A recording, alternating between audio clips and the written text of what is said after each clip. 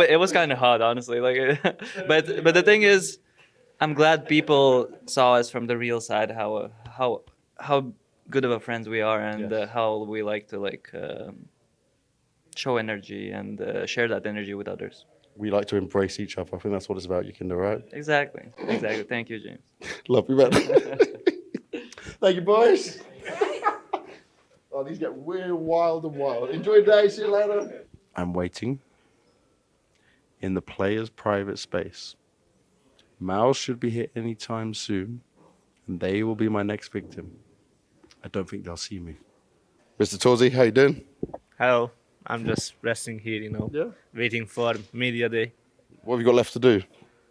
Some social interview with Dexter. Really? Really? Do you know what's going to happen? I have no idea. Ooh, fear of the unknown. Do you worry? Do I worry? Yeah. Good question. A little bit. No. It's always fun. You'll be fine. I'm sure you'll be fine. Yeah. How was your travel, though, coming to Dallas? Well, it was easy for us. Not better than Zershin? Yeah. Like, Dory got delayed like 4 times. Can't imagine. Did he get to skip media day? For now, yes. I think he's sleeping at the moment. Good. But he will do it later. On his own, just one man. Yeah. Oh, dear. You're happy. You guys got out of the way. But after the major, what did you guys do? Because obviously, I know major was sad, not the result you wanted. But what have you guys been doing? How have you guys got yourself ready? Yeah, I mean, it's the last event in the season for us. So, I'm not event, but LAN. Okay. So, yeah, I think we will just, we really want to make a good result here because of Cologne is coming up. Yep. And we need some points. And yeah, we are just focusing on like trying to enjoy it and just push it as far as we can.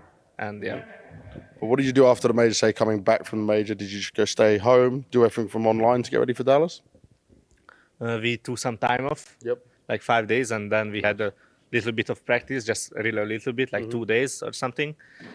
Get prepared, get in the zone, like play a little bit, and yeah, we are just here now and ready. We are ready.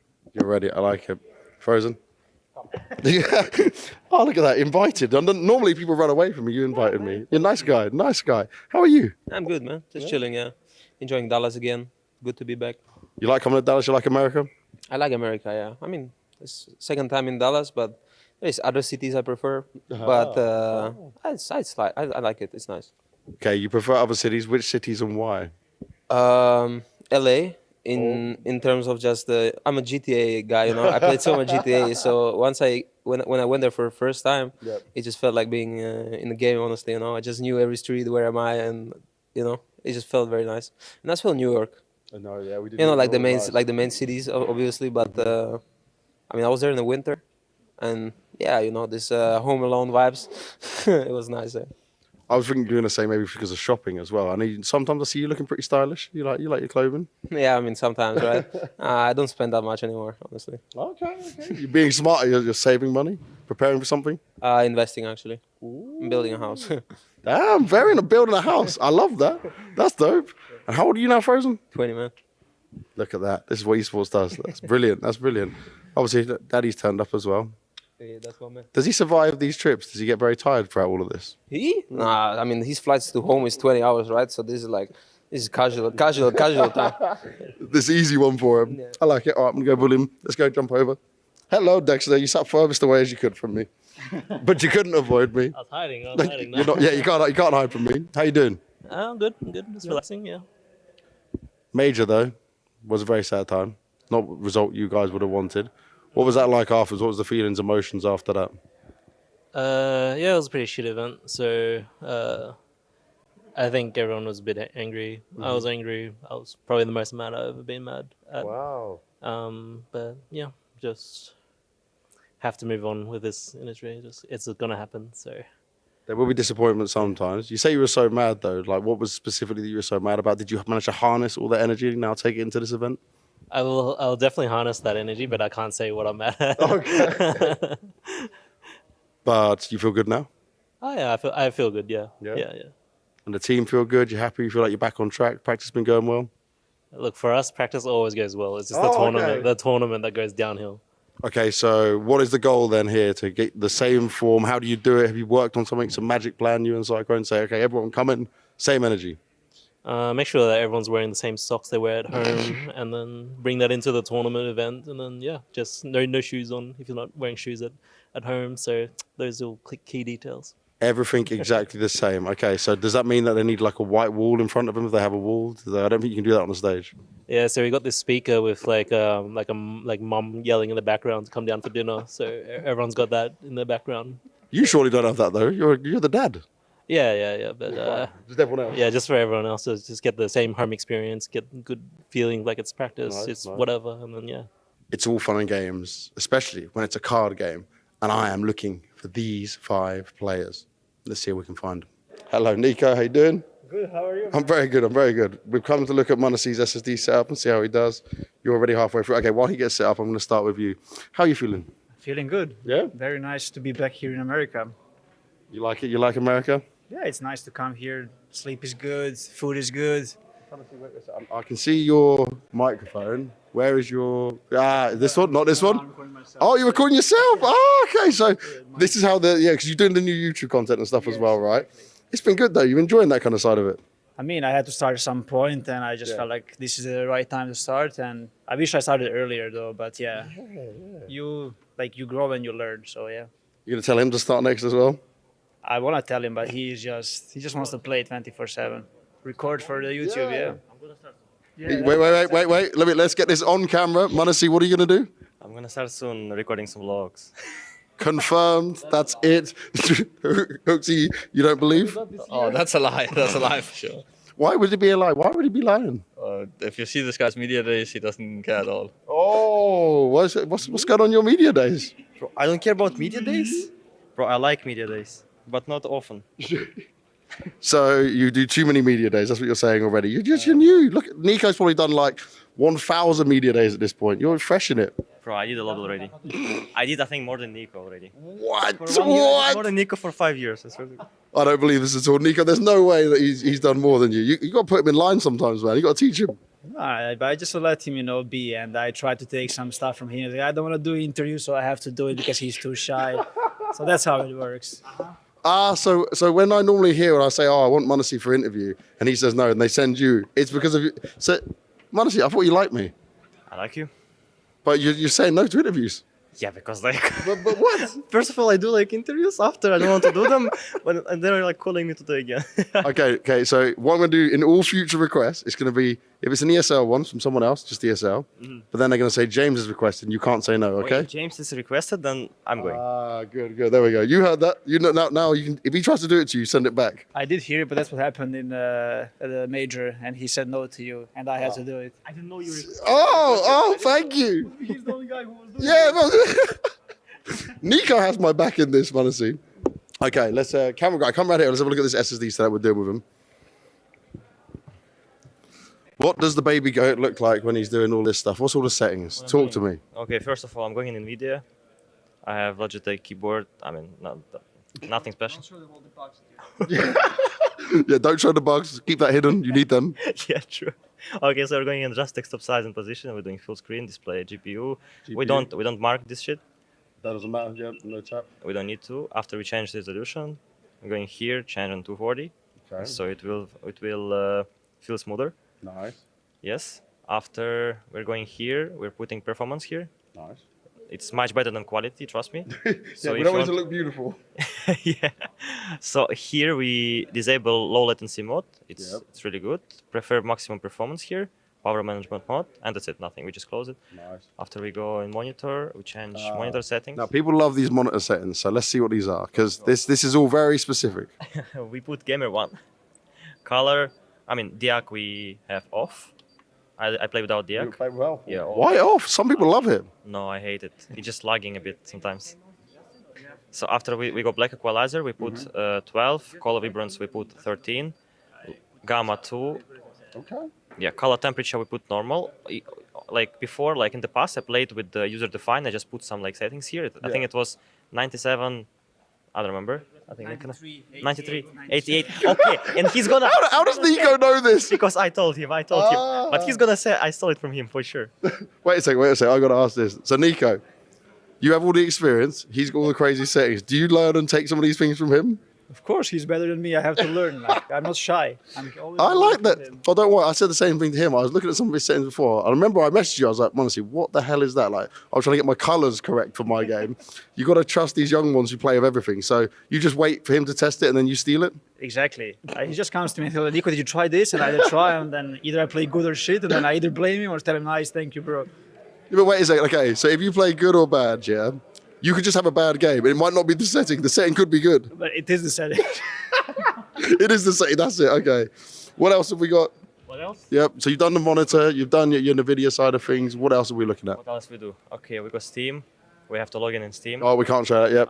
No login. It's fine. I just go. Oh, you can do it on your phone. Okay. Oh, look at this. Modern technology. We have this. Nice. We have this nothing. Hide it. So we have this. Sign Steam. We do QR code.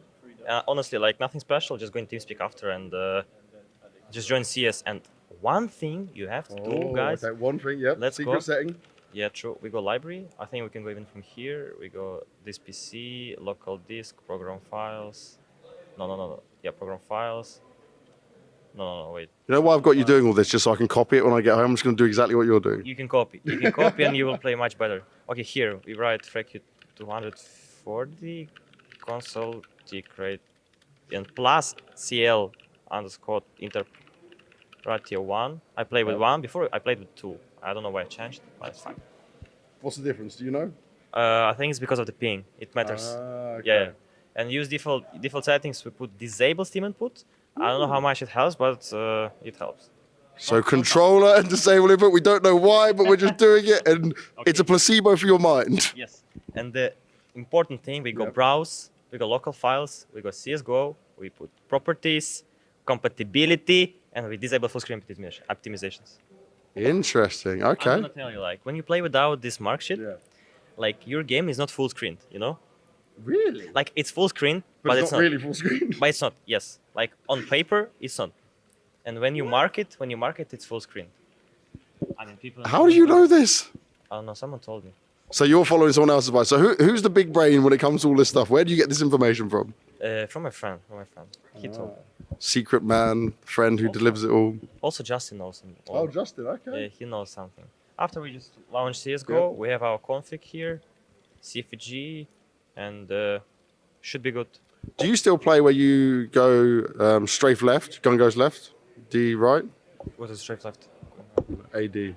AD? Yeah, and your gun moves to the left, gun moves to the right. Do you still do that? It was when I was pressing 3, my knife was on the left hand, and rifle on the right hand. No, I'm not playing anymore, it's just a bit annoying.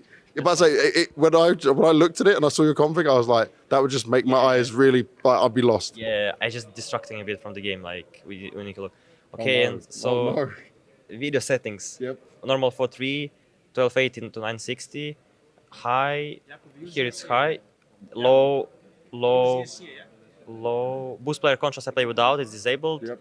Here it's billionaire, 8x disabled, and this is disabled also. Use Uber shaders, I disabled.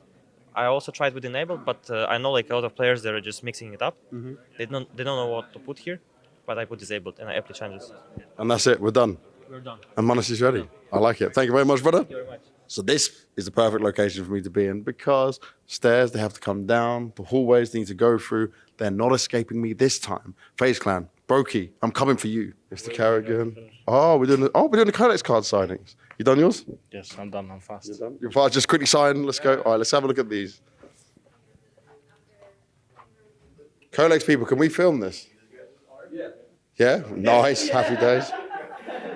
What's up, guys? Hello, Rain. Hello, man. How fast do you have to go on this? Like, how many do you have to do?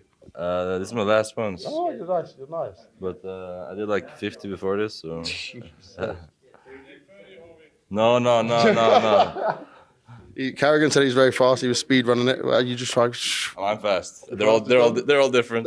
Yeah. Oh, okay. So each one is unique when it comes from Rain. Yeah, of course. That's how it is. I like it. I like it. How you been though? The bit of time off in between. Did you guys finally get some more rest, or was it straight back into practice because of the result? We had a few days off. I got sick when I got home from Paris, No. together with the family. So still feeling a bit under the weather, but A little bit of American drugs and you'll be back in it, right? But so yeah, they're a lot stronger than our European ones, so you feel boosted now. I had a cough drop this morning. I can't feel my mouth. You know the hell. But you're dropping excuses already before the games have begun, Brain. No excuses. No, we wouldn't. Even though I'm sick. Okay, I like that. Thank you very much. Hello, Robs. How are you? Chilling. Yeah. Jet lag. Jet, how are you feeling? Didn't sleep too good? Good. Actually, I've been sleeping on an NA schedule anyway at home, so kind of used to it. So you've been what? Normal CS practice and then playing something else afterwards. What have you been playing? Just chilling a lot. Watching some streams, and then just hitting up more CS. I would say. More CS. Yeah, exactly. Okay. Brokey wants to be spoken to. Brokey, I generally just avoid you unless it's, I just know you look like you're gonna kill him every time I talk to you. Maybe. See, this is why. But I kind of leave just Heku's when she's here to interview. I think it's safer for everyone. You really don't like this stuff, do you? Hello? Yo. You really hate the interviews? What if I request like a pre-match interview? Is that good for you? Or would you prefer a winner's interview? Maybe. Maybe a winner's interview, maybe a pre-match interview. So, okay, if I just do this, then I'm going to stop asking for Carrigan. And then every FaZe interview, I'm going to ask for you until you give me something good. So I'm going to put you through torture until you give me a good interview. Does that work? So if you just do one good one, then I'll leave you alone again. Is that deal? Deal. There we go. Hey, there we get it. All right, stay tuned. We are 100% going to be getting Brokey every time until he gives me a good one, and then he's out of it. He's safe. He's free. This is the player booth. This is where the matches will be taking place. This is where they come today on Media Day and do all their setup, get themselves ready to make sure everything's good to go when it comes to playing the games tomorrow. Now, I'm looking for Astralis. I'm seeing what other teams around here. There's plenty of them all about getting set up and ready. So let's see who we can find. How are you doing, sir? I'm doing great, boss. What about you? I'm not doing too bad. Not doing too bad at all. Just getting your SSD set up and everything ready. Yeah. How you feeling being in Dallas? I mean, I'm loving it here because I used to live here back in Complexity. Days, so I like it a lot. And I'm all of the guys that are here right now. I'm the only one who was here last year. So I'm kind of like teaching them, like saying like this is Dallas, like pretending like I know something they don't. Pretending, yeah. Pretending, yeah. But food here though, right? Really good or not so good? Too good. Too good. It's too good. So I'm trying to hit the gym every day, getting some cardio and maybe doing a little bit more than I used to because burn out the extra bacon I got this morning and all that. So the problem is the food's so good that you break diet. That's what you're telling me. Pretty much, yeah. It's pretty good. I think it's pretty good. And the gains are still coming on there. You're still looking like lean but sizable, mate. I mean, I'm trying to stay lean. It's summertime. Maybe I'll go to the beach this year. Who knows if I can make it? But let's see what is going to happen these next 2 weeks in America. I can ruin the summer form pretty quick. But, so you're feeling confident right now, right? I saw your tweets that you were putting out. You the momentum. Oh yeah, there was no sarcasm, no irony, no nothing in that. It was all I meant it 100% what I wrote there. People get a bit wild with the old social media, don't they? Yeah, but I like it. That was what I was hoping for, honestly. So yeah, it was good, honestly. So you're just massively trolling and feeding the fire. I'm trying to. Yeah. I didn't expect people to bite the bait that hard, but they did, so that's pretty good. Well, you're bait F in a different way, but just trolling them. So I like it. Yeah, that's good. That's good. Thank you very much, mate. Mr. Altex. Hello, mate. How are you? Hello, I'm great. Thank you. Have you been to America before? No. Wow. Never. Okay. Yeah, so time, first time. How's it feeling? It's great. Yeah. It's really nice. I like it a lot. And you're sat next to Big Blame here, right? Is he giving you the advice? He teach you some things? A lot. Yeah. Yes, everything basically. Teamwork. Yeah. There you look. He's getting high praise as well. Anything negative about sitting next to him? He takes up a lot of room, for example. It's a little bit, but it's fine. Is that you like look at his mouse pads on your side? Look at this. He's already taken some of your space. You can't allow this to happen just because you're younger than him. No, that's true. Now he moves it. That's better. Yeah, he already fixed it. If he does it again, you just tell me, okay? Yeah. But you excited for this? Yes, a lot. Oh hell yeah! It's gonna be great. It certainly is. Nice to talk to you, man. Debbie, how are you? Really good. Yeah. Enjoying time here. Yeah. About to set up. So. You feel ready for this event? You guys feel like in good form, good shape? It's getting progressively better, right? But it's still a process for the youngsters and myself included. Still a little bit new for me. I had a year off, and this is the first time abroad in like 3 years or something like that. So I didn't even think of that, because when it comes to you, I just think, oh yeah, used to it. No, but yeah, even the traveling, right? So how do you feel? Jet lag get you at all or not? Not at all, actually. It was a really nice trip here, and we had a lot of fun. So, no, honestly, it's just a lot of positive feelings about it all. And like, we're here at a Tier 1 event, which is where we want to be, and we just have to show that we can do some good stuff. Where's the expectations for you guys that you put on yourselves at the moment? I mean, like, expectations for us is to have a good performance. Mm-hmm. It's like, you know, when you've played a good game and when you haven't. So for us, it's about maintaining like consistency and playing good games, and then I think we will actually be able to beat a lot of the teams here. So it's all about that for us, and trying to remove like the result-oriented like culture, which is it's hard and it's there for everyone. But I think that you go further in the tournaments if you just focus on what you can control, and like that's all you can do is like how much do you put into it and how much are you willing to sacrifice. And I think we're doing like a lot, and hopefully it pays off now or later. Now or later. Okay, I like you got a good mentality. Well worded as well, as always, from you, mate. I want to touch on one thing, which I know is not so nice, just because you have such a legendary career, especially when it comes to the majors. How hard was it for you individually just to be sat there watching it from home? Was it a difficult thing to watch? I mean, yeah, it was difficult. Yeah. Everything except the final. Honestly, the final was like pretty nice. Yeah. I think that it was a culmination of both Saiwu, but also some of my old teammates that just like deserve it so much, and I think that was good. But like looking at the level of play and the surprises with all the teams, and knowing that we can beat some of those teams online that went really far, it's like it's a little bit like annoying that we're so bad at the RMR, but that's just how it is, right? And it fuels you and gives a lot of motivation. I think that for us, it was also just like a good time to sit down, talk together, and be like, we can do this. Like, look at the teams and look at the level. We can compete, and we want to show that. So, is there a mentality shift within Astralis? That's hard to say, but we'll, as I said before, like we'll just do our best. And honestly, I know it sucks to say that, but it's how we gotta treat it as an athlete. You have to go day by day and be constructive with the results. Awesome. Thank you very much, Devi. Appreciate you, man. Rushley, 1, 2, 3, 4, 5, 6. How are you? I'm doing good. How are you, bro? Good to see you. I'm very good. I saw your Instagram story saying you were jet lagged. How you feeling? Yes, to be honest, I enjoy jet lag, especially coming over here. No, the reason is because at nighttime at home, I'm never tired. So when I come here, I'm actually tired at night, and I wake up at 5 a.m., which I never do. So it's great, yeah. So your gamer schedule works because we're in Dallas? Correct. What are you doing here? There's just one PC. We're doing a little in-game set. This is perfect. Robs has just shut up, so I'm going to say it loudly, so Robs hears as well. Basically, we're going to do a little DM. Come in, Robs, if you want. So basically, we're going to do just some DM, and we're just going to take some highlights and make it look all nice and fancy, and it should be a nice show of skill. Deathmatch against bots? No, on a server. Against Americans? Yes, unfortunately. Very easy opponents for you. I have to still try my best. try your best. So you just filmed some deathmatch. This little setup, it looks all cool and stuff. I thought it was going to be doing like the settings. This is what it looked like. Do you want to do settings? That'll be maybe that's coming in the future. I'm not going to say anything about that, but with a new game dropping, maybe that's a focus in the future. I'm not at liberty to say such things. You know a lot about CS2 though, don't you, Rushley? No comment. Rushley, give me some insight. Come on, man. This is your time to shine. It's coming on.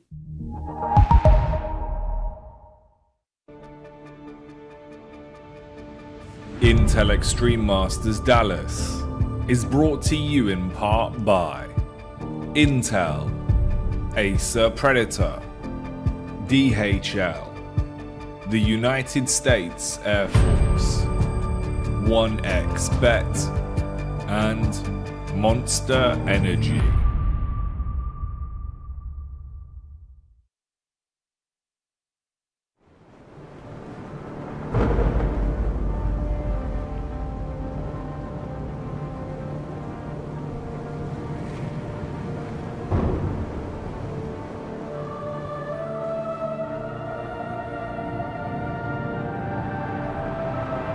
Rafa really making history. Absolutely phenomenal. An ace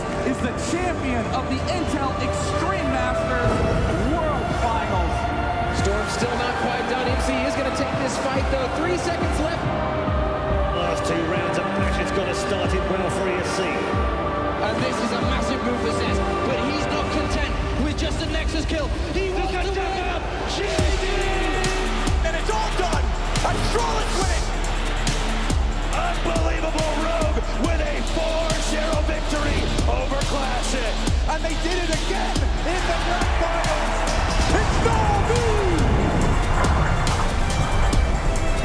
Give it up for your Intel Extreme Masters World Champion!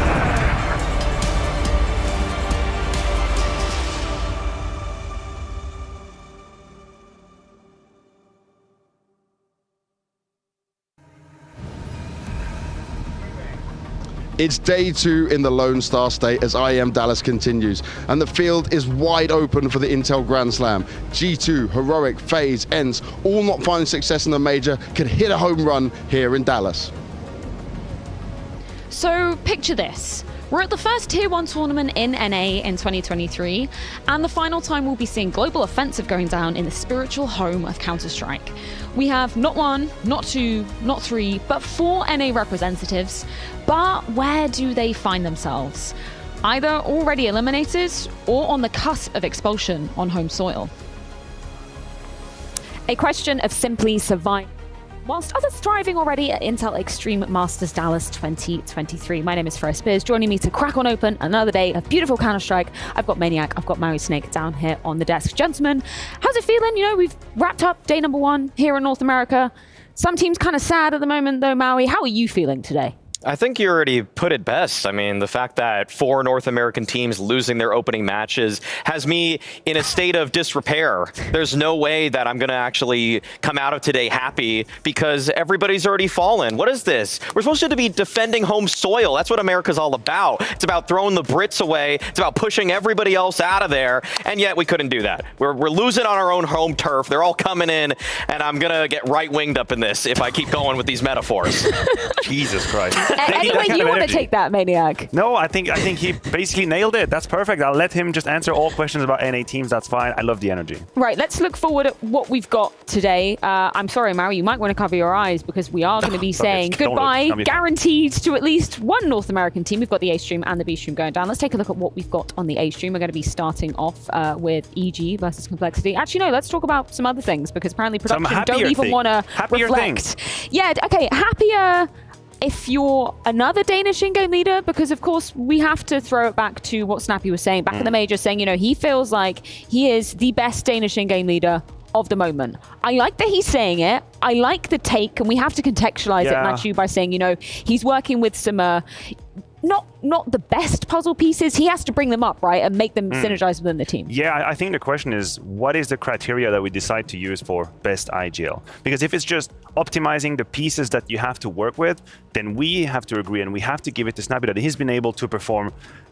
He's been able to basically overweigh any expectations with the budget and the roster that he's had. That is something that I cannot take away from Snappy. The problem that I have is when you reach across the Rubik's Cube and you say, but if he had been in Kerrigan's shoes, he would have won as much as Kerrigan. And that is not the same thing. I think it's a fallacy of a judgment. It's dangerous to say that. Had you been in Kerrigan's shoes with the FaZe roster, we don't know that you would have won these trophies, the Grand Slam, the Major, and whatnot. So with the pieces that you've had, you've done beautifully. Nothing to say against that. But I think it's dangerous to go a step further. Yeah, Maui, I'm really sorry. I'm going to make you cry again. We've got to talk about the North American crumble from yesterday. Not tasting so sweet today, is it? Doesn't want you to have a good day.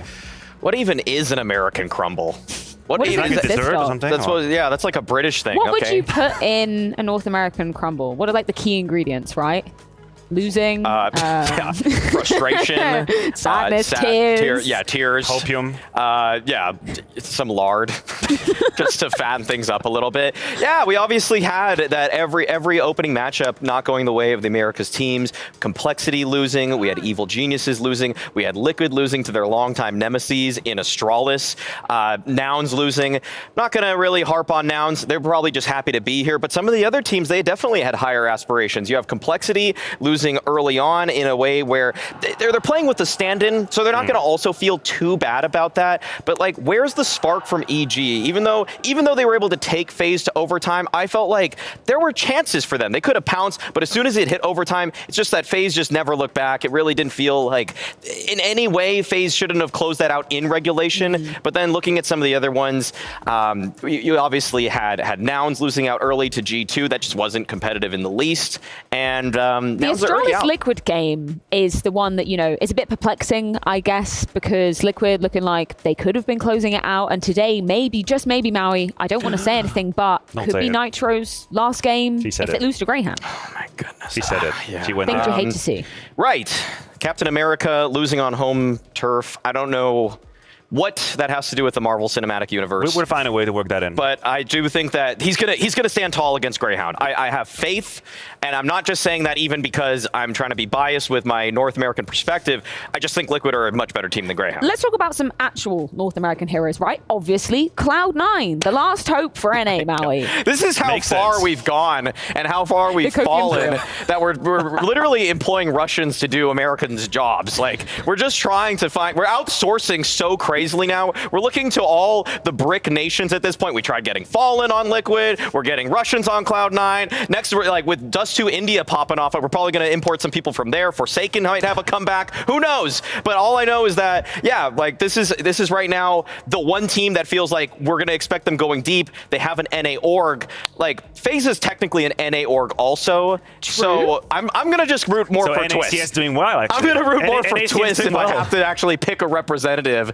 as opposed to Cloud9 here. Although they are the defending champions. Absolutely. They looked phenomenal in their opening game against Greyhound, winning rounds that you should never win in Tier 1 Counter-Strike, as they did in a 2v4 that I think really had the entire CS community scratching their heads as to how Greyhound lost that. But I think that Cloud9, they're gonna get back into the arena. They're gonna show everybody that there was a reason that they were brought on to the C9 project. Yeah, particularly missing out on the major. Speaking of another team who also didn't make it to Paris, Astralis. There's a lot of questions about, you know, are we overrating them? Are we underrating them? How should we be placing them within this metaverse of Counter-Strike currently? Because they're not the Astralis of old, right? No, they're absolutely not. And I think it's high time we forget about the Astralis of old. The metaphor, the comparison is done now. I think we might be slightly underestimating what Astralis can do right now, and that is a logical conclusion after that RMR debacle. Device was talking about it with James as well. But the way I see it is that the results of the last 12 months, I don't care about at all. Like, for me, it's over. Now that Zipex is out, that Axe has been coming in, it's been much better. We have these results on our screen.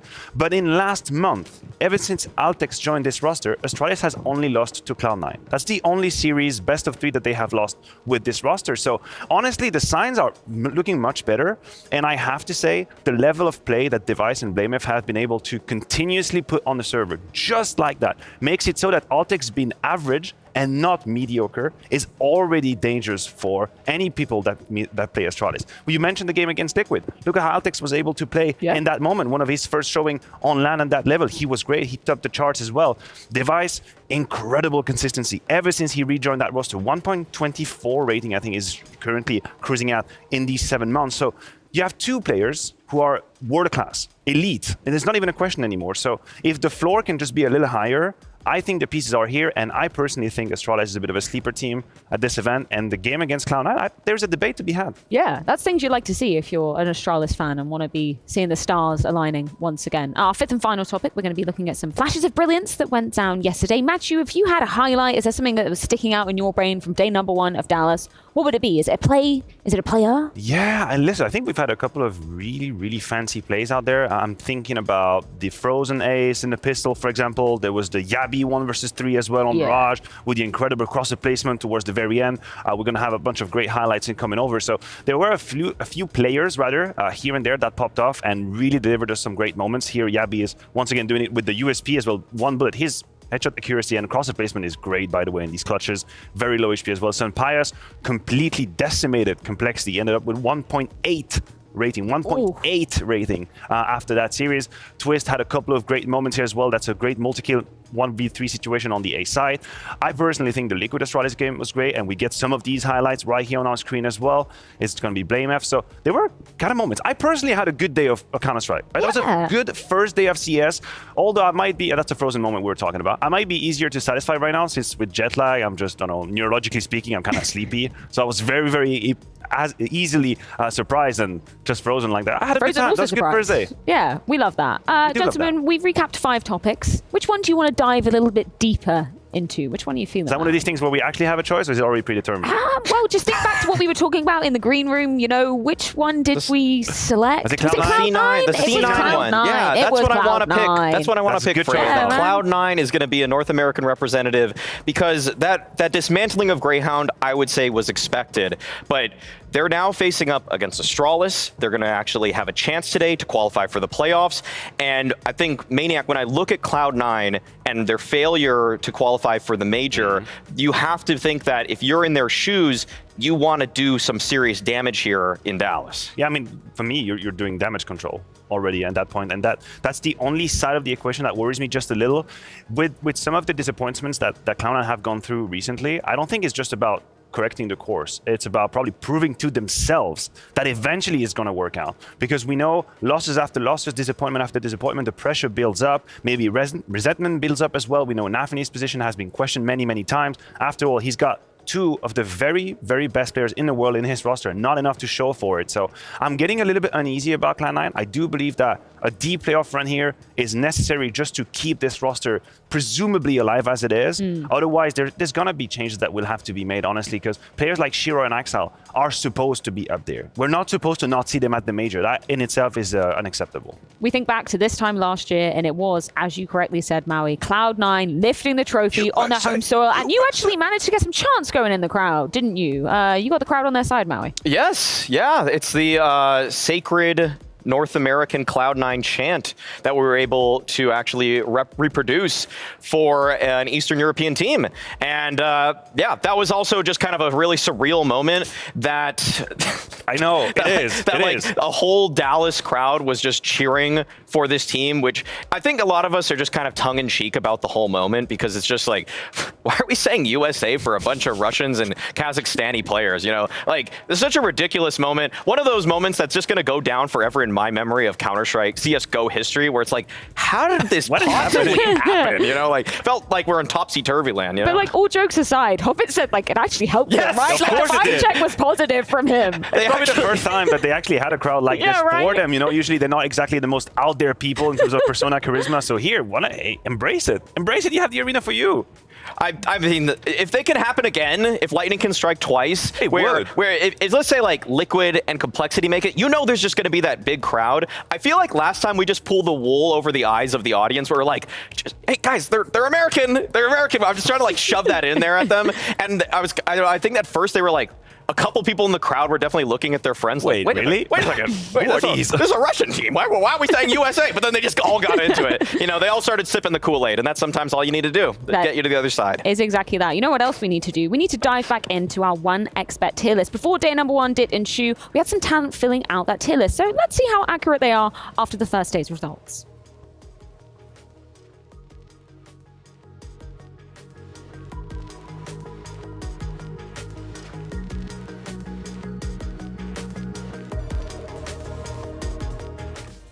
Hey guys, Dinko Maui here for the 1xBet tier list here in Dallas. First of all, on my side, we got Nouns. Now, this is a team coming in, local heroes. Is that what we're saying here? So we're sending them straight to the streets for Nouns, unfortunately, that. Yeah, and we got 9Z here, a team that actually didn't even make it to the America's RMR. So we're getting all of the teams out of the roadkill way. Yeah, this is another roadkill team, unfortunately. They're going to be heading right next to Nouns. If I could put them lower than Nouns, I might, because at least one of them made it to the RMR. The real local heroes. Okay. The evil geniuses coming into Dallas.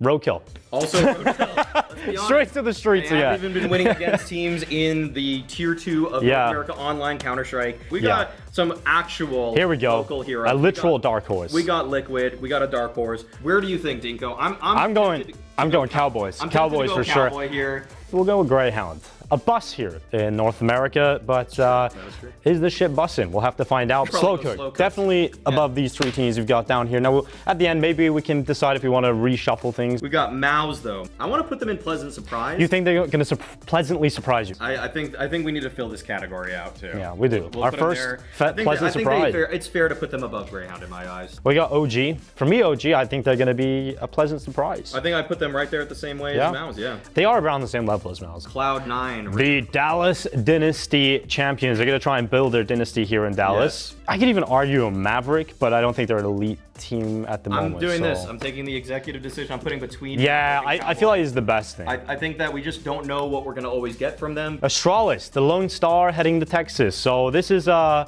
team that have recently won a huge tournament, the CCT Online Cup. Huge. And they are feeling very confident off the back of that. So shall we do like a half pleasant? I'm down for that. I'm definitely down for that. Okay, there we go. You got to put the Star here in Texas somewhere near the top. Furia, it's been a little bit rocky for them lately. It's been an identity crisis, hasn't it? It's been a rough time for Furia, changed their playstyle coming into the major. So in some ways, I kind of want to put them between Slow Cooked and Pleasant Surprise, actually. They'd have to almost make the playoffs and then win a match to surprise us, to actually be a pleasant surprise, and I don't think they're there for us. That's true. That is very true. Yeah. But you know, we're looking at Fnatic. They're coming in. They're bringing some nostalgia with them. They're packing up Forest. Forest is back. Yeah. I don't think they're going to be as good as they were with Crims, obviously. Yeah, it's hard to match that structure. So for me, it's like if they do anything, that's a surprise, a nice pleasant surprise. I'm okay with that. Pleasant surprise. Yeah, you would think so? Yeah, hit him with that. I think Mezzi's going to play pretty well this tournament. If we put this team anywhere other than Cowboys, like it just doesn't work. No, it doesn't. All right, we got complexity though. I think that at the start of the year, they were a pleasant surprise. Yes. Now it's sad disappointment. It's tapered off. Yeah, now it's like slowly slipping into the slow cooked roadkill. We've narrowed it down to 4 teams here, Maui, and we're getting into the nitty gritty, the good teams coming in here. G2. Dogs. I think they're in the top tier. Our first Maverick, fully fledged Maverick. We have a half Maverick here. Yep, and we got a team that grand finalist of Dallas last year. Yeah, with a stand-in with Snacks. Yes. They've got Nerds, obviously, pretty different lineup now. The performance at the start of the major was really good. I think I kind of started to put them a little bit too high in my estimations. Yep. And then I was brought back down to reality based on their later stages performances. So I think we were reminded that this is a very good team, but Nerds is still new, right? He's to this level.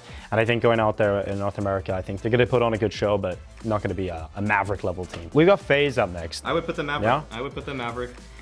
The FaZe clan. Yes. And then we have the final team in Heroic. Yeah, the favorites for the event. We're going to just keep this one brief and simple. Heroic are the final Mavericks. Wow.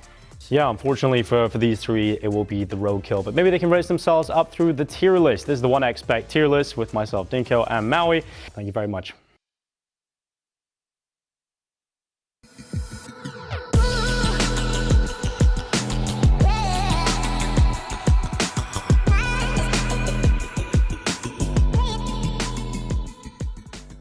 Smurfs, your time is over. Go yourself.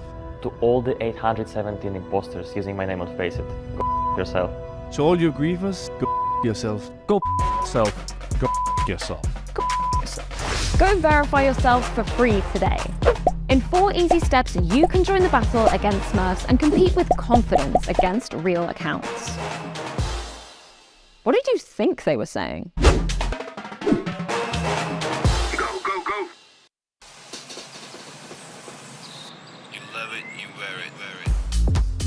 Wear your passion. Share your passion. Wherever, whenever. Gaming is a lifestyle.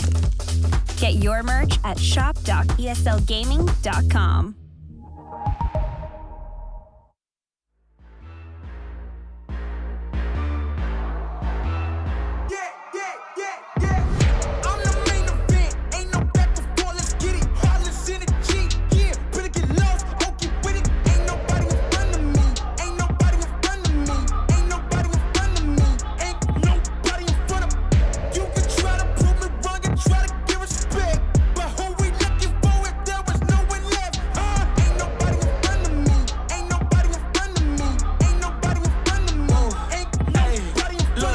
really see y'all as the competition, but if you go against me, you the opposition. But if you wanna test to look like you can close the distance, I'ma give it A forever since you're so persistent.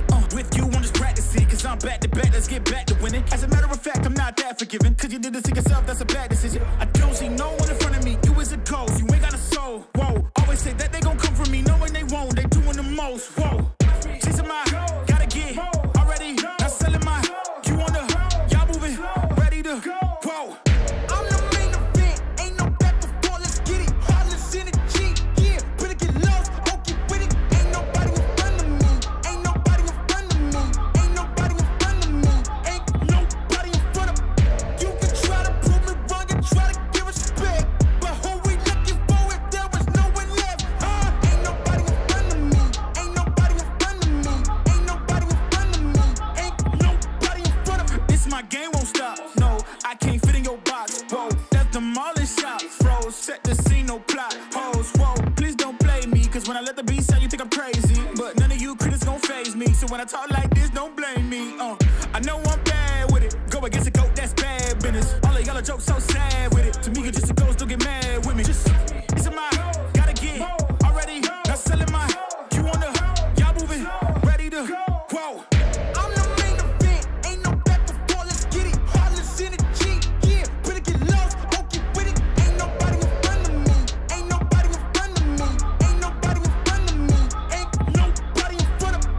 You can try to prove me wrong and try to give respect, but who we looking for if there was no one left, Ain't nobody in front of me, ain't nobody in front of me, ain't nobody in front of me, ain't nobody in front of me.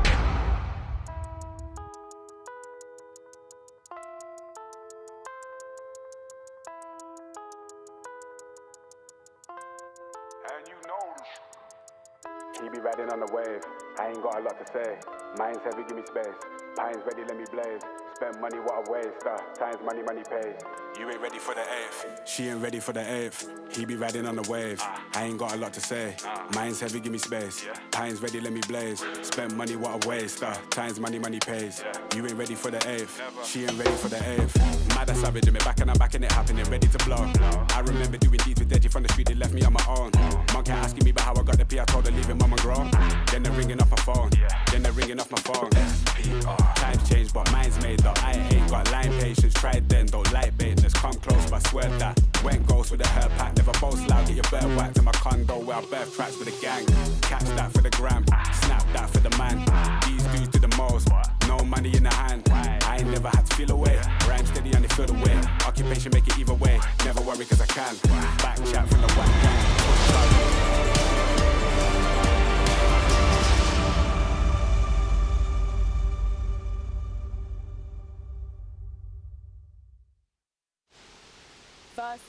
Complexity. One NA team will be going home, but if you're a glass half full kind of guy, at least the first North American team is guaranteed a W here at IEM Dallas 2023. Complexity obviously arriving with a stand-in. For the side of Evil Geniuses though, Matthew, pressure to be performing because so far 2023 has not been kind to them, to say the least. What a complicated and dire situation to be in if you're EG. Just think about it for a second. A team for whom we have close to 0 expectations currently. Their credit score online has gone down the drain. Nobody's expecting them to perform. Somehow, some way, they find themselves in a situation where they're not allowed to lose. That in itself is mind-blowing, but that is the fact. That is the fact of the matter that EG cannot allow for the prosperity of their project to lose against a Complexity with a stand-in today. EG have won 1 single LAN series in the entire year. That was the heroic game. And Lord knows we had to step out the echo chamber after that one. But now fast forward to May, and there has been exactly 0 wins. 0 best of 3 wins on LAN this year. And this cannot be another loss. This cannot be another L. Yeah, we started to pay attention to EG, and then they stopped doing anything after spring groups, basically, which was a shame, right? Because it's not like we want to be seeing EG fail. It's just the fact that, you know, there's so much attention drawn to them. And every single time we seem to be looking at them, just not delivering up to the level that we should be expecting with some of the names on the roster. Evil Geniuses are just in this position right now that's basically because their organization has been so outspoken about about what they're doing behind the scenes, all the staff that are working on this project. It makes everybody else who's kind of working with more meager means just saying, well, if you have all that and you're producing those results, why is it that we're able to do so much better? Like, think of a team like ENCE. 1, they're profitable. 2, they're actually winning games, and yet they're probably spending, if you just have to guess, 1/4 the amount of money, maybe even less than that. So that's what's really putting a target on EG's back. And I think that actually what's happened conveniently for some of the players is that the org has actually they've taken so much of the brunt of the whole conversation, of the criticism from everybody, that we've actually kind of given the players a pass. And I actually think that needs to stop. I think that this has been long enough now that, sure, the org has actually maybe led them astray on certain parts of their journey, but you have to start looking at the players and saying, where is the output? Why is Wiz on this team? Where is the Breeze that we keep talking about being so great in 2019? Where is the automatic that when he first joined EG looked like he was going to be that solid piece? Because frankly, for my money, none of them have stepped up. There's no real person on this roster that you're saying, oh, if they were just on a better team, they could do better. No, everybody on EG seems to be really at the same level of mediocrity. Well, let's go ahead and check in the booth, because we've got Banks on the line with Vorball. Vorball's joining me from the EG side as you're going into this domestic matchup. But I want to talk about yesterday's game, mate, because pushing FaZe like you did is impressive. Being down in first kills and winning advantage situations, not winning the clutches, and still going that far. What do you think of that performance? I think there was a lot of good stuff to get from the game, but there's also a couple of rounds that really annoy me. And it's not even like we lost 2 3v1s, I think, but to me that they didn't annoy me too much because, yeah, I mean, sometimes when you play against a guy like Twist, then that can happen.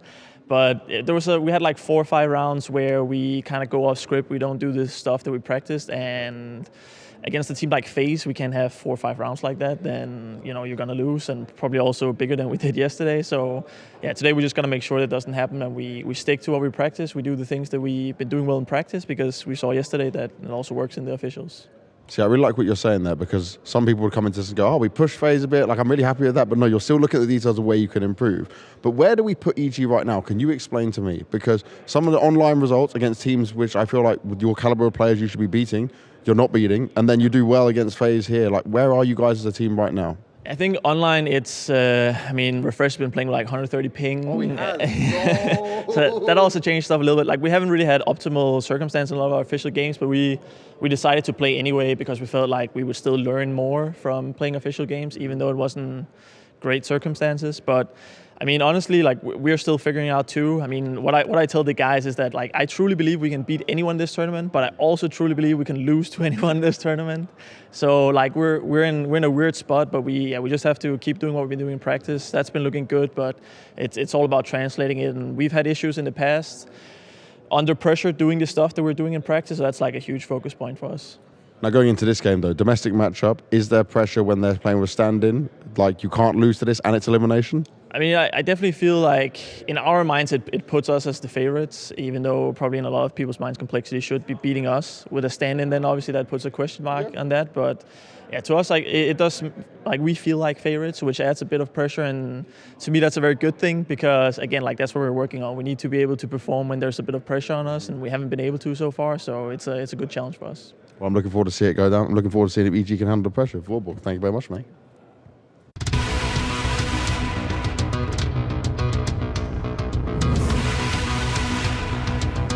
When the going gets tough, the tough gets going. Billy Ocean's advice couldn't ring truer for our Colex players to watch. Canada has a proud tradition in Counter-Strike, and Fang at one point was no exception. His struggles have been real for a while now, but if he can rediscover himself and his form, this could be the key to success in an important domestic matchup.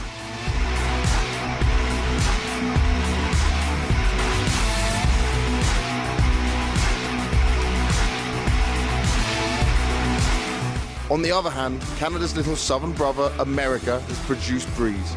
He knows what it's like to reach the top, and he knows what it's like to find success, although it's been a while since he's felt it. With elimination on the line, the experience and skill must show in this important elimination match.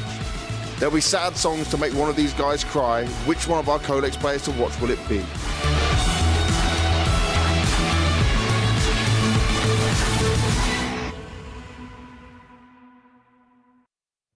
Our Colex Players to watch certainly under the microscope coming into this series. But what complicates the matter even further, as we were alluding to for Complexity, Halzerk unfortunately unable to be here, Sonic standing in for the meantime. Yeah, that's a double punch to the gut if you're Complexity. Not only do you lose one of the players that has the most output in terms of frag and talent on the server as well, but you have your AWPer being taken away from you, and tactically speaking, it reduces your option. Just look at the video for half a second. EG picked Anubis into this series. That used to be Complexity's pick when they beat them at Blast. So you're basically cornered. We saw how strugglesome the journey was for Complexity on Nuke, 7 rounds only against ENCE. And even though Sonic, the man we have on our camera, didn't do bad at all, you have to imagine how much of the protocols and processes are slowed down or not efficient because they don't play with their 5. So very complicated situation to be in for Complexity.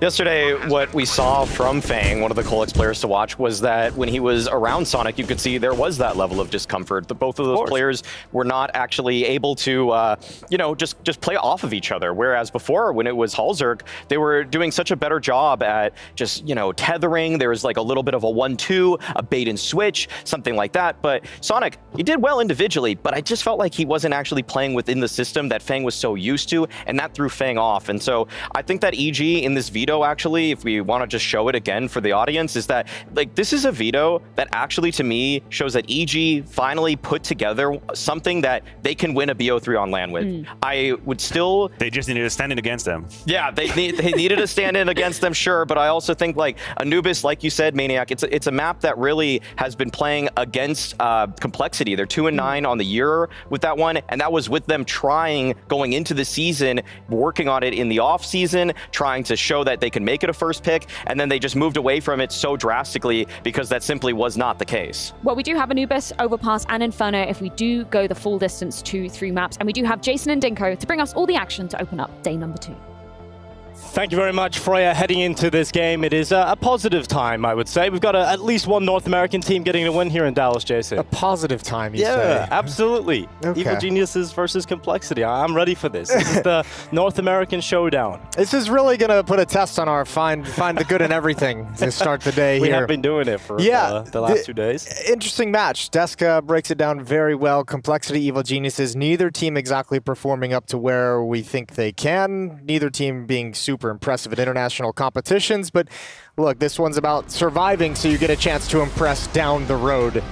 Evil Geniuses and Cole, 2 North American teams, 2 North American organizations, Complexity in their hometown city. One of these guys is going home. We're kicking it all off here on Anubis. EG starting on the less favored CT side. Complexity get a T-sided start. They're going to be setting up outside of B completely here. Yeah, straight up execute. Nothing else going around. No looking for any pushes. This is going to be a nice hit. 2 players over in dark. Just realizing what's coming now, but not even trying to escape. They're going to fight from the narrow choke point. Automatic's going to be smoked off. Good smoke up at the temple. Leaves Nealon somewhat isolated in this fight. Refresh trying to help him. It is Nealon to get one, and he'll stand tall until Floppy decides to chase him down through dark. And that's 3 kills for Complexity and the bomb site taken. Yeah, tough call for Automatic coming through the smoke over at temple as well. He's just trying to get involved in the action while his teammates are fighting. Good cover provided from Grim's P250. It's Wiz to see what he can do. Oh, Grim's just been tapped down. Very low HP, but not dying. And that's a nice shot from Floppy, and that's the end of the pistol round. Complexity's up 1-0. Well, we have had a lot of negative headlines about EG for a long time, and I think yesterday it was quite a positive sign how close they were able to play FaZe on Mirage, an overtime loss. You heard Vorborg talking about some of the negatives, maybe some of the rounds he was very frustrated with yesterday and how they could have even got that win versus FaZe. I was impressed. I think they exceeded the expectations yesterday against FaZe in that opening game. Sure. Yeah. And the end of the positive road ends here. Yeah, look, I'm firmly in the Maui camp right now. Time to start having expectations. We've been giving these guys a little bit of a. I mean, well, we haven't really, but I mean, no, we've kind of stepped back from being super hypercritical. But at some point, this has all got to come together and click.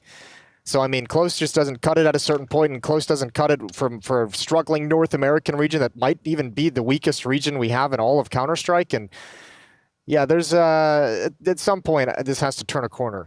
Yeah, we do have a slight tech issue here for Fang, but when we focus in this game, I think Maniac and Maui put it perfectly on the desk. You can't really afford to lose this game if you're EG. You're going up against Complexity, who are bringing in a stand-in. Not only is it Justice Stand-in is someone that's been out of the game for over a year, right? So we're looking at Complexity getting the pistol start here. I almost feel like Complexity can win this series, Jason, and that's the scary thing when you look at this. I think Complexity should win the series even with a stand-in, to be honest with you. I mean, you say it's a series that you can't lose if you're EG. It's same for Complexity at the moment, you know? And the future of this roster that's put together and where that's going to go. So, I mean, a lot of interesting questions, and I think losing this one, if you're Complexity, that's a real come-to-Jesus moment. And it's not like this is a one-and-done time for Complexity, right? With this team, they're going to have to go out to Washington after this as well on the North American Counter-Strike Tour. And you would hate to see them go out on day 2 here in Dallas. Didn't have a good run last time around either. And when you're Complexity... Get some extra boot camp time. Facility's like half an hour away. They never really get to use the facility. So you're always in Europe, always flying around. So enjoy your time here in Dallas. Fang's having audio issues. You can see him shaking his head. Hopefully get that one resolved as quickly How was as your, what did you have at Texas Barbecue the other night? You had some brisket, I know that. Yeah, half-pound brisket, did a little mac and cheese, root beer. My man, root beer, that's a good shout. And a sausage. And a sausage. Yeah. Well, the other game going on right now contains the North American side. That is Team Liquid up 3-0 versus Greyhound over on Inferno. That's on the B stream. Yeah. And Team Liquid, it would be great to see them pick up a victory today. I want to see them have a great run with Nitro at the end. Yeah, that's what everyone's kind of, I think, deep down hoping for is one last trophy, one last deep run into the playoffs. Give Nitro one final chance to be in front of the American crowd. Get some cheers, get a tribute. Well, sound issues have been fixed. Freeze time's coming to an end, as you can see. We're going to disappear the B stream inside of the CT spawn. And here we go, round number 2. It is a buyout from Evil Geniuses. Scout in the hands of Wiz. Bunch of 5.7s out there in the wild. And a Deagle on automatic. Oh, they're getting real aggressive. Ooh, automatic getting into the mix. Lovely shot, and that's the bomb found at the back of the pack. And they begin to attack. Fly. Oh, here we go, Breezy. Just flying around the corner. They're able to chase him down, and the AK gets a second. Good recovery here for Complexity. Looked like there was a chance there for EG to cause some problems, but they pull it back. That was actually a really nice follow-up flash for Automatic to be able to turn the corner. Not as effective as he would have liked, but a cool idea. 2-0 for Complexity, and now Evil Geniuses, no investment here. Just USPs and a P2K on Breeze. Excuse me, he actually goes for the Deagle. It's actually the top performer yesterday versus FaZe for EG. Got to see him get back to some form if they're going to do anything. Yeah, it's good to see, and I think that's been like maybe the one talking point and one criticism that we've kind of consistently leveled on towards EG is where's Breeze? Like his drop off was so sudden. You think back to where he was like pre-online era, 2019, even at the start of the online era in 2020, like this drop-off has been really, really harsh. Well, the wind was picking up in Texas yesterday, so hopefully it continues into today with the breeze, and Floppy's going to charge forward with the Mag-10. Refresh gone. JT comes in. A lot of money picked up, and at least something. Automatic once again gets one with the Deagle. That is it. A 3-0 start on the T side of Anubis here for Complexity. All right, let's see what we've got on the gun rounds. M4 is being picked up for the CT side. Still that Mac-10 in play on Floppy. Can go for an entry roll, create some space with it. We know the Flopster likes to get a little crazy. He does like to do that. When it gets Floppy, there's no stoppy. And here we go, round 4. Might get a little bit sloppy as we head into this round. Complexity have had a lot of B-centric focus in the first 2 rounds of play, but now into the mid-control. The deep molly towards Automatic, the nade stack in return from EG. The Complexity dodged that, and they're sending one of their own in. There we go, nades going through, and very underwhelming, Jason. I was kind of hoping for more impact there. Yeah, I wonder if we just caught the camera change when Wiz had just after the nades had blown up, because he did not take nearly enough damage. That was a triple nade, and he's only down to 70 HP, so cool idea from Complexity. It doesn't pan out with any kind of significant impact in this round. Now we're going to transition to what looks like a B-split. JT and Floppy moving through canals, lurking in the water towards dark. Nealon and Refresh on the defense. Automatics back in Temple. Refresh not peeking yet. He's just waiting. Waiting for Complexity to come into dark. You've got Nealon alongside of him, and here comes the utility out. Now the swing, and Refresh manages one. Actually, Nealon gets both. I thought Refresh had picked that one up, but Nealon overperforms from dark. But he is now under a lot of pressure because they're pushing him from the other side of B, and they've cut through that initial defense. So Nealon is just going to get swung, and Grim confidently walks in alone and comes out with the kill. Yeah, they don't even necessarily need to do that. They have Molotovs. They could have burned out dark and just gotten the bomb planted with that kind of safety, but a nice find for Grim makes this a tough retake. No kits on Breeze or Wiz, and they're going to be held off by utility for the moment. This has got to be fast once the flames subside. And actually, they're just calling it off entirely, wanting to save the M4s. So 4th round for Complexity. Yeah, and Grim, what a start. 7-0 right now. Floppy 6-1. You know, Grim has really been the talking point for this Complexity side over recent months. A good start to the year, some positive talking points for them, and during those, Grim was definitely the focal point. Was desperately trying to hold on to this M4. Under a lot of pressure from Grim and Fine chasing him down. There's a 19 HP and Grim doesn't stop. Another great headshot. Sonic shouldn't get around the corner in time. Here he will actually die to Breeze. So at least something saved for EG, but it's a 4-0 start in this T side from Complexity. Yeah, and it's been pretty simple as well, right? It's split on the B bomb side on the pistol, split on the B bomb side in the first gun round as well. Just handled business in rounds 2 and 3, so things looking all gravy for Complexity. Round 5, and it's that single M4 brought forward, some upgraded pistols around it. Well, I'm interested to see how EG approach the CT side. I think we've seen some of the tier 2 teams over the major have really cool CT sides on Anubis. I think the tier 2 teams or non-partner teams rather. Okay, going with that terminology. Yeah, probably have better CT sides than the tier 1 teams on Anubis right now. It's been pretty cool to watch. So interesting. We saw things kind of like even out, I feel, on Anubis during the Paris major. Oh, nice shot from Automatic. Oh, a follow-up. That's pretty. But Fang's got him blind. However, the bomb's down. They need to commit. Couple of kills again for Automatic with that, and his teammates are around the corner, so Complexity just trying to pump the brakes for a second, compose themselves, use the utility, and try to get in together. Fine nearly gets eclipsed by his teammate, and in fact, it is a little bit of a fumble. Breeze gets 2 as he takes Sonic and Fine out of the equation, leaving JT in the clutch. He has got the AK in hand, but Breeze with the rifle and kneeling with health. This isn't going to be too easy for JT. He has to still get that bomb back. Begins to wrap around the pillar at the fountain. No one from EG giving a chance. No one showing a pixel. And JT would love to draw this into 1v1 fights. Good discipline right now from the EG players, not giving him those opportunities, and it's going to be Breeze from the back of the cake to swing out with the kill. Yeah, it wasn't necessarily that first fight. It was finding the second player, finding that peek from the second guy, so you knew exactly how to play the situation. Nice hold from EG, good stop from Automatic, and Breeze sliding in at the perfect moment. These 2 shots are wonderful. As Grim comes around the corner as well, but then Breeze steps up to the plate, mows down a few, and EG pull off a bit of a miracle off that deagle. Yeah, timeout taken. That's great stuff from Automatic. I think his only kills so far have been on the deagle, so when he finds some great impact like that on that A entry, EG needed to capitalize on the chance. Still a decent amount of money for Complexity. Fang was all the way up at like 8K, so they got some cash. JT and Sonic are low, but they still have money to drop in the next round if it'll lose this. Now, the loser of this game is eliminated. The winner of this game goes on to play the loser of Astralis versus Cloud9, which takes place later today. So, gets a little sketchy. It does get tough. Is what I'm getting at. On the path through Dallas here. Yeah, did have a couple of teams already locked themselves in for those playoffs yesterday. Sure. G2, Heroic.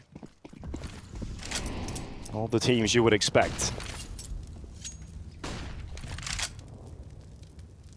Well, Complexity back towards B, where you pointed out earlier, Jason, they did find a lot more success on these B splits. They're going to go for it again. 2 through Dark and 3 through B main. And they're just going to execute straight in on here. There's 2 players in the defense. It's Nealon and Refresh here on the site. And here they come. Sonic through the fire. Nealon not looking the right way.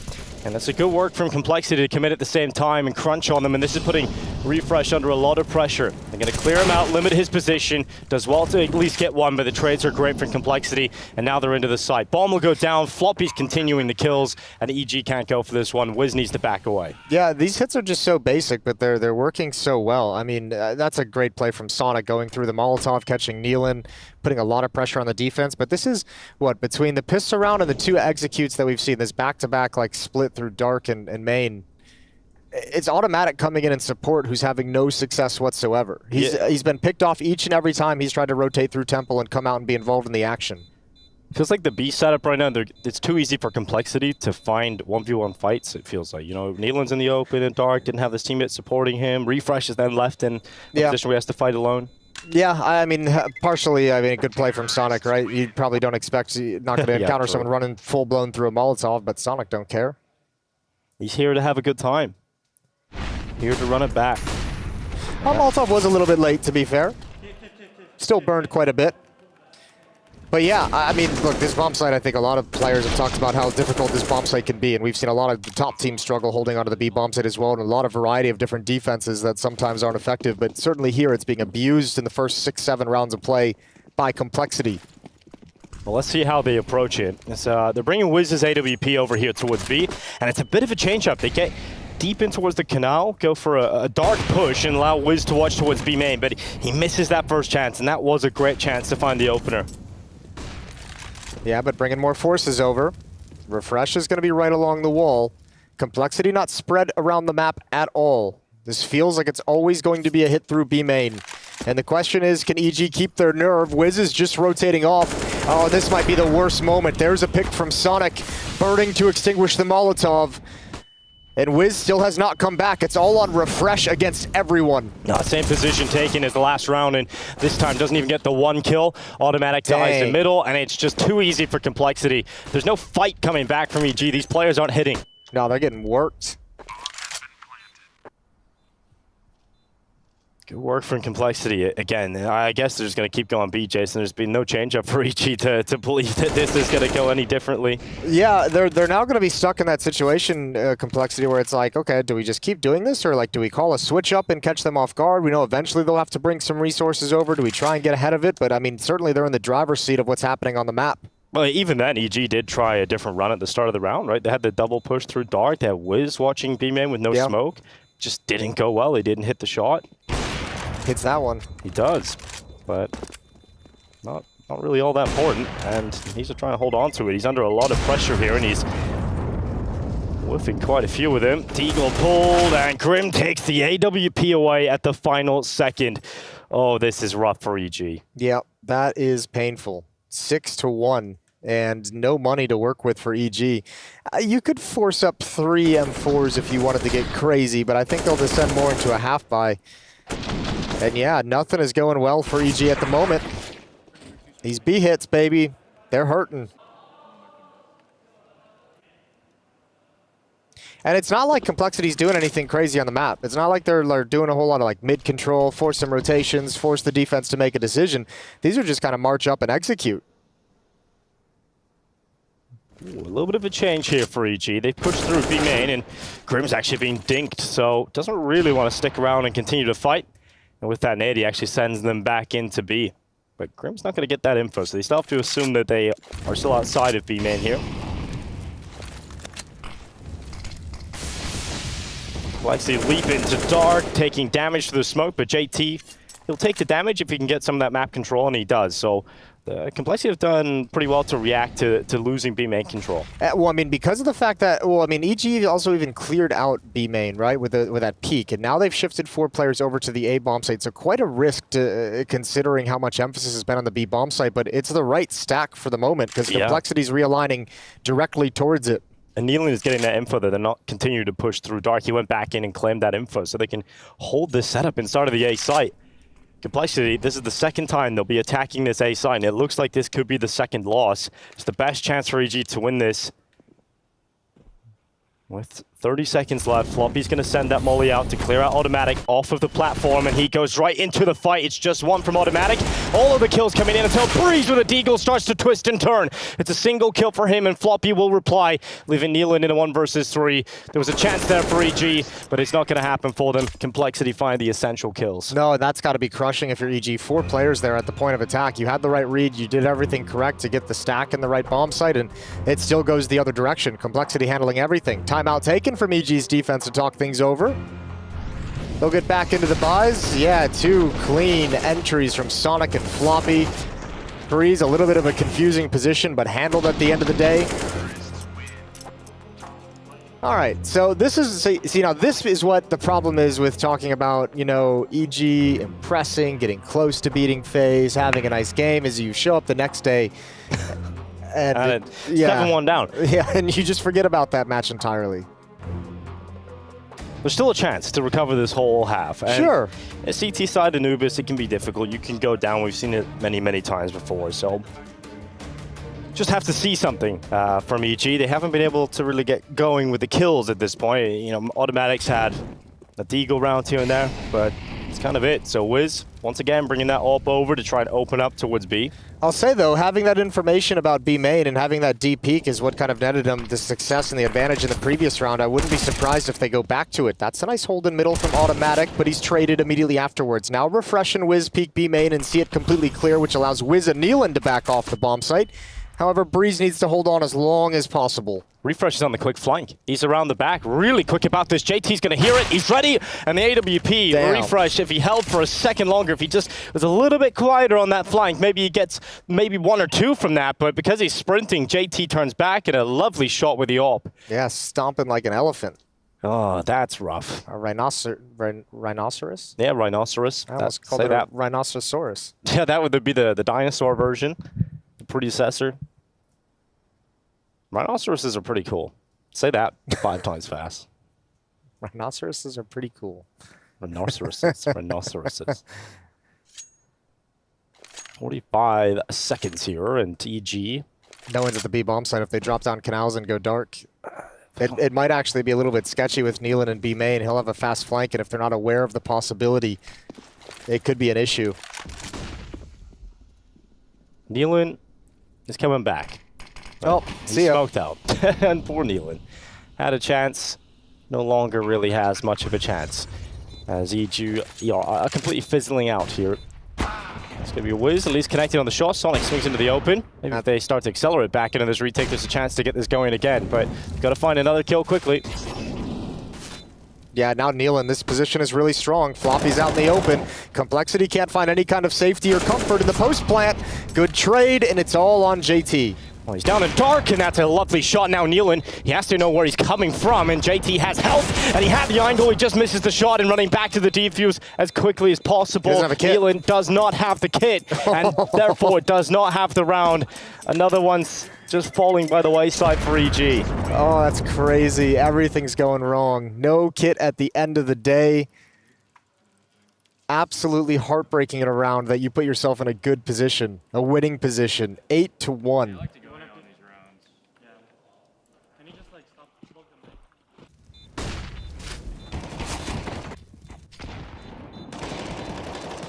Well, we've had a bit of an outage here, Jason. I'm sure what we're seeing is it. The audio's working. The power's gone out to the degree that we have no monitors, so we actually can't see what's happening on the screen, just so you all know. Finally, this is what I've been asking for every jig. Yeah.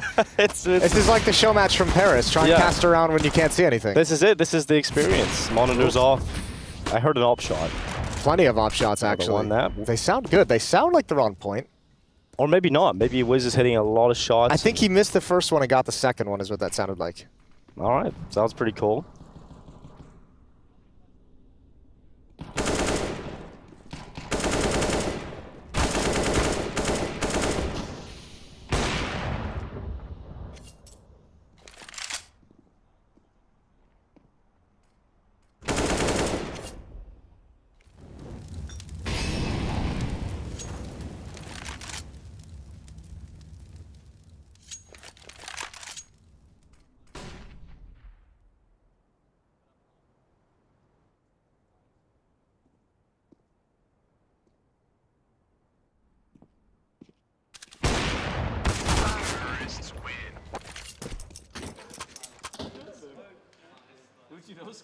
Yeah, 2 no-scopes.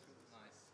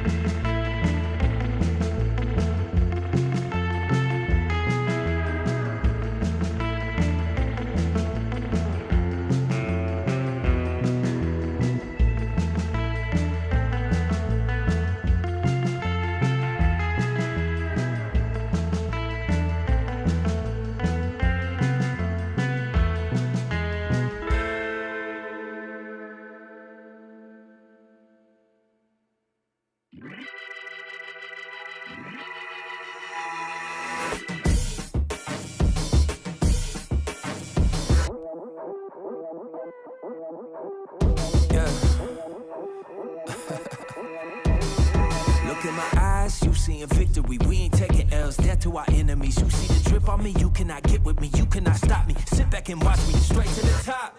When we drop, you better join us.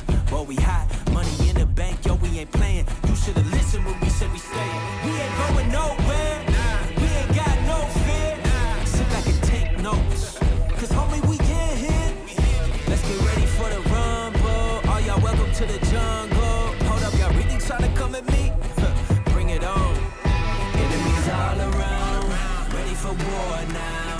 Standing on his ground.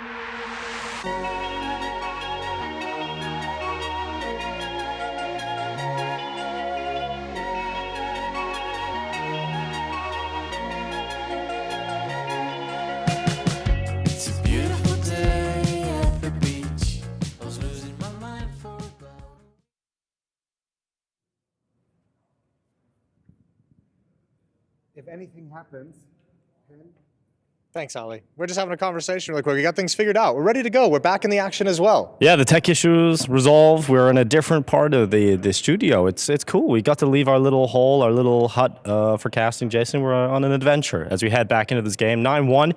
Looks like we missed one of the best highlights of Sonic's career, but I'm sure it was beautiful. Yeah, we heard word. There was some nice little no-scopes. We heard shots as well. I told you those op shots sounded like they were hit. You know your stuff, Jason. Based on the sounds, you could tell that was something special. They sounded good, baby. 9-1. Complexity still just marching forward, making this look easy. JT had a chance on a jump, but Automatic's gonna open things up in mid. He absolutely is. Automatic with the rifle this time, getting it done. That's Fang out early. Complexity down a player to kick things off here. A lot of damage done as well in Complexity. A few players very low, in particular Sonic and Grim here.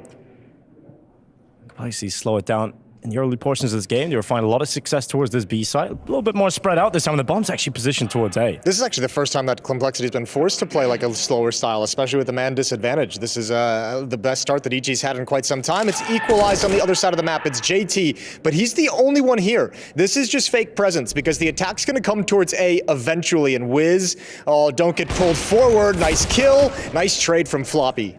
Yeah, 3 versus 3 established, 50 seconds left. Bomb needs to get away. It's solo towards A, and the mid-play's coming through. Lovely shot from Grim. Automatic caught by it. Now JT leaping off the bridge as all 3 of them congregate towards Dark, and they're going to be running down into this B site, and Refresh, he hears them, has to ready and steady himself for this attack on in, and misses the first chance. JT's so quick, so accurate, and Refresh doesn't get anything done. That's going to be a 10th round for Complexity. They hit double figures on this T side. Yeah, this is beautiful. Even when you kind of go towards A, even when you get that trade in A main, you open up middle, and then it's just wheel yourself back to the B bomb site, and once again, defense not prepared to make a stop. It was Refresh in a 1v3. Now it's Breeze. And as you mentioned, 10th round is certainly on the cards. No kit, even if he gets these kills. There's one down in front of him, but he's not even going to get close to considering it. Huge lead now for Complexity.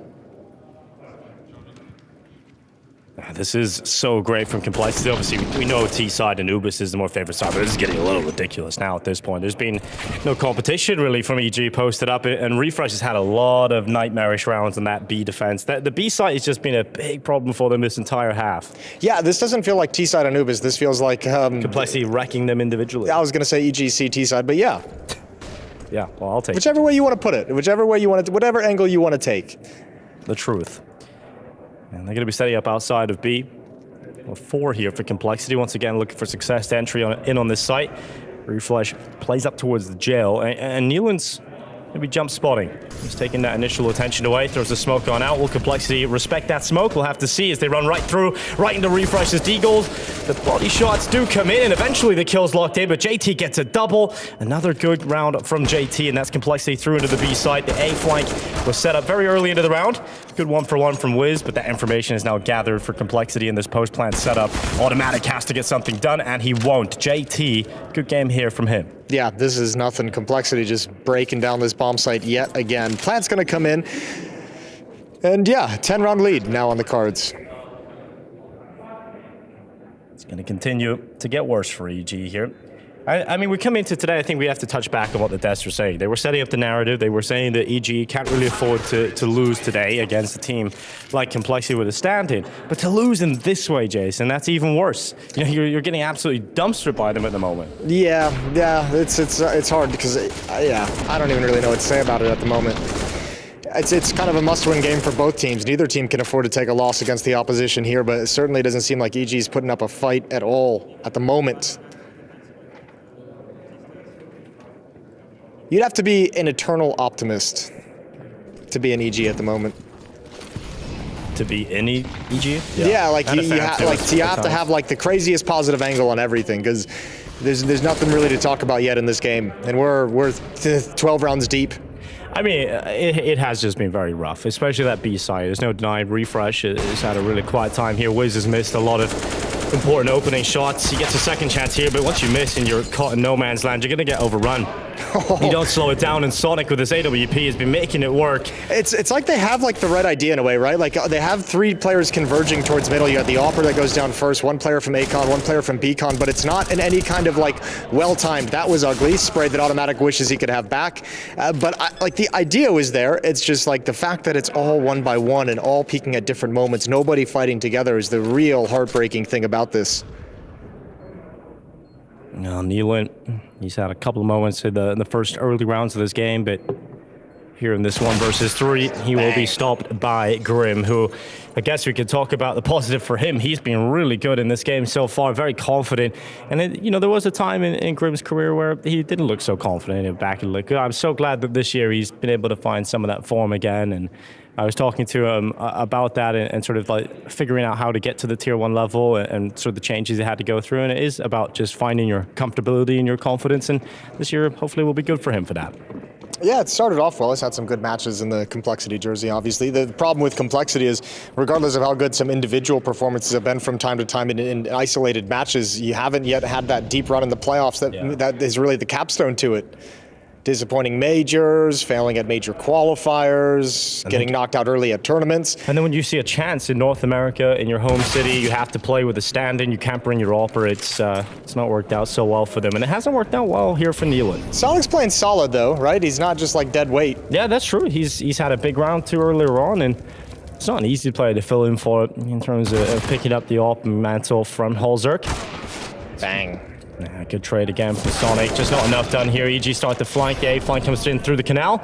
And Sonic's going to go back and clean up on Wiz. Automatic round out of ammo. Just about gets the reload in, but it doesn't matter. Grim overwhelms him anyway. And that's a 13th round now for Complexity. Yeah, this is super chill. They're just strolling into what's looking like it's going to be a 14-1 half. I think this is going so well, too, you don't see some of maybe the weaknesses that Sonic would have had on a new map like Anubis, right? He's been out of the game before that even came into the pool, right? So I was starting to worry, if we come into this game, it is close. Will Sonic be comfortable? But he seems really comfortable right now when it's going so well. It seems like he's kept up a little bit, right? Yeah, definitely. He's certainly probably been playing some Face It. I think he went home to do some family stuff, and he got roped into playing for a South African team. Okay. He told himself, no Counter-Strike. I'm going to live normal life. And then they roped him into it. You never leave Counter-Strike. It always pulls you back in. There's no way. And Automatic learned that. Yeah, certainly did. A lot of people learned that. Gravitational pull. Second timeout for EG. They've got 1 round left in the first half to put another on the board. And maybe, I guess, try and recover. Yeah, let's not even go there. I got nothing. I don't even want to have that conversation yet. Get a second round, Jason. Yeah, that's kind of the end of the sentence. And point. Complexity looking for 14. Could have been a flawless half. Dropped the ball in just in 1. And that was against Deagles over towards that A site. So other than that, it's been perfect from Complexity. Refresh coming out through the dark. And there is an elimination match happening over on the B stream. That's Liquid versus Greyhound. And Greyhound have actually just had it into the lead. It's 10-9 for the Aussies. Yeah, a little bit of a closer affair on the B stream. Brought to you by our boys Anders and Henry. Here around 15. And Complexity being pretty chill. Nice pop flash, gets some information. Grim fires off some shots. Refresh just holding a counter nade. As soon as he sees utility stream over the wall, he'll drop that smoke in the choke point to try and make this hit a little uncomfortable, but nothing they've done has had that success. And the flashes right on in. This is Refresh's moment. The whole half's been building for this. A full magazine emptied out, and Complexity just boosting up. Here comes some counter utility from the CT side to try and force them away from this, but they haven't broken through yet. They have enough utility for a re-exec, and no extra player's been shifted over from the A bomb site, so there is Floppy going for a little bit of a lurk. The bomb is still undecided. Wiz finds the opening kill, and finally the defense at B holds on. How long can it hold for? 25 seconds. The A site is the priority here for Complexity. The bomb's making its way over there. There'll be information gathered eventually, but the only player over there, which is Breeze, he does well. He gets one pick over towards this A side of the map and will eventually be overrun by JT, so the bomb can actually go down. And once they realize it's a 1 versus 3, the best chance for EG to double their round score at the end of this. Yeah, JT has to get aggressive somewhere. It's going to be back in towards A main. If he can find this kill on the flank quickly. Nealon holding the angle. Nice dink, but superficial damage through the corner of the wall. JT now swings back for his first. Well, it is just 1, and that is a second round for EG in this half. There's no easy way to put it. Complexity looking very solid, and EG haven't really turned up to this North American derby. We're going to go to a break. When we come back, the second half gets underway.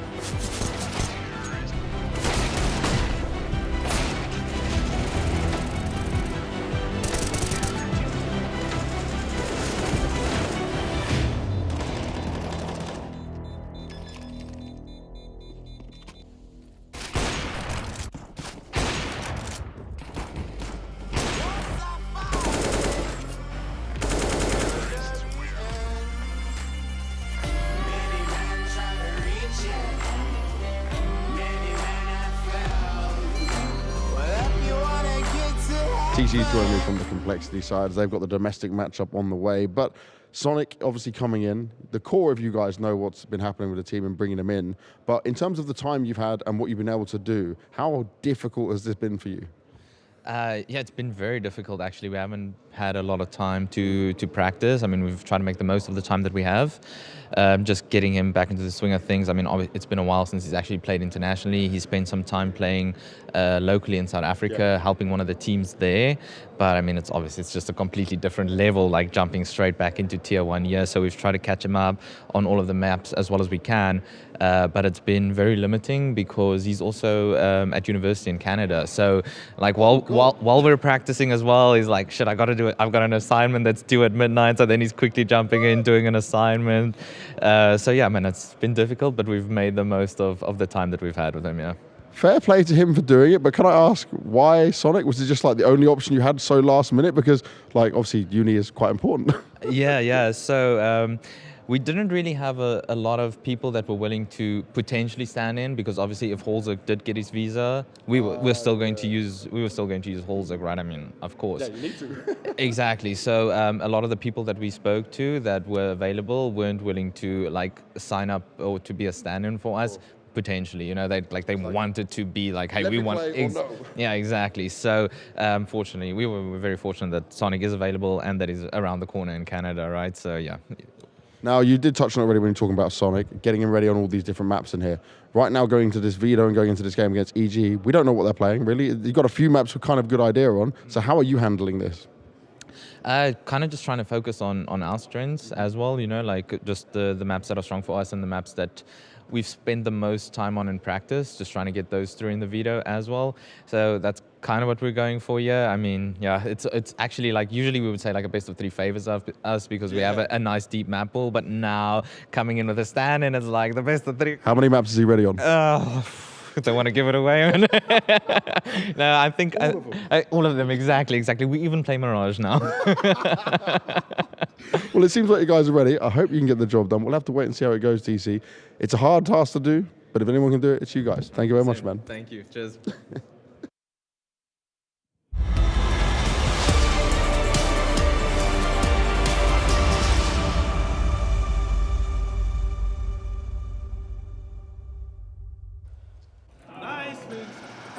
EG versus Complexity continues here in Dallas, and one team has shown up to this affair, Jason. EG haven't, and I'll put it that way. So we got to hear a little bit there from TC around the reasoning for picking Sonic up coming into this from James Max. It was good to hear. I think Sonic is actually played pretty well in this first half.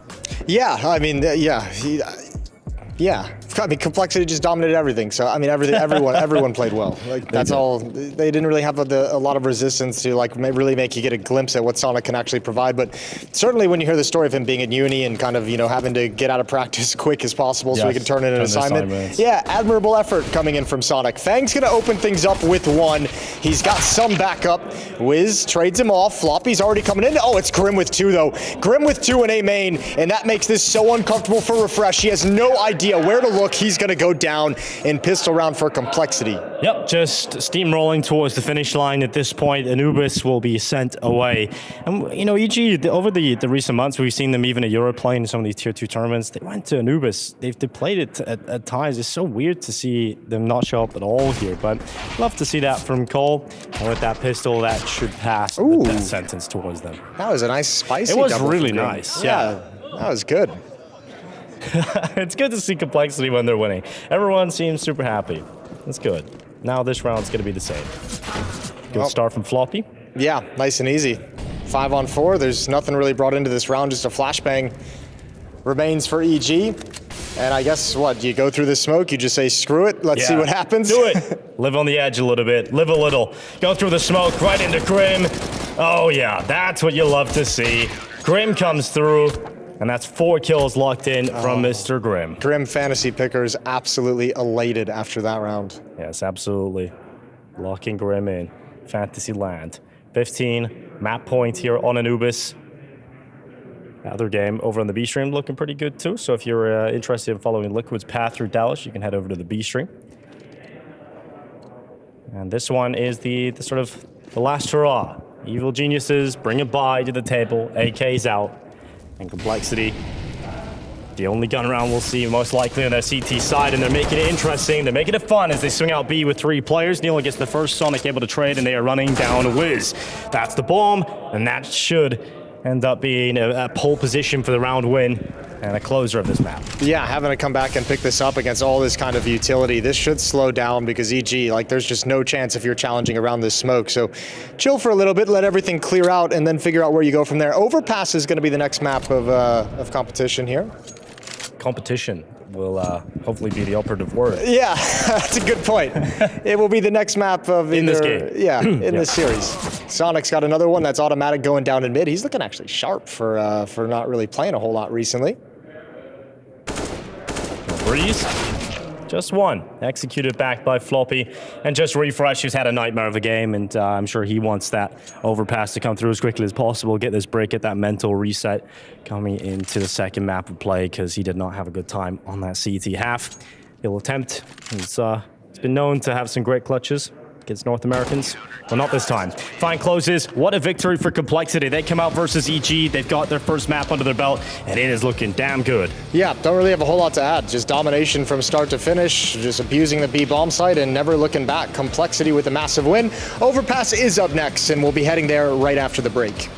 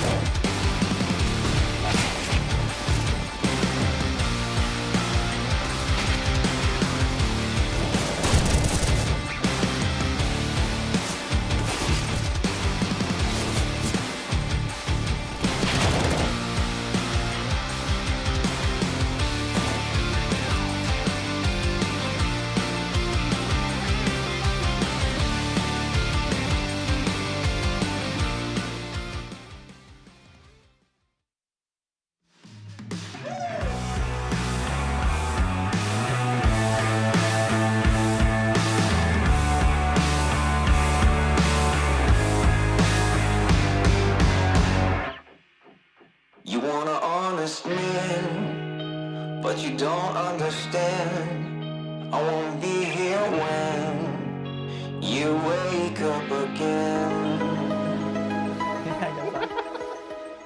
The past bit of time we've been working on integrating Refresh into the team.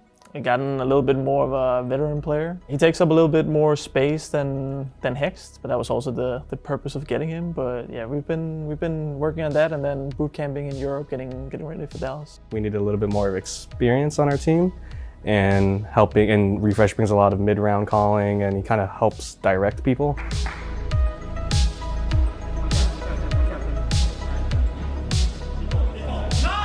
For our start of the year, I mean, I think we were off to a decent start, I think, but we couldn't really build upon it. There was a lot of close games that we had. I mean, I think we were always on the cusp, but we couldn't really get the ball rolling. I think heading into the season at the start of the year, I actually think we were really confident.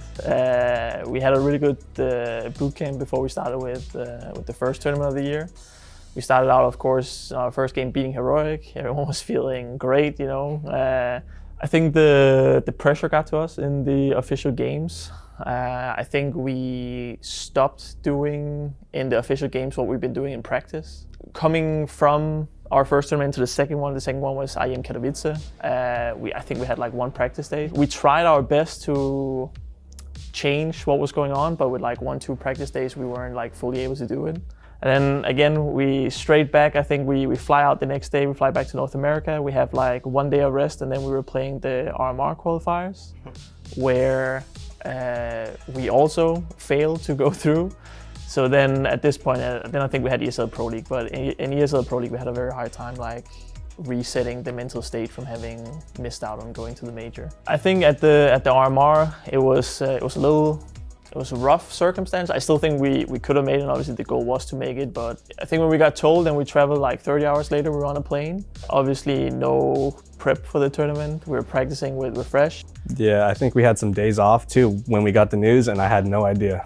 Like I didn't check my phone, and then when I finally looked at my phone, I was like, oh, you guys are going to the RMR? I was like, oh man. So we're hopping on the plane the next day, so. We've had a little bit of a reset now, like in the middle of the season. Most other teams have been keep going, but for us it's been like a reset, and we've just been building for the roster now with Refresh. So Dallas, honestly, that's kind of like our major this year, you know? That's how we finish off. This is our big tournament to finish off the season.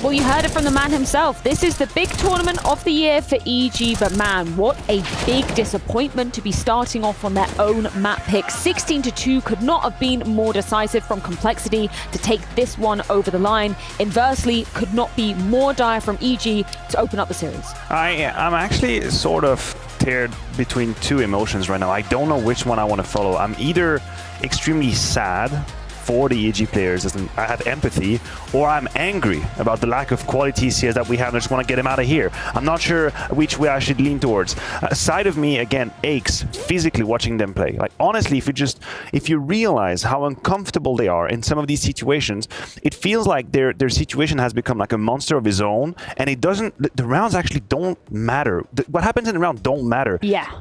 Even when they find themselves in a position where they should be able to convert, they don't. We've seen so many shaky aims, so many spray control that were completely whiffed, so many flanks being easy punished. What the hell is that? That was their pick. This was their pick, Maui. This was their pick. You get me? That was the idea going into the best of three. We're gonna punish Complexity on the newbies. Bam! And this is the CT side that we see. Man, honestly, I'm actually sad. I'm legitimately sad. It is just so bewildering that this team, this EG team, can beat a European team in LDLC. They can take Monty to overtime on Anubis. And Monty, they were on such a huge win streak on Anubis that this made us believe a little bit coming into it. Complexity moved away from this map, but the lack of cohesion between EG makes me want to say one thing: blow it up. Just get rid of it. Just change everything. If you want to make a huge pivot, if you're EG right now, to actually gain the favor of some of the fans, make it a full NA project and just say, we're not actually that good, but we're going to keep our partner spot. Like, at least then, as a North American, I could actually just say, yeah, you know what? I'll believe in it because I still have hope that Breeze and Automatic could do well. And then, oh, it's just 3 youngsters or something like that. Like, bring in... Well, they had so many chances to bring in all these other players from the EG Black, the EG White roster, and the EG White guys never got a chance. Like, why was Ponalone not on this roster? Why did Ben Lee never get a chance? Like, these were guys that were signing long-term contracts that I had faith in to do something, because Party Astronauts, for my money, looked better than EG have for the last 2 years. So I don't know why they couldn't just bring some of those guys up, because then at least I could root for them, because then I would share some kind of patriotism with them. But now it's just like, I don't care about this team. I have no hope for them. I have no faith in them. And I then can root for Complexity, though, because we got the Dallas boys looking sharp, and that's what we needed, because if they can at least just destroy EG, maybe they can actually win another BO3. I don't want to dream too early, but, you know, a little bit of daydreaming here. Yeah, maybe, perhaps. Possibly. I mean, if they can continue that form that we saw being deployed on Anubis, and we got a particular round thrown under the microscope, just a plethora of T rounds going Complexity's way. Not that they had too much to be battling against, but great to see them take advantage of the holes that were, you know, being observed for EG. Yeah, you're absolutely right. I mean, taking advantage of holes and weaknesses on the Complexity side, or EG side rather. Round 7 is what I wanted to show you guys at home, in the sense of you can play simple Counter-Strike if you're Complexity. When EG make the mistakes that you're about to see, maybe, who knows, we're about to see now, it's easy to win. There were situations where there is not a whole lot of complexity in what's doing it, and that's not a wordplay. It starts here with Needham being completely caught off guard with a nade in his hand. He spots the player, he walks in. You cannot just walk into that angle. That's absolutely impossible. The Molotov was not in place yet. Then Refresh, oozing discomfort in this entire game, has a position where he doesn't get 1 kill. He's in an off-angle position, doesn't get 1, then the rotation gets completely shut by Fang, and just like that, the round is over. Again, it's the 7th round of the game. We have 1 player walking into a free angle, we have another player with an off-angle that cannot convert, and a rotation that's been picked apart. This is simple Counter-Strike from Complexity. Nothing in that clip has any finesse to it. It's not complicated, it's not detail, it's just they punish mistakes, early rotations, misaim, misplacement, timing. That's great. If they can do that on Anubis, they can do it on any map against EG.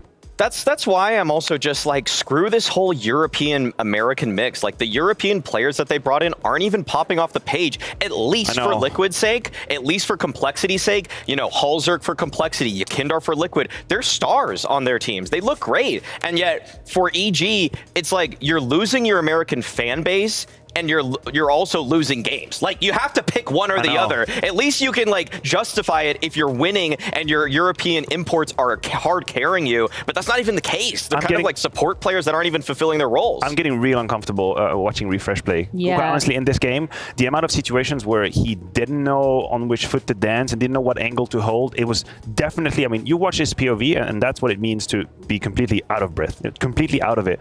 And just his journey in the last, 12 months from being removed from a strong heroic lineup, being replaced, kind of rightfully so, moving to Sprout, then individually kind of decent, taking on the mantle of IGL, suffering from it, probably individual confidence at the lowest, moves into EG. If this is the Refresh that we're about to see, this is the end of his career. This is the end of his career. Yeah. If he cannot afford to have that kind of showing individually. Not that I believe in the project as a whole, but I did believe in what Refresh could do, maybe in a top 15 team or a top 10 team. Right? I thought he could maybe it wasn't like one of the Heroic pieces. were bad with him, right? They weren't bad with him. Yeah. I mean, they got much better when he was replaced. None of us is going to debate that. But he is currently putting an end to his career. Like, that's what's happening. If the project falls apart, who picks him up after this in terms of credit? How do you view him? How do you imagine he's going to put up? That worries me a lot. And I feel like it might be getting to his head right now. Like, he cannot afford to have that individual showing. Well, we do have Overpass on the horizons, the map pick of complexity, and potentially a chance for them to put an end to evil geniuses. That's coming up after this short break.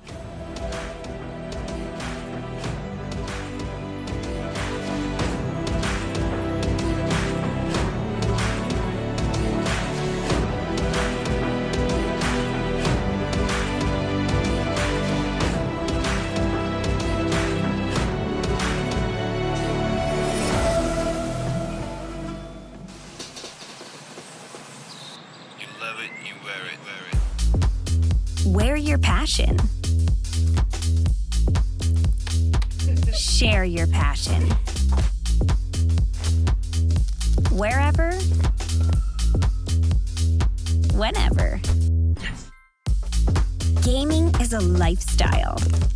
Get your merch at shop.eslgaming.com. Smurfs, your time is over. Go yourself. To all the 817 imposters using my name on FaZe, go yourself. To all your grievers, go yourself. Go yourself. Go yourself. Go and verify yourself for free today. In 4 easy steps, you can join the battle against Smurfs and compete with confidence against real accounts. What did you think they were saying?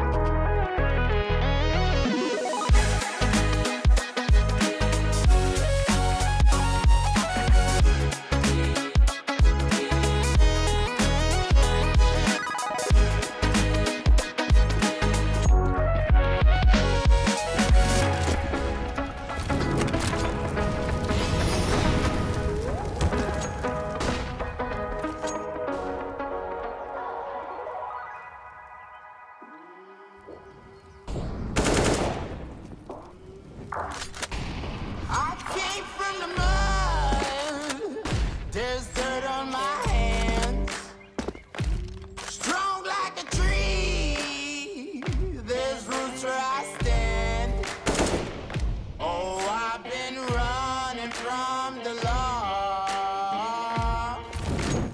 Hope they won't shoot me down soon. They sing gonna sleep tonight. Try to catch me howling out the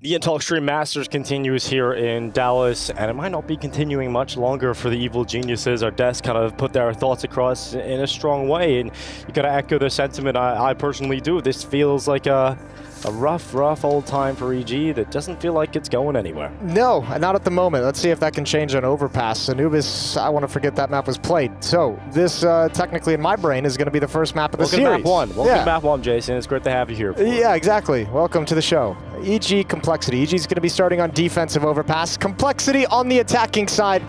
And they had no issues on their attacking side. Well, actually, that map didn't happen, so never mind. We don't know what we're going to get today. Yeah, you immediately touched back on it. I immediately went right back to it. What are you talking about? It's like a repeating nightmare. The last time the real EG showed up, it was against FaZe. Here we go, though. So the odds at the top of your screen, and the attack forward from Grim and Fine through the connector. They realize that no one is there, so they can join up with the rest of their teammates outside of A. And EG will start to adjust and try and ready themselves, but this is quick for Complexity. Yeah, and actually Wiz actually hears this push coming from the B bomb site, so he shifted over. Automatic gets some safety out towards long. Fang clears it. They're going to have to double swing. They have to do it quick. Fang gets the kill. Over towards Bank. It's Wiz stepping up for one kill. Nealon finds one. And all of a sudden the flank is opened up, but Complexity wins all the battles towards Bank, towards Stairs. And now Fang caught in the open. Oh, Sonic fighting back, rattling it back into a 2 versus 2. EG on to the site. There's no kit. And there is no kit at all. And there's no tap yet either, but Nealon has hit the headshot, and if they get this second quickly on the Sonic, they can just stick it and cover off on the truck. Sonic not swinging, and Nealon will cover off the defuse. Breeze will pull it through, and EG will have the first round. Yeah, that's a tough call in that position for Complexity in the 2-on-2. You almost have to call the bluff that he's not going to stick that defuse over a truck, because being aggressive, they had to clear out when the flank was coming in. Didn't have an angle on the bomb defuse, so EG get the pistol round. Start things out well despite some of the early kills going the way of Complexity. A fast flank from Nealon is effective, but it's Nealon and Breeze in the clutch to win the day at the end. Good adjustment, because it looked like Complexity were right through, but they're going to be buying up. Coming in with the Gleals, the Scout, the AKs. It's a good force buy. It's light on utility is the only issue. They have got one smoke for the rest of this round. They threw out an HE grenade earlier. That was Fang towards the underpass. So yeah, this is going to be a lot of heads-up fights, a lot of contact plays, walking into engagements. And as Maniac highlighted on Anubis, it wasn't... sorry, that map didn't happen. Here we go. Go on. What did Maniac say? He just mentioned, you know, they were just kind of walking into angles and just winning the fights and missed sprays from the EG guys. So, I mean, if that happens again, this round could be nice and easy. It could be. Let's see, we're hoping we can see a much better defense out of EG here, and in particular Refresh. But Nealon, he's got a chance here to kick things off. The FAMAS in the bathrooms, JT Shadow betrays him, and he nearly gets a second. A lot of damage down there under Grim, but the trade will come through, and Sonic dies to Automatic in the bathrooms. There's another player alongside Automatic as well, so pretty strong setup. Even though they take out Automatic, surely they don't think Wiz is in here. Well, these aren't bad trades whatsoever for Complexity, though. They're going to start thinning out this defense. Refresh has had to shift over. Breeze playing passively at the B bomb site. It's just this follow-up push from Wiz that could catch Floppy with knife out. Always got two. The easy cleanup onto Grim. And Fang's in a recovery situation, 1v3. He at least has the bomb. He'll begin to watch for bathrooms, but 30 seconds, that's all the time that he has to play with.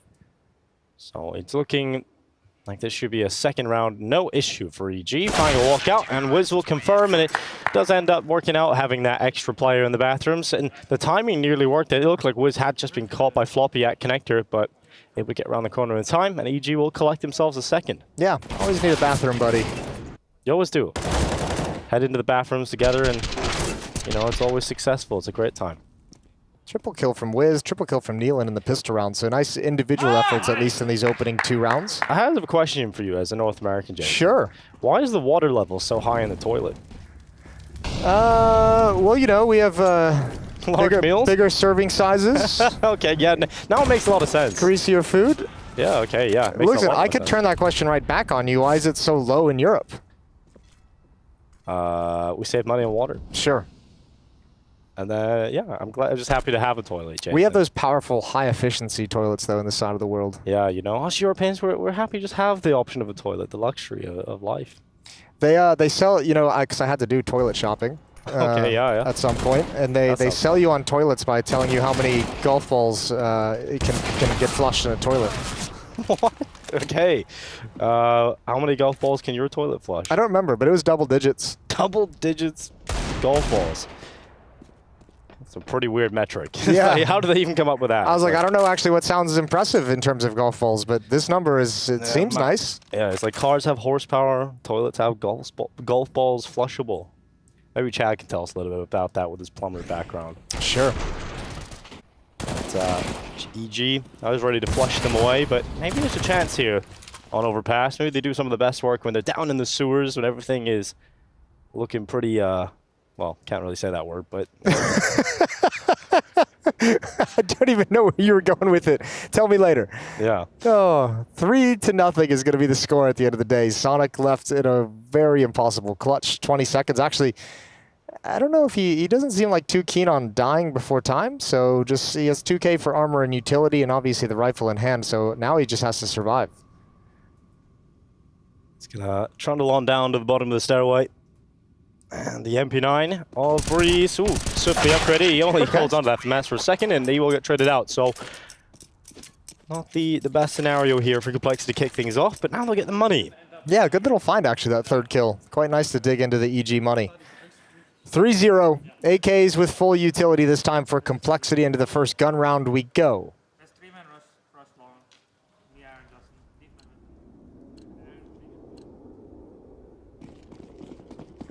No AWP for Wiz. Just going to stay on the rifles here for EG.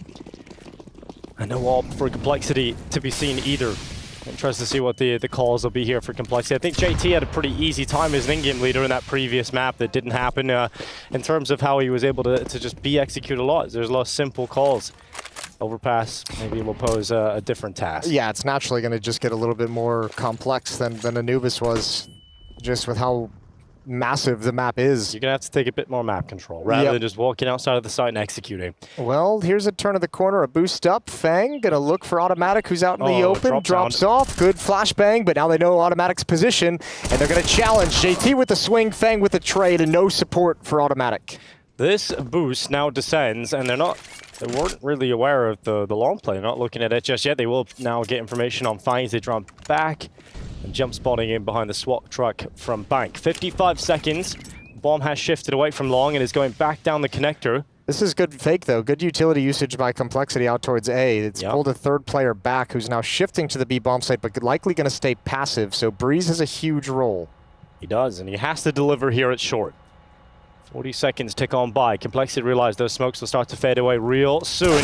And there's the kill in short. Breeze does nothing. Now Grim looking for a second. Oh, brilliant flash and flying refresh. No chance. Oh, Grimathy. Oh, that is lovely. Up towards heaven, shot after shot, and you have to smile after that one. That is lovely from Grim. Yeah, he barely had to move his crosshair for the last two. Just picks one off, and the other guy slides right into the same position. Well done from Grim. Nice entry. As you mentioned, the flashbang is perfect. Great protocols, great utility usage. But this is just a thing of beauty for Grim. Finds Nealon and Wiz at the end of the day. I love to see Grim when he's happy. That's great. That was a lovely round from him. And now 3-1. It's EG with 2 rifles. That's all they have to play with here. It's immediately into troubled waters. And Nealon goes into the connector and fights immediately, finding Grim. So the reaction from Complexity is to try and speed up through B. And Floppy is doing that, walking over the top of the bridge. And sees the 5-7. Does a bit of damage, but Breeze still standing. But they've penetrated the B side, so that's going to be the round. One X factor might be this flank from Automatic, but he's taking it very, very slow. It's a long way to go. Yeah, obviously with no kits as well, it presents an issue. So second round for Complexity, as Automatic even calls the flank off, and there shouldn't be any more danger. And I mean, pretty nice if they can save these weapons that they have. I know they're only pistols in the FAMAS, but you know, you're going to be saving in the next round regardless. So just bring them forward, see if you can have any stopping power in the next. Looking for one AK-47 on the ground that's been tossed away by Complexity. So no dice. Actually, excuse me, it's just further up. They get an M4 and AK. This actually turned into a pretty nice round for EG. So, they get a freebie. Yeah, 3 rifles in the next round. That's good. That's a good find. That's a great upgrade. And a second round for Complexity. They just walk through the B site. Grim loses life early. That's the only issue that. And then we'll move on into round 6. The AWP will make a return in the hands of Sonic coming into this round. We obviously had the caveat that it wasn't a difficult game for Complexity in the previous map, so interesting to see what sort of level Sonic's going to be able to give us here on the AWP as we head into Overpass. And they'll be spreading out Complexity just into the default setup. And a run boost from Refresh. He'll go over the top, over the flames, and into short. Floppy's a little bit slow about getting into water here. Eventually will swing in way too late. Refresh doesn't keep his gun out though. Oh, Automatic got spammed throughout all that as well. So actually a 2-for-1 over on short. That's really painful. Yeah, that is. That's a crappy way to lose your life. Yeah, you do so well as well in the opening, right? You get the run boost over the top, you get that first kill, and then you just switch to knife and try and run back and get caught by the connector player. I guess the one nice thing you have going, even in a round like this where that spam comes in, is this is kind of like a throwaway round since you had those free weapons from the previous, right? In a sense, you'd still like to be able to challenge considering what you brought forward, but at least you're not losing any kind of investment. Again, looking for silver linings. Yeah, that was great. That was a lot of positivity. EG story. Silver Linings Playbook, EG edition. 50 seconds left. A lot of time still for Complexity, but they are making it very clear to us where they want to go, and it is the correct side of the map. They'll just take their time heading towards B. That's a great Molotov. Glad we caught that. Here we go. Grim's going to lead the way. Wiz coming down the stairs for a timing flank through Squeak Door. Likely not going to create much for his team. They're sticking around to see if they can get anything lucky to provide an opportunity.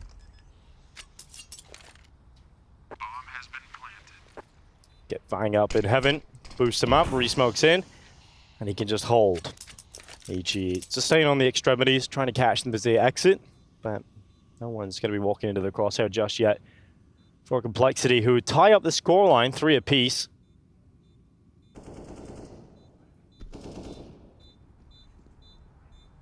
And now, Nealon's just seeing it, but no one's exiting through short, so he's not really going to get a chance. The only chance he would get is if Fang was to move on up, and he's just making sure there's no sneaky ninja attempts. Nealon doesn't have the kit nor utility or anything, but he does find an AK, so he's done pretty well to get that. Another steal away for EG right at the end. And 1 HP, so... And 1 HP. Calculated, I'm sure. Yeah, he'll take that AK-47 though, so at least a nice job for EG to salvage weapons on the ground throughout these past 2 rounds. Just need to start getting some wins on the board. Complexity, 3 straight. First map over on the other stream still going on. Double overtime in the cards. Yeah, it's crazy how different this game has been compared to that one. Team Liquid really getting pressed to the limits. Although I feel like if they win Inferno, that's Greyhound's best chance in the series to win this map. So Liquid trying to push forward. And here we go. More shorter correction for EG. They're going to get Refresh boosted this time. Up on top of the sandbags. And a heavy B presence for Complexity set up again here. And they're just going to walk through Monster. Yeah, I was going to say, unfortunately, it's not going towards this boost. It's going towards Monster. Oh, that was a great chance. A great chance for JT, who missed the opportunity. A headshot angle. And Breeze actually doesn't even get touched. A nice idea for Complexity, but no success. No dice. Yeah, plan A hasn't worked out. So lots of time for Complexity to find plan B and Refresh. Ooh, nice off the top of the sandbags, gets out of there. And it's Floppy burning to a crisp, just about gets out before he dies. But this is good from EG. The initial fights for Complexity didn't go their way, and EG picked them up. Now a walk back over towards A is the call. I'm going to try and use Sonic's AWP to find some impact here. Yeah, one mistake from Automatic could sell everything. but he's got himself into a relative position of safety. Can easily tuck in towards long behind the wall if he gets into any danger. 35 seconds on the clock. Floppy's still got a long way before he joins up with the unit. All right, automatic. This is it. This is his chance to shut it all down. His teammates coming out with him at long, so instead of just getting ready to fight, drops a little bit further back. Wits on that rotation coming in, 15 seconds. They start to send the final pieces of utility into place. Wiz is right behind him on this flank. Kill from Floppy, refresh. Stood no chance in defending, but with just enough time, the bomb plant tries to go down, and Wiz will strike from behind, denies that bomb plant. No time to get it down, and Fine dies just before the time runs out. EG can celebrate a round victory. Yeah, nice defense. Good flank as well through bathrooms, because that bomb was looking like it was going to get planted. Then that could have been, you know, anyone's game at that point. 4-3. EG holding on. Now Wiz has the op in hand. Sonic rebuys his as well. Then we reset into round 8. I feel like we should play Toxic. Automatic talking about playing Toxic. Calling the CT side tactic. Grim dives down in towards the connector. A little bit of speed perhaps towards Automatic. His smoke comes up just at the right time. That would have been a chance for Automatic to open up this round with a kill. Doesn't get it done, and Floppy fends off this short push forward, which has really been the central focus of the last 2 rounds. Is refresh. Oh, Floppy! Double kill on refresh, and Breeze opens up the B site. Automatic challenge now inside the connector. It's 1 kill and a second. Back and forth these kills go. Once again, an equilibrium reestablished, but they're continuing to go B, and Floppy isn't stopping.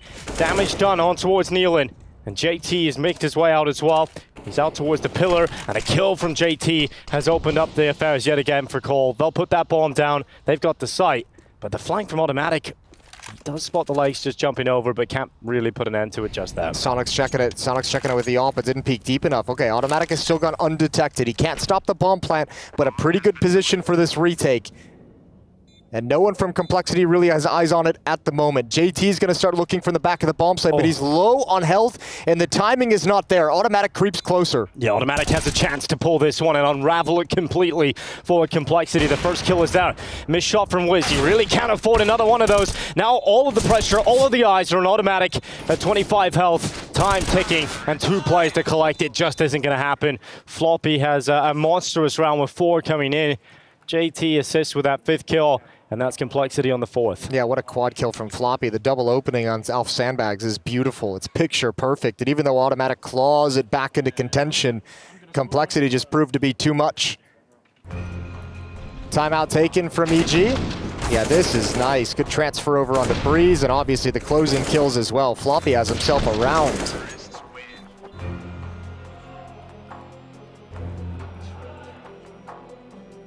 Well, with all the sort of both of these are North American teams, don't have full North American rosters, right?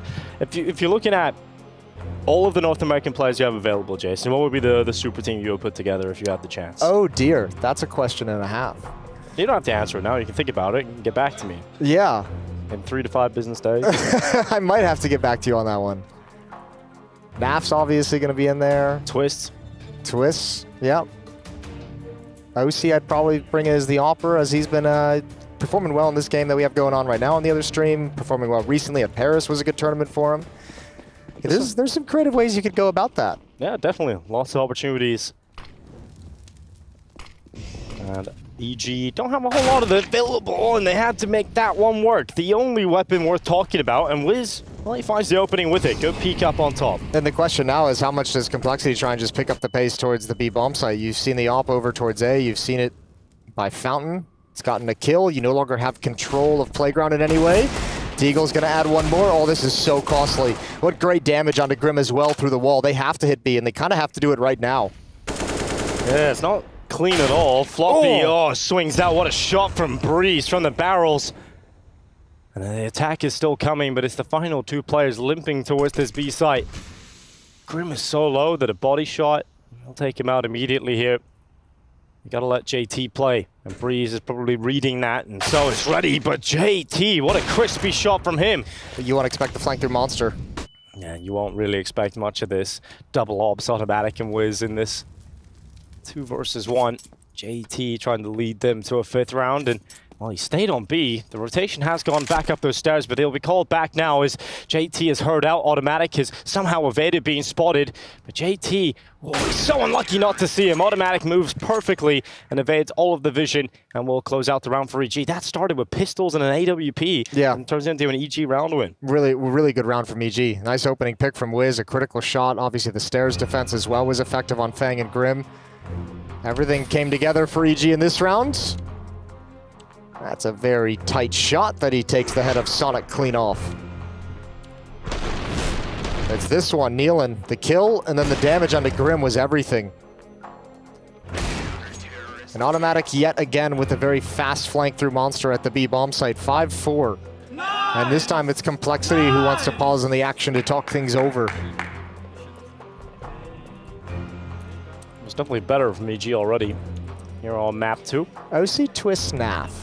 OC Twist Naf, that's a good 3 to start with. Throw a Liege in there, probably. Yeah, Liege, definitely. Nitro? Can we just make Liquid? Just make it Liquid. Damn, we really did have the super team back then. You could actually, if you wanted to get frisky and you wanted to add some more elements about like playing for the future, you could probably throw Grim in there for a Liege. Okay, yeah. Grim definitely could do something now. He's, I feel like we're only seeing the surface level of what Grim is capable of, and I'm sure you probably have more of a personal insight to that, and over the years being the coach of Liquid and seeing him, so I feel pretty positive about it. Grim still needs to learn like that assertive nature of being like a star player, of like, you know, making sure you kind of get what you want. Needs to get a bit of an asshole vibe in Yeah, it, you need to be somewhat of a dick to be a star player, and Grim is anything but that. Yeah. Damn. We're really out here telling people to be like nice. And then there's Iwu, who is just the nicest yeah, but guy he's in the world. like a genetic freak, you know. He's so good at this, just so naturally. And Wiz in the toilets, he'll do his best to clean up, but some messes can't be fixed. It's going to be a 1-for-1. 55 seconds, rotation coming back out of B, just as there might be a bit of pressure coming through with Floppy.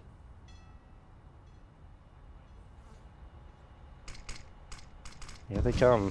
JT and Floppy, but the bomb is so far away from. And only one defender. It's only Refresh. Oh, he's out in the open as well. Oh, he spots Floppy, but it's the AK at range. Oh, good recovery for Refresh. Caught off guard. Sonic finds a trade, but Floppy equally a headshot with the Deagle. And Complexity responding right back. EG trying to slow down this plant to get themselves in position for a retake. Automatic and Breeze are quite close into this B side already. Maybe too close for Complexity to be ready, but now they start to turn. Now that information's picked up, and just like that, 2 quick kills. Suddenly Floppy strikes into action, but he needs a lot more. He needs to win this 1 versus 1. And Automatic is climbing out of the water. Oh, what a shot! Automatic on the double. He really is the shining light of this game so far. So crispy, so individually brilliant at times, and that's a big 1v1 to collect. Yeah, and, like that is a round I think Complexity is going to want to have back. Man advantage in the post plant. You have it set up well. Caught off guard a little bit by some spam in towards water to the side of the bomb site. Kind of sprung them into action earlier than they would have liked. This is really nice from Refresh, even though he gets traded pretty much immediately. Floppy's still doing work. Yeah, Sonic getting spammed kind of forced Grim to swing a little bit wider. Didn't expect the angle, and that was kind of the trap they had set up for the post plant. 2-round lead for EG, showing life on Overpass where they didn't have it previously. Yeah, and I think when you win a clutch, the dopamine starts to rise as well. You feel like, okay, we're getting some of these close rounds. It's starting to go our way. And there's an update from the other stream. Liquid prevail over Greyhound in a mammoth matchup on map 1. That's only map 1 of that series as well. Plenty more to come. Yeah, double overtime. Spicy stuff. Flashbang out, neutralizes Wiz's angle. He's going to come back for more. Dangerous. Takes a quick shot and bails out. Automatic making footsteps. Grim's going to call that as well. Grim is chasing down, but doesn't get out in time to catch that retreat back into short, but will confirm the connector was clear. Yeah, but look how much the defense is shifting. They've got 3 players essentially at this, or 2 players, I should say, with Nealon kind of just turned. Oh, 3 players.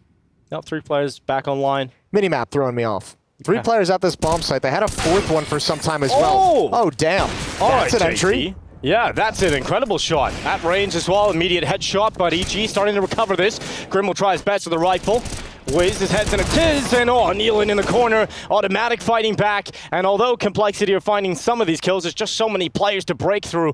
And if you get Automatic, Fine can bring him down quickly, but he won't. He won't be able to do it. Automatic holds strong, and EG will defend yet again. Wow, that's a very, very tough hold at the bomb site. Once again, Automatic, just the rotation coming in right at the end of the day is the deciding and determining factor. His flanks on the B bomb site have been great. This rotation back towards A, because that entrance can really seal around him. Somehow Nealon was able to survive quite a bit of time to allow Automatic to have that space to swing in at the end. 3-round lead, 7-4. Complexity on the back foot for the first time in this series.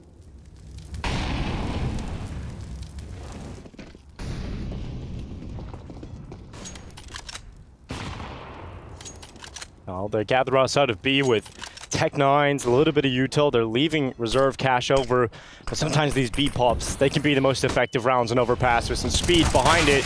Breeze holds, it's just a single kill. He's overrun, and they're into the site. Refresh, he's not looking for Floppy, and finally he will adjust to that. So no bomb plant, doesn't get out of hand really at all. Just nice trades, good pick up there from Refresh. Yeah, really well done. That's a nice, I mean, obviously it helps that it called for some aggression over towards Sandbag, so he had a relative safety during that pop. No chance of him catching a flashbang whatsoever. 8-4.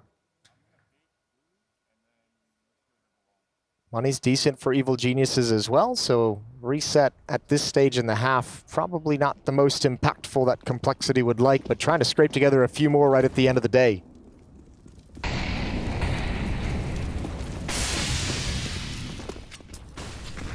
Oh, Sonic some speed behind this mid play. Floppy also elsewhere. Not hitting the brakes at all. He's going through short. A lot of damage done to EG here already. Refresh got involved in a fight and brought down to 10.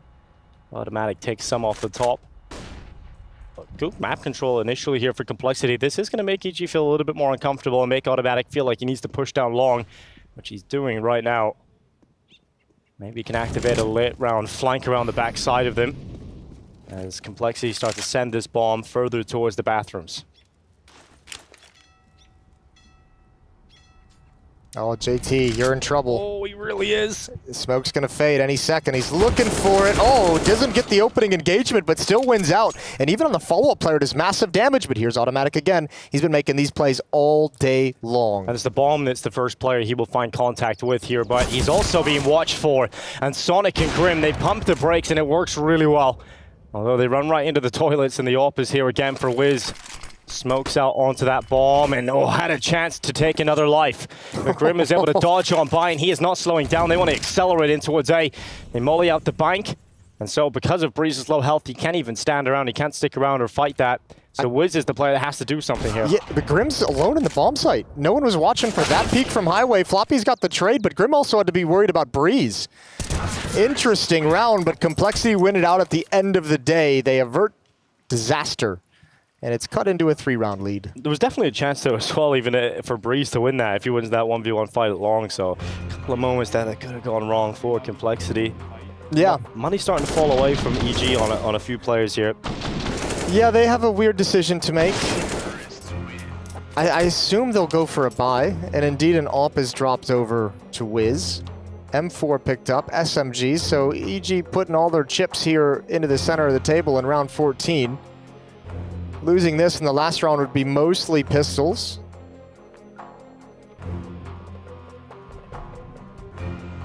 How familiar are you with the number 99 team in the world, Jason?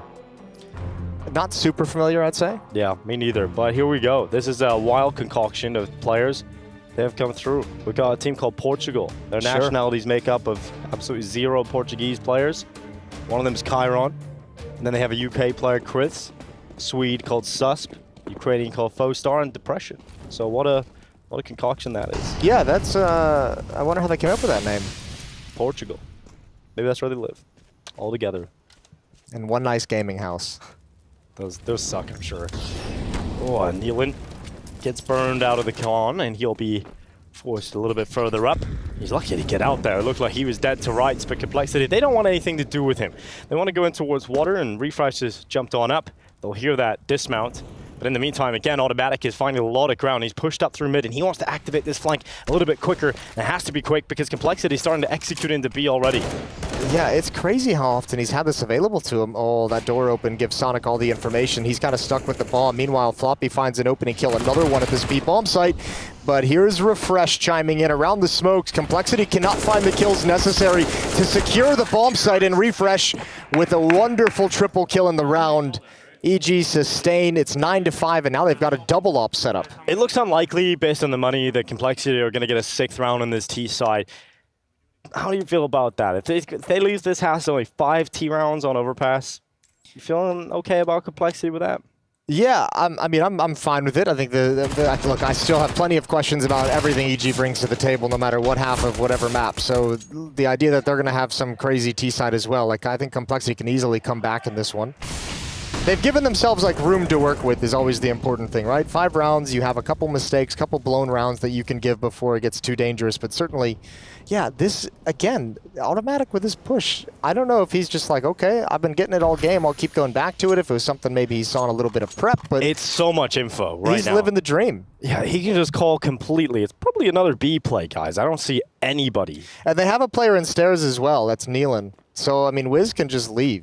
It's the same setup as the last round where they were primed and ready for this B attack from Complexity and shut it down. So, might be a very similar result here. Everybody at the ready. They've got flank options. Wiz was sent away, so he can have that quick rotate down to Heaven with the AWP. Oh, this is rough for Complexity. Nealon might actually think this is clear, though, considering he was just there. Maybe Fine can make something of this. He does only have the MAC-10, but that's still enough to unravel this. I mean, if he waits until contact is made over towards Monster. Oh, contact with the AWP. Nice shot. Counter flashbang pops immediately, but Floppy still gets the kill. Oh, and he knows the position, but there's that pounce from Fang, and it's all down to Sonic. 9 HP, grenade finishes him. 10-5 for Evil Geniuses. They bounce back after an atrocious map 1. First half looking good. We got the conclusion of Overpass coming up next.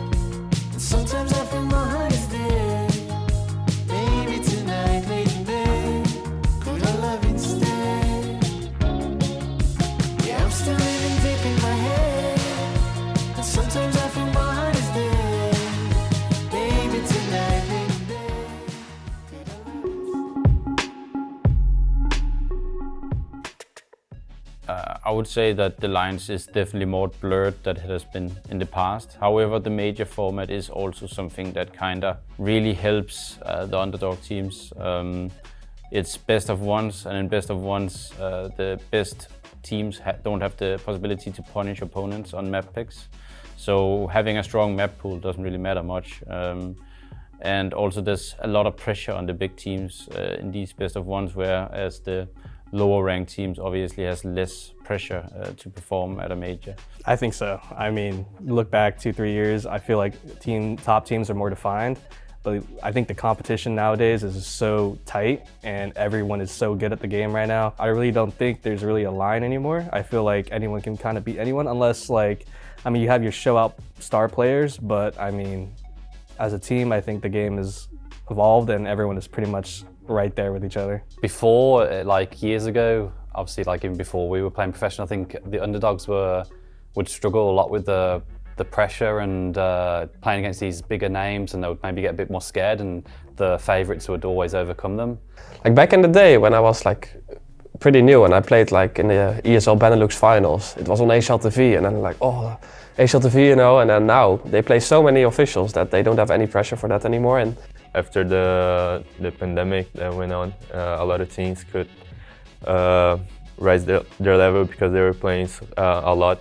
It's much more professional nowadays, and there's much more going on in the backstage as well. You have psychology, you have a lot of things that's going on.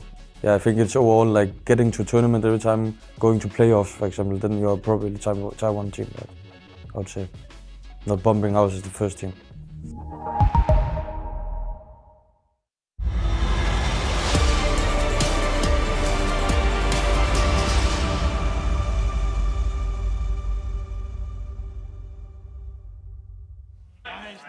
Welcome back, everybody. It's time for Evil Geniuses and Complexity to get underway in their second half of Overpass. What a bounce back from EG, rather. It's, yeah.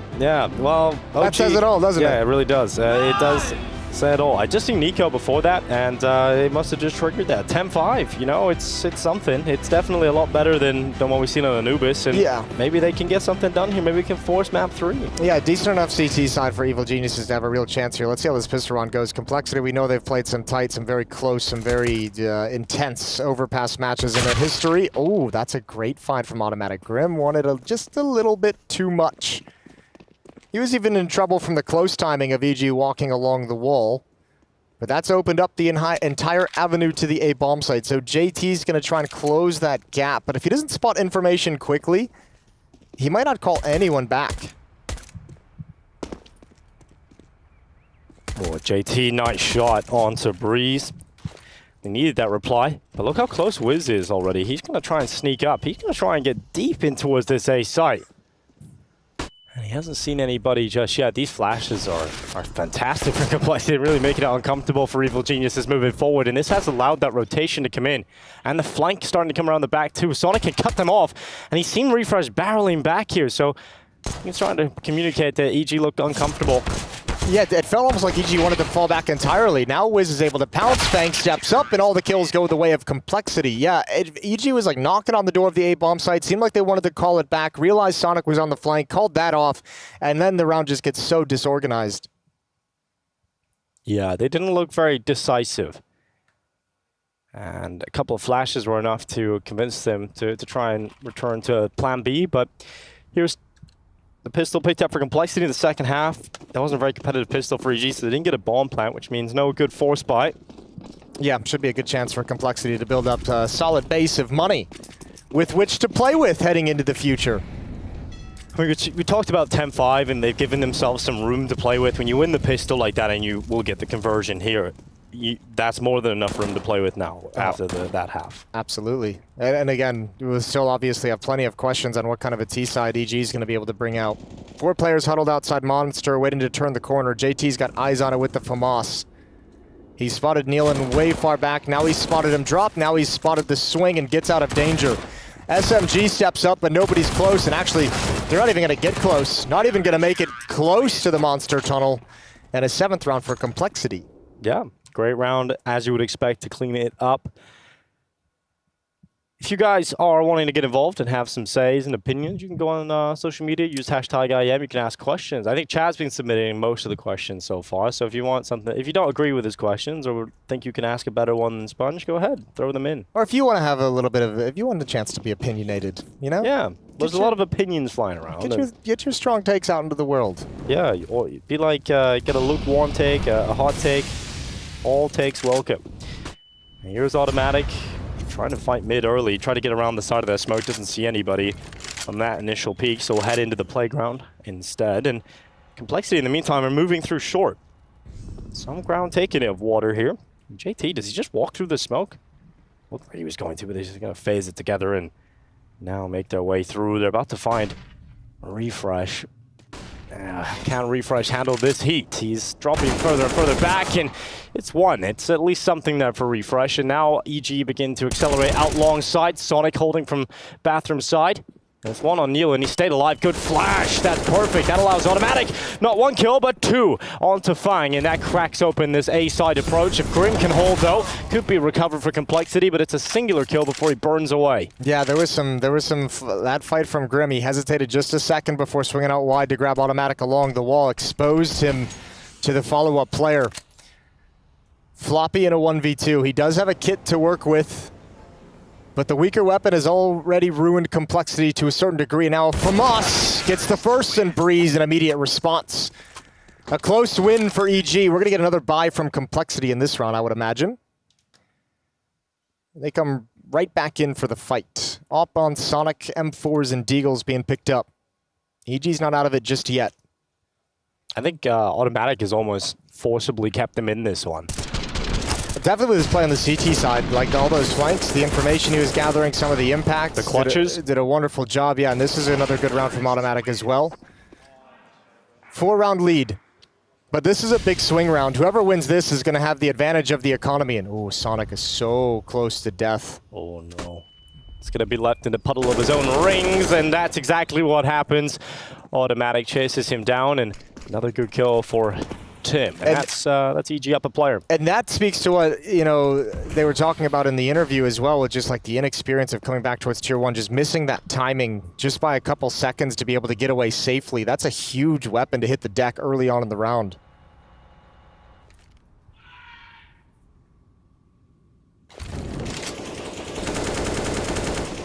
EG know with getting that advantage so early that they can just be a little bit more tentative and methodical when it comes to the approach of the final minute of this round. And Breeze has got water control. Nealon's cleared out connector. I think you have to almost take a risk if you're Complexity.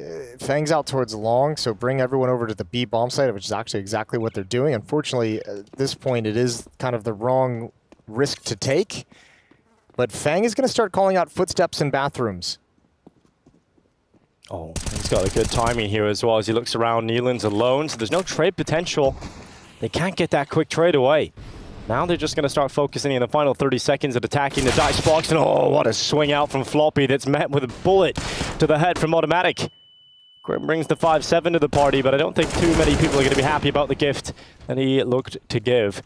And that's Automatic with 3 kills in the round. Yeah, that's just a nice take from EG. And Floppy sliding over as well, just maybe a little bit overconfident that no one's going to be close up to the bomb site with his initial swing. Either way, this puts EG in the driver's seat. 12-7, you have economic control. The Complexity's in some trouble here on Overpass. Third map would be Inferno. And as we always say, every great series deserves Inferno as the deciding map. All the best of threes end on Inferno, and it's yeah, could be one of those classics, those North American classics here to close out on Inferno. But it has been nice to see them come back here, EG. It was so sad to watch that performance on Anubis. Yeah, Anubis was a tough one because no one was really getting kills. It felt like there wasn't really anything to speak about. Yeah, and now it's much better. Automatic in particular has been the shining light. This is the start of the round for him. Another good opening. Sonic, bit of a wild maneuver. And that was a great flick out to adjust to the headshot. Yeah, just another triple kill from Automatic. Really the driving engine of this team. M4 in the hands of JT, salvage at the end of the previous round. It's all they've got.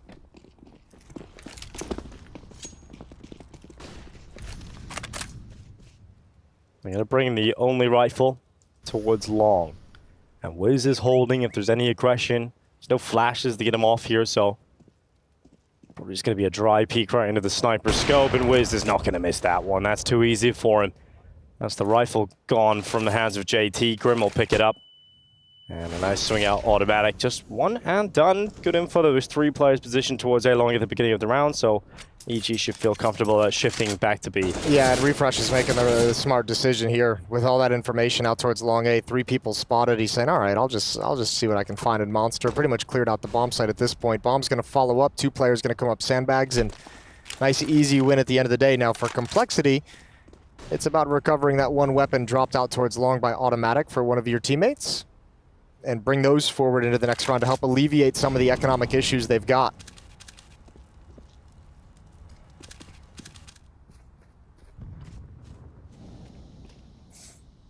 On the bottom plant locked in.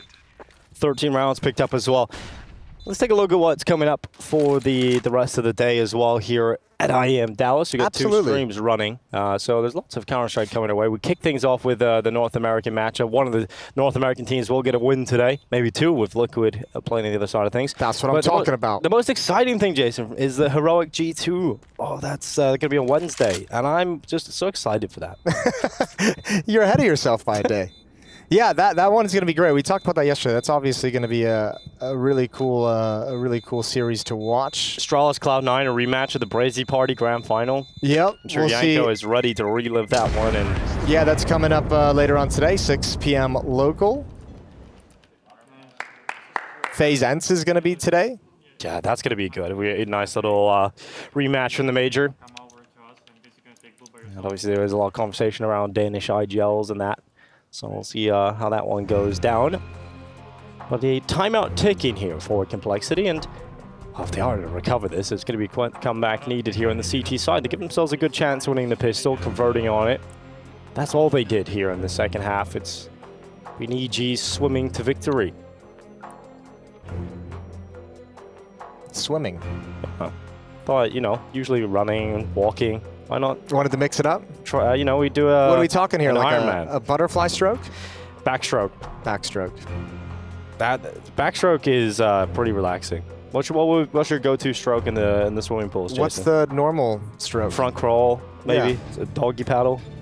Okay, doggy paddle. Doggy style, not quite maybe? doggy. That's just for like floating in place, isn't it? What, doggy? Yeah. Yeah, you can move. You can move a little bit with doggy. I don't do that. You don't do doggy? All right. Round 21 continues. And EG, they've got a bye to go up against this time. And Complexity have a weapon in everybody's hands. There's not a lot of util here, though, for the CT side. So maybe they can play with their opponents. And Sonic is going to be down in the bottom left side of that side. There's a bit of a gap and a risk taken to fight in the connector. Ooh. Sonic loses that fight. That should have been his kill, but Automatic comes out on top of it. Fang, you're up next, baby. Right behind the tree. A little bit of an off angle. Oh, giving away his position. Too many when you swing out wide. Complexity getting rolled over. JT and Floppy just now clearing Monster at the B-bomb site. Far away from all the action. And, I mean, now's the decision of whether you actually go for it or keep pushing forward to save the weapon in a 2v4.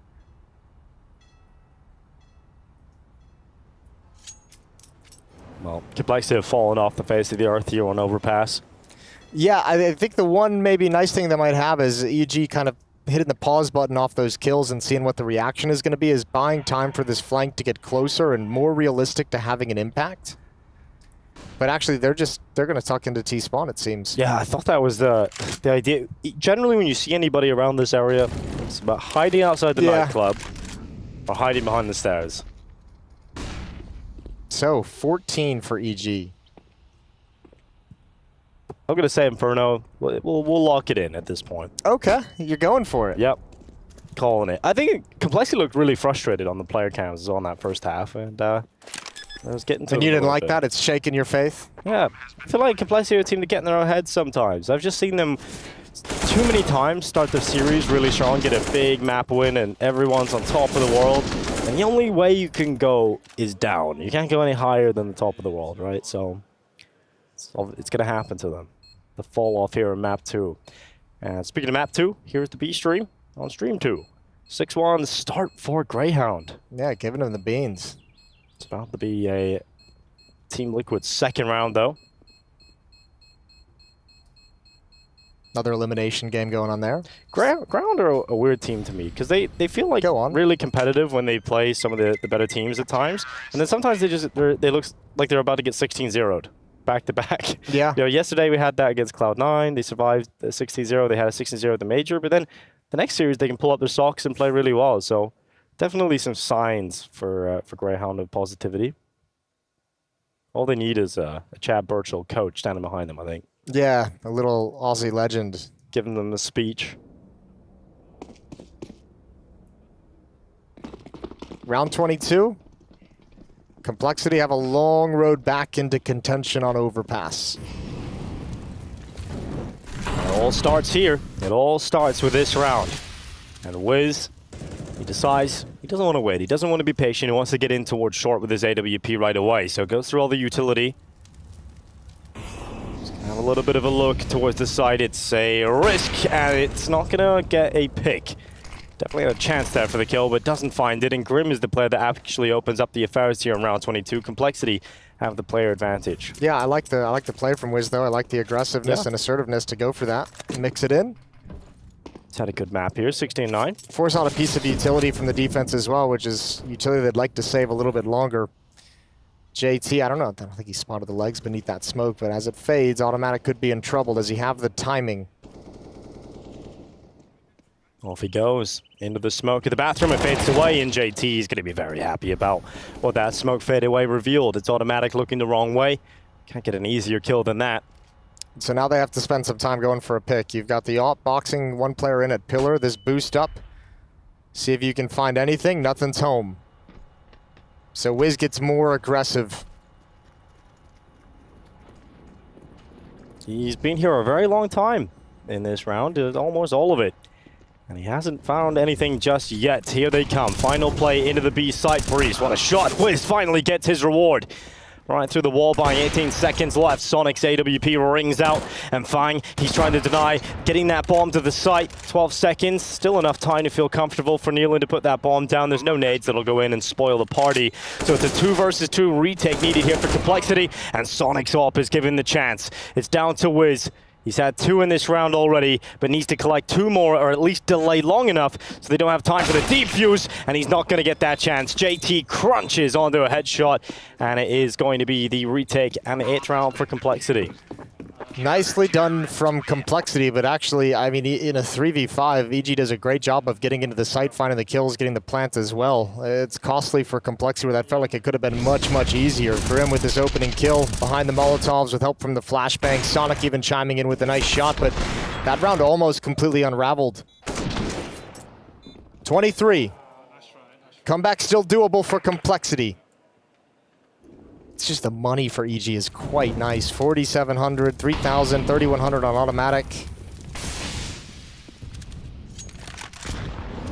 Oh, Sonic over the top of the smoke. Automatic, who was so consistently getting these openings, has now been opened up onto, and Wiz trying to be fast about this. Sonic's going to hear that and decides it's not a great position to fight from. He'll drop back into the bathrooms. Yeah, I was going to say he might have a screwed up timing as well, because there's no defense in stairs, so at some point Breezo is going to pop up, but Sonic is able to get out and get in cover and realize the danger. Sonic and Fang, if they can clear out and see there's no presence out towards long, that piece of information is going to be quite nice. 1 minute left on the clock.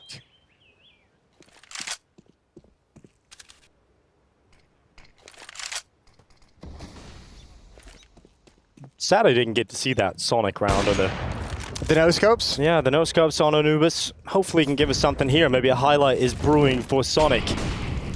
Yeah, he's in fight to death mode.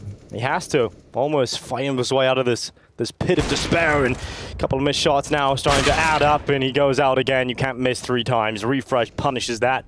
Good headshot, and he'll continue Refresh with a second. Much better there from Refresh, and 29 seconds left. Grim is in the corner. Floppy can't get here in time. This is all on Grim. Let's see what he can do. M4 ready to line them up, and line them up he shall. The Lineage is taken out as 3 kills come through from Grim, and JT closes on the connector flank. A 9th round for Complexity, and they're starting to come back into this. Still a long way, but EG, they've got money back. Bailed out by Grim triple kill from the truck corner. Definitely could have went wrong. Yeah, could have very easily went wrong. That was actually not a bad round put together by EG, just stripped away at the end. Lead is cut to 5, and another timeout is called. Second one used by Evil Geniuses to talk things over moving forward into the later stages. TC getting his boys hyped up. And we'll see if this is the round, if this is the moment that Complexity plant their feet. The AWP in Sonic's hands has gotten a couple kills. Found some nice openings for Cole.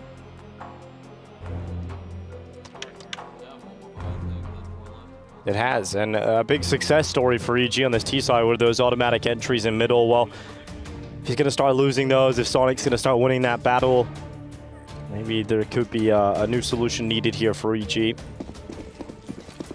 There's the star here in the Lone Star State. Complexity, the local team, Would love to be able to battle with a stand-in and try and get into the playoffs. Actually, the crowd would absolutely love to see them, but it isn't going to be easy. They have to take down EG first here. Yeah, and I mean, then you get the gift of Astralis or Complexity. So going to be a tough road to the playoffs. Oh, the nade strike setup for EG. They send it all out towards the boost. No one's there, so not too impactful. And there's no more money on this T side. They've fully invested into this round. A win here for Complexity would be huge if they're able to pull it off. Grim, JT, and Floppy to defend the B bomb site. Sonic's up in Bathrooms right in front of the A bomb site now, kind of moving up towards Divider. Fang is pretty committed in Bathrooms out towards Long. Good fight from JT. Floppy unfortunately goes down in a supportive swing. Here comes the flash on in. Refresh with just one. Good trade from Grim. And there's still a pack of players outside of this B site staying committed towards this area REG. And they have got themselves into the 3 versus 3, and Sonic plays the AWP towards barrels, and Grim has transitioned his focus towards short, and he will have that 1v1 fight, and he just looks away. He just starts to move his crosshair at the second that Breeze comes in, and now Sonic is not in a position where you can retreat from. He's got one from barrels, and Fang has helped out. It is now just Wiz left alone in the final 25 seconds.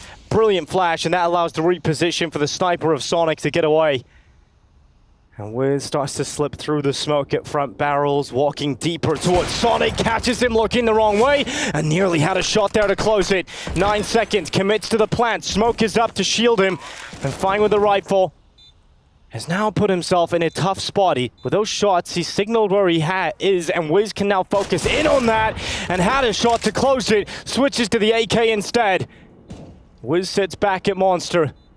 And the time will start to tick. Fang does not have a smoke. He has the kit though, and realizes that maybe he has to try and draw Wiz into this fight, because he could have gone around short. He could have gone anywhere at this point. So Fang is just banking on him being close, and that's the only way he can win it, is just taking that fight, being confident on the swing, and Complexity, another round that comes close that they pick up on this CT side. Yeah, nice extended clutch victory from Fang. That's massive in the 1v1. And I think unfortunately for Wiz, just with the way the round was playing out, he kind of put himself in a position where he couldn't keep eyes on the bomb. He had to call that fake at the end. And Fang still able, by process of elimination, to find him out. But an impressive attempt from Wiz that falls just short. Complexity's up to double digits, they're up to 10. Oh, EG are just so close to getting this 15th round, but they're never getting that final moment, that final hurdle is eluding them. 3 straight from Complexity now. Yeah, and a lot of close ones too. Think about that Grim lineup, you think about that clutch now in the 1v1. We have to see a UMP in play, Jason. That's where EG are at right now. I like it. Why the hell not? Well, many reasons, but we'll not get into that. The UMP for refresh. Let's see what he's able to get done with it. Yeah, you never know. Double toxic setup at the blue door. Automatic's going to back away. JT and Floppy to defend the B bomb site. So this B hit could actually be really impactful with only 2 defenders here. Oh, automatic. Oh, that is free. Grim, give him that on a silver platter, didn't he? And now the attack into B. Oh no, Complexity, not like that. Okay, Nealon on the Tech 9. Grim gives him the first kill and connector, and then they just barrel into B. It's fine in Sonic, but what can you do with 2 versus 5 so far away? Yeah, that defense was not good enough, not tracking how close they were to the bomb site. Grim coming through a smoke as well, and Blue Door seems a bit unnecessary at a round like this, and all of a sudden that streak, that little bit of a comeback that was getting started is cut short. Money's not good for Complexity either, and they have no losing bonus built up. So it's going to be 1,400 on Floppy, 1,900 on JT, 2,550 on Grim. I'm doing the math. It's great. You got all the numbers, Jason. Bring all the numbers to the table, and I cannot believe that this is the 15th number of rounds that EG picked up, and how they do it in this fashion is... It's a classic. How the... Just B? Just like, why? I'm so confused. I'm so confused how that worked, but it did. And now they only need 1 to force us to map 3 of this series. So you give those Tech 9s like space to be mobile and close the gap. This helps. Yeah, that helps. It doesn't shift the defense at all, but like JT's playing, I mean, neither JT or Floppy are actually keeping eyes on any kind of a walkout. So that's just like when the hit comes in, they're so much closer than Complexity expected. Well, timeout for EG actually taken here. And Vorborg have his say. They want to try and close this one out. Don't choke it away. Don't concede 5 rounds in a row and go to overtime. Just want to figure out the best path to victory in this round. They should be all right. That round is like a double whammy. Yeah. Like, obviously, you get to 15 on Tech 9s, but because so many people survived as well, like, you had upgrades, right? 3 players were able to pick up, weapons off the corpses of Complexity. So money's good. There's plenty of opportunities for EG to have strong buys during this final stretch. Grim and Fang, the 2 Complexity defenders with rifles at M4 apiece. Fang out towards long with his, Grim at the B bomb site. They better be impactful. Oh no! The weapon switch. Oh, you don't like to see that if you're an EG fan or Automatic. That kind of sucked for him. Good opening though. And Complexity will take everything they can get in a round like this. You got 2 rifles. One of them's just found the opening kill. They can't recover the weapon, obviously. So they just have to hold that advantage. And now EG start to think about B already. They've been not thinking about mid at all. Not thinking about connector. All towards B. It's a double barrel setup right now between Floppy and Grim. It's like a posh British surname. Double barreled. Oh, it's nearly double barrel. They moved away from it. And under 1 minute left here, EG. Lots of time. At least this time, Floppy from Barrels is keeping track of Monster. That's a good spot from Sonic to know Short is under attack. JT's here, but he's far back with the Deagle. Grim's at least going to have information, or is he? Floppy's blinded, and there goes Grim. Oh. Refresh and Breeze coming in with 2. JT will do his best, but this defense isn't looking like it's going to hold water. There is still a chance. They've done a lot of damage onto Nealon in that engagement, so the Deagle can bring him down in 1 body shot. So you are looking to whiz his AWP here, and they don't feel comfortable about getting that bomb down. Well, the head is covered off. Oh, what a shot from JT. He just emerges, takes a shot, and goes back down behind cover. And Nealon's running away. No bomb in his back, no time, and it's a save of the rifle. Ooh, okay, Complexity, they're very happy with picking that one up. Yeah, that felt sketchy for a moment, but you have to say, I mean, nice double kill from Fang and JT with 2 bangers with that Deagle to be able to shut things down. And just barely hold on to the bomb site, so Complexity lives to continue fighting. 11-15. I'm gonna drop one. There's that opening engagement from Fang's push. Here's the kills from JT. That one and on the op at the end of the day.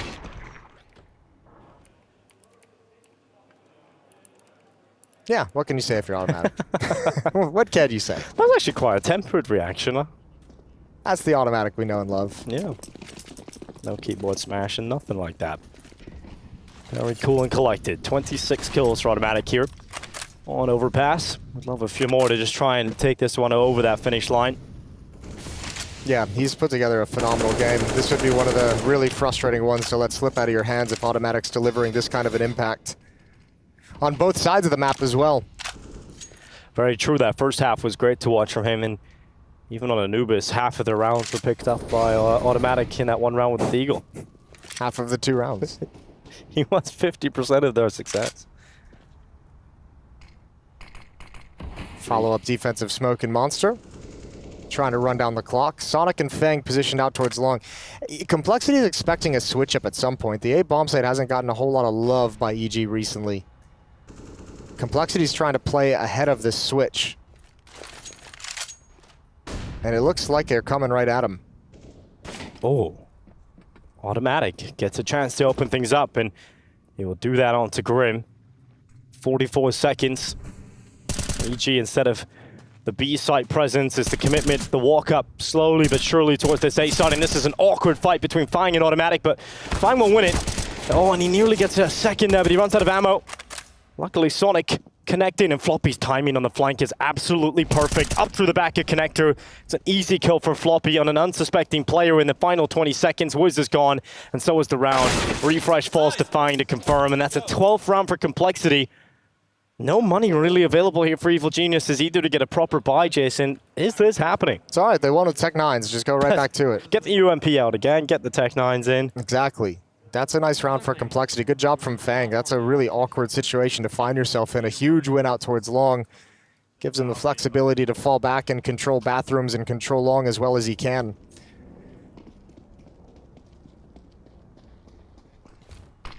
Well, the first teams to be eliminated in this competition were Nouns and Fnatic, and one of these teams will join them at the end of this best of 3.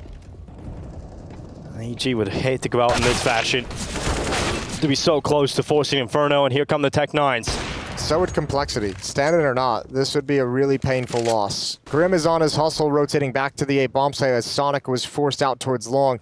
Sonic's got to be careful. Doesn't seem aware, doesn't seem engaging the possibility. Breeze trying to cut him off. No idea of this position. Grim, a superficial check, and there's Breeze finally arriving.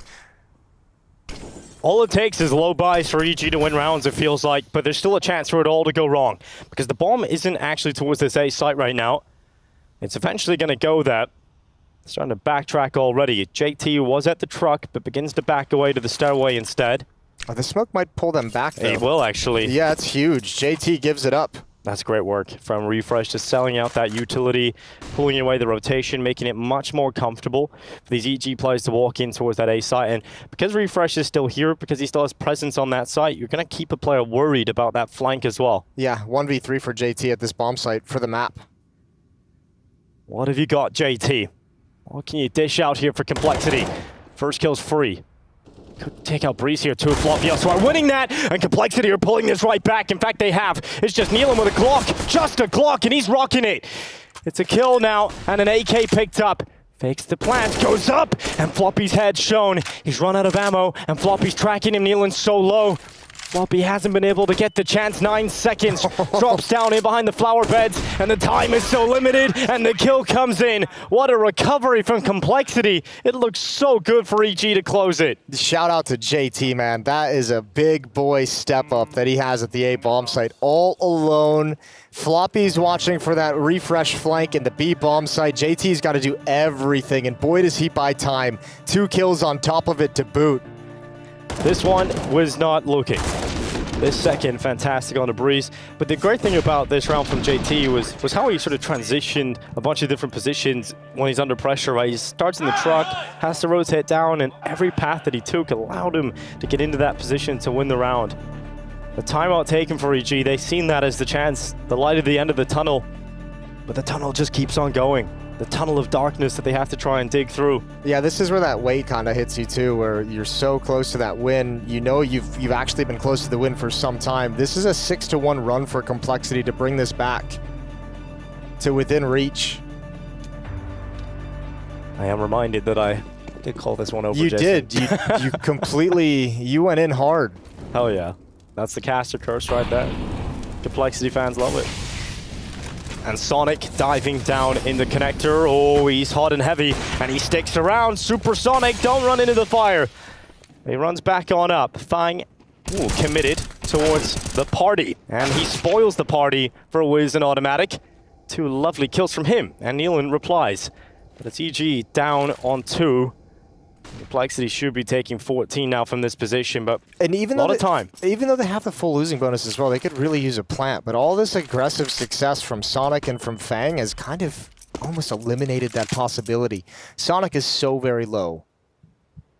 But they've got no idea where he scurried off to. Yeah, there's a lot of time still at least, but yeah, you've got so much ground to make up. It's a bomb plant is what you're after here if that's you're the main EG. thing, right? If you can find a path. There's a path somewhat open to them towards A if they get past Sonic. Grim is now rotating back up though. And Sonic's holding. That's the bomb down. Refresh alone for 45 seconds. Complexity will be taking a 14th round here. Sonic is doing a great job, and he'll close it. All 30 rounds needed here on Overpass. With 4 health as well. Remember, he started out fighting in the Molotov. Sonic is doing some work. He nearly did kill himself by running back into the fire. Yeah, he almost did. But, I mean, man, you got to give credit to the Halzer compression he's busting out today. The volume of frags ain't there, but the impact in some of these rounds from this op has been wonderful. Give him very those damn serviceable ops. stand-in today. Yeah, it's been great to see from Sonic. Because there was like some questions, based on our newest performance, what level is he really at? But when EG have pushed them to the limits, pushed him to the brink, he's delivered. And here we go, round 30. Sonic, he's been sent in, confidently going for the opening through short. A lot of control taken here for Complexity early on. Oh, the nade to blow open the door. Oh, good find for Sonic, and he is really activated on this map. And the Sonic blast right away.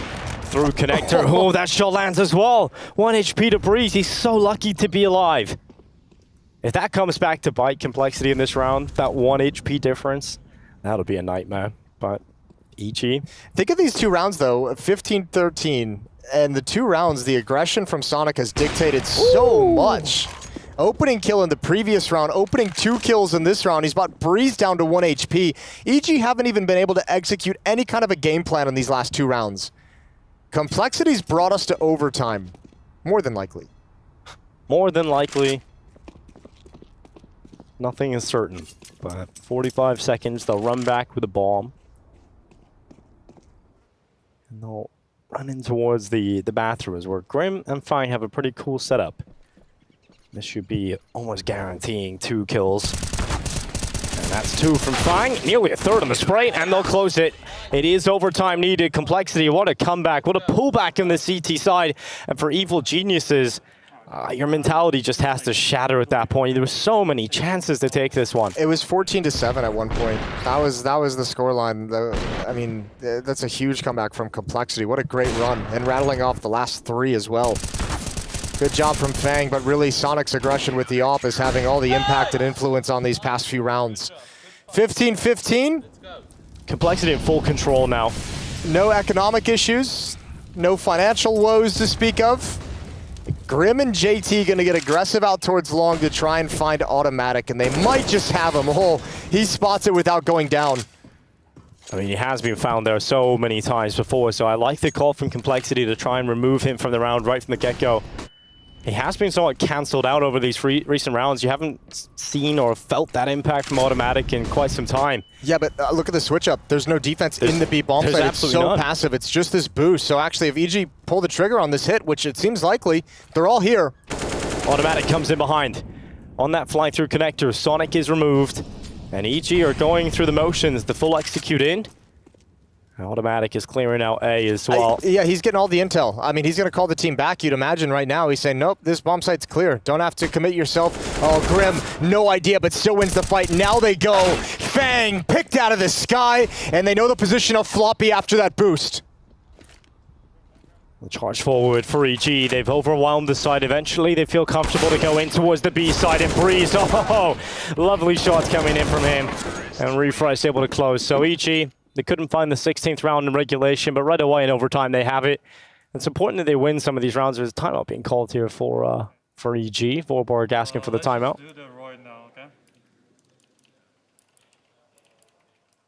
Not getting one. They might not have any remaining.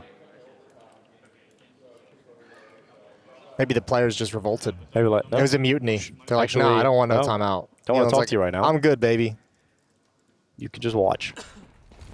EG, it's really important that both of these teams find success on these T rounds in overtime because they both had some struggles here.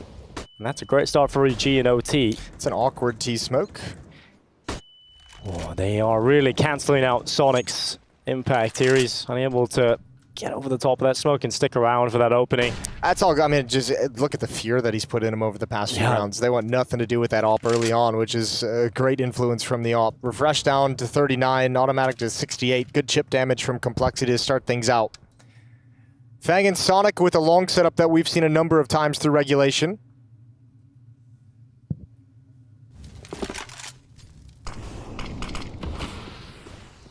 Oh, it's very slow here for EG. They don't want to be caught by any of the Sonic setups, as you were saying. The fear of the Sonic has been put into them. And so they're taking control of bathrooms. They have done that. They've got Automatic into a really good spot. It could even become a late round piece, as EG still in limbo about where they want to go with these 45 seconds that remain. I think Complexity don't have any info right now, so they're really worried. And so you send Fine out for a bit of a play forward, and Sonic, oh, good timing to peek out of the bathrooms. Nealon walks up Con, and at the exact same time, Fine comes out long side. Yeah, but there's still an X factor here, because that means Automatic can step up into the bomb site itself, and again, find it's clear and call his team over. So now they at least have the bomb site. If they can find this kill on Sonic, give themselves some room to work with, Automatic's tucked himself into a clever position. But the longer it takes for them to find a kill, the worse this gets, because the retake has them boxed in entirely. Oh, Sonic's not checking this ever. Nope, not at all. Automatic just peeks out. Easy pick for him out of the corner. And the advantage still with complexity of the player count, but EG, they've sunk their teeth in deep on this site for the post plant. JT's got to try and forcibly remove them from it. Automatic still fighting, finally overwhelmed. And Wiz is left in the bathrooms with all to do. Nice quick shot. Oh, a second. Wiz is having some fizz, and he's going to go back in again. No, but the defuse is stuck. He didn't see him. The defuse just held, and what a ridiculous round to lose. Oh, Wiz did so much from the bathrooms, but it just on the peek out, he didn't see the defuse. It was held too wide, and yeah, the head sinks in disappointment. Oh, another round for complexity. He just didn't swing wide enough. He thought didn't do it. He thought there was no world in which JT was sticking that defuse. Those are some nice shots, though. These are fast. This little jiggle right here doesn't give him the information he needs. Oh, it's so painful. It's a really cool defuse stick, though, from complexity, realizing let's get as far away from the blind spot as possible. Well, this is a quick start to the next round. Oh, Grim gets a spam kill right out of the gate. That's quite nice to start out with. Floppy as well under a little bit of pressure due to flashbangs, but look at all the supportive utility. This is getting a bit brawly, a bit ugly down the stretch. Oh, Fang has done a good automatic impression here. We call it the Tim.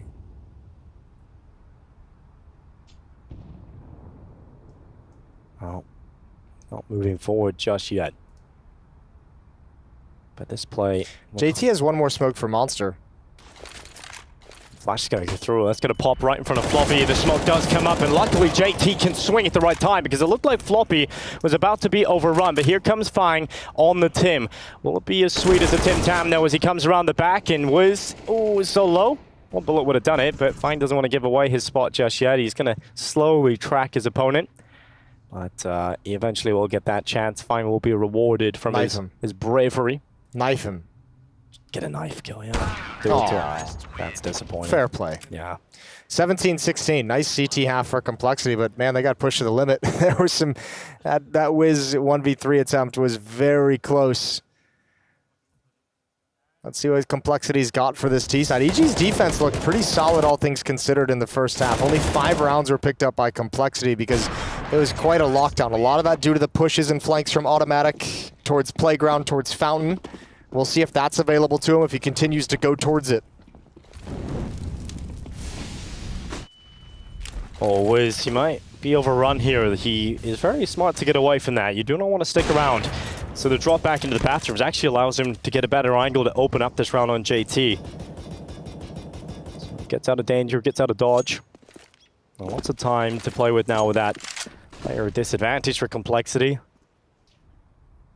They threw 2 smokes out towards water here for complexity. Over towards that B side.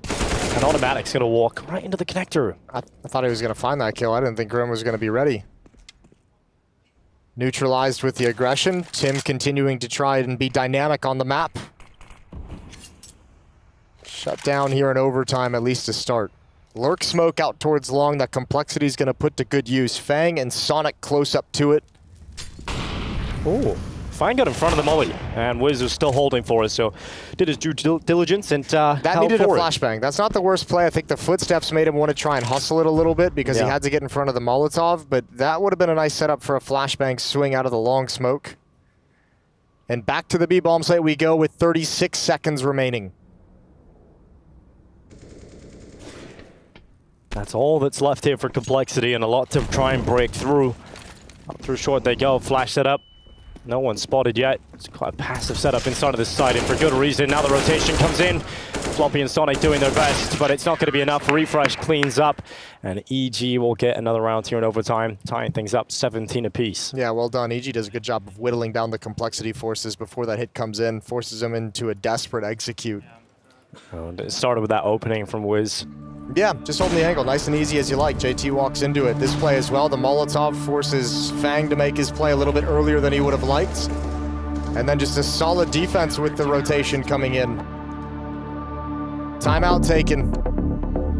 This one by complexity, their 4th and final.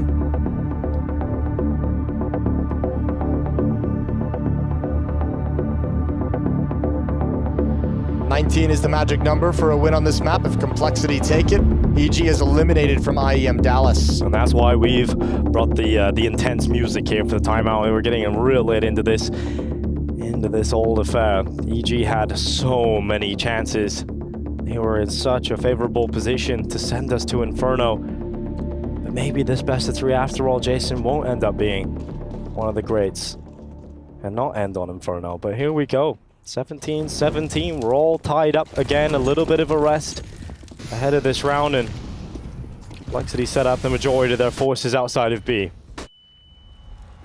And they're charging, they are not stopping. In fact, they go real quick up towards short. They even actually had a boost available for EG, but it wasn't up at the right time, and Refresh is blinded, so he doesn't get any impact from it. I think that was even blinded by a team flash, unfortunately enough. They've gone back for another boost. Ooh, a chance. Refresh, I think, spotted his shoulder.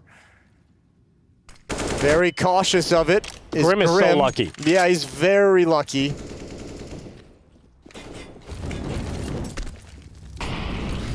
Here goes Floppy, up on the boost of his own, and very close, and does eventually get that kill. Aggression from Refresh. He tried to just catch them sleeping a little bit, but they weren't sleeping at all. They're ready for that kill.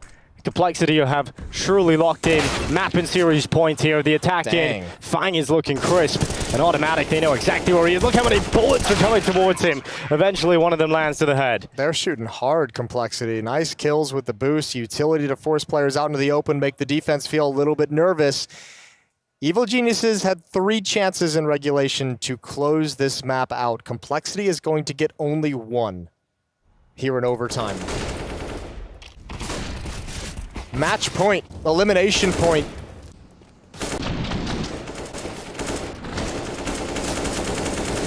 Evil Geniuses have stated how important this tournament is, and I think starting with that FaZe game, probably felt pretty good about it, but this is not being the EG you want to see. It looked good for a while. Looked good up to 14-7. And then it all came crumbling down. Automatic once again pushing up, seeing nothing towards Fountain. There is presence there. He just kind of missed the information.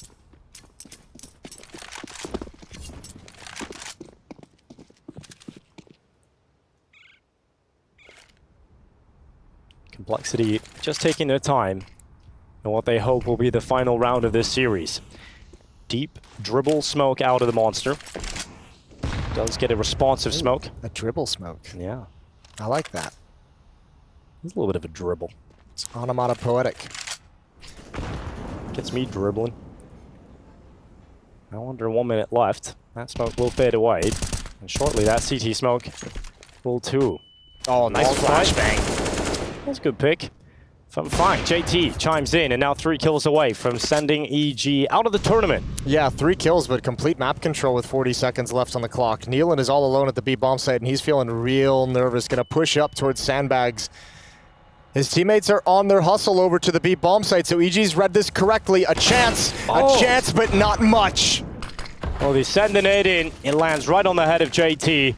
But this is the last stand, the last legs of EG on this B side. It's just Refresh, and he is doing his best. He's pulling this back. Flank's it's a 1v2 of 14 seconds, flank in behind, but he's trying to read that. He's aware of that possibility, and Refresh is looking for it. The Heaven walkout comes in, but he couldn't get his crosshair in the right place at the right time, and it's Complexity that take the series 2-0. They win the North American Derby, and Evil Geniuses are out in Dallas. They will not be progressing any further. Yeah, nicely done from Complexity hanging on. A dominant win in map number 1. Map 2, they had to fight and struggle for it, put under a lot of pressure, and then make it work. And look how crushed Wiz is. He's thinking of that 1v3. Yeah. And Nealon's just head at the desk.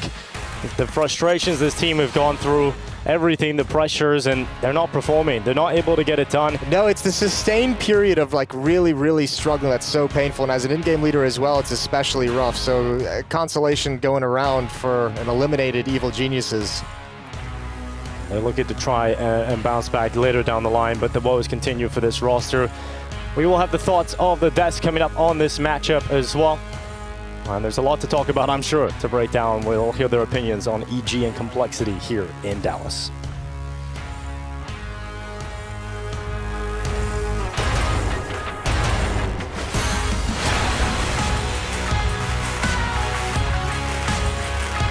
Assuming so. Hey, and here we go. are. We're Welcome back, everybody. baby. We're back here in Dallas. We're I'm your back. host, Maniac, of course. You know who's not back? EG. They're going home, unfortunately. Complexity managing to turn the ties despite EG having a 14-7 lead. Despite automatic, great individual form, Complexity still stave off them closing out and pushing us to a third. Yeah, no maps won for EG. No, none. And what a wasted performance from Automatic, because that was insane. Yeah. Like, Automatic was single-handedly pushing EG into winning positions regularly. The fact that he was finding so much space on his A defenses, even when he was on the T side, he was finding double entries occasionally. Like, that's why a lot of people still have this little just glimmer of faith when it comes to EG and some of the players on that. These rollback moments where you see Automatic doing well, where you see sometimes Breeze showing something, but then the rest of the team, the rest of the structure, it lets them down. The fact that they were able to lose 14-7 advantaged, like, where is the mid-rounding? Why were the calls getting so complex? It was mayhem. Yeah, it's a missed opportunity. Yeah. I think they really had complexity where they needed to be when they were on that 14-7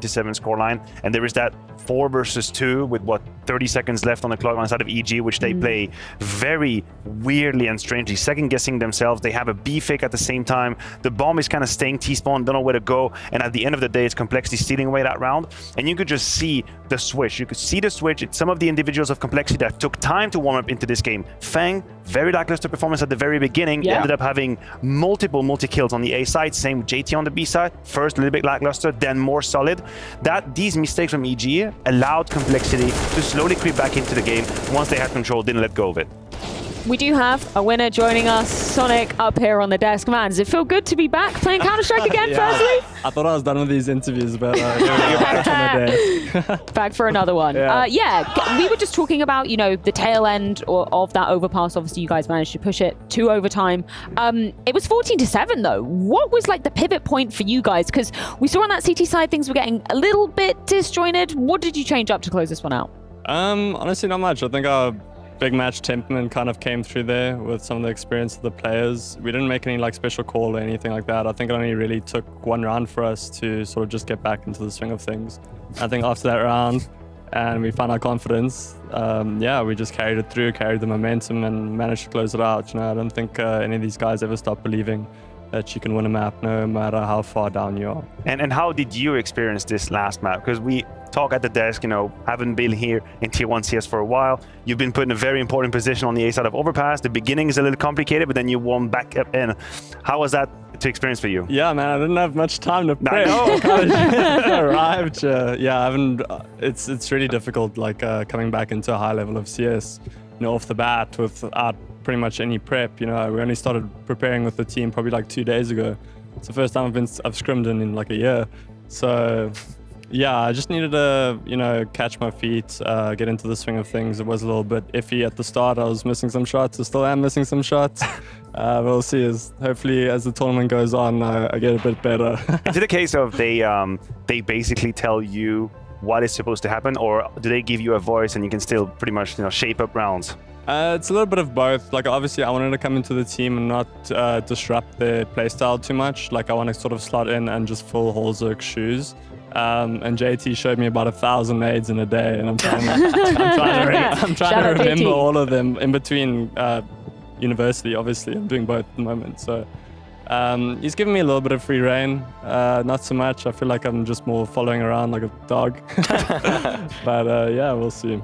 How does it feel, though, to be playing with some of the guys that you have played with on Extra Sol? I think Fang and JT were on that lineup back then, and it feels like, you have obviously taken a step back, but you've gotten to see them grow. So just in terms of the feeling of, does it instill confidence in you that you're among guys that have taken down Tier 1 teams in international competition now? Yeah, I think that's also probably the main reason why they chose me to sub for them. Is we have the synergy. I'm pretty used to their play style and JT's calling style, and I felt like I could slot in pretty quickly. So it was good seeing everyone, and as well across the other teams there is OC and there is Marky around here somewhere. So it is the whole Extra Salt team here, technically not playing together. That's true. So it's great seeing all my old friends. I consider them family since we've pretty much lived together for years and years. One more technical question, I guess. You talked about kind of the meta has kind of passed you a little bit, or just that it's kind of hard to keep up with Tier 1 CS and everything. What do you think's kind of been the hardest thing in that? is there anything you could pinpoint in the meta that's changed since the last time you were competing at a high level? Knowing where the hell I'm getting one-wayed from. Everyone knows the one-way smoke nowadays, and I don't know all the angles. Obviously with the newer maps like Anubis, that was the first official I've played on Anubis. You know, I haven't really played the map in a competitive setting. So it's a little bit difficult, and I still feel like I have that CS knowledge, and even if I just watch a couple demos, like I can understand what's happening, what's going on, why pros are making the decisions they're making. So I don't think it takes that long for me to climb back in. Obviously there's just a few niche things that are different. Yeah. Cool, thanks. We saw you getting a couple of highlight moments on Anubis, though, considering, that was the first time in the official. Did you guys get my AWP no-scope? We saw that. We didn't get the audio for it. So can you explain how you reacted when that happened? I can't remember. I think JT done, I don't know, one of my teammates died in front of me, and then Automatic was spamming the smoke with a 5-7, and so I just kind of heard him, and I jumped in the smoke, no-scoped him, and then Ricky was coming up con, and he heard someone pillar, and I just stepped in the smoke and no-scoped him too. So, you make it sound so there we go. Oh, we got it. Oh, that's actually ridiculous. What the hell? And then one. Okay, the second one makes no sense. And then I jumped. I overheated a little bit there. But, Let's bring up our US Air Force aim high. A lot of players we could be putting under the spotlight for Complexity coming into this one, but Sonic, it does have to be you. I think what impresses us the most, right, is you're talking about the fact that you really haven't had that much time to integrate into the team. You're also studying alongside this, right? Like, what's the balance of that been like, particularly being an NA as well? Yeah, I mean, tough. I think these past few days, I've pretty much just woken up, worked in between CS and my university, gone to bed now for like 3 days in a row. So it's tough. I'm managing it. I'm having to skip some lectures, but I'll play catch up after I'm done here. I'm actually surprised I'm positive. At least I'm positive at the end. No, you could see you could clearly warm up into the game, and you had a couple of these moments at the end. I mean, I've been there. I respect that. The whole studying in the airplane as you're coming over, and then you have to do it again when you go back can be quite exhausting. I'm just looking at the bracket of who you might potentially be facing. It's either going to be the loser of Astralis or Cloud9. Anybody for your money that you'd like to go up against one more time? Honestly, probably Astralis, because I don't want to op against Shiro. He might just own me. There we go. There's no good option there. Choice been made. I don't know. I'll go watch some demos. Little jam on device. Well, we'll let you go and do that. Thank you so much, Sonic. You can leave the microphone here. Great to get to catch up with you one more time. You guys too. Awesome Congrats. I'm loving the vibe from the Complexity camp as well. Like, it just seems like good vibes all around. Obviously, you're going to be feeling good after taking down EG 2-0, but particularly being able to stave off, EG actually pushing them to 3 maps. Great stuff. Yeah, we talk about the vibes. Sure, as they were mounting the comeback, the vibes were really good. There were a moment, though, where they went a little missing. And this is the side of Complexity we like a little bit less. I think that the camera crews were really good at catching some of the reactions we saw from Complexity, a whole lot of frustration building up. And I do think they have to be a little careful. There seems to be a team that can have such variability in the quality of CS they play, whether it's going good or bad.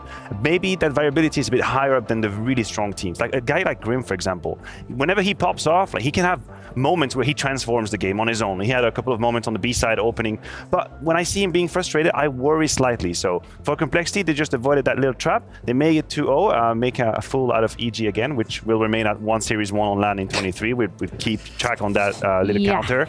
But Complexity do stay up with Sonic as a stand-in. Yeah, good stuff from them. Not so much from EG, but I feel like a broken record saying that again and again and again throughout 2023, Maui. EG's just been a series of disappointments, and this is another one on the tally. So where do we send Automatic?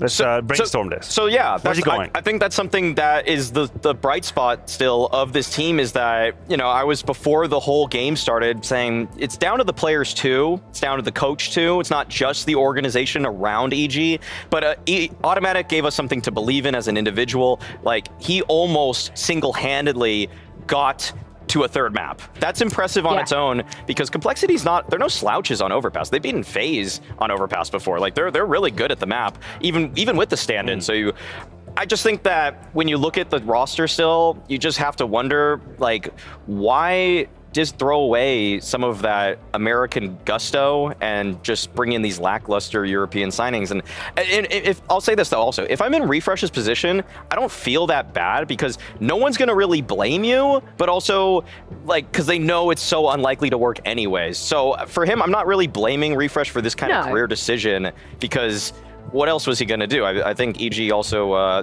they actually provide you with a lot of stuff. Like, they have a lot of people in their staff. Do you agree with that sentiment? Because, I'm not pounding on Refresh here. I think that's not the point. No, but it's just kind of a sad way to see his career, potentially be fizzling out. Where I disagree is that I do think people will pinpoint him and say, he's done. Like, I think that's what people will do. Although there is obviously a contextual factor to be put in, and in a sense, that was his decision to go into EG, knowing fully that this might be a complicated and turbulent time, so he made that decision with both eyes open.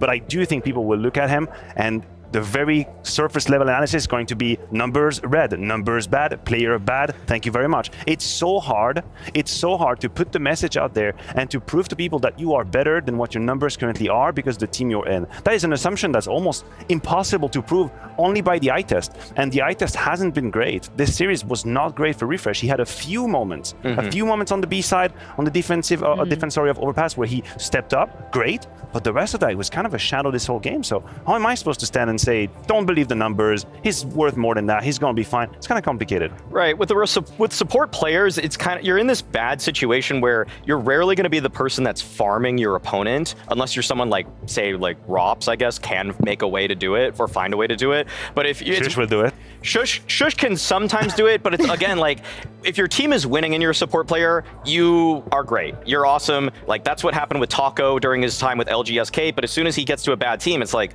dude, it feels like he's a problem all of a sudden, even though he's just doing the same stuff, but they're not winning anymore. So, like, support players are never going to get any real glory in this space. I think Maniac can attest to that a little bit, having been one for a little bit, Support my whole life. Yeah, I'm supporting on the desk now. It's perfect, throwing them flashes. Exactly. Like, you never really get all the glory of, like, HLTV top 20 of like, second in fraggers, or oppers for that matter. Like, all those guys get all the glory. Yeah, unfortunately for EG, that does mean the end of the line here at IEM Dallas 2023.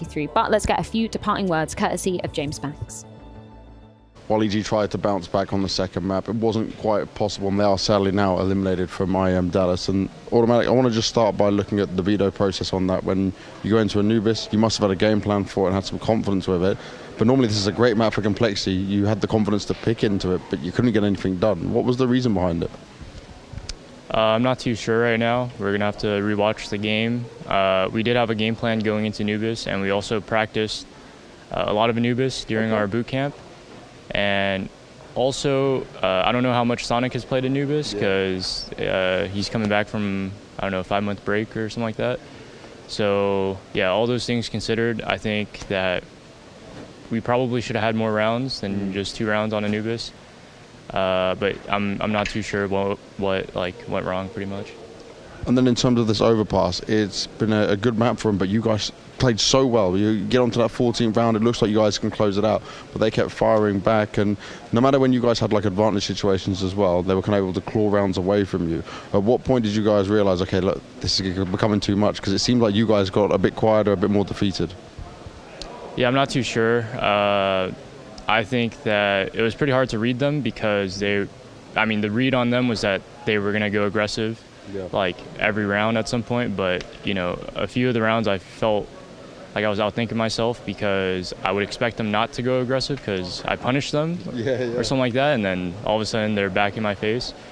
So that's definitely something I'm going to remember for next time. But yeah, it was hard to read them. They were playing really well. And yeah, I don't know, we just kind of fumbled it at the end. And how would you just sum up your Dallas performance overall? I know, yes, not getting the wins is going to be what's pained you guys, but we see that game against FaZe, which was solid. Your individual performance here on Overpass was good as well. So are we seeing more positive signs than what you've seen in the past?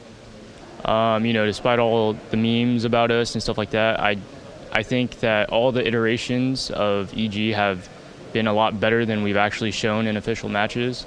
We're definitely better than what we showed today and what we showed against FaZe even though that was a close map. They probably didn't play their best game, but we didn't either. And that's kind of been the story for us. And I'm not too sure what contributes to that. I think we probably just need to grind more matches together and get more experience with, pressure on us. But yeah, I think we're better than we've shown in the last year or so. But I'm not too sure what to do about this. And in terms of that, I know Refresh was playing online with like high ping, right? Is there a chance for getting all 5 players playing from North America, grinding out in the games there, getting the official reps in, or maybe you go to Europe and do it? Yeah, I mean, that's, I think, the plan. We had some issues with visas and stuff like that, so that's why, Refresh couldn't come to NA to play some of the online tournaments. We also went over to Europe to play some of those tournaments, and I think those helped, but I think we just need more. Yeah, I think it's like we need to grind pretty much, but it's been hard to grind because of logistics and things like that, so yeah. Well, hopefully during the player break you can sort out and bounce back. Thank you very much for talking to me, man. We'll see you next time.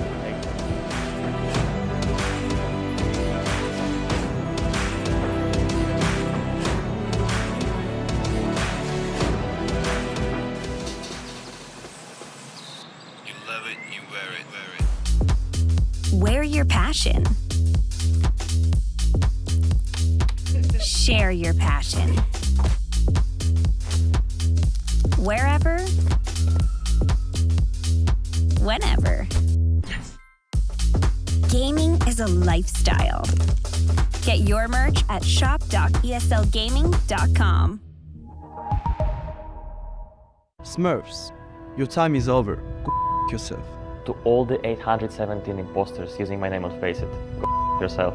To all your grievers, go yourself. Go yourself. Go yourself. Go verify yourself for free today. In 4 easy steps, you can join the battle against Smurfs and compete with confidence against real accounts. What did you think they were saying?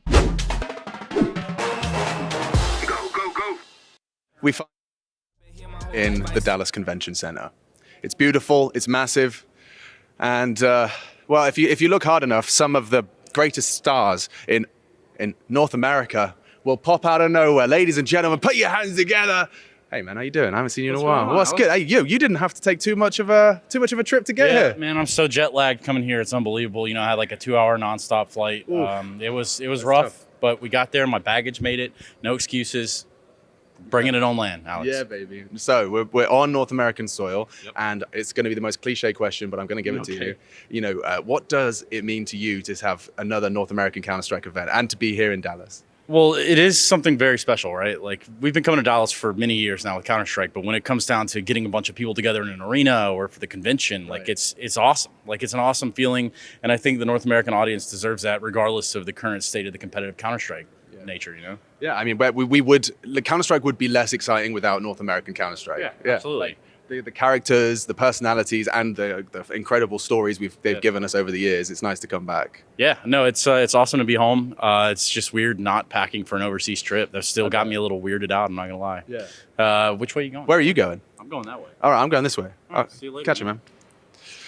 So as I was saying, yeah, you find some stars as you walk through the corridors. Cool to see Mr. Serenthus, and just the sheer size of this place, it's kind of mad. Like, it's connected to the hotel, but I was late because it's a 15-minute walk. I thought, oh, it's connected to the hotel, like it's going to be a nice and easy time. No, it's ginormous. It looks like Austin Powers villain kind of den. And speaking of villains, actually, we have Amit here in the flesh. Amit, a producer extraordinaire. He's a big part of that Pro League revolution we've been running. How are you feeling about being here, boots on the ground in Dallas? You pushing the buttons and twiddling the knobs? And No, I just kind of tell people what to do, you know, a little bit, looking at the screens, deciding what's good. But yeah, it's my first time in the States, here in Dallas, so very excited. Okay, what's on your checklist? First time in America, what's on the hit list? Fast food. Yes. Fast food. Yes. Fast food. And maybe some slow food, if you've got time. Nah, everything's going super quick here, so yeah. That's for sure. I need to gain some weight, so. Yeah, dude, get on the bulk. Do a dirty bulk, a full dirty America Need bulk. to become American, you know, no offense, of course, but yeah. Yeah, treat yourself. Dude, there's some great barbecue joints around here. Oh yeah, I was told. We're definitely going to hit up, so yeah. Okay. Brisket's on the menu. Thank you, Amit. I'll steal no more of your time. All right. Cool.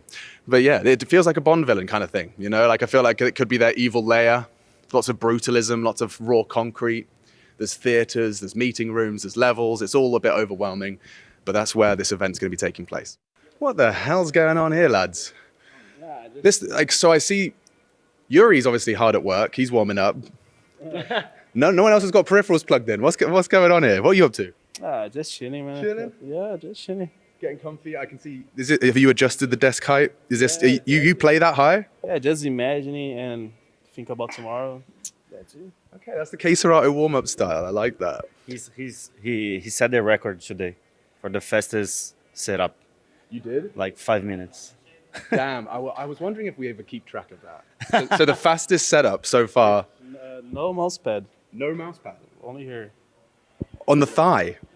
Okay, we're learning a lot of new strategies here. Mr. Drop, hey man, how's your first day here in Dallas been going? You got your setup done? Were you as quick as Queserato?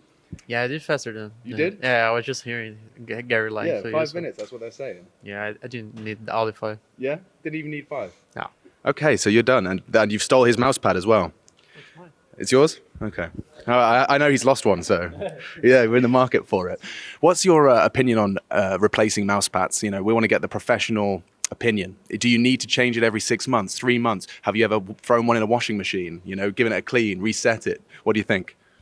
Actually, it's just how comfortable you feel using the things. That looks brand new. Yeah, I just bought it like a week ago or something like this. I've been using like the GSR for like 2 or 3 years. Yeah. Like I just replaced that one time, but I heard Monesi, and he was like changing like the 3 or 6 mouse, so I just decided to change mine too. Okay. Maybe it's superstition. Maybe there is something in it. What's your opinion on the mouse mat changing? Do you do one like fresh one event? Do you have like a lucky mouse pad that you say your prayers to? What's? He can answer for me. Oh yeah, go on. Yeah, he changes every time. Every he's just time? like, yeah, he just wake up and he's like, oh, I need to change my mouse pad, so he just goes and do that. Dude, I can imagine you just have a cupboard. You just go to your cupboard and just like, yeah. I had to feel it. Yeah, you have to feel it. Yeah, I had to feel the vibe of the mouse pad. If you're gonna give me my confidence and something like that.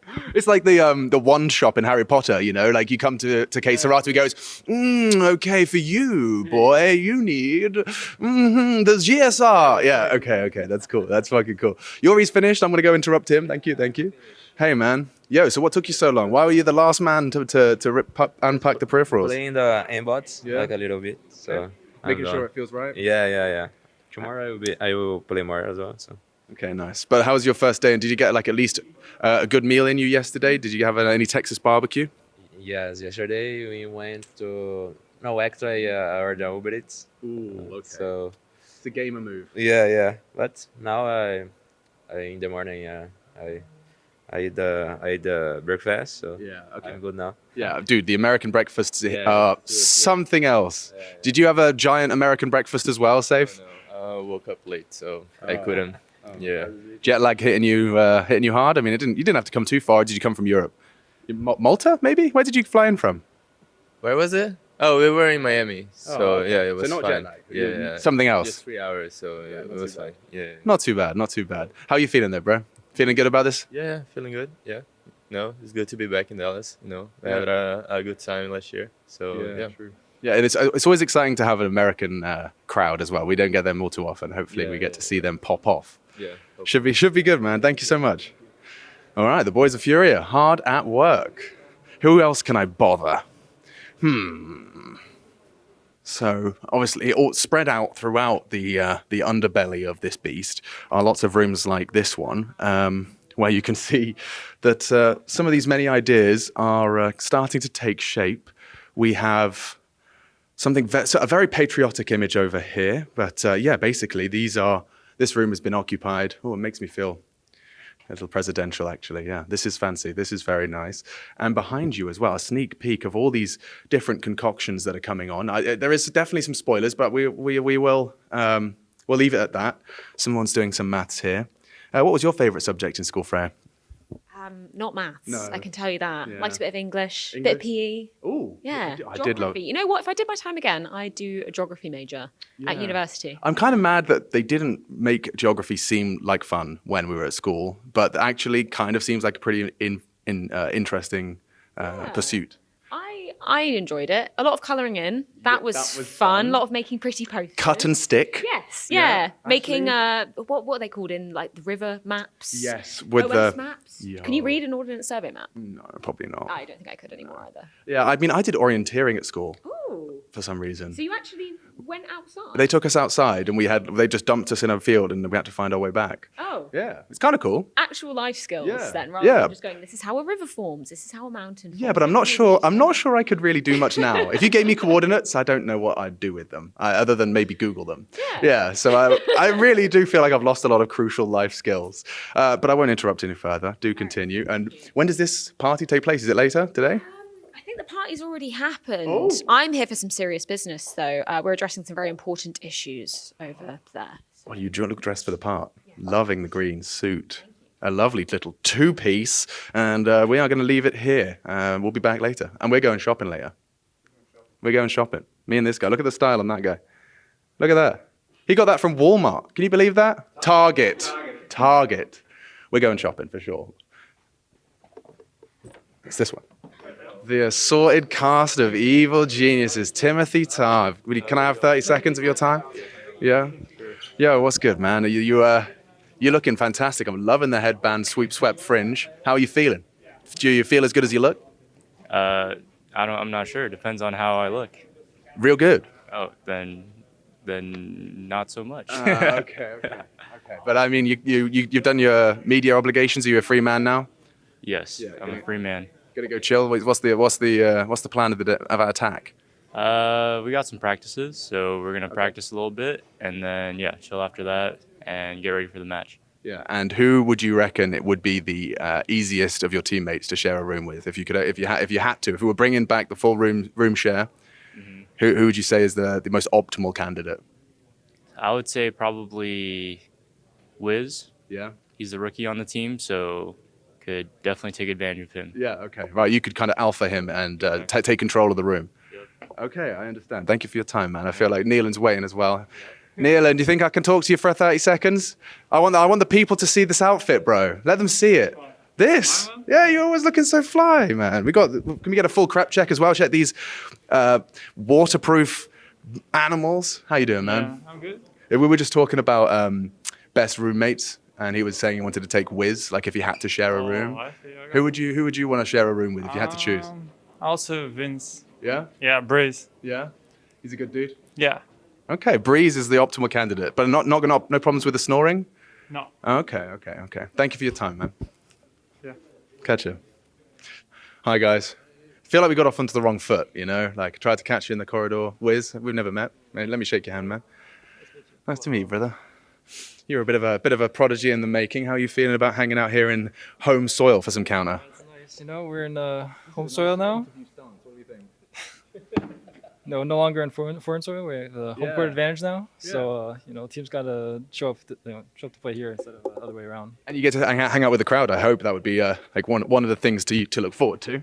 Wouldn't you say? A bit of North American fans cheering, chanting the EG name. That could be a cool goal. Yeah, that'd be pretty insane, honestly, having the crowd cheer for us instead of the other way around. I mean, yeah. Oh, so you felt the crowd against you. Uh-huh. You felt the crowd against you, but you haven't necessarily got to feel that home crowd advantage before. Yeah, that'd be nice for sure. That's just a to nice experience goal. it. Yeah. That's a cool goal. I need to talk to this cool dude over here as well. Yo, these dreads, you call them dreads? Yeah. Fucking love the color on them as well. Really cool. I mean, I just dyed them 2 weeks ago, I think. Yeah. So I'm trying that for the first time. So. Dude, I mean, how long, grow time? It takes forever, no? Yeah. Like, how long is this growth? I think I haven't cut my hair in the length since 2022 at the January. Yeah. So if you wanted to double that, you've got another year or two. Yeah. So it takes a long time to grow them. Yeah. No, but they look great. And how is the feeling for you playing across the shore and getting to play with these boys now in a North American event? It must be an exciting opportunity. I mean, I can say so much that I appreciate playing with them in the same region that I'm in, because I've been playing on Hyping for a while. God. So I'm just really happy, that we finally can be together. And first time at a lane, with low expectations is where you can do the most damage. So I'm looking forward to it. You're speaking facts, straight facts, no printer. Yeah. No, legit. And I think that's it. It's actually a really interesting thing about, obviously you want to believe, the power of belief is real too. Yeah. But it's such a notable thing in Counter-Strike of when teams are on the brink of disaster, they tend to have these beautiful fucking moments. I'm not saying you guys are on the brink of disaster. I was just saying that you've had your fair share of hardships and you've got low expectations, well, that's usually when the crazy things happen. And you have the capacity for it, right? Yeah, I mean, I think the Paris major was clear, proof of what pressure can do to you and to the top teams, and what the less pressure can do to the underdogs. I mean, it's like we have seen a lot of upsets, even throughout into the final. Like I think Game Elite just run Apex, Intro Breach. I mean, you wouldn't name those to be the top 8 of a major. So I think less pressure is. I think it's really healthy in the beginning of a team, on the rise.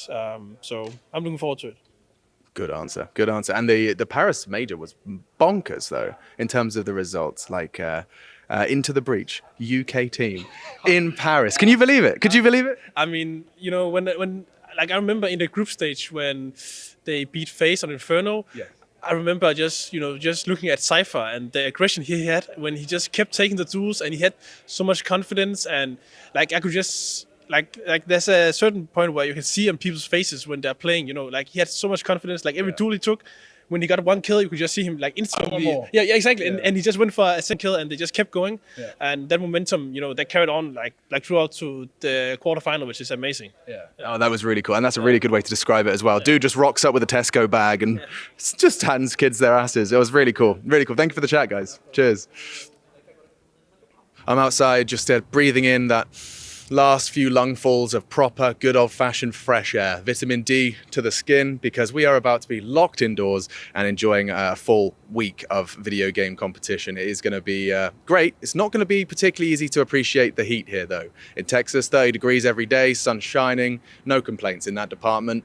But that's about enough for me. I think I'm going to go back in to my air-conditioned box. I'll see you later.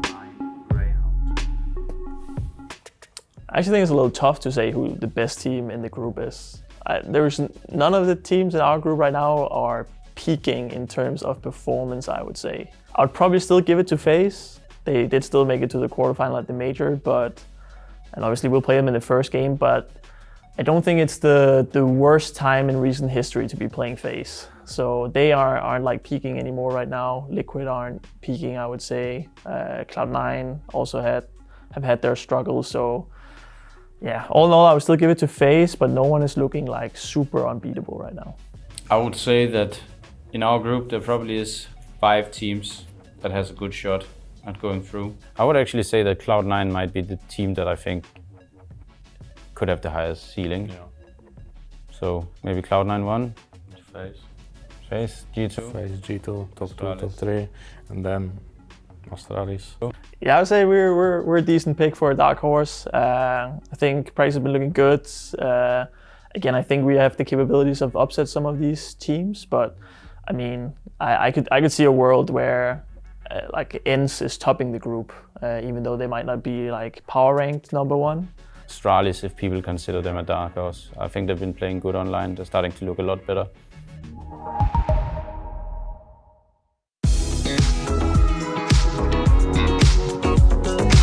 I think Stick. I go Twist. Because I don't know who they should change. I'm not entirely sure either who they should change, but I think they are looking not so good right now. They need maybe some experience. Mezi as IGL. He just started to play as IGL like 1 year, maybe, I don't remember exactly. Right now with every single lineup, everyone's having good moments and incredibly bad moments, like every single lineup. I like Fnatic and what they have been doing recently. I think they're alright and moving into the right direction, like Chris said here. I don't know, they just need time and they need to figure out why it's coming down to close games they are losing. I think FaZe also has good games, seems to have good mechanics. Maybe they can enable him more, I'm not sure. Yeah, I would say Twist. What better motivator than being the only man in history to have the double Grand Slam in 2 different regions? Did it open, he reacts faster, Twist! Oh, baby, what is that? Simple's posted, Twist, you got no hope! No! No way! The King of the North has claimed his stake to NA! Our first steps going towards IGS with FaZe Clan was Katowice last year. That tournament was very funny for us. We had the substitute JKS in and out. He's filling in for different players, different roles. Our first final in a long time for all the players. I think we just really wanted to win it really bad, and a lot of momentum started there because it was also our first LAN with Robs. He came back just in time to qualify for playoffs and to be there for playoffs. He drops in! Oh, talk about... I feel like that event in particular did a wonder to FaZe as a team, in terms of team unity. For Carrigan especially, it was that Katowice trophy. You could see, like in his winning moments, how important winning a Kato was. A Kato win is big, you know, it's right there next to a major. I think right after Katowice, I think my mindset completely shifted, and I kind of wanted to use the pressure in a more positive way rather than just, you know, thinking about it and not knowing what to do with it. You know, I just want to like destroy these teams that we're playing because I just want to accomplish this thing. And individually, I know that I can be the first one to do it twice. The gap window was closing, you know, the full like Indiana Jones, Temple of Doom, just needing to grab that before event count ran out for the Intel Grand Slam. If we were not able to do it and we ran out of chances, it'd be, no matter how close we were, it'd be extremely disappointing. They showed up in EPL. I was already quite convinced by the time they got locked in for playoffs. It was like, I think Maui Snake said something during one of our desk segments. He said, Grand Slam form phase. And just that combination, it was like exactly what I felt like we were watching. It's like they were so focused. It wasn't flashy in the sense that like they weren't trying to do too much. Very self-assured, kind of self-contained. I can't believe it's gone full circle. I used to hate people saying play their own game, and now I'm sitting here in an interview saying FaZe played their own game. We played pretty good CS in Malta, and I think that was based off, you know, momentum, adrenaline, and, you know, just really wanting it bad. When we won this 3v5 in A-site on Ancient, where I aced, I kind of felt like that was it. Giro deals with Carrigan, Axel traded, no way. Twists with a double. He's looking for his second Intel Grand Slam with so much on the line. Twist is still a threat out behind the big box. Another on the tally. Twist is on a mission. 4 out of 5. Baits the shot. Naphani's moving in.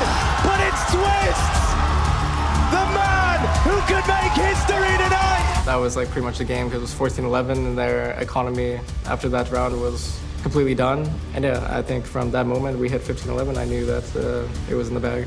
They can't find a thing! FaZe Clan doing it 4! I mean, Twist legacy is one that I think is going to continue to grow and develop. To be the only one to hold 2 Grand Slams. And I think what's most exciting and enthralling about that is he didn't need to go. Like, think about the time when he left Liquid. Like, best team in NA, probably great salary, hanging out in your hometown, you know, you didn't have to go too far, but he was hungry for like more. It's very important for my legacy to accomplish this twice. I feel like somehow there's still a debate whether or not, you know, I'm the most accomplished NA player. I kind of try to seal that every chance that I get. You know, I want to be, you know, this figure in North America. I want to, you know, prove that everything I did was worth it, not only for myself. Everything that I grinded for with FaZe throughout 2021 was extremely worth it, and believing in Finn's process. We're at the beginning steps again, you know? We kind of reset, had a low momentum in 2022. Now we kind of have to build that momentum up again this year and, you know, use the Pro League win as, you know, hype.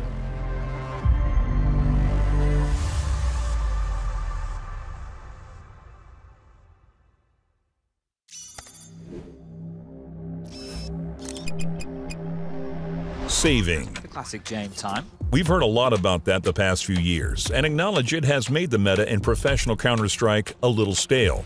We're looking to keep the meta exciting and encourage risks, so we're introducing long-anticipated player bounties. If you stay alive in multiple rounds without winning, you'll have an additional bonus bounty on your head once you go down.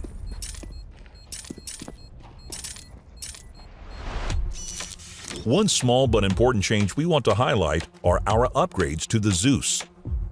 We're giving it a power surge to make players consider it a serious investment. With agent skins introduced, players found new ways to blend in with the environment. We're taking that one step further. Nanotech coding, available in the equipment section of the buy menu, will allow players to blend in with their environment after staying static for an extended period of time. As we move forward to CS2, we're looking to redefine movement. With games growing lengthier over time, we're reducing both round time and rotation time. So, what's next for CS2? Well, as you can see, we don't know either.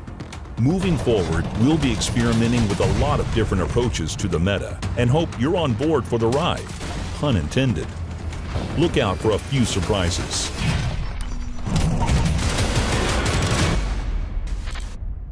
Comment below for a 99.9% chance at beta access.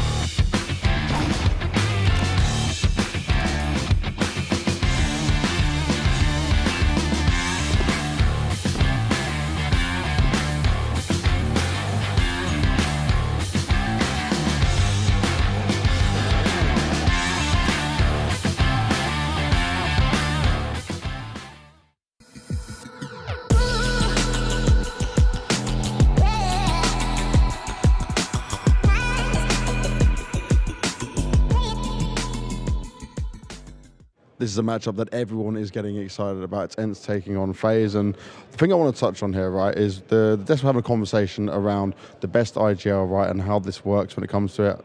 I'm not talking about just your tweet side of it, but this thing about you are working with less pieces, right, in terms of the money, the opportunity, despite ENCE's recent success, where FaZe have obviously a lot of opportunity to get what they want. So does that make you a better in-game leader, in your opinion, because you work with less? No, like kind of like this whole interview has been like twisted, because what I essentially said in that interview was actually that Kerrigan was the best in-game leader for 1.5 years. Like, he has the best results, he won the Grand Slam, the major, everything essentially. But what I said is when I play all of these teams, I need to believe I'm the best. I cannot go into the match and think, he's better than me, let me just roll over. That would be stupid. That's mega stupid, right? So my point is, whenever I play all of these other Danish in-game leaders that are also great, I believe I'm the best on the server on that given day, and I also believe that today. I like that. So the strong mental game as well. And taking that strong mental game, is there mental mind games in a matchup between you and Kerrigan like this? And especially when it comes down to this veto, which I'm expecting to see some changes in? I don't know if there's any mental mind games. Obviously, you sometimes try to throw a curveball, but in general, I think FaZe and us, we have had a lot of good matches. I think it's 9-8 or something in our favor in maps over the last 1.5 years. So it's always close matches, and I think we are a team that has, I would say, a pretty similar style in a lot of ways, and I think that's why it's always a good matchup. Built in a similar way as well, but what gives you the advantage? Well, that's hard to say. I think that we have a good game plan usually, and I hope our game plan today will also be solid. He's got a smile on his face while saying it as well. That means a deadly game is on our hands. Let's see how it goes. Thank you very much, Snappy.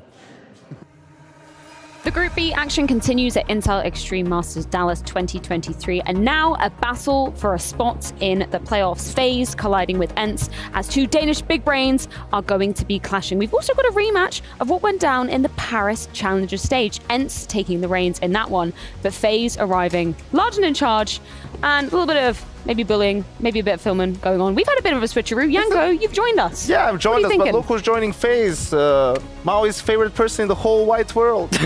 He's never lost a BO3 as a coach. 100% win rate, Coach Eddie. 100%, exactly. Is that going to be the difference maker today, Maui Snake? Well, there's one major winning coach, but he's not actually going to be a factor for you. If I'm going to give it to you straight, it's Robin that is behind FaZe, much to my chagrin. And sometimes I do wish it were Eddie, just for the vibes. But in terms of what Robin's going to bring, in terms of what Saw is going to bring for ENCE, they too are going to be supporting this clash of minds between Snappy and Kerrigan. We've obviously built this up so many times because of what Snappy said, but I'm glad that Snappy clarified with James Banks more or less what he meant by that statement, that he's the best Danish in-game leader. You need to believe you're the best player in the server. You need to think you're the best leader in the server if you want to have any chance of actually securing a victory. If you believe you can do anything, and ENCE did exactly that when we're throwing it back to the Challenger stage, right? It was a best of 3. It was determining who would go through to that Legend stage, and ENCE managed, to take the mantle in that one. They managed to put down FaZe 2-1. Yes, and where was that ENCE in the Legend stage, right? Like, they looked so incredibly good in the Challenger stage, beating FaZe in a best of 3, right, to go through 3-0. So, yeah, they did extremely well, and it have been a team that are playing really good Counter-Strike for a while now. We talked about how when they lost Pinks and changed Hades, they decided to change their style, be a bit more default team, right, to try to gain some consistency. And over time, they did figure it out and start having some good results at Pro League, right, leading up to the Major as well. But, you want them to bounce back here because it wasn't really great in Paris. Just to reiterate what happened in Paris, it was Overpass, Nuke, and Anubis. This time around, we're getting a bit of a different pick coming out of ENCE. They're bringing Anubis back up to the front, which kind of makes sense because, that was a pretty handed victory. They were looking really good on the T side of things as well. FaZe standing strong with Overpass picking Ancient if we do so need. Is that what you kind of expected in terms of maybe some things changing up? I think probably ENCE realizes that they won't get Anubis as the decider if they don't pick it. So they want to go for it. I think when they looked at the veto and how it pans out if they change their pick, they counted on Ancient being the third, which I think they're comfortable on, despite what happened the Major and the NIP game. So I do feel like they perhaps win out a little bit. I don't see FaZe as a really strong team, a world beater on either Anubis or Ancient.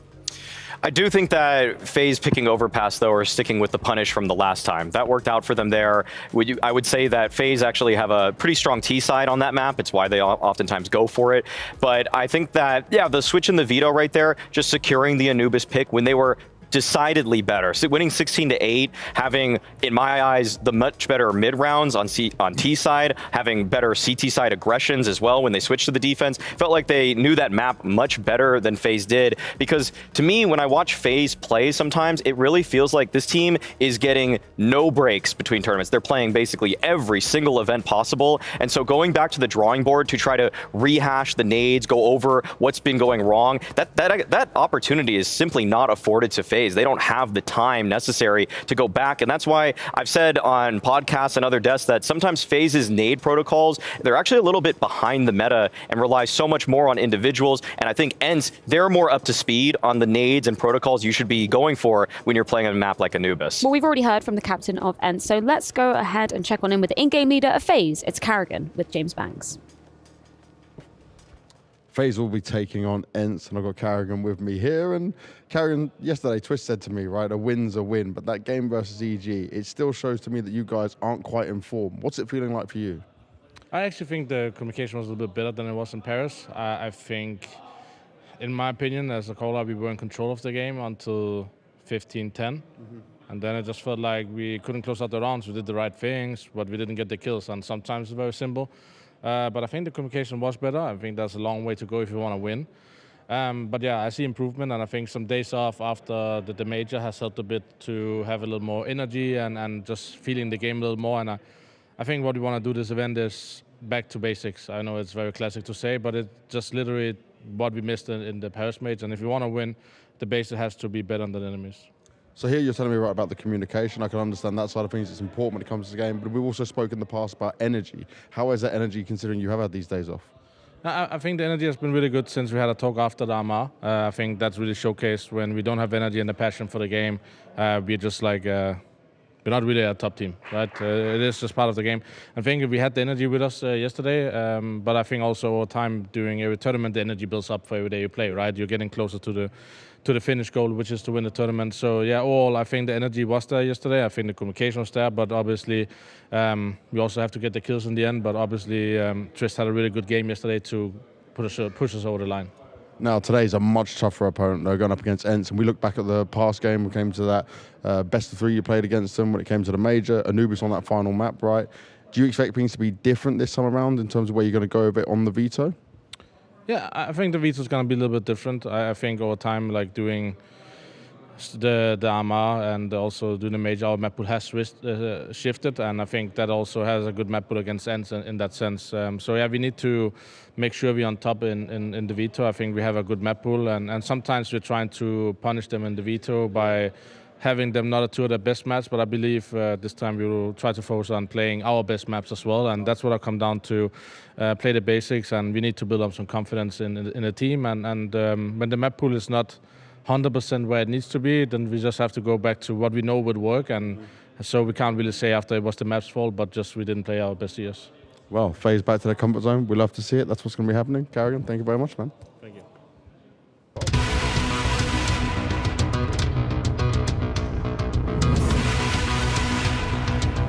Our Colex players to watch gotta be proud, stand out from the crowd. When the odds of the game defy them, they're the best IGLs around, and nothing's gonna keep them down. At least that's what our first IGL believes in ENCE's Snappy. As he looks to replicate his team's Paris major performance, 2 high-level executions on the trot would help him improving his leadership prowess to the world.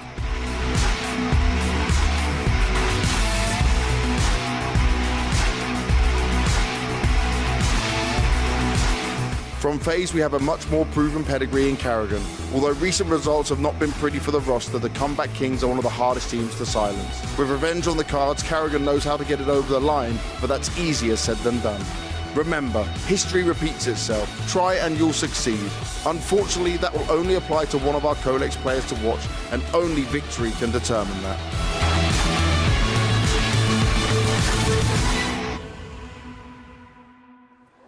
The in-game leaders certainly going to be a theme coming into this best-of-3 series, particularly when we're looking at their major trajectories, because Maui, you had a nickname for FaZe, and I worry that that has almost sort of translated over here into Dallas, because yesterday versus Evil Geniuses, that went way, way closer than anybody anticipated it. Right. That name, of course, being the great procrastinators. That's how I've viewed FaZe for a while. They got it done. And yeah, I think that's just kind of unfortunately been a theme for FaZe, where so frequently they'll dig themselves into a hole in BO3s, losing the first map. I don't know how many times I see them lose the first map, even if it's their own pick, and then they come back on map number 2 with some overtime victory, and then map number 3, they'll smash their opponents. And with this game, though, I usually use that name when FaZe is in a lower bracket, a last chance qualifier, fighting for their tournament life. This is a game where it, in some ways, has less pressure. And to me, when FaZe play, actually, if there's no pressure, I don't see that championship form FaZe. I actually usually have to wait to the playoffs or wait till their tournament life's right there in front of them, that it's in their control, and that's when I'll get the best FaZe. And for that reason, actually, I'm kind of siding with ENCE. It's a group stage game. It's just to secure playoffs. FaZe will probably think that they're going to be able to make it up at some other time later, and that's why I got ENCE. I think for me, the important thing to note is these two teams have different expectations. Like for FaZe, anything but winning the tournament or potentially making the final is a disappointment for them, right? They come into every tournament to win, and sure, that's how ENCE is coming into it. But if ENCE comes into it and makes the semifinal and loses to FaZe or G2 in the semifinal, they will be fine with that. Like, they will be content with that. I think they're still not there where you could really consider them a contender and expect them to be that good where you can challenge for a tournament win. So with that being said, I think, like, because of the map pool, I want to give the edge to ENCE a little bit because of Anubis and Ancient. And Overpass, sure, it's a punish pick, and FaZe has been good on it lately. Like, they started picking it against other teams too. But for me, if FaZe is going to be number 1, it's Inferno, Nuke, Mirage. Yeah. Right? Yeah. Similar to G2. While for Cloud9, it's Vertigo, Overpass, and maybe Ancient or something along those lines. So yeah, I think it's going to come down to a lot of individual performances, unfortunately, the cliche, and who makes less mistakes, because we saw from both of these teams at the major, like, some uncharacteristical mistakes. Yeah, let's take a little trip down memory lane when we speak of the major, because things got whack for ENCE, right? There were halves where they literally couldn't post any rounds on the board. I'm thinking of that Into the Breach game, and then we go into the game versus NIP, and they just fall silent on that second map, and that is something that we've literally never seen ENCE do. So to do it back-to-back, that was just a really sorry sight for a team that after that challenger stage, Maui, we were really hoping to see them progress to playoffs. For sure. Yeah, I think that the major left a bitter taste in ENCE's mouth, because when you go 3-0 in the challenger stage,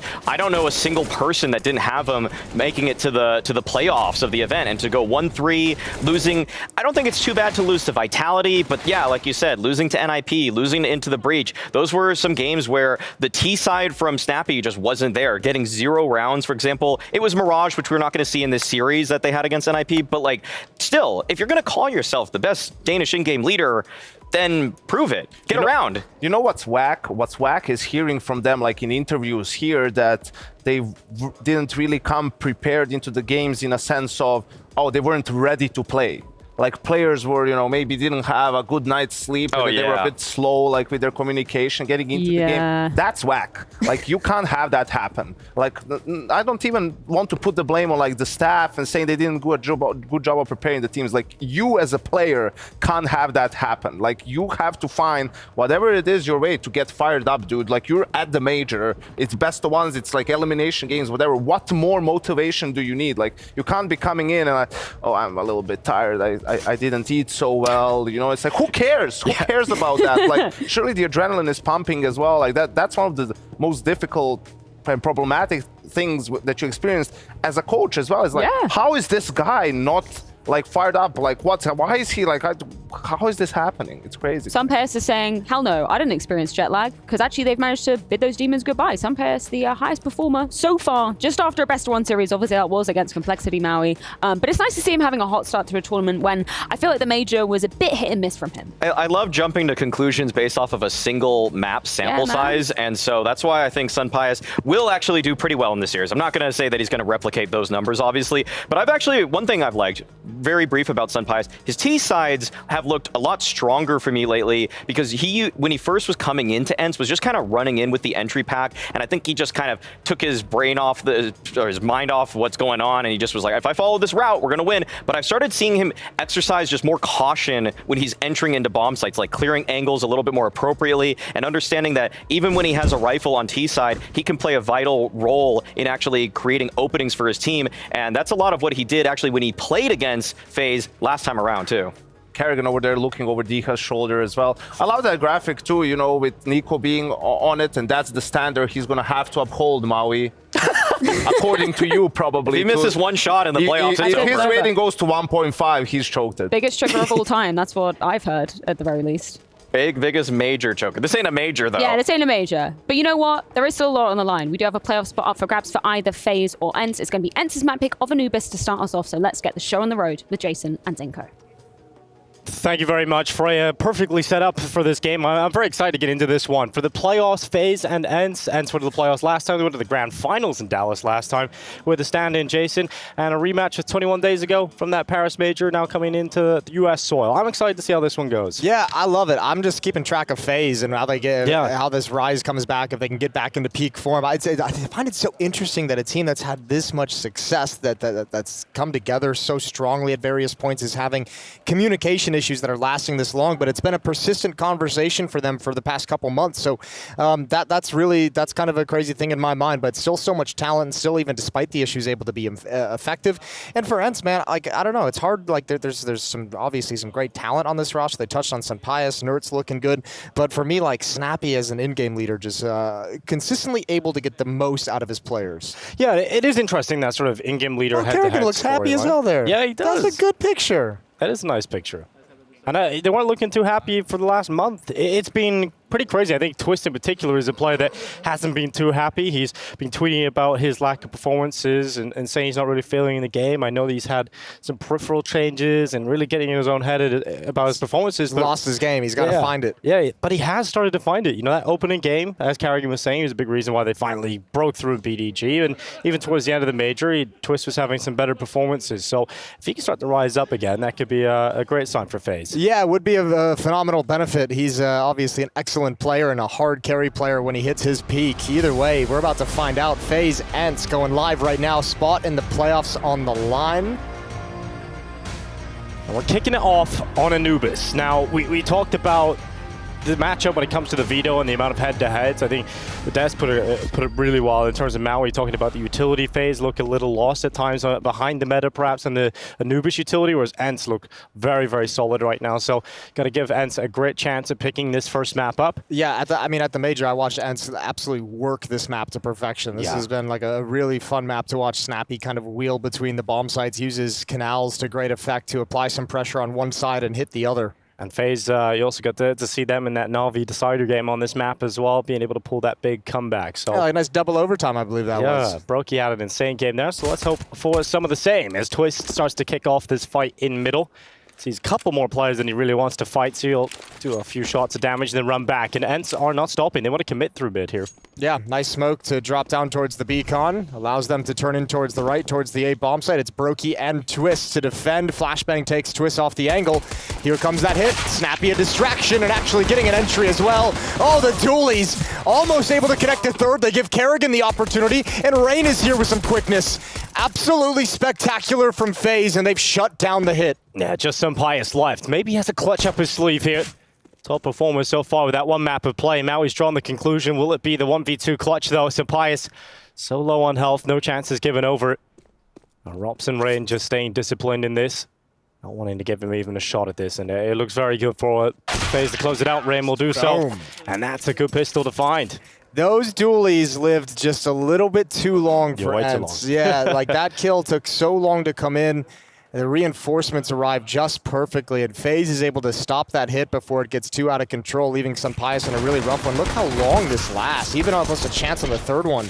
And by the time Sampaius gets the kill and responds on Kerrigan, Rain's already here and already doing damage. 1-0 for FaZe, yeah. Little hand up in the air, like, maybe he has a sore neck. That's a bad Listerine face. That looks like an actual injury rather than anything that happened in the game. And a decent enough force back from ENCE.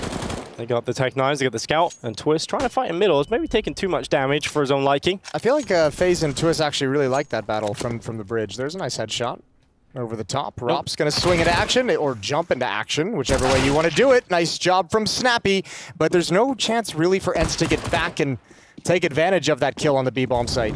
Yeah, another thing the FaZe like to do is get aggressive in towards the A water around the canals and the boat and the bridge. I think that was kind of an early Anubis meta, and FaZe still love it. And we'll see if Snappy on this B site can cause a few issues. Karrigan and Twists have gathered up with a double FAMAS setup. Look at the damage from the Scout, though. There's actually some easy cleanup kills. Oh, Twist goes down. Karrigan falls next. Snappy's done it all. Well done, Snappy. Quick 2 kills. Broky's made his rotation over. He is the player with health. Rops is low and on an MP9, and so Broky has to do all of the heavy lifting. He's picked up Snappy. Nerds the Scout off the bomb plant and repositions around the other side of the obelisk. Get that bomb planted on default out for main side, where some pies can play this post plant. Nerds will slip away towards the jail. Broky swings, the M4 connects, and now it is all on some pious. Time ticking on that bomb, and he is blinded, but slips away. No utility left. No util, and that is an issue, but there's still the player advantage. Sampius impales Broky, pulls out the Glock, and he will remove Rops as well. 1-1, and bite back with the force buy. It is Sampius and Snappy who chime together. Oh, that trade from Rops just wasn't there quick enough. Broky goes down, and all that chip damage with the Scout comes to fruition at the end of the day. Snappy does all the work. This kill onto Rain, picks up the M4. Twist is already low. Karrigan doesn't have a lot of HP, and sets this up perfectly. So Sun Pius, with a 1v2 and a couple of assists throughout, delivers another good round for ENCE. A great talking point about ENCE maybe giving some excuses in the interview. Janko was expressing frustration about it, where, you know, you're coming in, you've got to find a way to fire yourself up as a player, and well, we're here at ENCE getting loud at least to celebrating that round victory. And Nerds, well, he's absolutely destroyed his own in-game leader, but he'll continue because he's on an absolute tear. Bloodlust from Nerds as they make their way through the B site. ENCE have this one. Yeah, they do. Good entries from Nerds. Even a team kill mixed in there for good measure. 2-1. ENCE go up here on Anubis in the early stages. Rop's looking for a parting gift of some kind with his SMG, hoping somebody's going to walk right into his crosshair. Madden's not going to check this at all. A big problem for FaZe at the major was the fact that they kept going behind early in these games, right? They kept having to come back into them. That's why Maui was kept going with this narrative of the great procrastinators, because they always fell behind. They always waited the last minute to come back into these games. And it was one of their like good virtues as well, as like they were the team. Remember when they started off on their run, you know, last year as the team that bends but doesn't break, and they even showed that quality at the major. The problem is if you're tested that frequently, every once in a while you're going to break. Like it's impossible to avoid it. Too much bending. Too much bending. Nerds is good to have him here out on American soil. Wasn't there last year, obviously. Very new addition to this ENCE side, and one addition he has been. We'll see how he fares. It was Snacks last year playing with ENCE, yeah, correct? it was Snacks, yeah, because he did have Spinks, because Spinks is going through that whole vitality process, wasn't he? So I miss Snacks. Yeah, I was surprised no one picked him up after that. It was a good run. Grand final. Grand final. I mean, Forest didn't make it to grand final. They didn't make it to day 2. Yeah, that one hurts me. Snacks ran it back. And so did Snappy through dark. Should be nice and easy. 4 players are going to be here for FaZe, but 3 of them have USPs. 3 of them are without armor. Plenty of advantages for Snappy and ENCE to work with. Dark control. And this gives a great angle for the fight. Easy and an even easier transfer over. 3 kills, 3 frags of bonus money for Snappy. He's rich. Very, very wealthy. And so we're ENCE in terms of head-to-heads versus FaZe too. I think Snappy was touching on how he likes this matchup against FaZe. He likes how frequently they played over the last few years, and maybe some of the changes that you'll come in. Banks is asking, you know, do they have any mind games? He said, not any crazy mind games, but there's certainly a few changes here and there. You try and fake out the veto a little bit. The veto is where mainly the head-to-heads really do shake up. Probably really enjoys this kind of diminished FaZe clan that's not hitting their peak as well. Yeah, that definitely helps. Got the better of them out at that major, 2-1. Gonna be a little tech pause in the action as something gets sorted. Looks like Snappy. Everyone's staring at his keyboard. Look at some pies. He's like, I don't know what's going on. I was talking to Diha, actually. He was expressing his frustration about his team's inability to understand computers. He's the PC guy on the team. Is he really? Yeah, he's the PC guy on the team. He knows everything. He wouldn't even tell me any sort of tweaks and fixes he has. He apparently has a few things up his sleeve, some optimizations. Well, Yango never stops talking about how Sampaius is educated as an engineer. Really? Okay. That's so I would have assumed that he would have had some technical aptitude.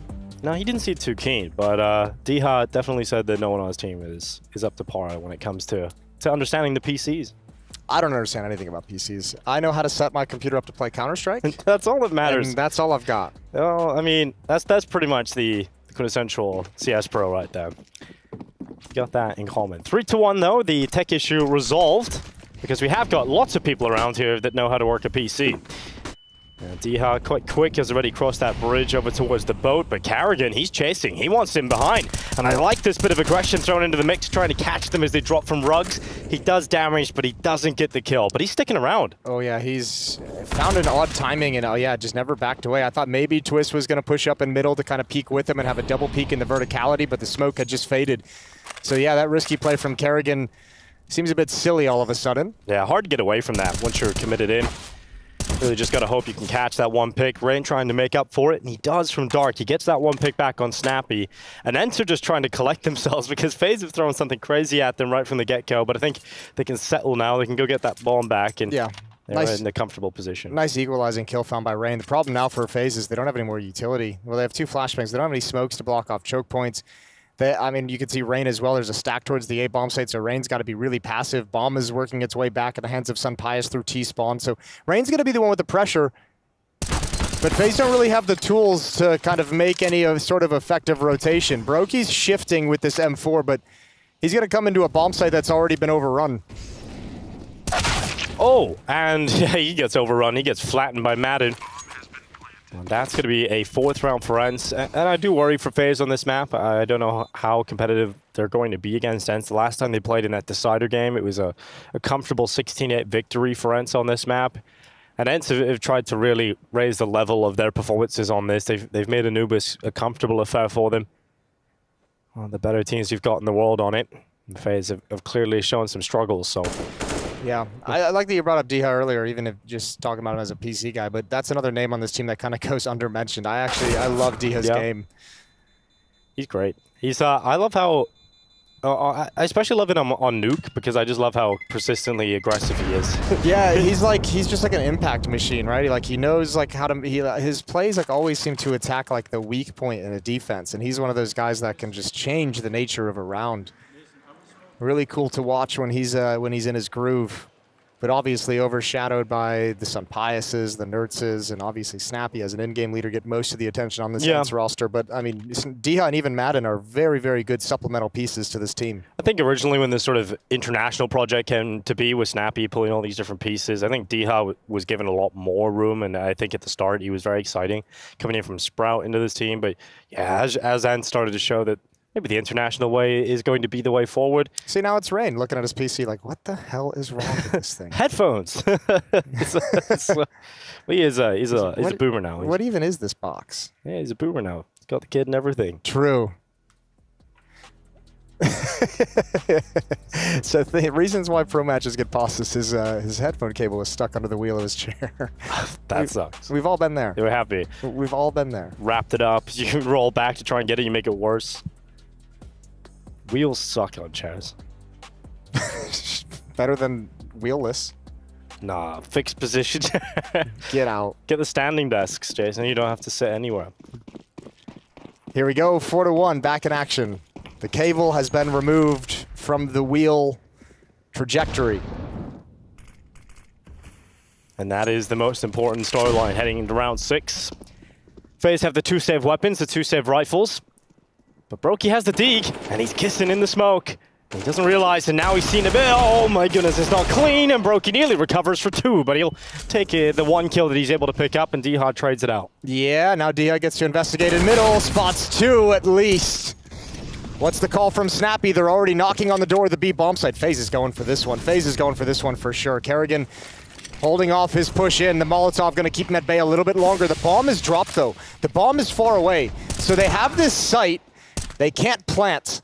And it's all going to be down to kills, and this is allowing Snappy to activate and rotate around, but with the death of Nertz, Snappy's position is not nearly as strong as he would have liked. And Rops, of course, is on top of it. Yeah, Rops is going to make quick work of that, and that's a ridiculous round to win, considering what FaZe brought to the table, Jason. They had 2 save rifles, and the rest were pistols.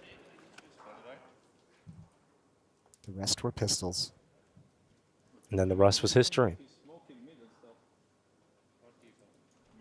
Also, it was great hearing Senpai's bully Snappy about his haircut. That's why he's got fresh trim. Really? Yeah, he told him he was ugly with the other haircut. Well, we're all our own worst critic. Senpai is just Snappy's worst critic. Good nade going deep in towards stairs, and he has taken a lot of damage on board there. There's something and funny another one. Not just a good-looking Spanish man being like, "You are ugly." Yeah, every morning I wake up and you make me feel sick. That haircut I think makes you that was look actually a quote. I woke up every morning. You made me feel sick. That actually has put me in a good mood. It's so great. You give him an 8 out of 10 with the new fresh trim and a 4 out of 10 without. So damn, yeah, that's a harsh rating. That is scale. real harsh. Yeah, I like that Snappy's willing to do anything to keep his team on board, on side. Even change his physical appearance. As we watch Senpai's nearly get removed from the round. Senpai's don't listen to no ugly in-game leader. Step your game up, Snappy. Yeah, that's true. And Senpai's is a style icon. He's run the Birkenstocks, so I went and bought them as well. And Okay, so you've gone to like his pro settings page and Yeah. you've copied the Birkenstocks. yeah, I feel like that is the key to making Senpai's how good he is. Ooh. Oh, great nades. And this is a key, this is a perfect round to display what Maui was talking about. ENCE have great utility on this map, and they completely obliterate the FaZe initial setup. Rops taken away. Brokey able to take a pick back on Madden, but Nertz is patient, and the smoke will cover off that cross from Temple. Twist getting aggressive. Kerrigan's found Nertz over in middle. Are you aware of Diha? Can you react fast enough? No. Good swing from Diha, but look, they know the op is here. They know the op's in position, and Brokey's not going to get fooled by the little jiggle. So Sunpius to save his AWP as best he can. He's going to be challenged. Kerrigan's here in middle as well. The player that barely stewed over the first few seconds of this round, and he will just about keep his life the entire time. No scope on Kerrigan through the doors. And FaZe have won some crazy rounds here, actually. Unlikely rounds to pick up, and they've been able to find the way to victory. 4-3. They need to build up a good CT side here. I don't think they're going to be able to get it done for the majority T rounds needed. Man, that's brutal. A little bit of spam. Molotov at your feet. Nade comes in. The whole kitchen sink thrown at him. I don't think Nertz expected that kind of a gap in the smoke. It all just kind of came out of nowhere, didn't it? Yeah, it just appeared. Orbital strike straight on your position. That was a cheeky little eyebrow raise.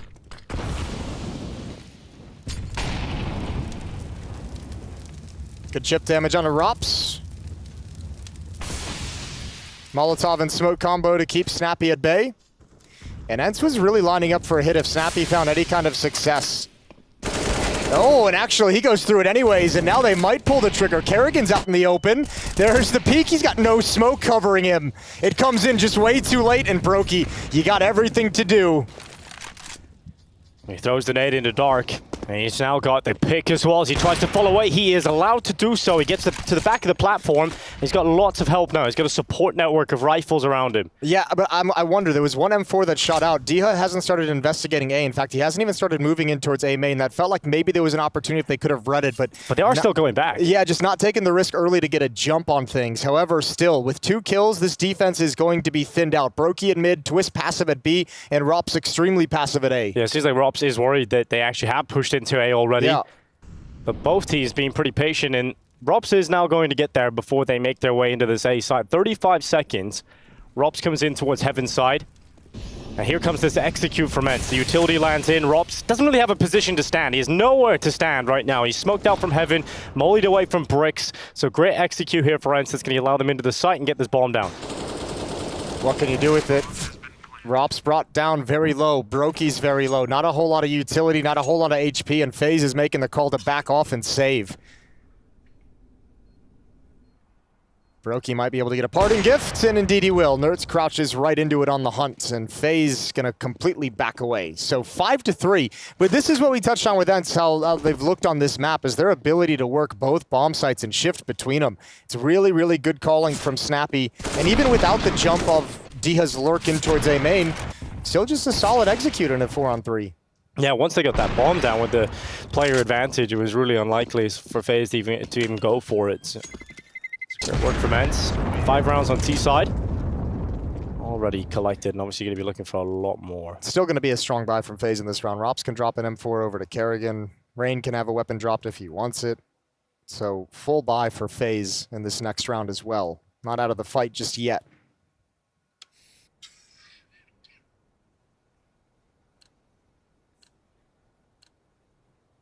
It is a pleasure to watch a good Anubis game today, Jason.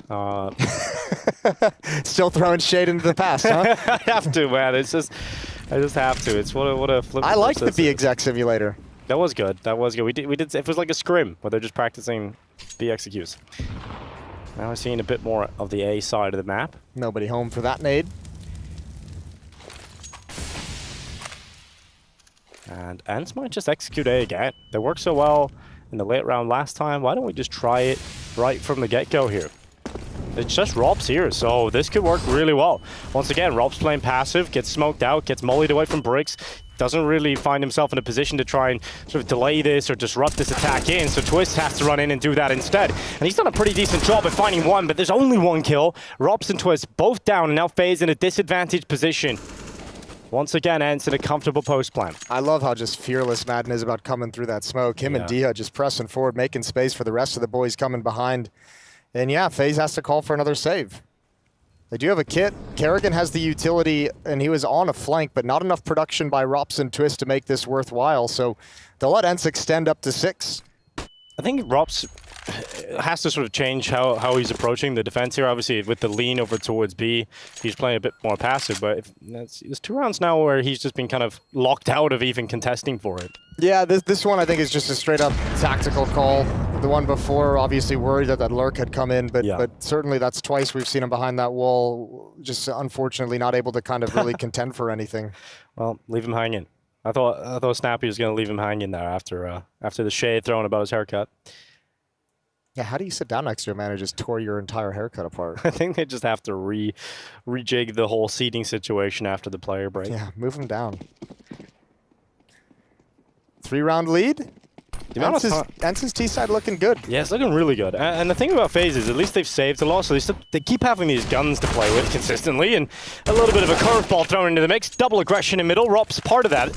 And now they accelerate back into A. This time it's Brokey over here, and he is also cancelled out. Doesn't hit the shot, goes into the open, and gets caught by Senpaias. Rinse and repeat, hit the A site, and they've won the round again. Listen, we just mentioned it. We had the B simulator to start the day. We're getting the A simulator now. I quite like it. You're getting a good glimpse at both bomb sites. And Senpaias is having a great game here as well. Mao was touching on, he really likes how he finds impact as a T-sided AWPer, and on Anubis he's having a great time with that AWP. He was a top-rated player earlier in the competition. Now looking good as well. So aggression in middle for FaZe doesn't work out nearly as well as they would have liked. Good gift at the end for Rain. This time, however, can't save a third weapon, can't save the AWP, so they'll have decisions to make. Losing bonus is at 2,900.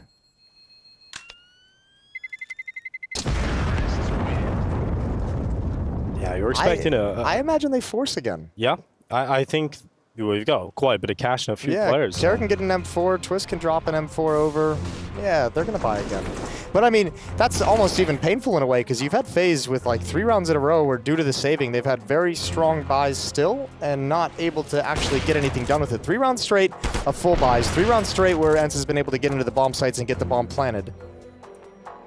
And I believe the first time out taken from FaZe. Indeed it is. Roban having his say the kickoff of Anubis. Wants to figure out here for FaZe, and in particular over towards that A side of the map. Kerrigan's bought in AUG, so let's see what he's got up his sleeve with this. I mean, I touched on this earlier. FaZe have shown at times through Anubis how they like to take sort of the water control outside A, right, and get out towards the bridge, or out towards the boat. Haven't really seen any of that kind of aggression out of them just yet, so maybe that's something they could pull out later in this half. Yeah, potentially if things still go wrong. Obviously at this level, you know, if you play a couple games where you're doing those kinds of takes outside the A-bomb site, you want to switch it up, maybe do a game without it, maybe do a game where the aggression, as we've seen a couple of times, come from canals, come from the bridge peak. Oh, good nade up towards Ruggs. That was a decent amount of damage on Deha. All right, Rain, how good is your angle? Yikes.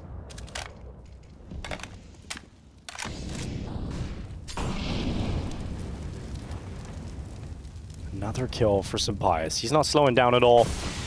And that's a tough pill to have to swallow right away. You lose that risky peek from Rain down through Dark. He'll do that on both halves as well, T-side and CT side. He'll try and win those fights there, and this time not going his way. Again, look at the awkward situation for FaZe, though. There's 2 flashbangs remaining for the rest of this half. Can't block off any choke points after this smoke fades. Rop's playing behind it. And once again, he's pretty much all on his own. Brokey and Twist just now starting to break up the stack towards the B bomb site. But this might be where Snappy does his best work. You've really leaned on this A hit a number of times. You're throwing it at him again. They can still disappear and fall back. The bomb isn't committed. Oh, that is sick from Deha. Newly gets the second as well. It's a difficult angle to have to readjust to. And in the end, it is. ENCE in a better spot here. Karrigan's so far away. And he's got no health. He can't go for this clutch. Yeah. You're going to save. The AK. That's a really nice hit from ENCE, obviously on the A-bomb site. But meanwhile, there's a challenge in middle happening. There's a challenge at the B-bomb site happening. So the defense just gets completely scattered and decimated. Damn. It's going to continue.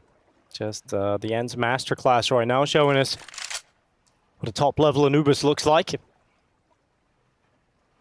How have you found the sort of developments over the months of Anubis, Jason? You like what you see? Yeah, I do. I mean, I like what I see out of ENCE. Yeah, out of ENCE. No, I like Anubis. I think Anubis is a fun map to play. And I mean, I think a lot of the excitement and the fun has been the fact that nobody's really known how to play it. So we've seen a lot of different approaches. And yeah, now that it's settling in a little bit, I think it still has a really fun element. I like the mid portion of the map. I think the lurking capabilities there are super interesting between the bomb sites. The B site is an interesting puzzle to try and figure out. A couple of teams of... Yeah, nobody's nailed it yet. Yeah, no one's really figured it out yet. Maybe it's impossible. Maybe it's impossible to figure out. But I mean, I think it's fun having a map like this that seems to be more T-sided, or the T side gets a few more. It's advantages. a nice change up. It's a nice change up.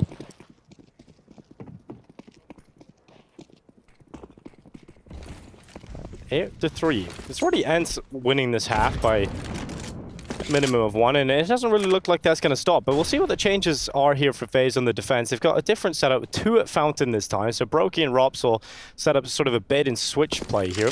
What's so cool about this, I've mentioned it a couple times, is ENCE is doing this the hard way. They've had no easy rounds. Yeah, because of the amount of saves that have kept coming in.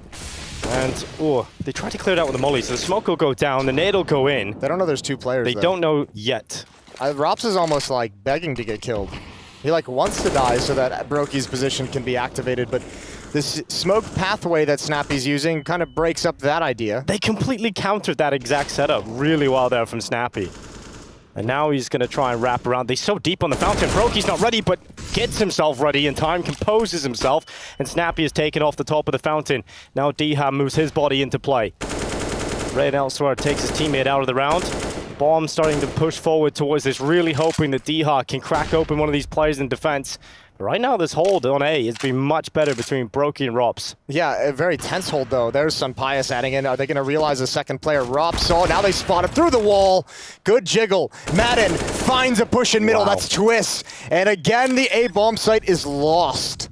What a turnaround. Coming in from ENCE and Sampaius is again the difference maker. A great double kill. Karrigan and Rain now coming back in on this retake. There's been so many saves, Jason. You've got to at least attempt a round. And here they come. It's not going to be easy going into Sampaius' AWP. He's not missing much today. And Karrigan, he will try as he might, but Sampaius' might cannot be beaten right now. 9-3.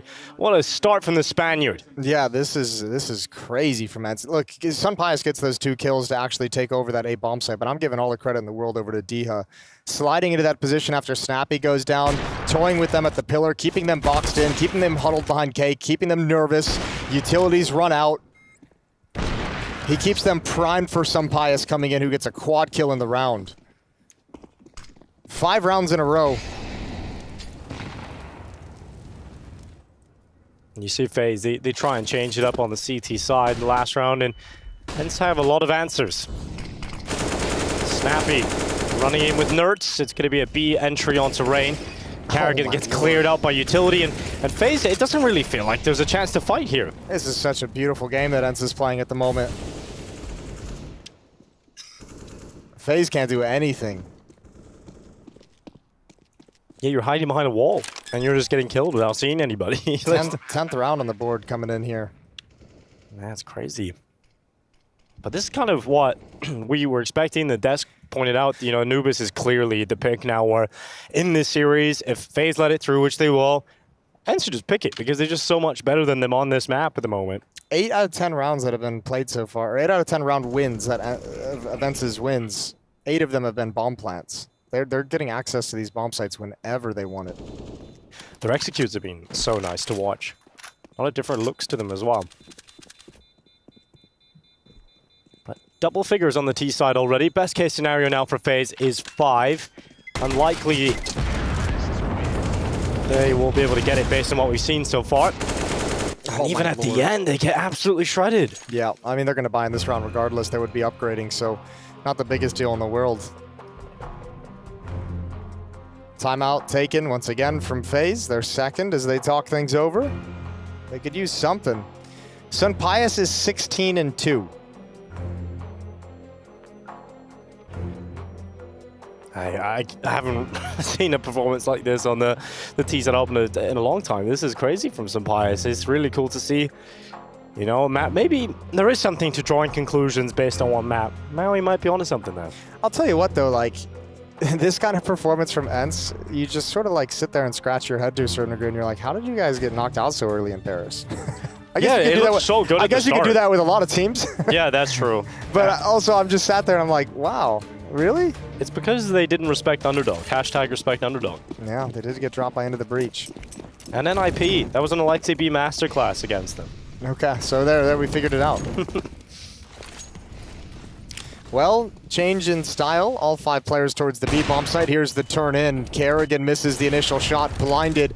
No utility to prevent him from re-peeking, but it gives clear lines of sight over to find Rain. And now that Carrigan's isolated, he has to back off. And once again, just, missed shot. Didn't expect it that close. That's my IGL right there. Snappy running through the smoke, getting into the ops face.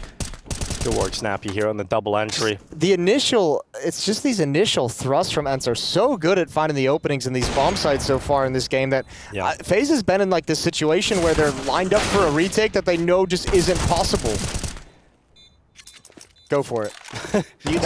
Suddenly possible out of that. And Twist on a nice double, and now they're running in. Madden's going to play from dark, and they're looking for him. Time is taking Madden with the first headshot, and now the time is over. Too far gone. The kit falls out of the hands, and so does Twist alongside the entire round itself. But yeah, you're right. The explosions, it's too much to handle at the start of the rounds, and even then, an unlikely retake suddenly becomes possible in a very small window. I don't even think FaZe was really thinking about going for that. It was just like the opportunity presented itself when they kept fighting. I think ENCE might have just been a little overconfident in this round and gave the chance there, but still Madden's ready to handle business. Okay then. 11-3.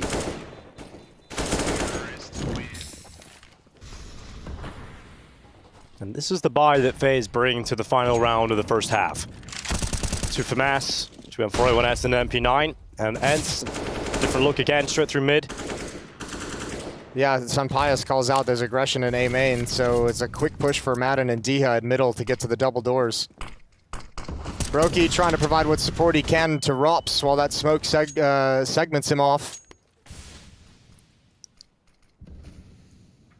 And once again, utility is just not there for FaZe, so it's a long time. Like, that's the other part of this too at this B bomb site is like, man, you're not even going to block that choke point. It's got to be so uncomfortable just realizing like you're kind of peeking into just dry fights. And FaZe have the wrong read. They're in position to shut down middle, and the B bomb site is lost. Unless Rain finds a mighty round out of the FAMAS. First on the D-Hop, bomb site under wraps and Snappy. He only gets one. Carrigan will trade out this time, and FaZe have the advantage. They've just got to throw everything they've got at this and try and claim the 4th round of this first half. Madden stands inside of the site. Carrigan close by. Madden has now tracked him. Doesn't extend, doesn't give away his life, but Sapias is forcibly removed. Rops gets a double from Dark, and now it is just NERTZ outside, covered by the smoke, and Carrigan straight onto that defuse. It's a full 10-second stick. NERTZ close to denying, but FaZe will get that 4th round. What a brilliant T-side to watch in this first half from ENCE. They will leave with an 11-4 scoreline. Time to see if FaZe Clan can get back into this after this break.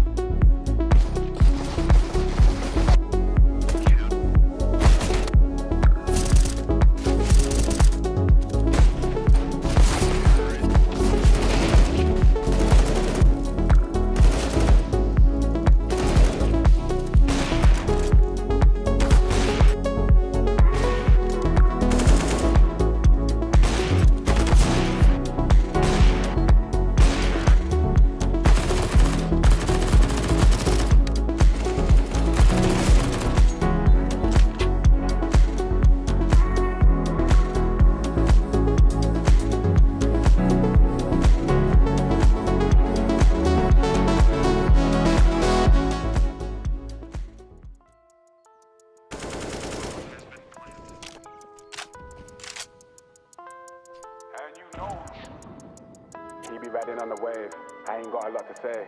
Mine's heavy, give me space. Pine's ready, let me blaze. Spend money, what a waste. Times money, money pays. You ain't ready for the 8th. She ain't ready for the 8th. He be riding on the wave, I ain't got a lot to say. Mine's heavy, give me space. Pine's ready, let me blaze. Spend money, what a waste. Times money, money pays. You ain't ready for the 8th. She ain't ready for the 8th. Mad as savage in me back and I'm back in it happening, ready to blow. I remember doing deeds with Deji from the street, they left me on my own. Mom kept asking me about how I got the P, I told her leave it, mum and grow. Then they're ringing off my phone, then they're ringing off my phone. Times change, but mine's made though. I ain't got line patience, tried then, don't like bait. Just come close, but swear that. When goes with the hair pack, never boast loud, get your bird whacked in my condo. Well, bird tracks with a gang. Catch that for the gram, snap that for the man. These dudes do the most, no money in the hand. I ain't never had to feel away, rhyme steady and they feel the way. Occupation make it either way, never worry cause I can. Back chat from the whack gang, took charge when they sack man. Passport when a milestone, make space when the bags land. This must be a daydream, Max got me the mad plan. My team never lied on, you can visit from the facts man. You riding on the wave, I ain't got a lot to say. Mine's heavy, give me space. Pine's ready, let me blaze. Spend money, what a waste. Times money, money pays. You ain't ready for the 8th. She ain't ready for the 8th. He be riding on the wave, I ain't got a lot to say. Mine's heavy, give me space. Pine's ready, let me blaze. Spend money, what a waste. Times money, money pays. You ain't ready for the 8th. She ain't ready for the 8th. Fake clothes, same watch, fake crepe, same fuck, fake squad, say lots, but flop. Ain't what I'm on, aim up, don't stop. We beat leveling, proceeds increase heavily. Don't need this man's energy, I be the one, beat the one. I don't make a song to make a song, and the vibe is right. The mic will let me onto the signs. I light a pipe and spit the strong in the line. Pick me first before I'm gone. I am straight sicker with the wordplay. Syllable spin, I don't fidget when I burst straight. Minimal talk when I work late. Fuck what you think about my work rate. Celebrate wins like a birthday. This is 3-6, got a mean list of the tracks. You man busy sleeping when I brainstorm as a plan. Linked handy on the underground, I don't even have to ask. Miss laughing with my brother now, I ain't talking about Dan. Catch up when he lands, snapshot with the fam. KL did a madness, back soon going ham. Come see how we ride out, short change but we smile proud. Been blades for a while now, stay ready for the jam. He be riding on the wave, I ain't got a lot to say. Mine's heavy, give me space. Pine's ready, let me blaze.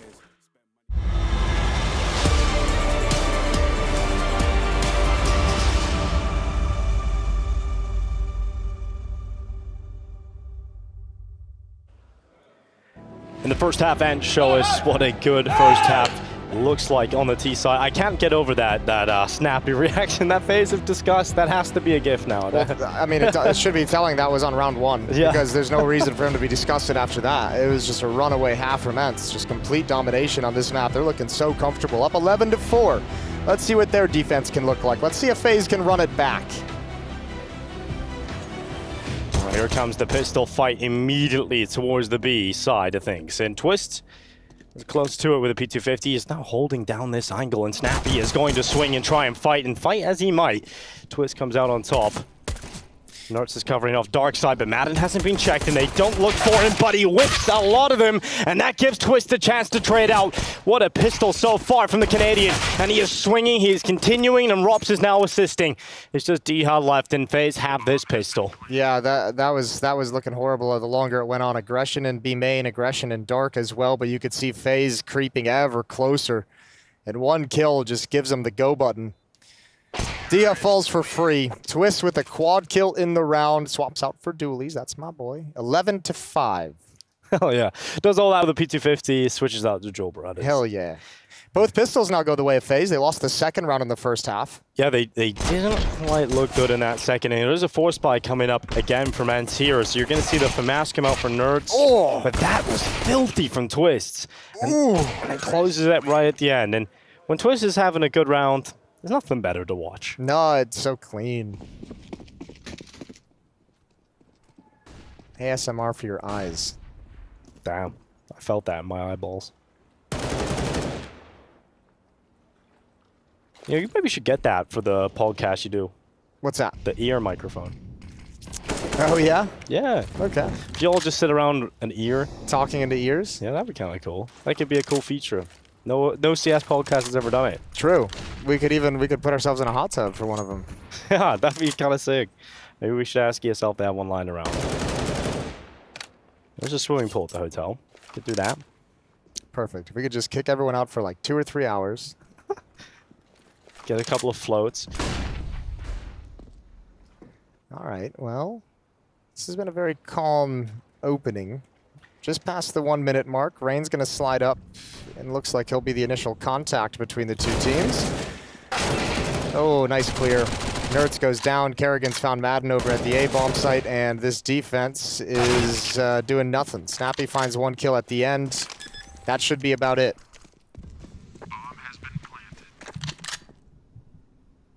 Yeah, FaZe have left themselves, well, ENCE have kind of forced FaZe into a position where they do have a lot of work to do on the T side. Obviously, the T side is more favored, so, but still a lot of work to do.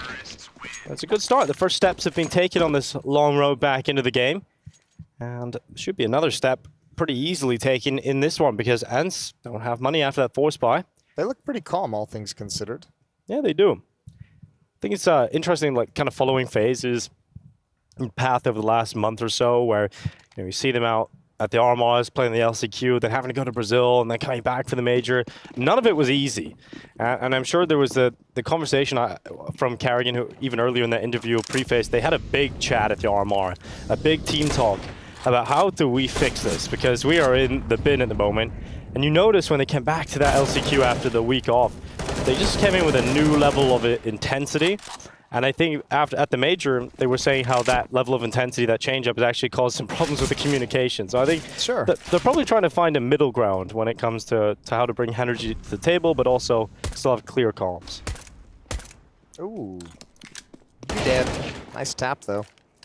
Twist and Kerrigan walking into the A-bomb site. It's wide open. It's completely clear. Brokey might be in a little spot of trouble as Snappy's coming in for a flank. Timing is everything, and Snappy taking his time might allow Brokey to get around the corner. Oh, initial dink, but can't clean it up.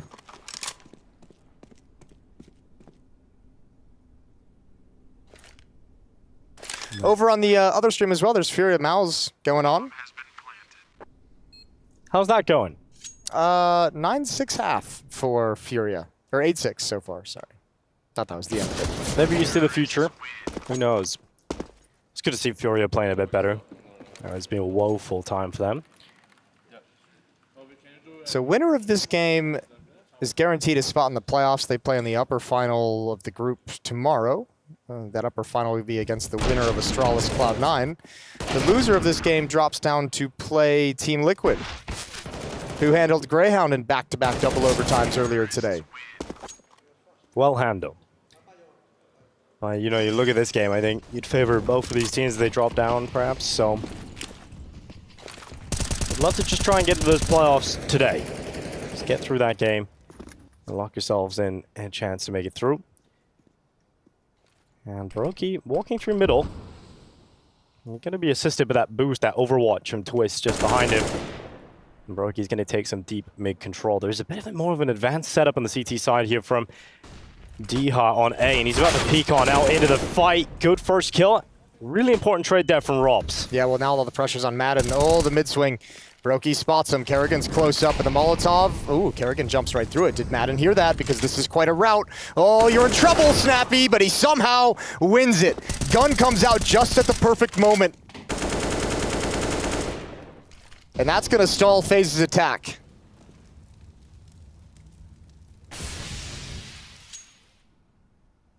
And there's still so much time, so they can definitely seesaw around the map.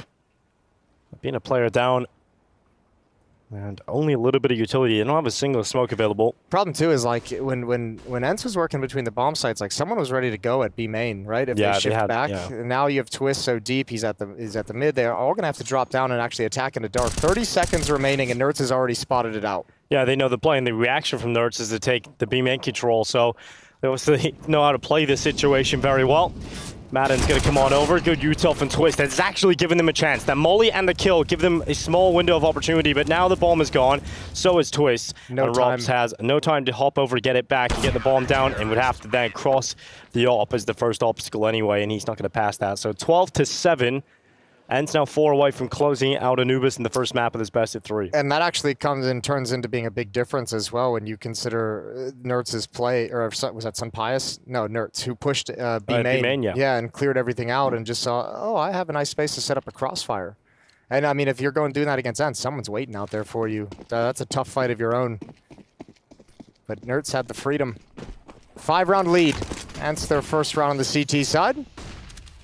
Oh, okay. Okay, Sampaius is just having a great time. He's confident. He goes for the mid-peak. The smoke is up. He's very quick, accurate. And that's another great opener for ENCE off the back of Sampaius. That's his 20th kill of the game so far. ENCE beat FaZe 16-8 on this map back in Paris. Yep. Could better that today.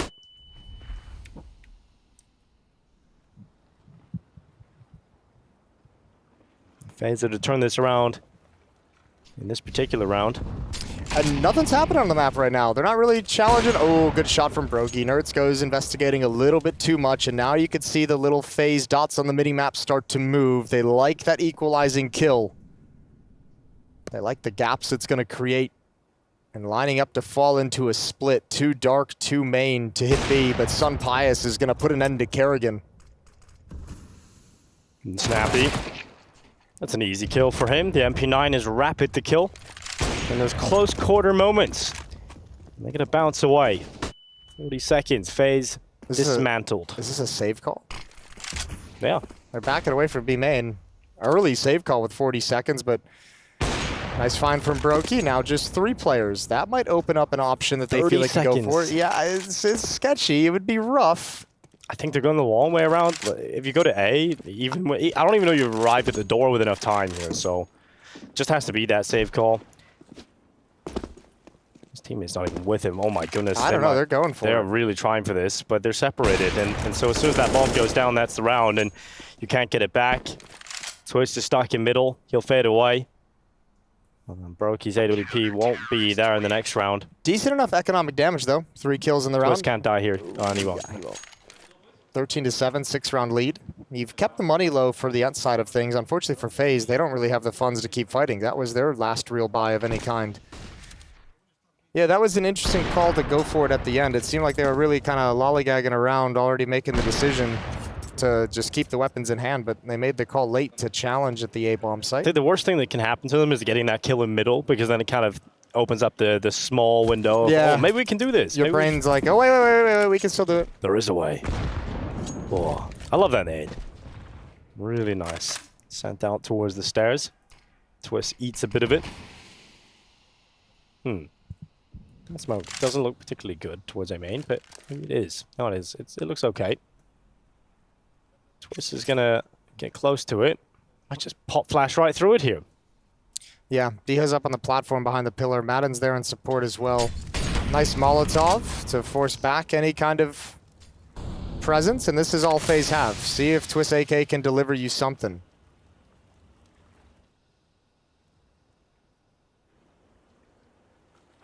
Just gathering everybody at the smoke, and now they go. Flash set up. Running in. is Twist with the AK. That is the main player you want to pop off here. You need him to activate with his rifle, and he hasn't been able to capitalize on that first kill, and the bomb plant denied. Good swing out from Madden to deny it from happening. If the bomb goes down, a different story. Maybe with the sheer numbers still alive, FaZe can win in the post plant. They're just hoping that a couple of mistakes come in, and that was too clean. Twist does get a couple, but not enough done there for FaZe to really make anything of it. In the 14th round now for ENCE. Yeah, that defensive Molotov is really nice. It actually prevents anyone else from FaZe from swinging wide and covering the planter. Twist would have loved to have had his AK-47 in action to at least provide some form of support to get that bomb down, but it's not to be. And some nice shooting at the end of the day for Sunpius. ENCE just 2 rounds away from taking map 1 in this series.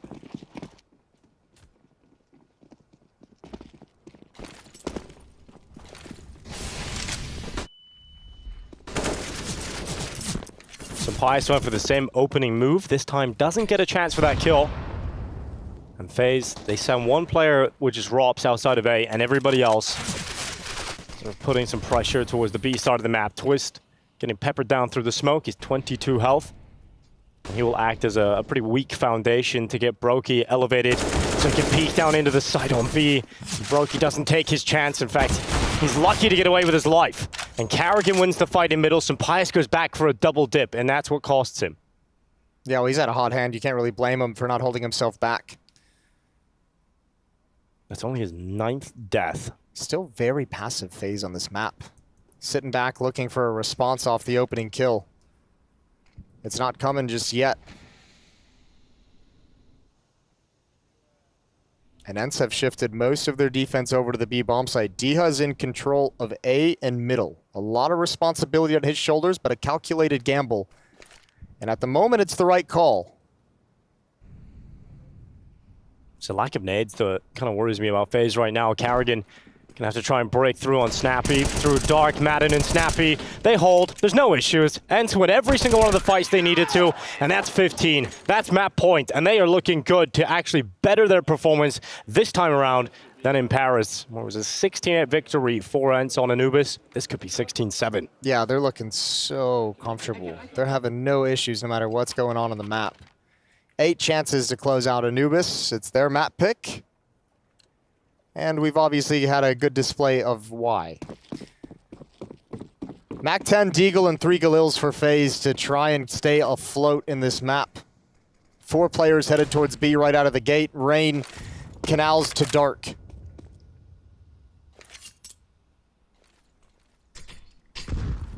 Oh, Rain just walks in at the wrong time. And that nade trickles on in towards him. Carrigan charges in the Mac 10. The battering ram gets through. Pius overwhelmed. And Snappy doing his best, but it's Nerds and Madden that'll come in with the brunt of the heavy lifting. Just one more kill needed onto Rain. And ENCE will have confirmed victory here. The Norwegian runs back into Dark, switches to the AK instead of just the pistol. He's smoked off, utility preventing him from getting anything done. And instead of running it and just letting this one play out, he wants to go all the way around. Nah, he's a warrior. He's not letting anything go. Fight for all the inches. It is a game of inches after all. But Diha, he's ready for this possibility. This has just been, both sides, ENCE has been so dominant. This defense, once the rifles came out, this will be their 5th round straight to close out the map. ENCE with a statement victory to start the series, 16-7. Powered by a dominant T side. Their Anubis looks strong, and FaZe going to be down 0-1 in this series. Playoffs on the line. Winner guaranteed a spot inside the arena, and we'll see if ENCE can close it out in 2. We'll be right back.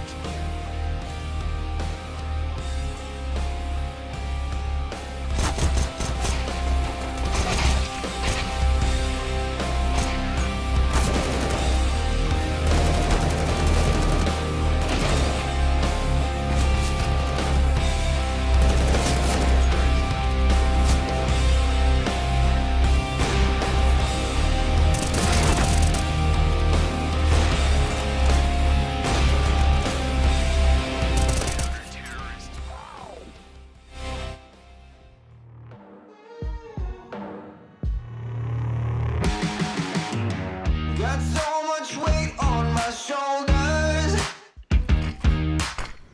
It have to knock me out, but I'm still holding the throne. You never know till it's over.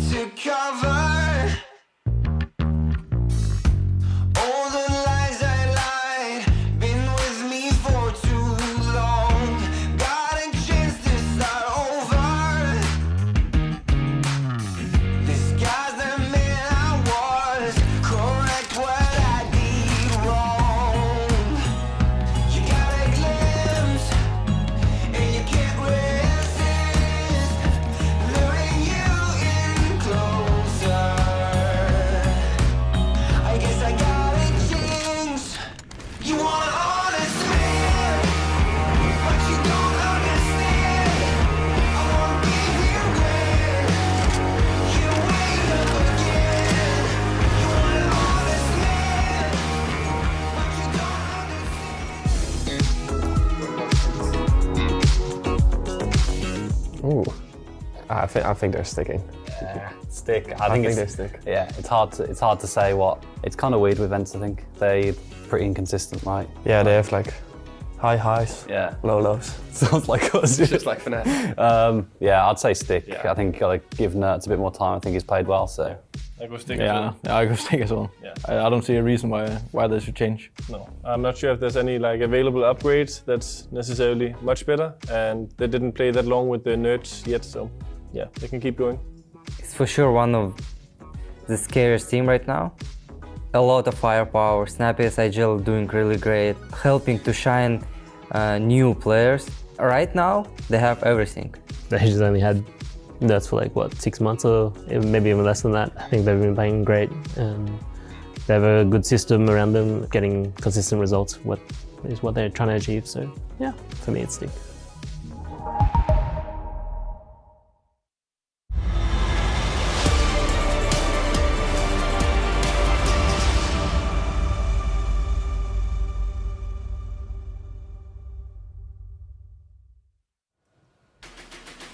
ENCE masterful on the offense, and FaZe unable to twist practically anything back in their favor. Lightning fast in that final round, and lightning fast for ENCE to be closing this one out. Exactly what you preface coming into this one. Maui Snake, some great calling from Snappy on this one, and kind of a replica performance of what we saw back at the major, right? This is why ENCE are bringing this in earlier in the map veto.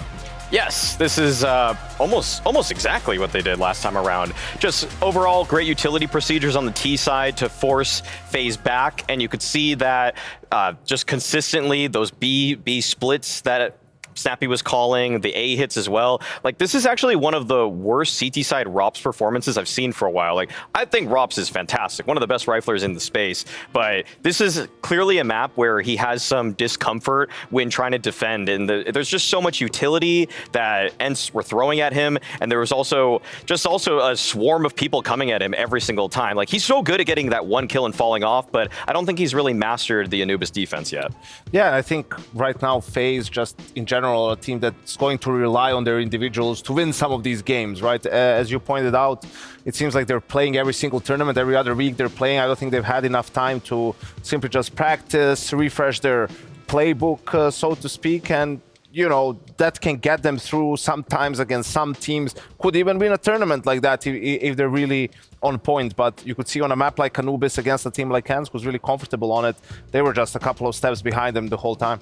Tell you who was a shining light during this map. It was Sunpius. You looked into your crystal ball, Maui. You said he's going to continue that form from the best of one just yesterday. It's great to see him have a hot start, a consistent one at that here in Dallas. Yeah, I needed something like this. I've been getting a lot of predictions really wrong lately, so finally calling the team to win the map and the player that's going to pop off. I feel pretty good about that. Yeah, Sunpius, though. The big bucks. Yeah, exactly, right? I mean, I hope so. You're getting paid? What? Sunpius, though, on this T side, like, he was doing it with the op. They were setting him up with a couple of boosts here and there. We see early on he was getting it done with the rifle, but he was punishing FaZe so consistently. When he was approaching into bomb sites, he was scoping up onto these angles that he expected FaZe to be repeaking from. And the thing is that FaZe, they were so hungry for a frag. They were always trying to find some way back into rounds, and Sunpius so consistently just had his crosshair in the right place. You could see in all those highlights there in that first half, he barely had to move his crosshair. Like, he was just locked onto the angle, and he knew what FaZe were going to do before FaZe even did it. And yeah, I mean, you did say though, FaZe the great procrastinator, so this plays actually right into their hand, Freya. True. Right? True. They lull you in, so you think, oh yeah, we're owning these guys, right? Like, yeah, we knew the map veto worked out, right? We picked Anubis, they didn't expect that, we crushed them. Overpass, okay, we know what they're going to do. We know how they beat us last time, right? We're ready for it.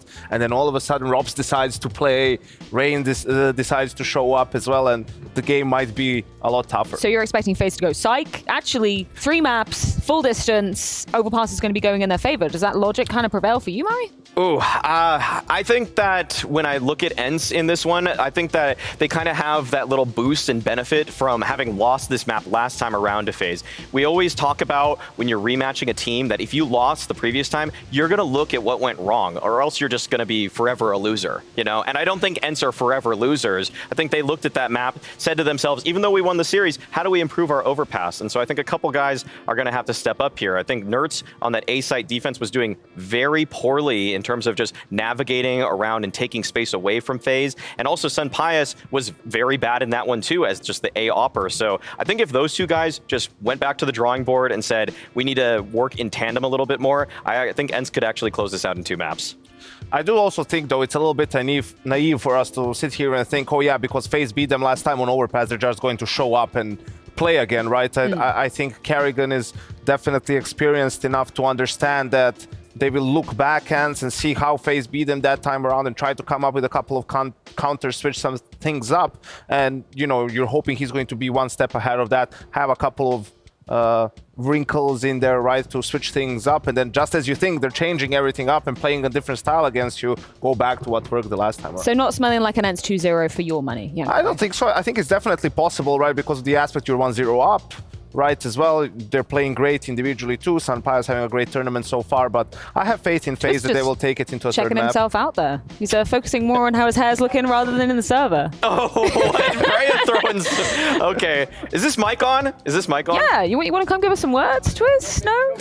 No mid-match interviews. Okay, yeah, it's not in the contract. Let's let them focus full force on their map pick. It is going to be Overpass, but not before this short break. When we return, a chance for FaZe to redeem themselves and push us to a third and final decider.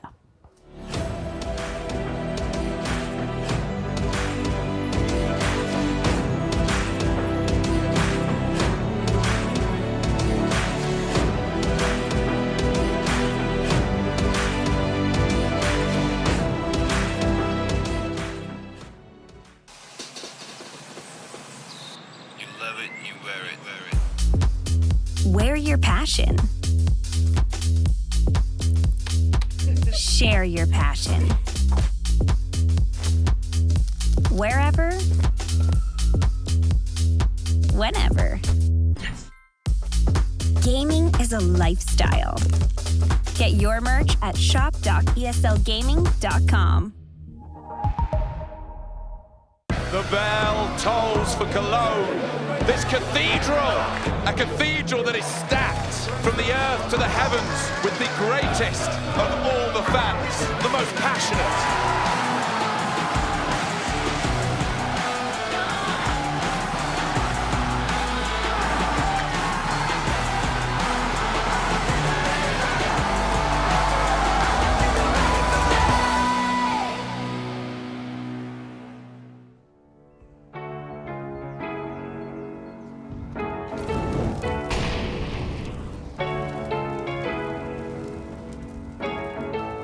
The bar raising, we keep moving it up.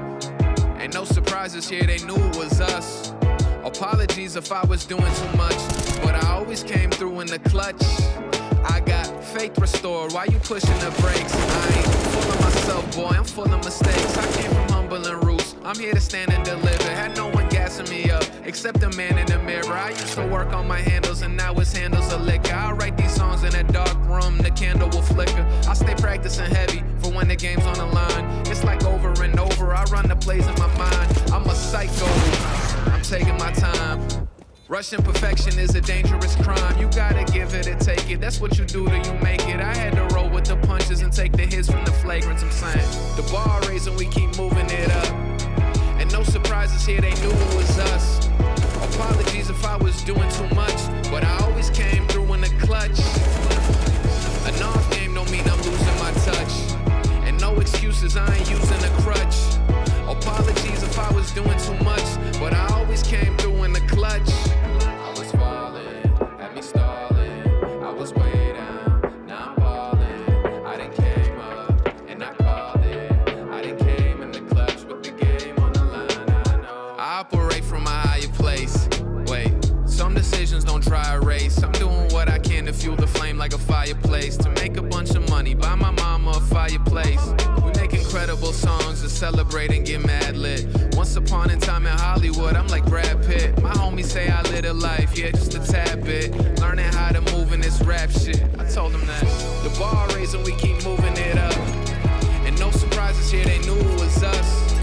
Apologies if I was doing too much, but I always came through in the clutch. An off game don't mean I'm losing my touch. And no excuses, I ain't using a crutch. Apologies if I was doing too much, but I always came through in the clutch.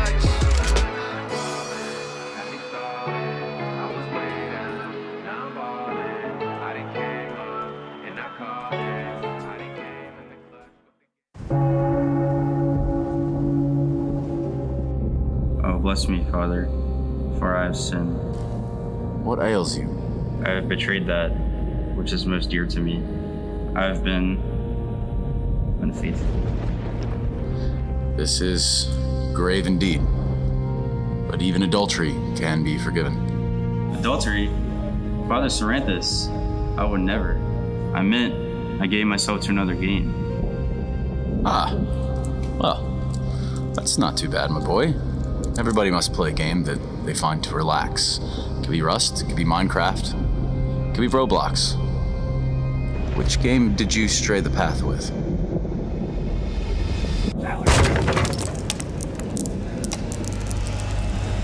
How can one resist such a power? Bless me, Father, for I have sinned. I must fear temptation. Was it worth it? My children, do not resist.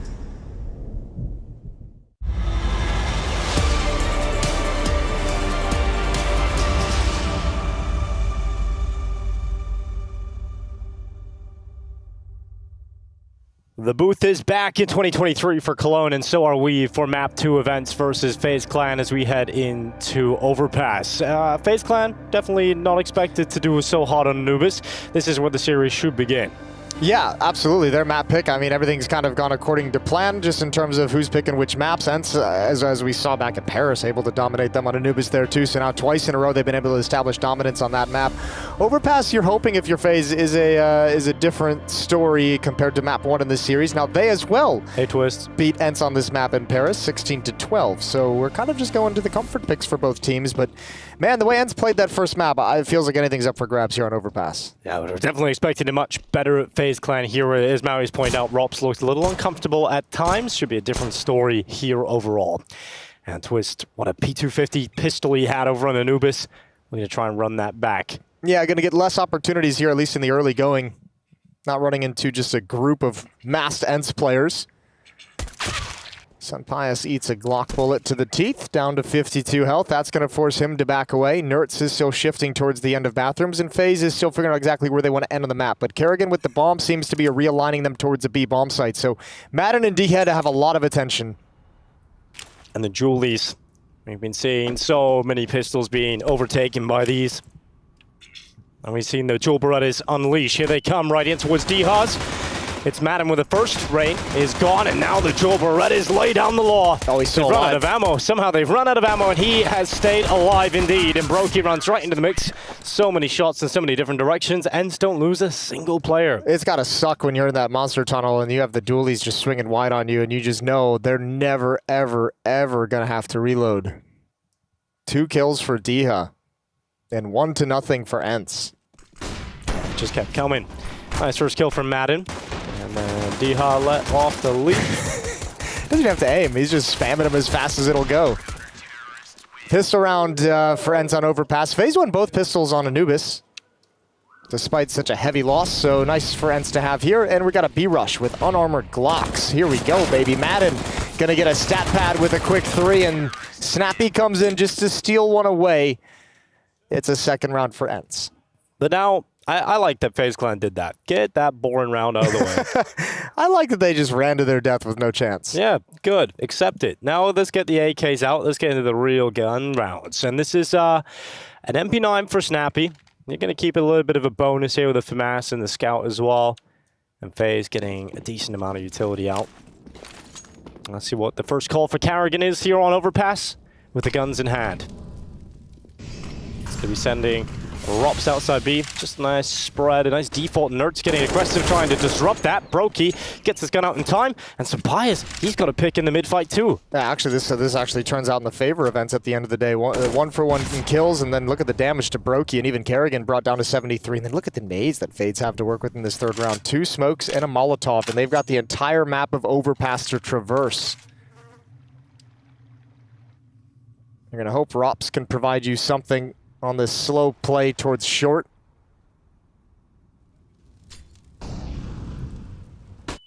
Oh, flash. Catches Rops. He's very lucky to tuck his head down there. If he was even a second later, he would have been dead to rights. Well, they know Diha is locked in the connector, and he goes back for the fight. He wants to win it this time versus Robs, and he'll do exactly that. Now Twist comes towards the top of Khan. Looked like he wanted to avenge his fallen teammate, but they stay on track. They stay focused on the play towards A, but Sampaya snaps up with the scout. Diha arrives in the back of connector, and it's just Brokey left. Sampaya doesn't hit this shot, but Madden certainly will. 3-0 start for ENCE. That's such a nasty shot from Sampaya. Like, all right, where'd this little guy go? Where'd this bastard go? He found him. He definitely found him. Right between the eyes. The Spanish sniper. It's cool seeing him come into this form, this level. Right and ready to peak at Cologne again. Yeah. Exactly. I feel like that's the last time we saw it was Cologne last year when Movistar made that crazy run. This is job application for ENCE. Sure. 3-0. All Deagles picked up for FaZe. Oh, Brokey with a bit of a charge on him. A Deagle running towards Party. And Sampaya is ready, but misses the shot. A rare miss as Brokey baits the shot out of him. And Carrigan is sprinting up long here. Yeah, look how much more carefree they are with these unarmored Deagles and not worrying about utility, not worrying about weapons. They've got a lot of space. Sampaya's the only one here. This is actually really dangerous. Oh, he has no idea how close Carrigan is, and that's the only D. Everyone else at the other bomb site. This site is lost. Like, this is a recovery mission all of a sudden. But look at Nertz. He's going to find the bomb coming up the back of connector. Twist wasn't ready. Oh, damn, that is clean. Nertz with a quick tap to the head of Rain. This is wild. Yeah, that's actually a huge save from Nertz. Like, not just the 2 kills, but as you mentioned, the bomb being dropped on the first frag has bought so much time. They do get it down now. And Brokey's gotten off, and this is where he does his best work. Oh, that's an awkward miss. Awkward situation. Good luck, Brokey. Sure, Rops will be thanking you, Rush, for catching that one, but here goes Brokey. Good luck indeed, a roll of the dice. Gambling with his life as he goes for second on towards Diha, but no flick out to long. It is Nertz who is the hero of this round 4 as he comes back up through connector and finishes the round on the side. That's an expensive round, though. That's a dicey round that ENCE is able to recover, all on the hands of Nertz. Even Brokey, you could see him kind of warming up. I feel like those kinds of weird situations where it should be impossible are sometimes where he does his most spectacular work, but there's the critical kill. That bomb being dropped, that was a thing of beauty, but that first one that buys so much time is just wonderful.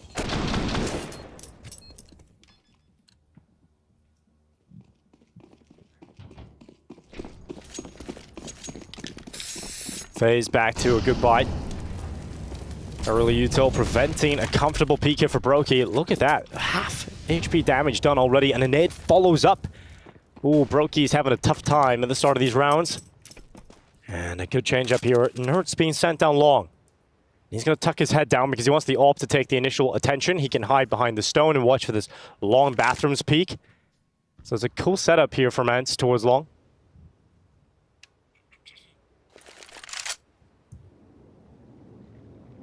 There's a boost coming, Jason. Look at this. Yeah, but Rops is usually on top of those things. Rops usually doesn't get caught off guard by those boosts. A little bit of spam coming through. Twist takes some superficial damage. 1 minute mark. FaZe making their first move out towards long. Nertz is ready. Sampaya was there as well. Rain has been forced back as well. Dink sounds worse than it is. The 3 players from FaZe yet to get a kill. Carrigan hits the deck. Only 1 kill for him so far in this game, and Rain running back down connector. And it is the 3 remaining players who have not got a single pick yet. Can they change that? 35 seconds. Yeah, ENCE know everything that's happening, though. Snappy and Madden are aligned really well. Diha's just shifted over. Nertz is going to stop them from falling back. He'll have a fast flank. Good luck. They're going to try a boost here to get a pick. 20 seconds. And work in tandem with Twist coming out of Monster. Yet to find that impact. If he doesn't have it now, I think this has got to be a safe call, but Nertz is already wrapped behind you. Oh, they're in trouble. Oh, this could get even worse than it already is. Twists will take Diha away. But run away, FaZe. You got to get away from this. Saving these weapons. And so at least give him the mercy to allow that. I thought maybe there was a last-second wallbang about to happen on Rops there, but 5-0 start here for ENCE. Yeah, looking really good. And FaZe haven't been able to find any kind of opening or weakness to really exploit. Closest round is that one of the Deagles where they just kind of strolled up highway and long and found Sampaya exposed.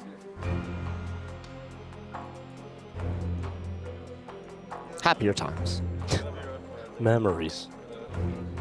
Every time you're losing a round, you just have to look at that. Remind yourself where you want to be, not where you are. Timeout taken for FaZe, of course, and Carrigan rallying the troops because they have not really even come to play on the individual front just yet. Maybe that can all change here. Yeah, ENCE is looking really comfortable. Round 6, Tech9 on Brokey. FaZe able to pick up plenty of utility even with the save to the 3 saved weapons. Still have a good kit of nades to bring to bear.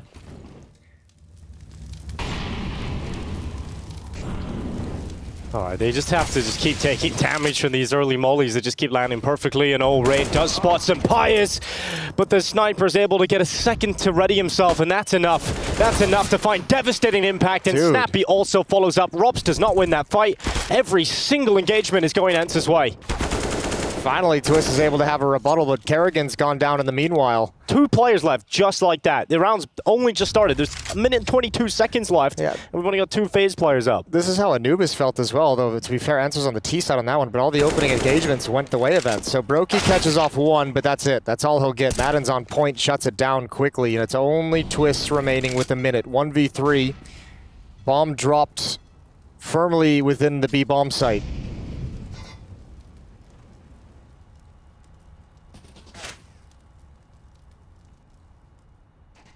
He slips his way out towards the side. Has seen a pixel that op dropping in, but now they know exactly where Twist is. Can the King come back into this? 40 seconds, still some time. Looks towards short, gets caught by Madden. Will collect a 6th round. It's a really good round for Madden. Triple kill, 3 isolated fights. Great game for Madden. Overall, 9-0 right now. Yes, Pius dominated Anubis. Madden getting started here on Overpass. And out of the timeout, FaZe can't find the winning recipe, down to Tech9's. Still very composed in the comms. It's interesting hearing Carrigan say without the energy, they're not a top team. Feeling that there's that much stock in it. So Pius goes for the mid-peak. Doesn't work out, and this time Rain has actually been able to get through without taking so much damage from the utility. This is a different look from FaZe, actually getting the opening kill on some ground early. Yeah, it might be nice. Let's see if they can build upon it. There was still presence here from other members of ENCE. Pius back at the A bomb site, Diha obviously in bathroom, so nothing that FaZe can really take advantage of early, but now starting to press forward. Snappy's gonna shift. Pius playing a risky game. Oh, Snappy, get your gun out, get your gun out. Luckily, the rest of his teammates are there to support him, and the speed of FaZe is stopped. They're going to try and slink back down to B, but Madden has realized that, rotated down, catches Rops walking over the bridge, and it is just Twists alone again. The AK, not clean enough on that kill. Madden can't die. Madden is unkillable at the moment. He's got plot armor. 11-0. Somehow. Oh, 7-0. What a start for ENCE. And this is a streak of 3 rounds where ENCE has only lost 4 players, so money is just continuing to grow. The advantages for the ENCE side are continuing to grow. Rops is still 0-6. Yeah, that's pretty crazy. Rain 0-6. Yeah, that's not ideal.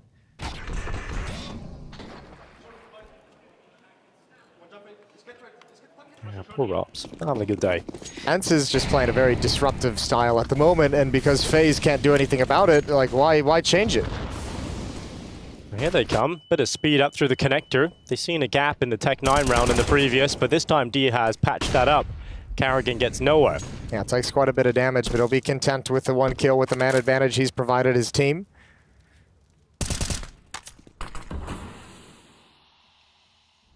They're still push forward in bathrooms. Season hears nothing, so Diha can confidently just jump back and bank.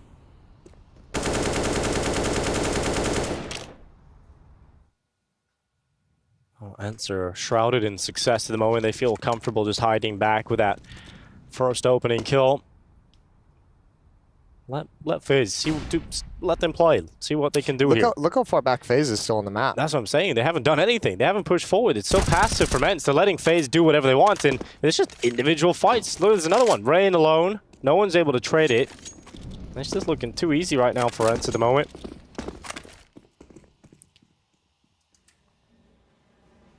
The bomb's coming long. And Rops is far away. Hard to see how they're going to break through this defense. Snappy's, he's had enough. He wants some info. So he's pushed down. Yeah, I mean, he might find it. The problem is, I mean, depending on where he chooses to go, he might be actually, now the utility's being spent, it's going to be pretty obvious that the A bomb site is going to be under attack. So Dha and Nerds can be confident and just chilling. Madden's on his hustle over. Snappy's going to stick around even. So, yeah, this is so many bodies to break into if you're FaZe. And look at Dha and Nerds, the way that they can combine, fighting the same battle from two different angles. It's impossible for FaZe. 8-0.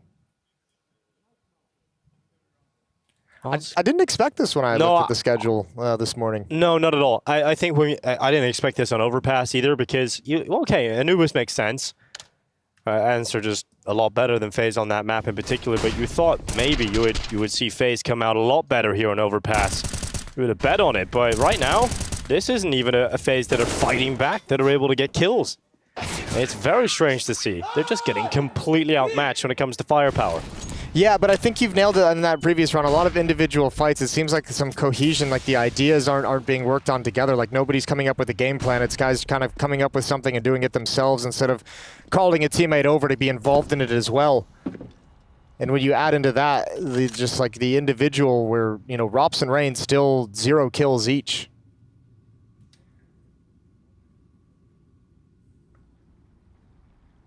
It's pretty crazy to watch it actually happen. With all the names on that team. Yeah. Sunpius and Nerds deep at the A bomb site, showing some different looks of defense. They've been aggressive previously, and now they're willing to sit back and let FaZe just burn a bunch of time clearing close angles. I think it's because you've seen so many different looks on the CT side. FaZe don't feel comfortable taking any control early. So they're so tentative, and ENCE are just sitting back. Oh.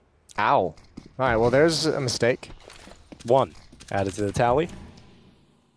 Here come FaZe up towards A. They're going to run it up through middle. Karrigan selling a B fake with utility at the moment. They heard that failed smoke. They're like, that's our one. That's it. That's the one we needed. They slipped up. That's the chance to go. And let's fading away now. And here they come. Smoke out towards the stairs. Sunpius, and he smells blood. Oh, and my. It's his own. Jesus. Because Range just bloodied up his face. And now Nerds out towards long. His AK is looking absolutely spectacular. 3 kills, and Dha comes in the rotation. Is now just Rob's left alone, and finally, he's getting a touch of the ball, a chance to actually get into this one. And this could be the clutch that ignites Robs back into Overpass. Yet to get a kill at the start of this round, and now looking for his third. Madden's come up the stairway. Yet to die, the Immortal.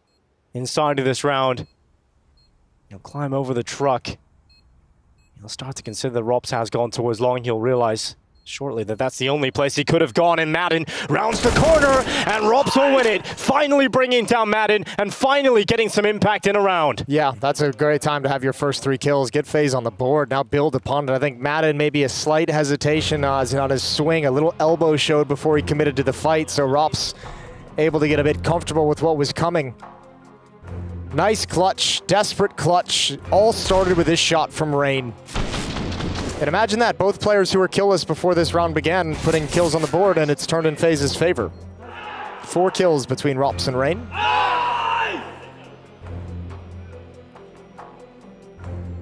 And a timeout taken for FaZe as well right after that round win. So you want to get into this now. They want to take that as the first step into Overpass. The great procrastinators waited 8 rounds before they got going.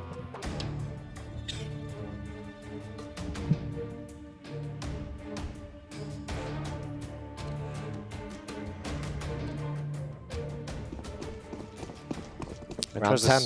Interesting to see what sort of call they've come up with out of this time, because they've used 2 so far. Ooh, and there's a boost. Okay. Oh, so close! So close for Brokey. Well, that'll give away the game a little bit. Look at the way Nerds has picked up. A little bit blind, but he recovers in time. Rain goes down. Coming through a smoke, and that is a good play from Nerds, realizing the quad boost situation, realizing you had a moment to spring into action and taking advantage of it. Yeah, great quick decision. And that's the reward. Sunpius goes into the toilets this time with his AWP, ready to crack away twists.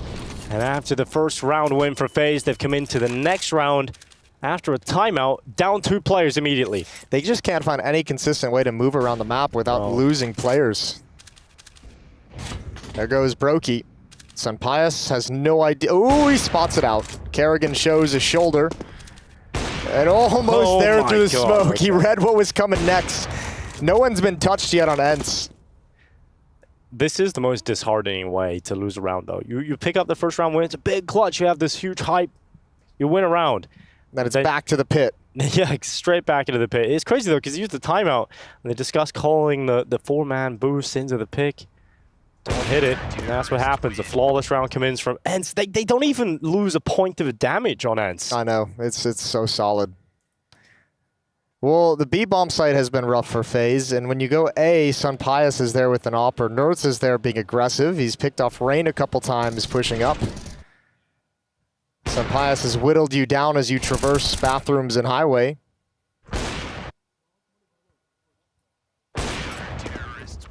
You got to be stumped right now if you're an in-game leader. Yeah, I mean, Carrigan's looking up. Maybe like, for some please, divine God. intervention. Anybody got any ideas up there? We're in the Bible Belt. It might work. Might absolutely work. Maybe we'll see a turnaround from this point onwards. Oh, Rops goes in. Tech9 gets the chance because Carrigan's flash was so good. Snappy was blind for an eternity. Don't look into the light. Oh, Twist, second kill. Coming in from FaZe. And that's Madden getting caught out inside of the B site. So a much better start to the round here for FaZe. And this was some weaker guns too. Yeah, what's up with these weaker guns? I think the round they won previously started with mostly deagles as well. Diha. Gonna try and bring this back. He's found Twist. It's not done yet. Oh, that follow-up flashbang from Rain.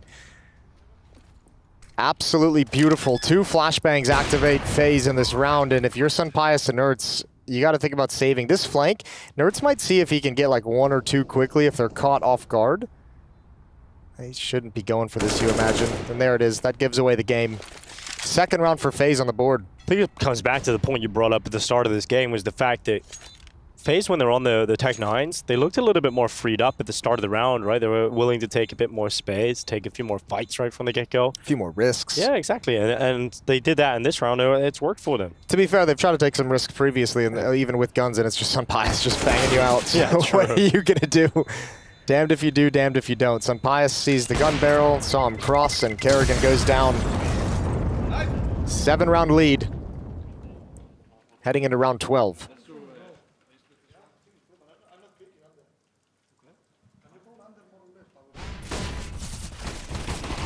That was good. Flash from Carrigan to set it all up to allow that chance to get short. And once you get your players into that position, that's where you can then try and fight out the B site, and Twist uses that to great effect. All right, FaZe, though, you mentioned it 2 rounds ago, the fact that they haven't been able to find any sort of consistent way to move around the map. They have to now pick that up. You cannot afford to just lose this follow-up round again. Oh, Nerds. But under a little bit of pressure, he's going to stick around. Snappy's found the opening. That's Rops wheeling and dealing and trying to clear every angle. And still they have no idea about Nerds. Sunpius at Divider watching his back. Oh, Nerds is sticking around. And he's about to put Rain in the ground. Nice, easy kill. And he's staying here. And Carrigan's going to go right into him, and Nerds denies any access around the corner. Finally, Brokey takes him out of contention. And now we're looking at just over a minute left, and FaZe down 2 players. It looks like it's going to be another one of those stories of finding some success and then dropping the ball again. But Brokey's going to take that missed shot as a chance, an opportunity to move through and towards this A site and try and gain some space. The Molotov fades away. Could have cleared out D-Hab, but it doesn't. And Madden assists in closing. It's double figures for ENCE in the defensive overpass. Yeah, it's just so painful. I mean, look when FaZe finally realize when they get close to the bomb, so there's only 2 of them left. It's just like every step of the way, every step of map control costs them a player. Or 2 if you got Nerds being aggressive, a crazy, crazy guy. 8-round lead. As much as FaZe haven't shown up to the game with the individuals, ENCE have to another level today. It's kind of crazy seeing them hitting all of this form. Nerds, Dihas, and Pius, Snap even had a good game, and Madden's having an incredible start to this one.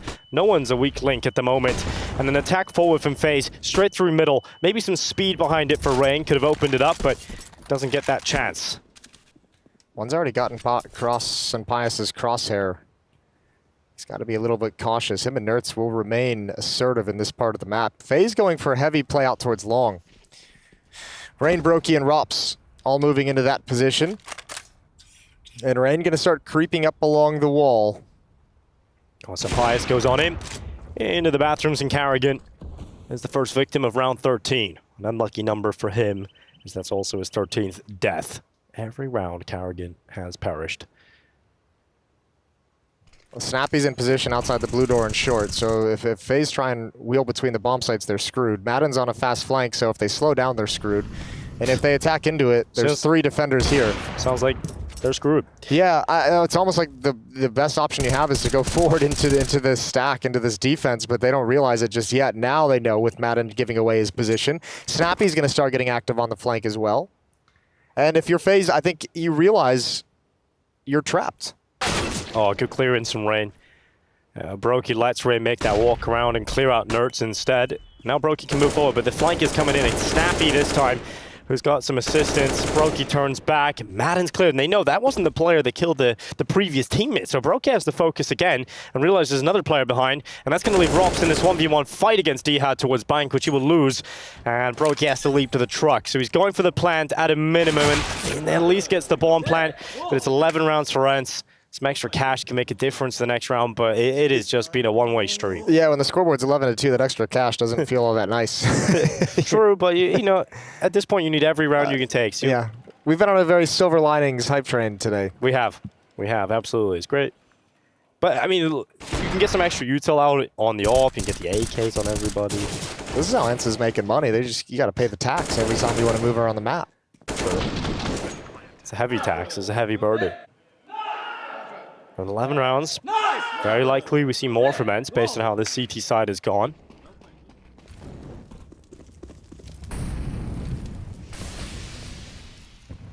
Thing is, I wouldn't count FaZe out if they had 4 or 5 rounds. You know, they have a good CT side on Overpass. I mean, we've seen it in the major even when they went down on Overpass, they had a weak T side.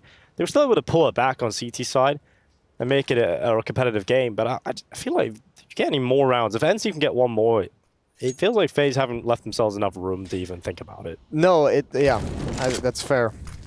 I mean, even at this point, it's gonna be pretty rough. It is gonna be rough. Oh, Nerds can't control it. Kerrigan makes him turn. Nice jump around the spot on the jump, and Rops grabs one through smoke. But a bit of luck through that, and you know you'll take it if you're FaZe. A Kerrigan classic wide swing jumping around the corner, and some timing going against some Pius here. He goes back into the peak at long, and there's a rifle waiting for him, but he doesn't overextend, and so Rain doesn't get that chance. And Rops has been so successful at hitting towards this B site that everybody else has to come back and head in towards this B site itself. Dihad still around here, still a problem, but not for long, as Brokey and Rain will close in the 3rd round for FaZe. There we go. That round FaZe got everything they wanted. Opening kill by Kerrigan, a build-up upon it from Rops, and then FaZe is really good at working the map. They just haven't had those opportunities throughout this half. Well, one more round for FaZe, and maybe there's a world in that second half. The pistol and the conversion in the first gun round, and you get that ball rolling. But they need this 4th one. FaZe actually haven't even done too bad at getting first kills in this game. They got 6 of them in this half so far. That's pretty crazy to think about. Not able to convert the 5v4s. Some of those are in the Tech 9 rounds as well. Yeah, that's fair. Some of them probably were quickly traded off as well.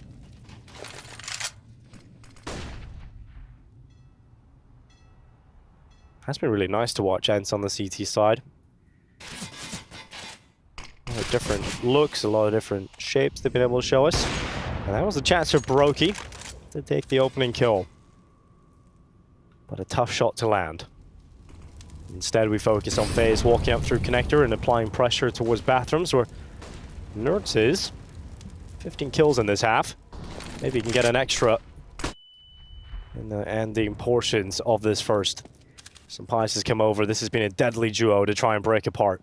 Against Pius and support, just watching his back. Gotta be a little careful, though. All right, Carrigan, here he goes, around the corner. Oh, Nerds had no idea. That communication has to happen so fast when Pius gives up the angle, because Nerds is just a sitting duck, as we saw. But there's that quick trade you mentioned, right? You were seeing ENCE really quick getting these kills back in reply. And they're not really able to move off of that kill that Carrigan got, so they have to go back down to B in the final 30 seconds. Hold the phone. Rain's a bit of an X factor. He's clearing out the A bomb site right now. If he calls them back, though, Pius is pushed in towards front bathrooms with the AWP. Rain can't clear that. Oh, that could be the unraveling He of the has round. to flank. He has to flank. There's no time to go back. There's no time. They have to go into the B side now for this last round of the half. They have to go real soon. If you're waiting on Rain, there's not a lot of time to do it. And here they go. FaZe heading through short, the bomb in their back. Rain starts that flank and twist. Oh, a lovely double. And this should be that 4th round. And FaZe are 1 kill away from it. That was so close. Talk about procrastinating. Yeah, just barely enough time. And they even have to begin the engagement before Rain's ready. He takes the moment as soon as Twist AK rings out to start running instead of walking. But that just came together with about 8, 9, 10 seconds left on the clock.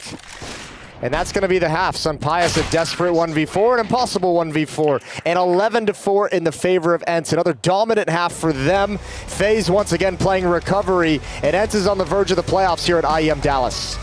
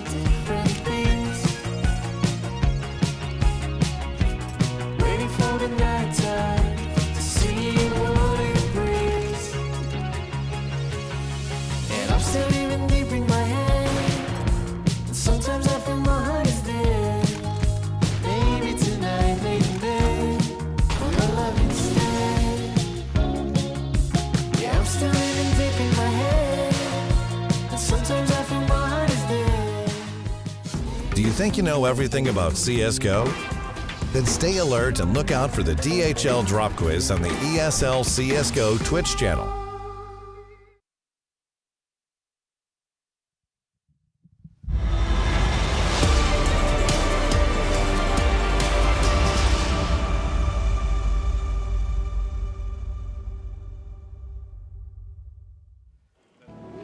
In this head-to-head, ENCE have come out looking very strong today in Dallas. First map is there in a convincing way, and now a great start here on Overpass. 11-4 over FaZe Clan in that first half. But now FaZe shift to the defense and a chance to perhaps come back into this one. But they need a pistol, they need the conversion, need the first gun round, Jason, and then there's a world. There's a world, what can happen? But it is all coming up, ENCE. A whole laundry list of needs for FaZe. Absolutely. But laundry can be done. It can be. You can even, or not here. I was gonna say you can send it out, but not in this situation. Here we go. Kerrigan, Dooley's moving up close to Monster, the only one going for a little bit of an information peek. And if he throws that smoke at the point where he spots ENCE, it's gonna be too late. You can see FaZe everywhere else on the map. That's a good smoke, but they're coming through it regardless. Perfect flashbang. Kerrigan goes down. He's done great damage. There's already a bit of a flank in. Sunpius is going to spot 2 coming out of blue door, so there's still a battle ahead for ENCE. Yeah, Twist and Brokey trying to roll out the guillotine, but it's not happening. It's just Madden who's handing out haircuts. And Rops has fallen down. The bomb plant tucked around the corner. What? Brokey goes flying in. That is a ridiculous kill to pick up. And Madden is dropped on down. Brokey. Okay. I think he got all the luck he needs in that first kill, and no more for that one. Jesus, what a way to kick it off. I thought he might even just go for the planter. I thought like they might not have been able to actually cover him whatsoever, but still. Well, a little chuckle for ENCE as they've won the pistol. Now FaZe's laundry list changes. They need to win the force buy, the follow-up. Yeah, you got streaky underwear now. You got to soak those things. I reckon you just go commando, Jason. God. Go commando mode. I want to see that Brokey kill again. Yeah, I really want to see that. Maybe we're not loud. Maybe it's too broken. It's too unfair, too unreasonable. All right. Nerds is creeping in towards the smokes at the B bomb site, right around the back side. No flashbang to activate him yet. Looking for a headshot angle. Ooh, Kerrigan. Oh, just a little too wide, and he's gone down. And now ENCE have control of the bomb site. Madden's controlling the flank and the rotation. Oh, not for long, though. Okay, that is a blinder of a shot from Rops. They need about 4 more of those. Well, let them cook. Let's see what they got. Bomb plant goes in, and well, it's how's that cooking going? It's in the slow cooker. Okay. So yeah. Probably for next round. They'll be ready. But all the best through the meals are roast slow in a cooked. crock pot. Yeah, We'll come exactly. back to it in a couple hours. It's gonna be full of flavor. What do you see? What's your favorite thing to cook in the slow cooker, in the crock pot? I don't know. It's been a while since I used one of those. Put a good ham in there. Okay. It's nice. A little bit of honey. Sure. Yeah. A honey baked ham. It's great. One of the delights of life, as FaZe are short of those at the moment. 13-4.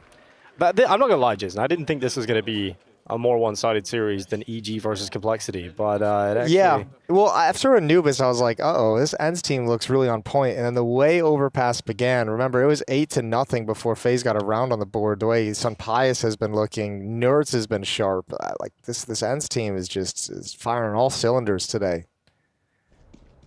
I didn't expect it before the game started, but I think you kind of get that sense watching the first map, watching the start of this map. Course, you were like, oh dear. You gotta know what you're dealing with at this point. I mean, it was an overtime win versus EG at the start of the tournament. For FaZe, that's how things kicked off. And speaking of kick off, it is Twist. He starts this with a bang, right through on Snappy. And I told you, slow cooking is the best way. Yeah, seems to have worked so far. Boost up for Rops to find an opening kill. Twist with a nice 1 dig. Add another headshot on top. That honey baked ham looking good. It's looking it's starting to smell up the whole apartment. The delights of life. And now Sunpius and Madden start to walk back into it. They want to try and spoil the meal, but it doesn't look too likely. Brokey's at the barrels. Kerrigan's in the sight, and there goes the barrels player. He's gonna bent over a barrel. Took a lot of damage to get that one done, though. Let's see what else is going to come from this. Molotovs are out. Madden doesn't clear left initially. Kerrigan's got one from behind the pillar. Rops is making sure that Madden can't cross, and Kerrigan will finish it off. Nice jiggle with the deagle, and FaZe are at 5. Nice. That's their chance now to start making something of this. But ENCE, the problem is they still got some cash, so they can invest, they can buy back. They probably realize FaZe's economy isn't in the best spot. Some of the weapons they have maybe aren't the greatest since they picked up a few. So you can buy up into this if you're ENCE. I've seen a lot more MP7s coming out. I assume you're an MP5 kind of guy. I am, but not for any logical reason. Just for nostalgia? Just nostalgia. Every time I use it, I wonder why I haven't swapped back. It just feels and sounds weak. And here's the MP7, loud and proud, and dead immediately. Yeah, good for the MP7. Weird. ENCE was like on the verge of challenging around that smoke, and then they changed positions to run through another smoke. Well, here they go, right through just keep coming through the smokes, I guess. Here we go. Sampayas, and he's got a double. How has he managed to recover this? I don't know, it's so winnable though. Diha's here with him. They've got time. They got 1 minute and 20 seconds to work with. It looked completely done, but I suppose once you've committed to that sort of live and die by the sword mentality, you have to keep committing to it, and Sampayas goes in and he actually gets those 2 kills to pull it back. They need to make sure they just kind of pause and wait and give time for FaZe to kind of be worried about and concerned about the A bomb site and rotate off. Broki's done just that with the AWP, so Diha's going to start investigating. Oh, he spotted the head right at the end of the day. Carrigan's showing a little bit too much, and then he peeks. Diha thought he was going to hide behind the barrel the entire time. Yeah, he was taking a risk. That could have been a round-winning play, but obviously Carrigan spots it out. 13-6, FaZe starting to come back into this. ENCE is going to be out of money. FaZe winning 2 in a row, and they've got cash flow behind him as well. So things starting to feel a little bit more positive. Still a ways off, though. Yeah, definitely. But we've seen FaZe pull some ridiculous comebacks over the last month. It started with that Cloud9 game. If you remember back at the last chance qualifier, Cloud9 were up on Mirage and FaZe started pulling it back. And we got to see shades of FaZe of old. You mentioned it at the start of this game. When they were at their sort of peak and winning all the big tournaments, they were known as a team that could always come back no matter the situation. So they got that dog in them. Oh, deep nade. Good shot from Rops as well. Yeah, and everyone's happy to take fights at the moment, knowing you're going up against unarmored opponents. All that confidence comes right back like riding a bike with FaZe. Clean. And that's 5 players staying up. Rain gets 3 kills, starting to build up his own kill count. He started really slow on that T side. And ENCE will start to buy again. A timeout taken. This is the first timeout. Obviously, ENCE haven't been forced into a position where they feel uncomfortable enough to have to take a timeout.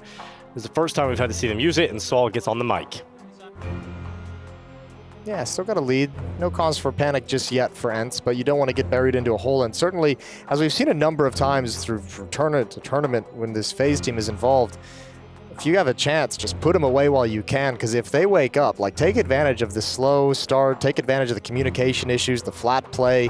Just make sure you close the series out before they really wake up into it, because that's when there's another level that FaZe can hit that you don't want to mess with. Yeah, you can awake the sleeping giant, and it happens quite often. Sometimes they just wake up on their own, though. There's nothing you can do about it. This could be that moment to put them back to bed. The AKs. Let's see what call Snappy's come up with here.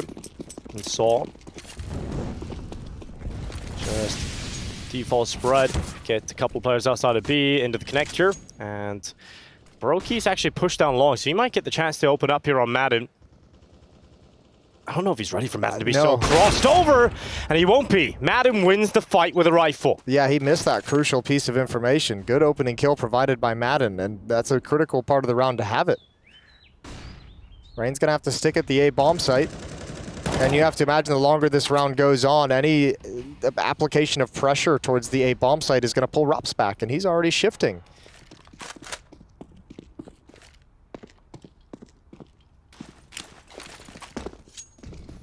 Feels great on the T side of overpassing. We have so much time and an advantage.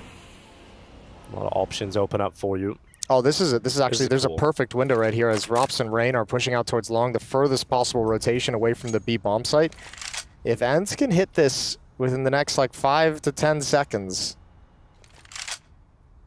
they're living the dream. Even Twist is shifting rotating off. away because they're worried about the fact that bathrooms, that smoke's faded away, so they can probably, they're worried about them walking up through middle up to the A side, so they have to bring Twist back up. There's only 35 seconds. This B side is so weak. It's just Carrigan. We see this sometimes where he's just left on an island.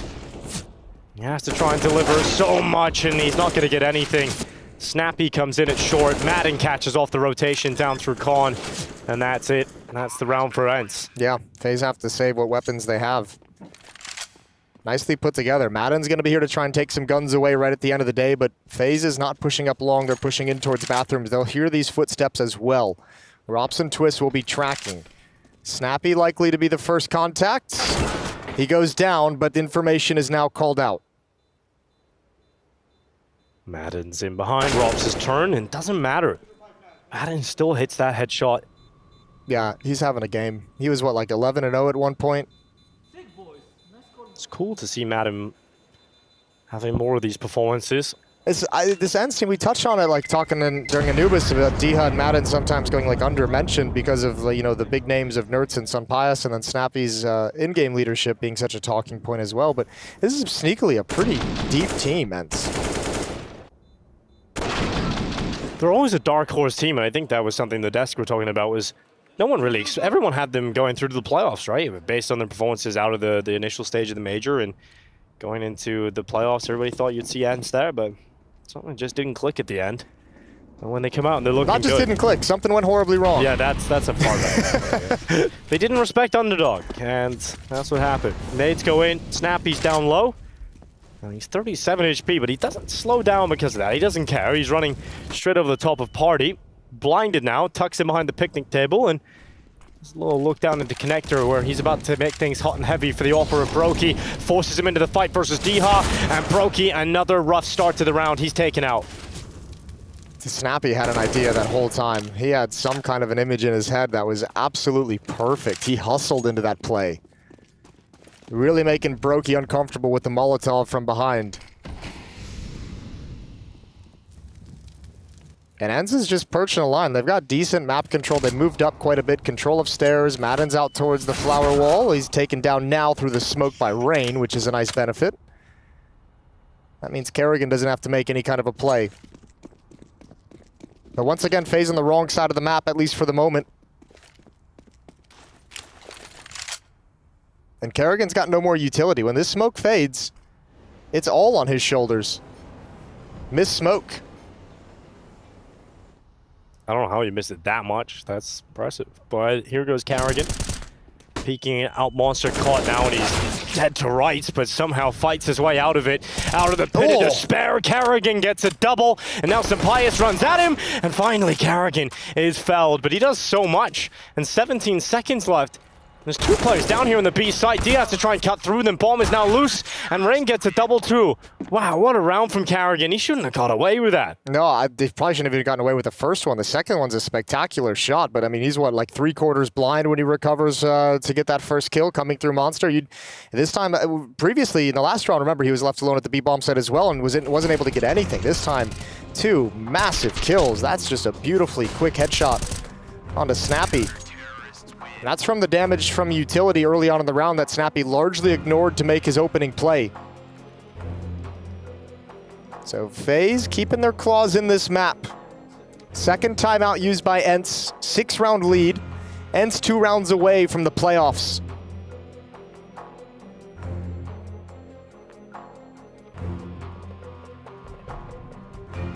Another playoff appearance for ENCE in Dallas is looming. Grand final last year with a stand-in, and must be a relief to come into Dallas with a full squad this time around. And to get there over FaZe, we'll make it a legitimate run into the arena. I hope a lot of you at home are coming to Dallas for this event. It's going to be a great time. Hell yeah, baby. Crowd was awesome last year. Put your cowboy boots on and get out here. And the hats. Bring your green hat. And brisket. Bring it all. I think somebody did bring ribs last year. Yeah, I think I seen that. That was pretty cool.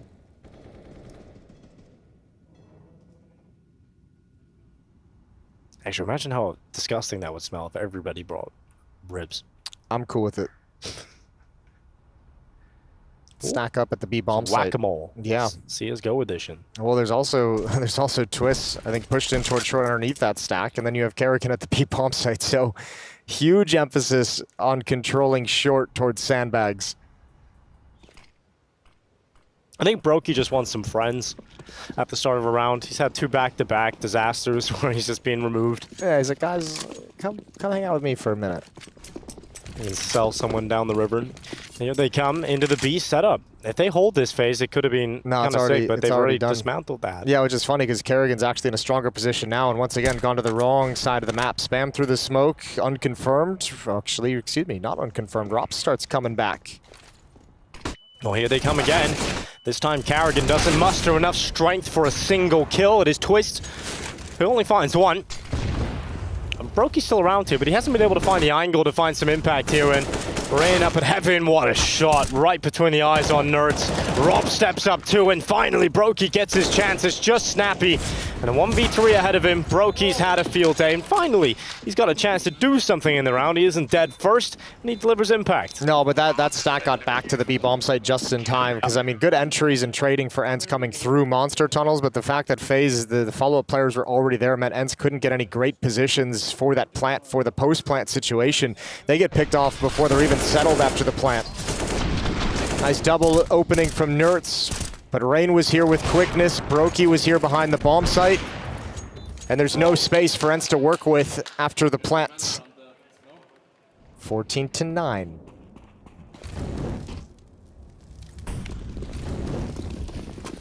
This is quick.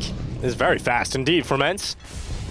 And the lower buy freed up and attacking B with some strength. Madden tries to get through short, but Broky is ready. And they send Karrigan's M4 in second to deal with a short offensive. It's one kill, nearly a second, very close to taking Snappy down, but the rest of FaZe will clean up, and that's 10. That's double figures for FaZe. Now 4 rounds away from tying this up. Look, FaZe is building up into this. It's time for ENCE. This is when you start to get to that point where, like, all right, we've had enough messing around. Like, we need to close this one out real quick, especially considering the way this map started and the way Anubis went. You don't want to go to the third map of Ancient against a FaZe team that is fully warmed up into the series. And Saul's going to burn another timeout. Third one used by ENCE. Still looking for solutions. It's a 6-1 run for FaZe since the guns have come out in this half.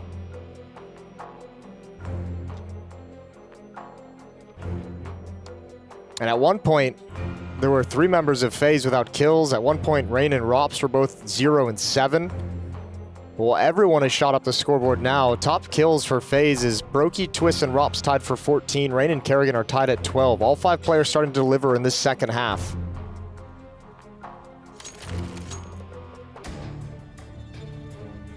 An update from the B stream, 11-4 for Mouse, looking to try and take this series 2-0 over Furia. Watch party and T-spawn.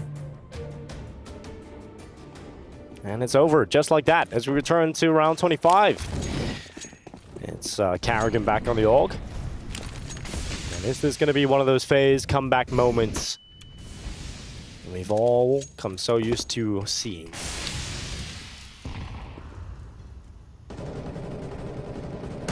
There's been a lot of emphasis on the B bomb site for ENCE, and I mean, for the most part, FaZe has handled it really well, outside of a single round where Karrigan was left alone. But this bomb site is heavily stacked up.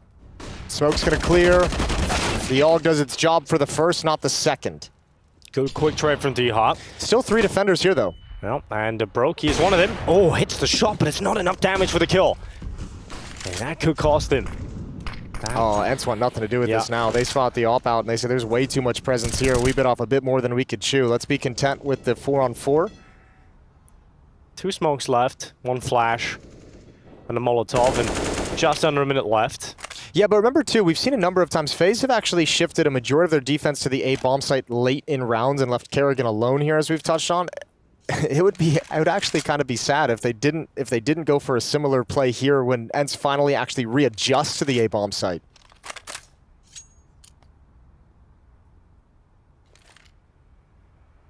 Broky's sliding over. They're running up close to Rain. I don't think he's seen the head of Madden, so he got so deep.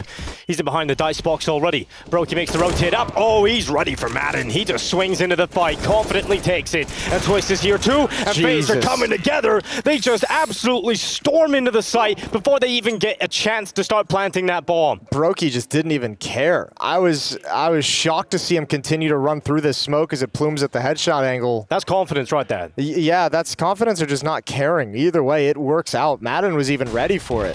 Confidently not caring. Obviously calmed by Rain. Like, the steps of Madden were really loud, so Broky knew to come in and where to look. And was very quick and trusts himself to land that shot. But yeah, the frustration's starting to come in. The answers to the question. This smoke keeps failing for a FaZe. Yeah, whoever's throwing that, need to have a conversation with him. That's another AUG kill for Karrigan. This time doesn't get traded immediately. Rain at the ready, covers off the party. It's his party, and no one's ruining it until Nerds turns up. Tech 9 double on a swivel. Rain and Rops out of there, There's so much time, and that's guns available now to both of these ENCE players. Yeah, and a little bit of utility on Nerds. He's got smoke flash. If they can actually push towards the A bomb site now, they're gonna chill for a minute, which is giving Twist time to make this play. But the op kind of negates the HP that Nerds has lost. They need to find a clean opening and quick. Kerrigan looking towards blue door for the moment, gonna smoke it off. That might funnel ENCE back to A. Get up on the pipes. This is like, hey man, boost me right here. Yep. Hanging out in the sewer. In the boiler room. Not seeing too much just yet. They're waiting on a FaZe mistake. And it's not coming, but there is that flank from Twist coming around the back side. Well, and they're actually calling the flank off from Twist, right? They're saying, we're going to rotate to the A bomb site. You with this push, cover B. Somehow Twist is about to get flanked. Yeah, that would probably piss him off. I'm not gonna lie. If he get the timing tucks in the right. Now he smokes it off. They know his position though. They see the trajectory. Yeah, but he's just gonna stand and fight. If he can get one, that's perfect. Should confirm the round really. But Nerds, wow, just runs right through it. Dry into the fight. Twist doesn't get a single kill, and now the smoke goes into the site, and that's gonna shield these ENCE players and allow that bomb plant to come in. Kerrigan dives down. They haven't heard it. They didn't hear him drop, and Kerrigan quick. Oh, okay, the transfer with the AUG. You don't see that every day, and Kerrigan gets it done. That was a slow, clunky transfer with that AUG, but he makes it work. Nice headshot on the Nerds to shut him down. Nerds was on for the ace. Good damage and good plant, but FaZe's economy is way too strong to be thinking about a reset at the moment. Good round from Kerrigan overall, triple kill. Here's that little transfer. FaZe ENCE stickers on it. He's prepared for this game. Snappy. I love the reactions we're getting out of him today. 14-12 though, this could be full. Snappy's got to just be thinking like, what do I have to call to get this win? Yeah, they did the now the smoke. Nailed it this time. Triple nade. Unfortunately, no one's there. FaZe were using that boost a little bit earlier in their half, but not this time. And it's a good thing that that smoke did land this time though, because ENCE did send 3 players over towards Monster early on, but they've now adjusted that and spread out a little bit more across the map.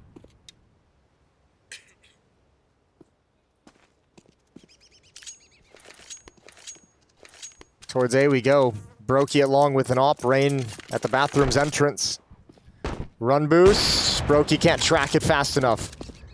Op shots from both miss. And Rain now isolated. Peek in. Rain will be isolated, but still handle it alone. He doesn't mind being the lone wolf. Madden gets a taste of that. Nerds, the nade lands right at his feet. Does so much damage, brings him down to 22 health points. And if you go any further, you gotta walk into the laser. Oh man, I have a bad feeling FaZe has just hit this peak. I don't know if ENCE is gonna be able to crack into this. Brokey now with another kill. 5 on 3 for FaZe. Exactly what ENCE was doing to them in the first half. Brokey misses the shot. Good swing out. Diha brings Robs out of the play, but Brokey and Rain, they've just hit that next gear. They've shifted up, and FaZe have arrived to this game in a big way. And this is the thing, you get that 4th round. That's the difference with this FaZe team. If you let them just get that extra little round at the end of that first half, there's always a world in which they pull it back. There's always a chance to come back into it. 6 rounds straight for FaZe, 9 of the last 10. Timeout taking, you see Saul asking for it, ENCE need it. Brokey is the big key. I mean, the rounds that ENCE are winning on this T side as well, before the 6 rounds you just mentioned in a row, Brokey was getting eliminated at the start of those rounds that ENCE were winning. As soon as he changed it up and wasn't involved in a lot of those early fights, he's been just dominating them. Yeah, he's really putting in a nice performance here. You wouldn't think it on the scoreboard, but starting to heat up and have a lot of impact. ENCE have problems. B tactics haven't worked. They've been stalled out. FaZe has been able to stack a number of bodies on defense at that part of the map. Heading towards A, we just mentioned the aforementioned Brokey has just been a menace with the AWP, much like Sun Pius was in the first half. ENCE have only won a single gun round in this half, round 21. Other than that, it was the pistol, it was the 2nd round, and 1 gun round.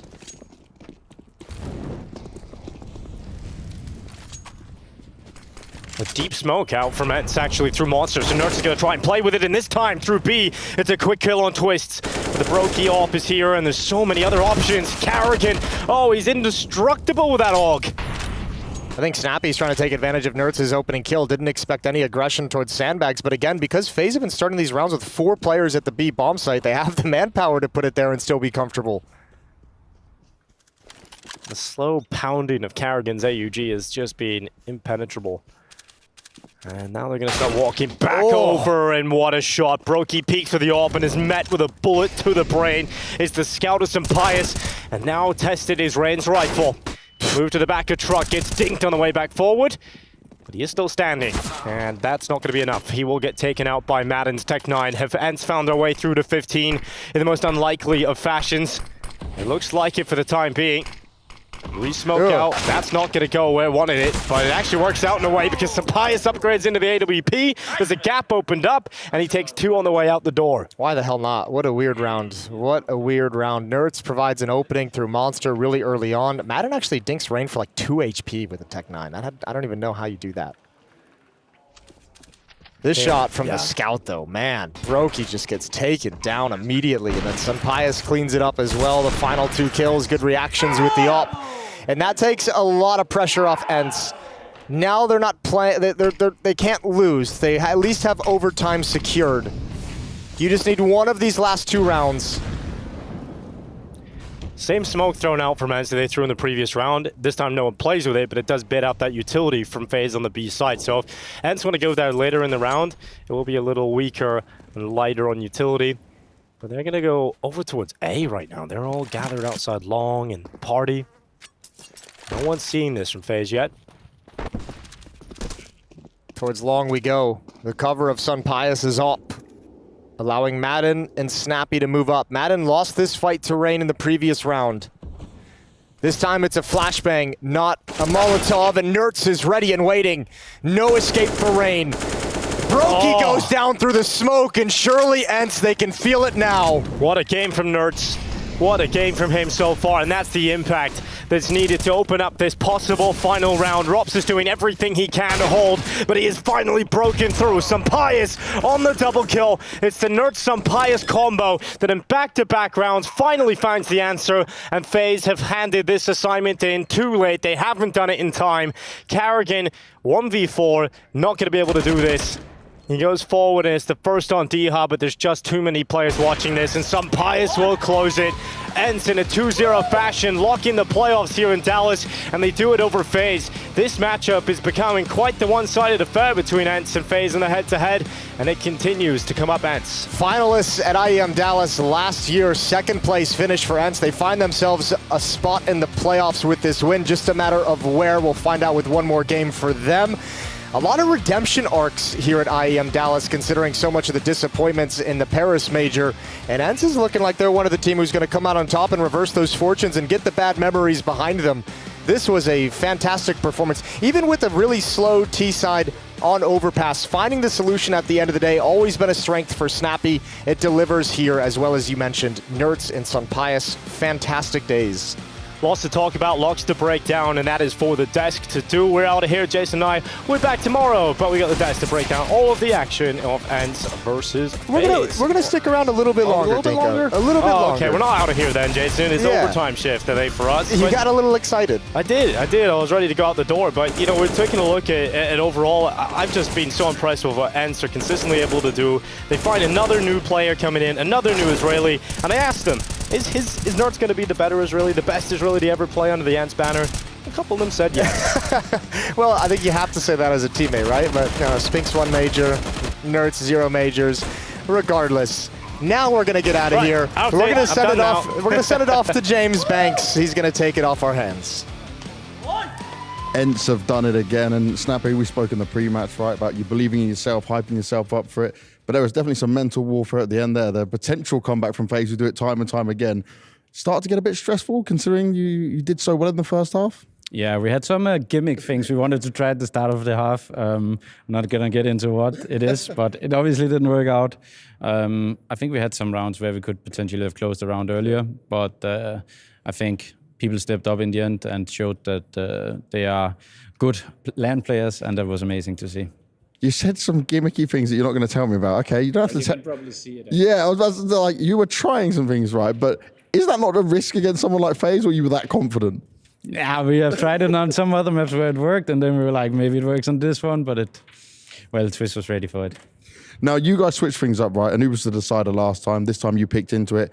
Really solid, another great performance from you guys on it. They go for overpass again, but were you expecting that? Were you thinking they might have changed things up with it and had much change when you were going up against them on it? Yeah, I think they probably believed, I guess I might be wrong. I think they would think we pick nuke, right? Yeah. But we decided to throw a curveball, and then we only prepared 3 maps, and this was the 3 maps we were going to be playing. So I think we had a good idea of what it was going to be. Yeah.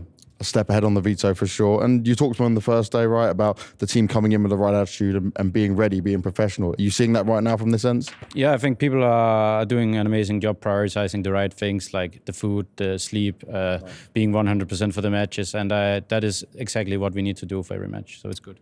And Dallas last time, grand final. This time, going all the way? Why not? Why not, with a smile on his face?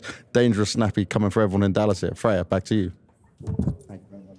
ENCE to command and conquer in this series and make it straight through to the playoffs of IEM Dallas 2023. This time, they don't let FaZe make the comeback. What almost seemed like it was going to be inevitable in those late round situations. And Nerds was a big reason for that. Luckily, we do have him down here on the desk for a few winning words.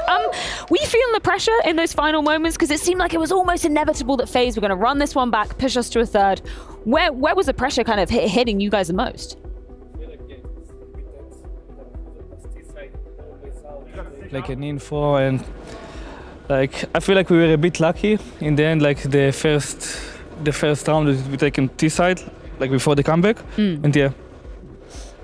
I was wondering, like when you're on the T side and you struggle to close out, sometimes you know what you want to do all the time, but it doesn't work out, or maybe you lose a round with an advantage, and sometimes you feel like maybe you're running out of ideas or solutions. Like how was it this time? Did you feel like towards the at 14-13, like you pretty much did everything you could think of, and it's going to be hard to figure out what to do? Or I think like we had a lot of ideas what we want to do in the game. We didn't do anything for what I said, like not anything but 50%, and we were focusing on B.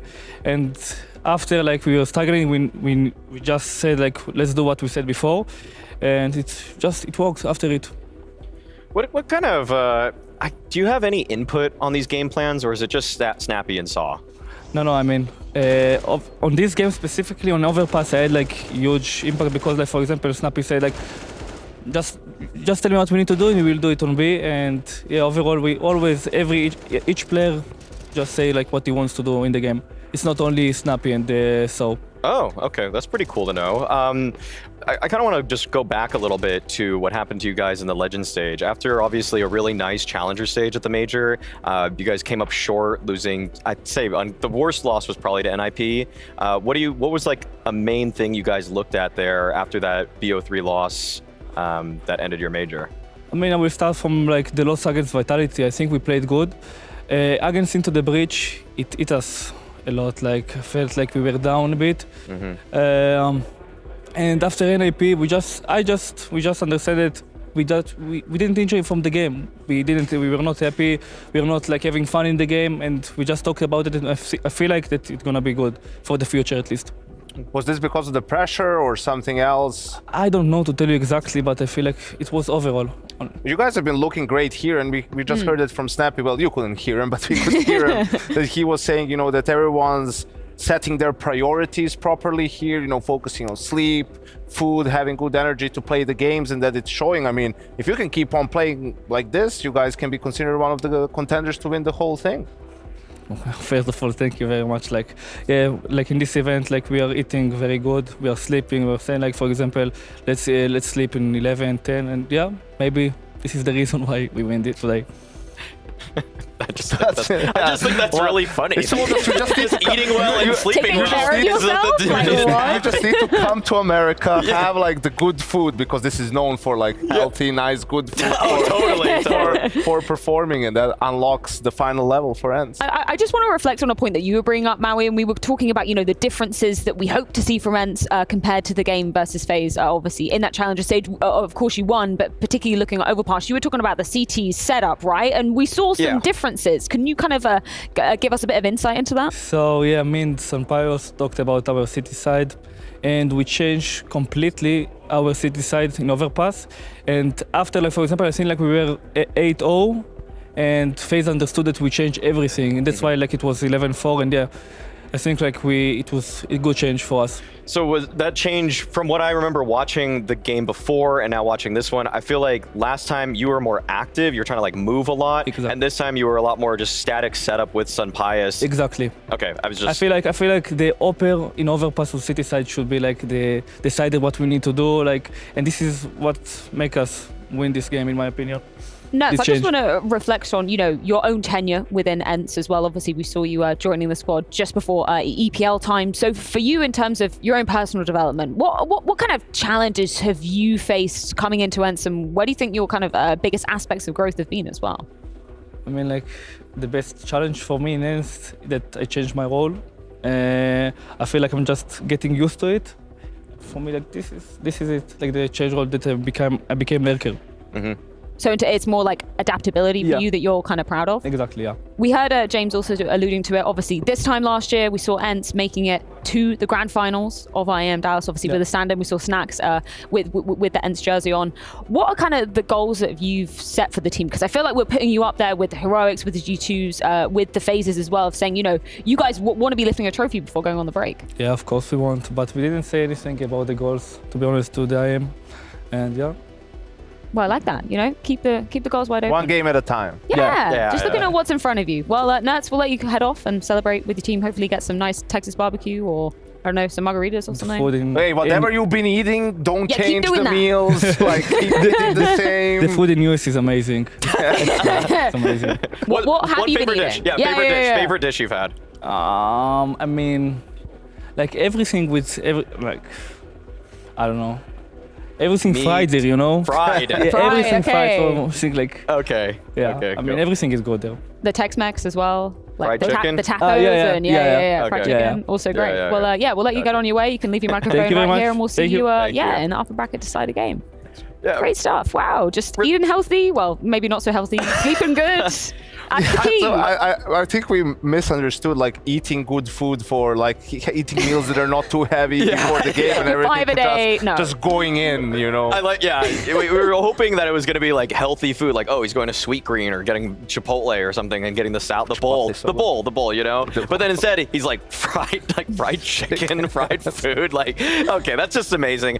You heard it here first. Fried foods are the way to beat FaZe. We evolved from back in the day. It was just in order to be really good, you just needed to have 100 hours the past 2 weeks. Yeah. Like I hated that. We do an interview and all of a sudden Freiburg is amazing. Like, what did you change like for your game?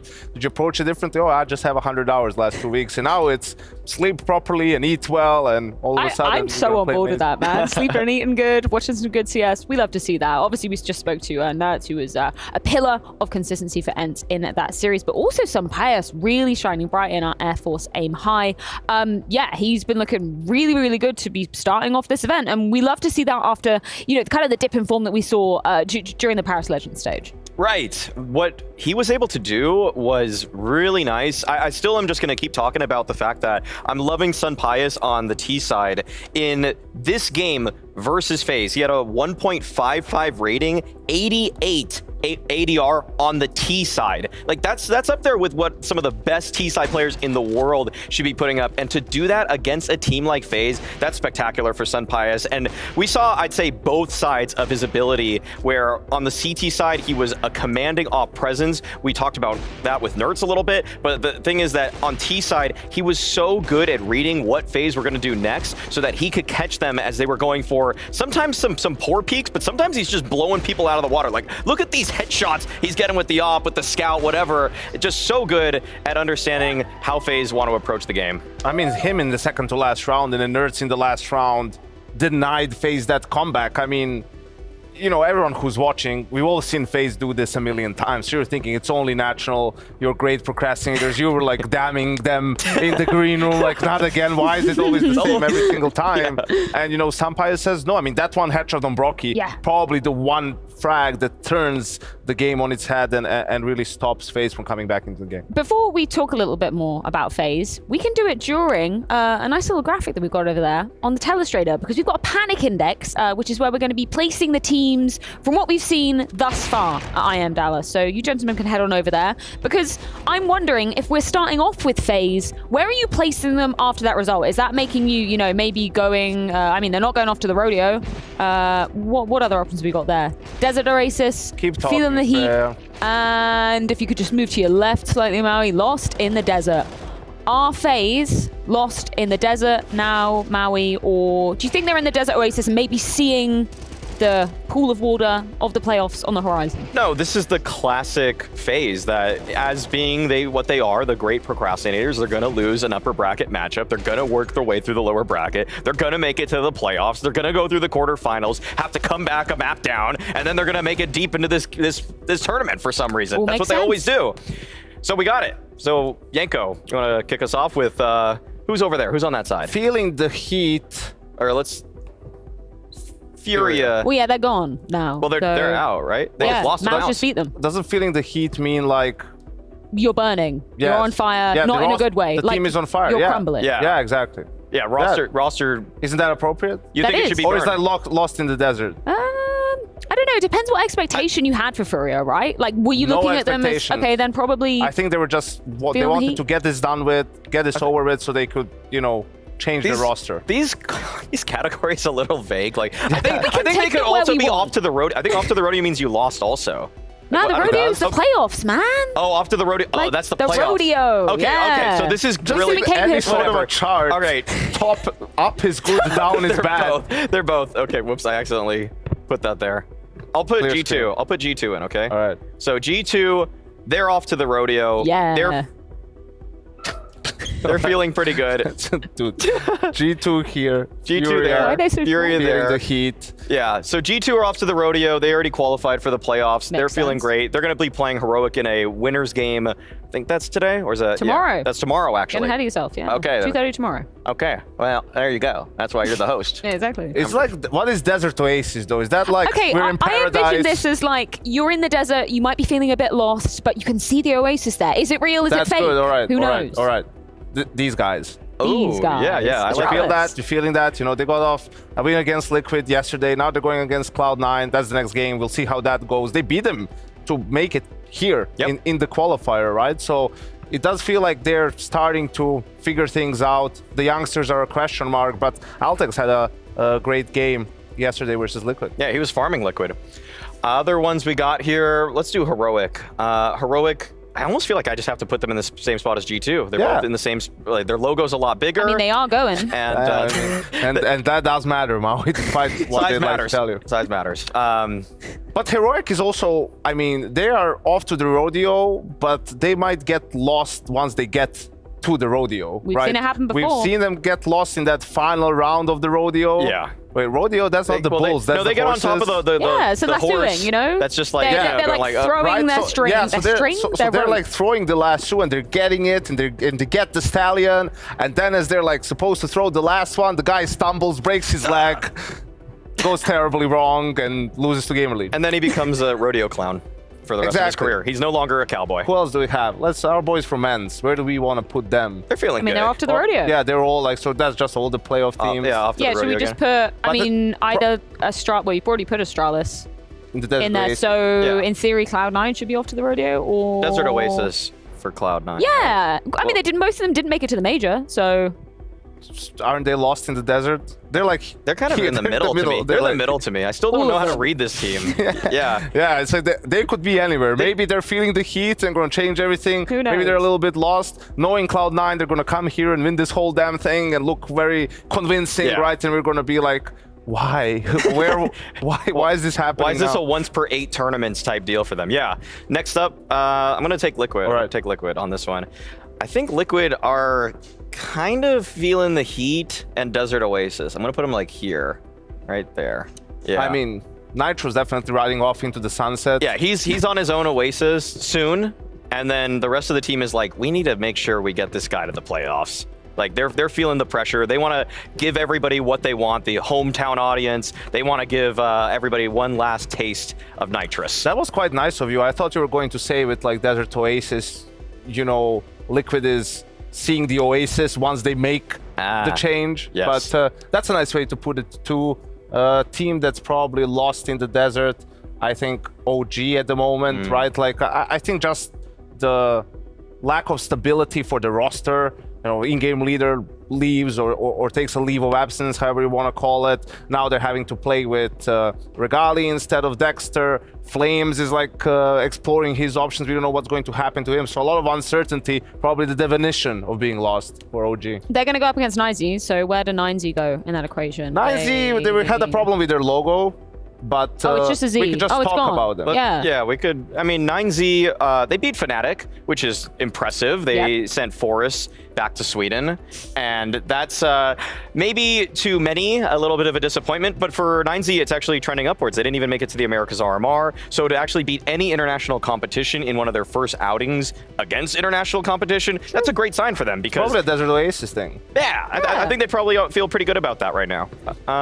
MOUZ, though, they just knocked out Furia, right? That game is over. They did. I would put them between Lost in the Desert and Feeling the Heat. Yeah. Like I think every player right there is fighting for contracts.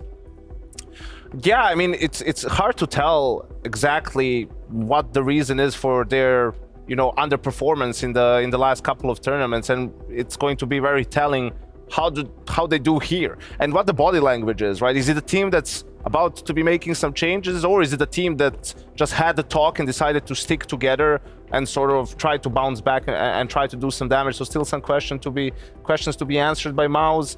Where's Complexity at? Right here. Have we done Complexity? Where are you thinking, Maui? Resident NA expert. I put them after beating EG, the toughest of competition. I don't think you feel too good about that. I'd probably put them like Feeling the Heat, but a little bit above Furia, I guess, you know, something like that.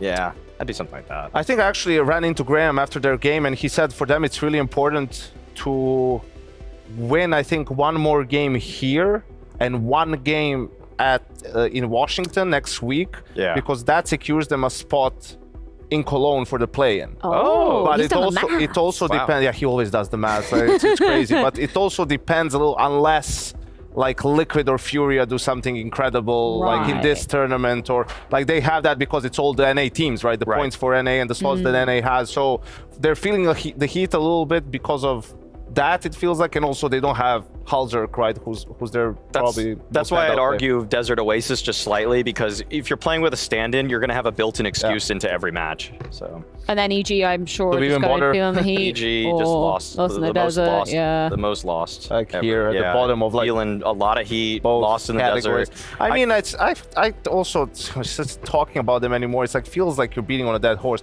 I liked your little rant. It's like, you know, you just need to make a sort of strategic maneuver and say, okay, are we trying to build a competitive team right now, or are we trying to develop some talent? And they will probably come out and say, well, we want this team to be competitive, but we're building talent as well at the same time. And we have this second team that's also building talent that we can swap players in and out. It's like, please just stop. Give these players a break. My biggest thing with EG still, and I'll just reiterate what I said in that rant earlier, is just that if you are going to try to gain the favor of the American crowd, you have to stick with that more or less. Unless your one blockbuster move, like assigning Yakindar or Halzerk, is good enough that you're going to actually start competing to make it to playoffs consistently, just stick with the NA project, stick with the blueprint, because as much of a meme that's become, it actually is something that Tier 2 NA fans can latch onto and say, you know what, I watched that guy grow up. I saw Hex as he was developing. I still have hope in Hex. I still have hope in Bentley, Ponalone, all the guys that they had on these other rosters, and you'd want to just see them get some more cracks at playing against Tier 1 international competition. Yeah, very fair. Greyhound and Nouns, I think, are the last I got two? Nouns over here. I think Nouns are in a weird place where they're not really feeling any heat. Did they like match your expectations of what they would deliver in theory coming into this tournament? Because I think like we can't give them any flack, really. Yeah, no, like this is, I mean, they're happy that they qualify. Yeah. So I think they're in some ways on a Desert Oasis. Yeah. I'm okay with giving the Noggles looking right into looking at the island, you know? Yeah.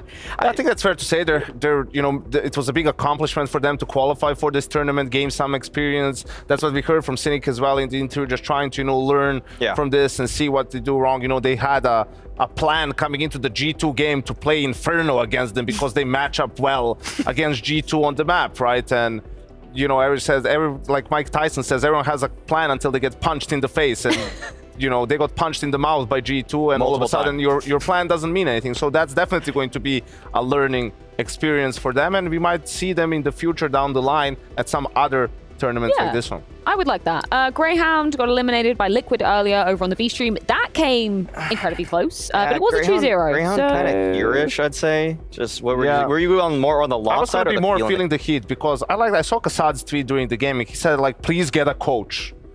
Get a coach that will help you close out games. Yeah. Because they were up, 15-10 on the second map. Yep. They came back in the first map and took it into overtime. But you lose both maps, in overtime, where you probably had opportunities to close out at least Mirage and take it into a third, right?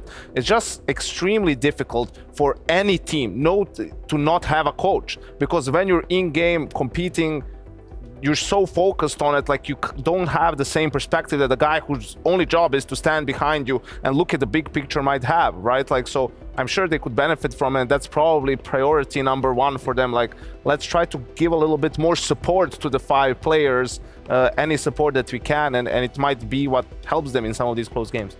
Yeah, and it seems like it's a change as simple as that, because a lot of the individuals have shown so much prowess. We saw INS have a very great map against Cloud9. He actually did pretty well in the Liquid series. I saw moments from Vexite clutching out against Liquid. I think he had a 1v2, maybe a 1v3. And then, I just think it's not a talent problem necessarily with Greyhound. It's just you got to calm the nerves in a lot of the more tense situations. Are you content with your list, gentlemen? Does that cover every single team that we have a logo for? Yeah, I like it. I was going to say, if you want to make... have we not done FaZe? Where's FaZe? I don't have FaZe. You don't have FaZe? I don't have FaZe. I have FaZe. Well, I don't know whether that's a horrible illusion. FaZe are to me almost happen. always on a Desert Oasis until they're down a map with their life on the line in a tournament. So I would put them Desert Oasis, because once they are down that map, you're going to put them right into feeling the heat, and then all of a sudden, once they just get a lead in map 3, then they're off to the rodeo, because they're never going to let you actually back into a game. I do feel they're feeling the heat maybe a little bit, because it's been a string of disappointing results in the last 9 months outside of winning Pro League and locking that Grand Slam in, right? So disappointing results in terms of they haven't won a lot of tournaments, but on the other side, they've only lost to really good teams in those tournaments, teams that would go on to win the whole thing, or they're a top 3 team. So it's a very peculiar situation in which they're in, right? You're obviously in it to win games, but it's not that terrible despite unsatisfactory results. So I think I think a lot of teams are in a position where they want to know what happens next season. Are we going to CS2? Are we not going to CS2? So they can plan their time. If you're not going to CS2, a lot of teams might not do a boot camp. They'll just go into Blast and sort of use it as a warm-up tournament for Cologne and whatnot. But if it's CS2, well, then you want to get on that grind as soon as possible and get an early. You know what I'm really hyped for? Because FaZe lose that, they play up against Liquid, which means Twist versus his former teammates. NA is going to have a few hearts broken or just one heart broken. I'm excited for that, because that's elimination. They're now down in that lower bracket, right? That's a really interesting game. I mean, a lot of history on the line there, obviously. I think FaZe at least have a DC to look for. So in some ways, they'll think maybe our season isn't over if we lose this one. But for Nitro, you don't want to see him lose in the group stage. I think that's the big narrative for Liquid right now, that if people are going to be coming to Dallas to see Liquid, then if he doesn't actually make it to the arena, that arena is going to be a little more sparse in terms of attendance. And I think that's something we all... We do want more people in the crowd. We do. I want more fans there. And I want Nitro to have a nice send-off, right? That too. I want to see FaZe. Right off into the sunset. I want to see Liquid. Yeah. Well, then they better step up, because they played 2 overtime maps today against Greyhound. And sure, FaZe isn't doing amazing in their own right, but, it might be one of those games where just guys step up because of who they're playing against too, and that gives you a little bit of extra fuel. So, gentlemen, are you happy with that list? Are you content? Okay, I thought you were just going to ask me, am I happy, in general? That's a really long answer. If you wanna... That's a really long answer, but yeah, with the list, I'm happy with the list. Yeah, I'm cool with it. I'm cool with it. Excellent stuff. Well, as we alluded to, plenty of action going down on the B stream side of things as well. We just saw Maus eliminating the Brazilians of Furia. So let's head on over to Banks to get a check-in with the winners.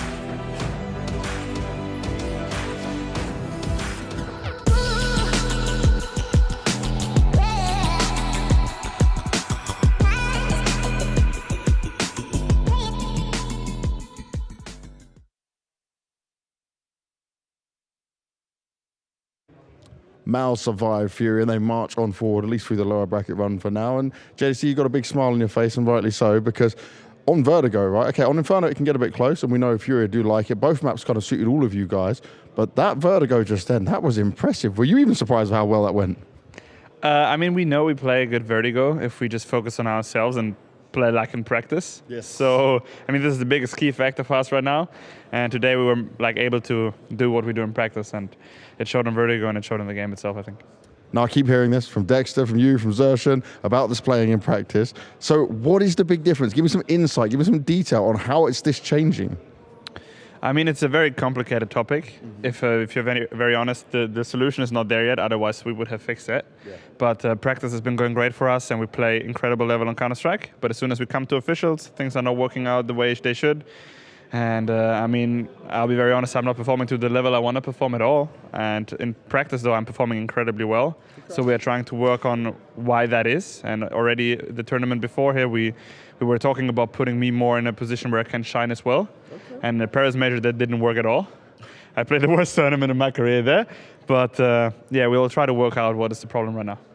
Could it be maybe not just game side, but a bit mental side? Have you guys working with any mental coaches, for example?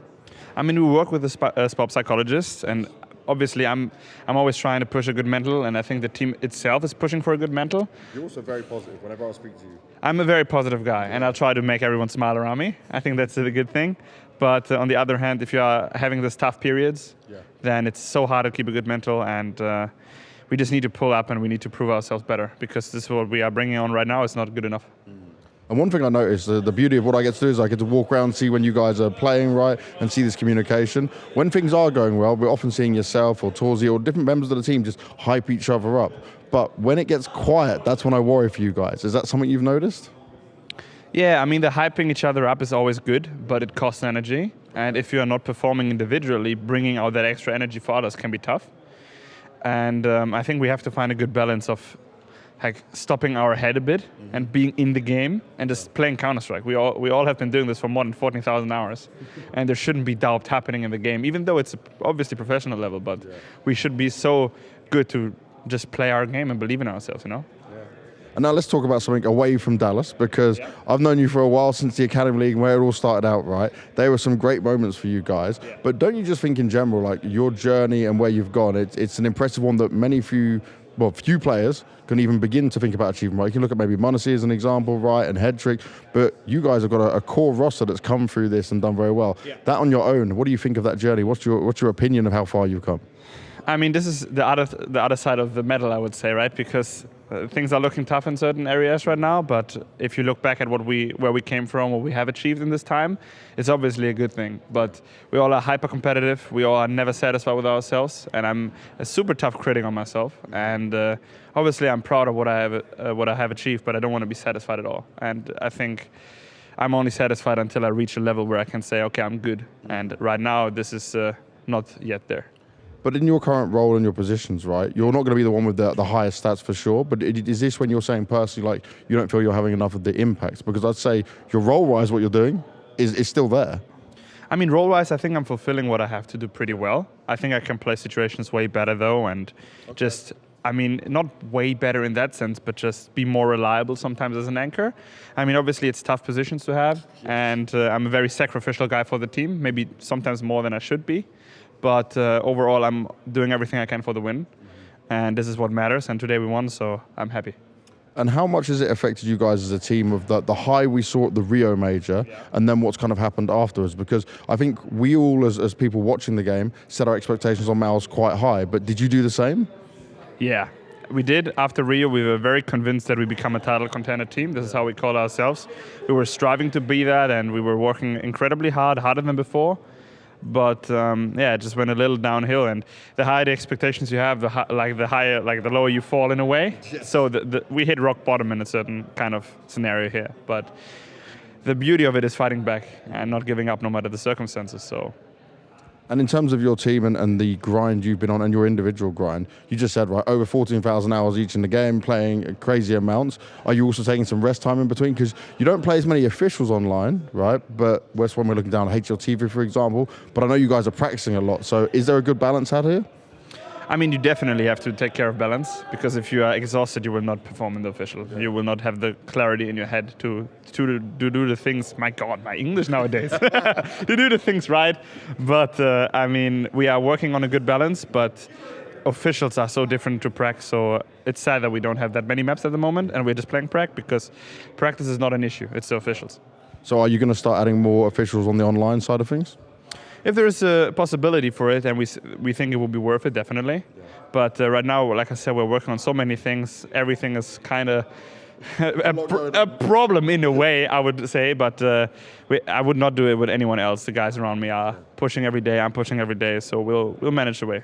And you kind of got two dads as well, right? You got Dexter and you got Cyclone. So that balance, right, it definitely works. But you also used to have a voice on Mal's NXT for a long time. Do you still have that voice in the team now? I used to have a bigger voice, I would say. I think I'm still the mental rock. At least that's what I bring. I agree. But I used to give like speeches in the circles and stuff like that. That took more of like Cyclone. Okay. And I think it's a good thing. He should do it. He's a coach, and I think he does a great job at it. But I'm still there for the mental aspect. And yeah, we'll see how it goes, you know. And when we're talking, we get to talk a lot on and off screen, right? But you always have this positive attitude. But what's your personal aspirations? Because you've been quite hard on yourself in this interview, and I respect your honesty. But what do you want, JDC? What's the goal for you? I mean, the goal for me is to play in a team where everything is making sense and sacrificing feels amazing because we are bringing results that should be there. And I want to be the best version of myself day in, day out. And depends, even if I'm hard on myself, I know the community is hard on me. I don't think that's a problem. I think they have all rights to be hard on myself, or like hard on me, because they are cheering for us and they expect certain levels. But my goal right now is just to focus on myself, stay in my own head, and just improve day by day, no matter what happens. I can understand you when you're saying about like how hard the community can be on you. Do stuff like that affect you though? Do you read much of it? Because like personally, I think a lot of players now are trying to steer away from looking at it, right? At the beginning, I really read a lot about it because, I mean, I was into the social media game. I love it. I got a lot of positive feedback, so it was a good thing. And I always take accountability and responsibility for everything. Nice. So even if I get negative feedback, I still am like, yeah, okay, maybe there is something right about it. But now I'm on the path where I'm like, okay, it's just a lot of dumb stuff being said, and I'll stop it. I'll just focus on myself being a better player, and the rest just comes by. Focus on yourself, avoid all of that. Some wise words from that. I completely agree with him. JDC, thank you very much, man. Thank you very much. Always a pleasure. Love.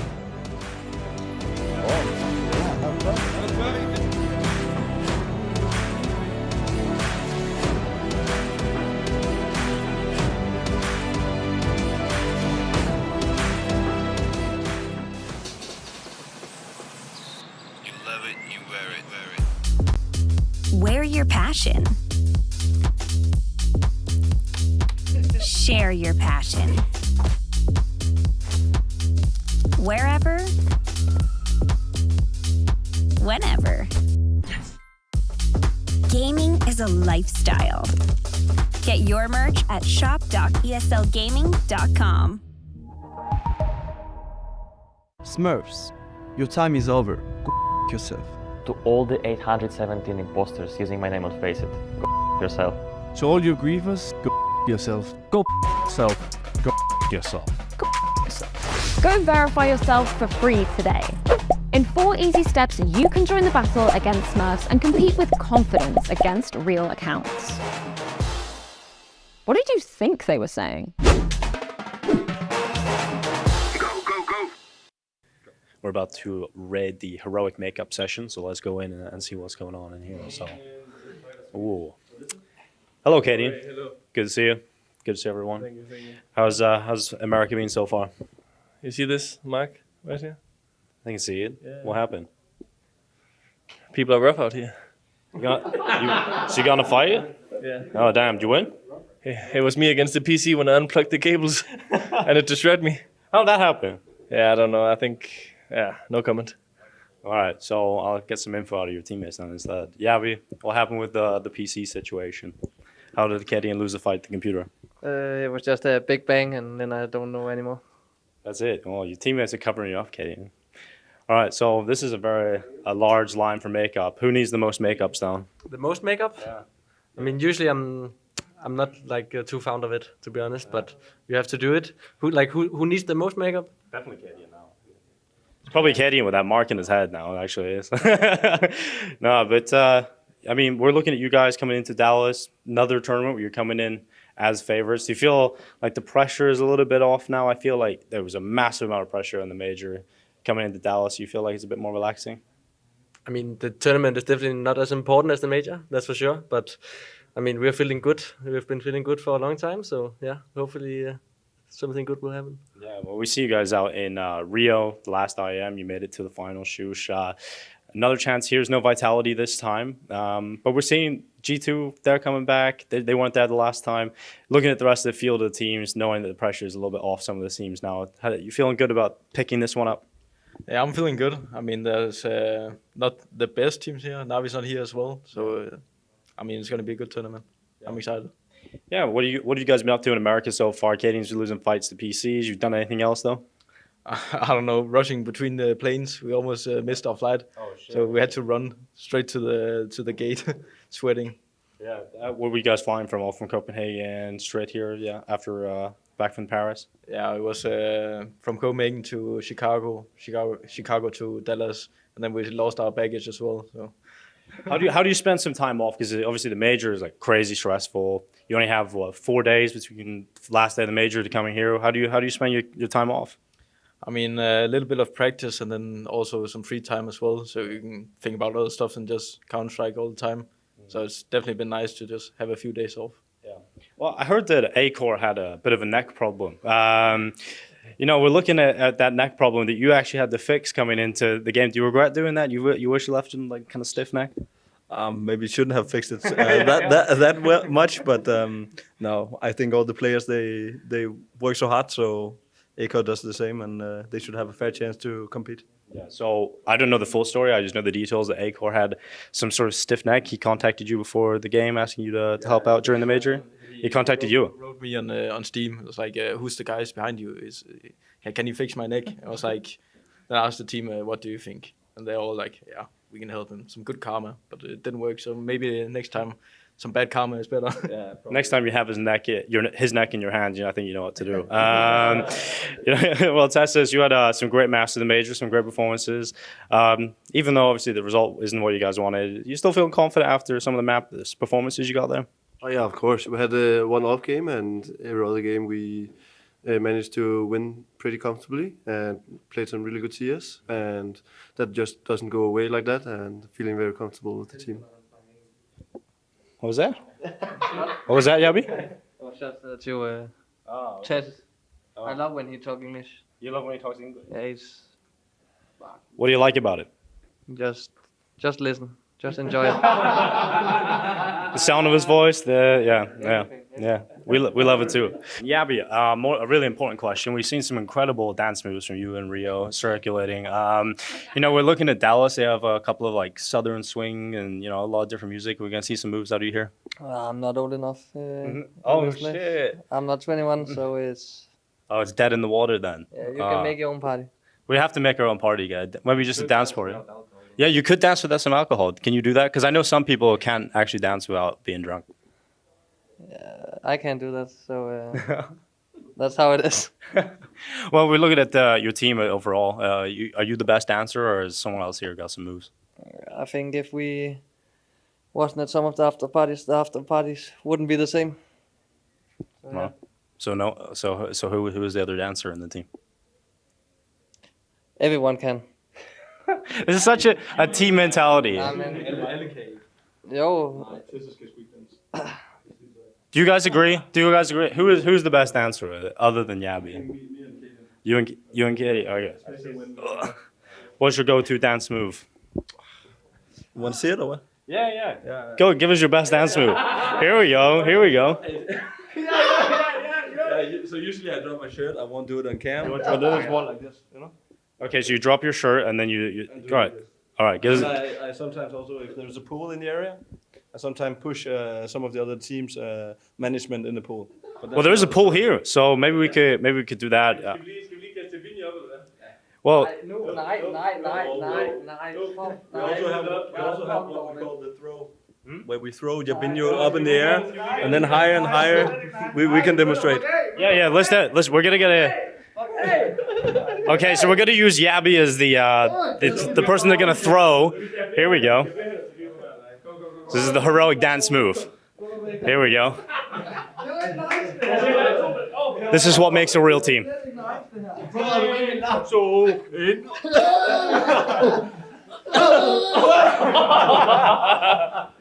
That's sick. I love that dance move. Well, this has been heroic. This is what it takes to be a top team. Forrest. Good to have you here. Good to be back at a CS event. You know, when you got the call up for Fnatic, was it a nice, pleasant surprise to come play again? Yeah, for sure. I mean, I was excited knowing there was like IEM Dallas. It's nice to be back in a Tier 1 environment, experience it all once again. It's nearly been 2 years now that I haven't participated. So yeah, super stoked. Yeah, we've seen you play obviously at Lund. We were just talking to the guys about your time there, standing in with their first event.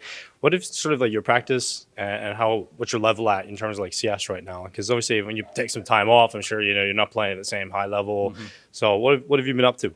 Literally just been playing Counter-Strike on stream, I guess. Playing FaZe, but it's no way near the competition they are playing at. So we'll see how that translates going into this competitive tournament here. But all I can do is just do my thing, right? And I've been doing my thing for nearly 20 years now. So it had worked out in the past, will probably work out now. Let's talk about CS2, because I think everybody, you said you're 1.6, obviously a legendary career in Go as well. So looking at CS2, we got hunger to do something there, maybe show up in one of these pro teams. I mean, I've been hungry since I left Dignitas, right? It just seems hard to convey that being 34 years old, 2 kids. I've done won a lot of tournaments in Counter-Strike. Like, do you still have the hunger? And my answer is always yes, right? But it's not up to me to make that decision. Would you ask me if I would be down to compete? Yeah, 100%. Family is behind me. My wife is behind me. So 100% ready to go. But yeah, we'll see what happens. What's your thoughts on North American CS while we're here? You've seen it come and go and rise and fall. What are your thoughts currently on North American CS as we headed back into Dallas? I mean, it's in a rough spot. I'm not gonna lie. It's it's seen some very high highs. Hey, what's up, guys? They're walking by. No, we've seen some very highs from NA, and it's been looking quite grim, to be honest. I just hope they find the right foundation now to build upon. Nitro is leaving. What I recently read, he's leaving after this event, right?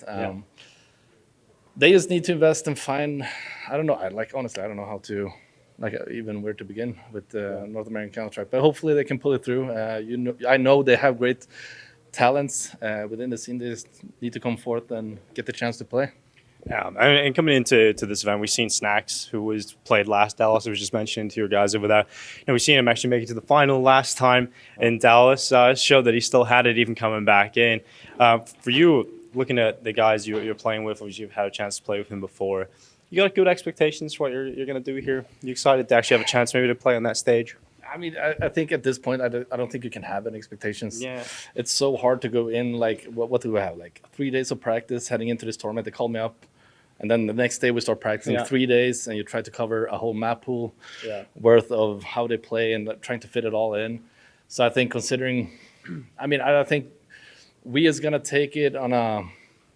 I don't think anyone is expecting anything, at least from within the team, right? We're here to do the best job we can do, and hopefully it could. I mean, wishful thinking, right? I stand there in the grand final and I play, right? Mm-hmm. Obviously, that would be freaking amazing to do so, and I will absolutely give it my all to try and reach that goal. But having expectations, I don't think so. We're just here to do our thing. Well, speaking of expectations, I'm sure you've obviously been to America a few times with CS. You've been here throughout your career. What is your favorite thing about coming to America? I mean, I'm not gonna lie, the food is pretty freaking amazing. The food is good. I mean, I think the whole hospitality as well. People are so kind here, very nice, welcoming, and It's a nice country to visit for sure, but the food is what attracts me the most. Yeah, the food is actually incredible. You know, we heard you guys unfortunately had a bit of a tough travel in. Did you experience that as well, the missed flight? No, I did not experience anything that happened to these guys. I had a very smooth flight, nice. so no trouble at all. Landed nicely, nice and early. Got set up in the practice room, practiced a little bit, played some FaZe in North America, which was an experience. How was that? I mean, it was an experience. Let's leave it at that, right? It was an experience. Well, that's it. If you want to have your chance of playing FaZe, you can do that as well over here in North America. It's a growing community. You can maybe run into Forrest, some of the pros while they're here. We've seen some pies at the major. We've seen you had a backpack with, was it your Birkenstock shoes that you were carrying around?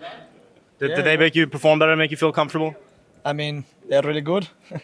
I used to use a normal flip-flops, but now I'm using the Birkenstock, so let's see how it goes. Dude, after I seen you carry those around, that was the first purchase I made when I went home. I bought myself a pair of Birkenstocks. They don't look as good on me as they looked on you, man. You good with the socks on the Birkenstocks? Should I wear some socks with them? I don't actually. I think that's only Marco's style, so you can ask him. Okay. But I definitely use them without socks. Okay, so that's the play. I saw you look good with them. Well, Birkenstocks, right? Do you wear them with socks or no socks? At home, Birkenstock. Yeah. at home, no socks. At events, when I'm chilling in the room and I have to go from my hotel room, definitely with socks. Then All I'm right. an old man. Yeah, what color socks do we go with? Because what color are your Birkenstocks, the leather? Brown and gold, I think. Brown gold. Yeah, so that's what I was rocking. But the white socks, it didn't look so good with it. What color would you recommend? I'm using white socks, so if I use that, so Sick, I sick. cannot recommend anything else. Well, we see you got a fresh trim coming into Dallas. You hoping for some sunshine, some new fresh look coming into the event? Oh, but this Spanish bot was bullying me, so I had to get it done. You were bullying him about his Every haircut. time I wake up, he says I look like shit. He still does that, so I don't know. Every day you said you looked like shit. Well, I cannot do anything. He's in the bed and he's laying there and he's really looking like shit. So you weren't a fan of the long hair? I don't know. Now with the new haircut, maybe he's looking fine, but when he wakes up, I don't know. I cannot even look at him. Well, that's not good for team spirit. So now, with the long hair, what would you rate him out of 10 then? With what? Can you repeat? With his long hair, what would you rate him out of 10? I will rate him 4, and now he's 8. Ooh, shit. 8 out of 10. You happy with that? No comments. No comments on this. Well, no comment on the Spanish guy. Well, we're going to move along down the line. Madden over here. Yes, I did find you. It wasn't that hard to find you, actually. Oh, thank you, Nurse. Thank you very much. Oh, my knees as well. I'll be getting old soon, maybe like 10 years. So, Madden, you had a good performance at times throughout the major. We're seeing you get. No, honestly, we did. We had some great maps out of you. Have you seen? Talking about some of the space changes and the team, I think I mentioned that to you while we were in Paris. How's that been going in terms of like getting a little bit more space or giving something up? Yeah, I think it's getting better now. We had few talks and now it's just getting better. Yeah. Well, what map are you warming up here on? What's this? CSGO Hub Prague. It's just some aimbots. Okay. So how many kills would you usually get in this? Talk me through the routine you usually go through on this map. I don't have a specific routine, but before game I like to do like from 300 to 500 just to feel my hands. Usually on LAN because online I can play DM, but on LAN since the PCs are not connected to internet, so I just go here and I kill like 500 bots just to feel my hands. All right, that seems like pretty intense. That 500 to just feel your hands. Do you ever get hand cramp? Like when I do too much DM, I'm not used to doing as much as you guys, obviously. I feel like my hand starts to like get sore and stiff and stuck in position. Do you feel that? Yeah, of course. If you play a lot, then you can feel it sometimes, but it doesn't happen often to me. Do you have any like exercises, any stretches? No. No, nothing like that? Not yet. I'm maybe in few years I will need it. Now I'm maybe still young for it. I see you're playing with a watch right here. Does that stay on during the when you're practicing at home, playing at home? Do you keep the watch on? You're a watch gamer? No. I never play with watch like official games. Especially on major, they didn't allow me to even have a watch on hand. So I prefer not to have anything on my hands. You want to train in the way that you were going to when you're in the official environment, right? So yeah, it makes a lot of sense. All right, nerds, it's been an absolute pleasure watching you come into the scene. You can have your seat back. No, it's fine. You fine. sure? You sure? Yeah. We've seen you just kind of deliver incredible results at this level so far, man. It's been great seeing you go from the UK scene. How was your time playing with some of those UK guys? It was amazing. I learned a lot of things from the guys, and I feel like, overall it was good. Yeah, well, we heard Flames. He's actually learned a little bit too much UK slang, I think. He's Daniel Jackson from the West Coast. Jackson, yeah, I heard it a lot from the Flames. Yeah, actually, yeah. What's your favorite sort of UK slang word that you've learned? I think I cannot say it in front of the camera. But All right, say it. It's fine. If you're not allowed to say it, then we'll cut it. But yeah, for example, instead of saying shit, you're saying you're fucking shite. I don't know, like. Yeah, that's a good one. That is a good one. That's another. That's definitely up there. Did you spend much time in the UK while you were playing with him? Did you go there often? Yeah, I really like. I've been like 3 times in Watford and one time in London, like the central London. It was amazing. Yeah. Beautiful city, London. Yeah, okay. There's some positive things being said about it. Usually people kind of shit talk the UK, so that's great. It's good. Yeah, awesome. Well, it's first time in the US. Or have you been here before? No, it's my first time, and I feel like this place is such an amazing place. Like, you're going outside, you see like these big buildings, like, wow, wow. Stop lying or say? Well, yeah, I mean, can you tell to Daicha? I need the optimization. He's the best in optimization in the game. You know, I just need it. You want him to optimize your game. All right, yeah. Talking about preparation and optimization, what is it? Right. No, bro, I will not show anything. Why won't you show anything? Is it like a trade secret? No, there is nothing special. They are just bots in PCs, so. Oh, they're just like, yeah. I've noticed that about players, right? So players spend so much time on the PCs and they never really know how to fix anything that goes wrong. But you're not like that. Were you like growing up learning everything with the PCs? Bro, I'm watching every update. If someone is posting anything, I'm watching it. So. All right. And then I'm coming to the LAN, and then there is 5 PCs. Power fix. So. Power fix. What's the main thing that people should be doing if they want to optimize their CS? You're not getting this information from me. I love this. I love how secretive you are, Diha. All right, we're here at the caster setup. Now, Sponge, if you notice, if you follow him on Twitter, which you definitely should do, you will notice he's put out a tweet saying this is the goated caster setup. So we're going to take a little closer look and show you guys what we get to work with at an event like IEM Dallas. So we have 3 setups for the microphones, which are really cool. So these are what we call the commentary boxes. The commentary boxes have a cough button. So basically, if I need to cough or do anything that you don't want to hear on broadcast, you hold this little button down and it turns off the sound. It's pretty good. Got the little levels adjusters. Here's our casting headsets. But the main upgrade that we've seen is having an extra one of these.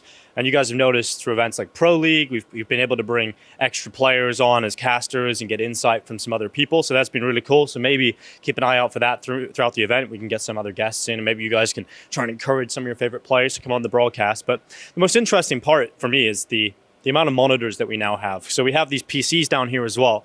And what this does is it allows us to connect to the Go TV. So you guys will see the main production, which is all the cameras, feeds, and everything in the observer feed. But we'll also get a chance to look at the Go TV, which means that we can hone in on more details, look at the economy whenever we want. And that's really helpful as casters. So we have what we call the program feed, which is the middle feed. This just shows you what's live on the show at all times. And then these are our own personal PC setups. Now, the really cool thing is we have multiple monitors.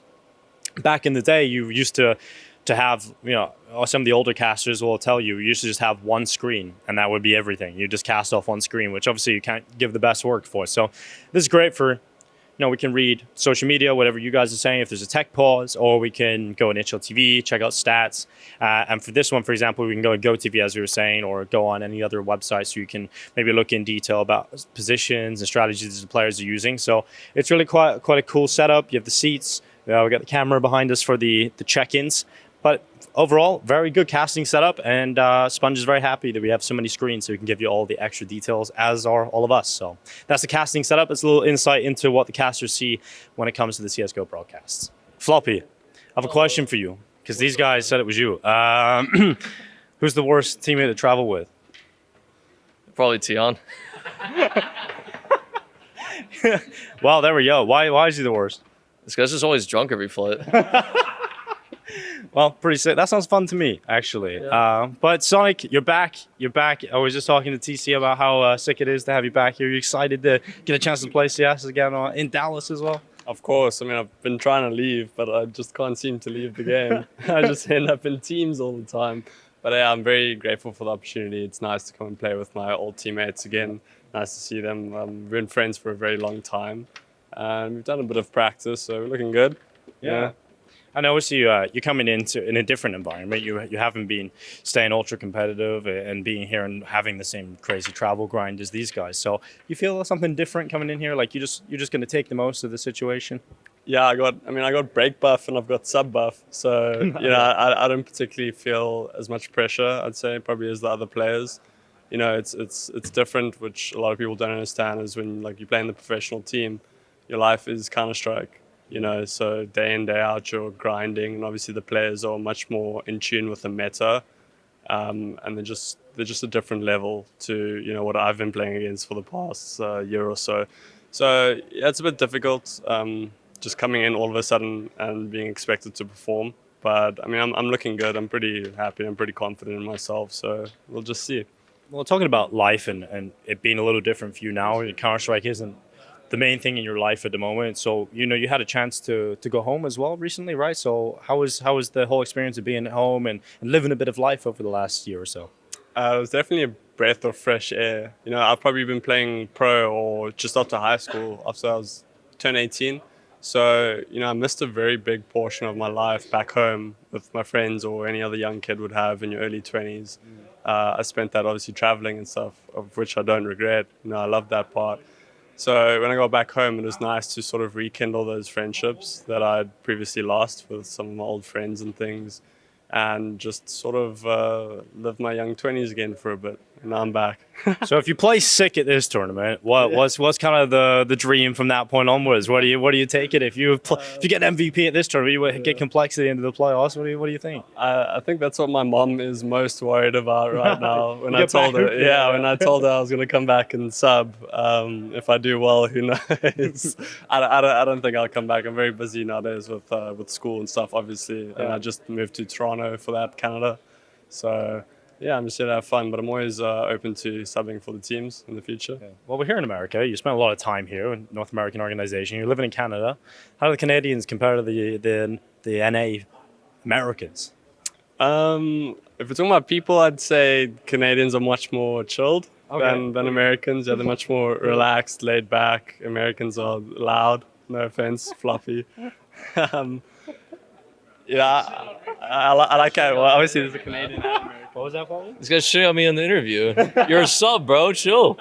Well, I feel like I've created sort of a tension already, so let's not blame me for the complexity fall here. But coming into the last sort of year of your life, how has it been going in terms of you're back at school, you're studying more? How's that all been going? How's your life been? Oh no, it's been great. Yeah, I still play Counter-Strike off and on. When I went back to ENCE, I was helping out the local scene.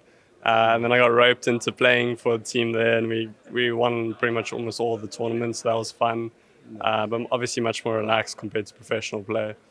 And then obviously I took on my studies, and that's why I moved to Toronto. And plus my family also moved to Toronto. Oh, awesome. So it was nice. So we all sort of got to go together. My mom missed me, so yeah, she gets to see me a lot more now. So yeah, everyone's happy.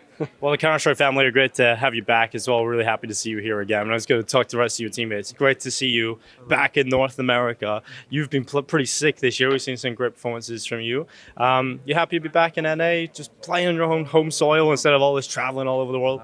Yeah, I mean, I don't mind the travel, but after like all weeks back to back, it gets annoying. I actually love flying, so it's good for me. But I think it's definitely good to be back in NA. Like my flight was very quick, so it was very nice, and always glad to be on home turf. And the fans are always nice. Like our signing session last year was really nice. A ton of people came out, so I'm really excited to be back.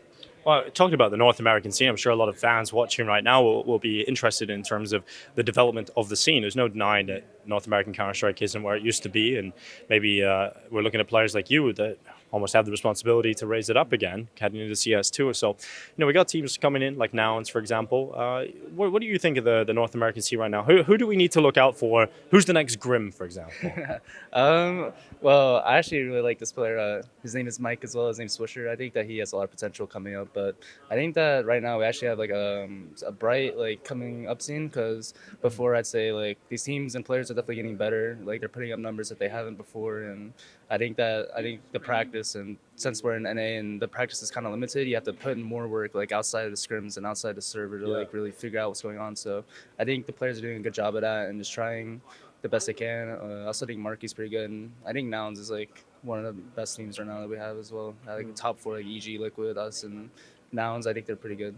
Now, we see that when you're playing in Dallas, you got access to the complexity facilities, which are pretty sick, right? So have you slept in those sleeping pods or whatever they got? Some weird sort of science out there? Yeah, I mean, there's one sleeping pod's really nice. Like, you can close it and just, like, take a nap pretty much. But I just laid in and looked outside and chilled, like, during our breaks. But it's really nice having such a good org backing because the facility there's really insane. Like, they have coffee machines. They got super good computers, 360 hertz monitors. So, I mean, it's just awesome to have that support. It definitely helps as a player, like, having a place to go to boot camp as well. And obviously the Dallas ping helps when you're playing online events. Do you guys get to use it a lot? Because obviously you travel a lot. So do you get a chance to use those facilities? Yeah, we actually just came from there. But we use them if we have like any like important events in NA or any important qualifiers. We'll fly out to Dallas and just play it from there and then fly back home. It's pretty quick and easy, but it definitely helps because, like I said, the internet and the computers, like, because some of us at home don't have like good enough or as good of computers as they have in the Nova facility. So it's very nice to have a place to go. Yeah, and I mean, we're looking at, I was talking to JT there, saying it was really hard to actually find scrims. Do you find that it's like difficult to find good opponents here? I'd say, yeah, just like we're a team that likes to scrim pretty early. So most of the time, these teams are starting like pretty late in the evening as well. But so we just have like very limited prac because we have to play from like 10 a.m. to like 6 p.m. So it's kind of hard to find scrims during those times sometimes. But today, Party Astronauts was grinding pretty early, so respect to them. I think we got a scrim against them at 12 p.m. So most of the time, you can only find that in Europe. Everyone's grinding in Europe. But I think, yeah, the scrim has definitely been rough. And that's why as an NA team, it's important that you spend most of your time in Europe to catch up. Yeah, well, we've seen obviously a tough time for you in Liquid at times, but you're in a much better environment here. It feels like, you know, a lot more positive attitudes across the board. Have you felt you've been enjoying life a little bit more in Complexity, maybe less pressure in terms of on you as an individual, but you actually get to enjoy yourself a bit more? Do you feel that? I'd say it's definitely really nice here as well. It was nice for me in Liquid, even though I was struggling a bit. I was just because I was coming from Tier 2 to Tier 1 and playing a bit different roles than what I did in Tier 1 for, I think I was playing like 3 or 4 years before Liquid. So it was definitely a learning period there. I still enjoyed my time though. Like NAF, Leisure, super good teams to have. But here as well, like we have like a camaraderie, like we're all brothers here. So it's really nice being on a team like that and being able to talk about anything, especially when it comes down to mistakes, because you're all like good friends and like you have that like team chemistry. So it's really nice and easy to just like talk about whatever's on your chest instead of like bottling things in. Yeah. Well, it's been great talking to you, man. Good luck here in Dallas. It's going to be 16 you guys play. Well, that's it for Complexity here at the lobby. I'm very excited to see the hometown team, see what they can do, see if they can do some damage heading into Dallas. Well, that's it for another episode of The Lobby. Checked in with quite a few teams ahead of Dallas, and well, hopefully they'll be playing a little bit better and hitting their shots more than I've just hit that one here in the ping pong. Good to have you here for The Lobby yet again. We're in the USA, baby, and I have worn my Sunday best. Got my thongs on. Well, flip-flops. Depends on what part of the world you're from, but it's cold inside. The aircon's nuclear. It's hot outside. It's bloody humid. And we got a whole bunch of teams that we want to talk to on Media Day of IEM Dallas for 2023. Let's get into it. All right, it's the reigning champs, it's the hometown heroes. Let's head on in here. I'm going to jump in. As everyone knows, I speak a lot of Russian around here. Axel, how's my Russian been going? It's getting better, right? Yeah. Yeah. Look, you boys here, you've got some really nice matching kit. Let's get the camera inside. You guys have got some nice, everything's matching. Wait, the manager's not everything's matching. What's going on? Why don't you have to wear matching? Straight from the flight. I'm trying to get some words out of Axel. You haven't had time. Yeah, we just straight from the flight. We've got 2 hours ago we landed, and I try to find it's the new jerseys. It will be displayed only tomorrow, so I have no time just to change my outfit. That's why I'm not matching. Sorry. Okay, Nafani, I won't ask you a fashion question. I'll ask you a CS question. What did you think of the Counter-Strike at the Major? It's painful to watch. Did you watch? I watched it, but it was painful. Like this. Yeah. Exactly. You saw Vitality won. What do you think about that? Good? But actually, I'm happy that Vitality won it because I was cheering for them or for FaZe Clan. We're about to get in trouble. Who do you need next? Oh, I don't want... Not me, yeah, we can talk. Someone else can do a photo. Look at this. We got the coach in. What do you think? Okay, well, let's do it. It's a new jersey. Is this just for Dallas, this jersey? Actually, I'm not sure. I guess summer campaign. Yeah, it's just season, you know. Okay, so no tank tops. Так, переведи. Only for Alex. I guess he will be best one in this one. He does the working out for everybody? I don't think so. No? Do you go to the gym with him? Yeah. For now, yes. Yeah. He teaching you a thing or two? Yeah. Yeah. True. Yeah. Yeah. Okay. He's trainer. Yeah. Okay. You all right? Well, that's all right. That's not too bad. Who should I question here? I guess you could try Shiro. Yeah. Because he's improving his English, so Yeah. you could try at least. Okay. You remember bowling? Yeah. I heard you've been improving your English. Is this true? So maybe no, maybe yes. Ah, good answer. Good answer. Good answer. Okay. What if we only do yes and no questions? Maybe no, maybe. I don't know what I need to say. Have you had your photo? Good. Good. Yeah. Are you the best AWPer in the world? Maybe not. Okay. Is Simple the best AWPer in the world? I think yes. But maybe not. No. I think Simple and Zyvo. Yeah. Okay. All right. So then you below them? I don't know. No. Okay. Okay. And you tired? You hadn't had any sleep yet? I sleeping in Plane? Yeah. Business? No. Ah. Econom premium. Okay. Good. Okay. So- Premium's good. Premium's good. Wait. Hold up.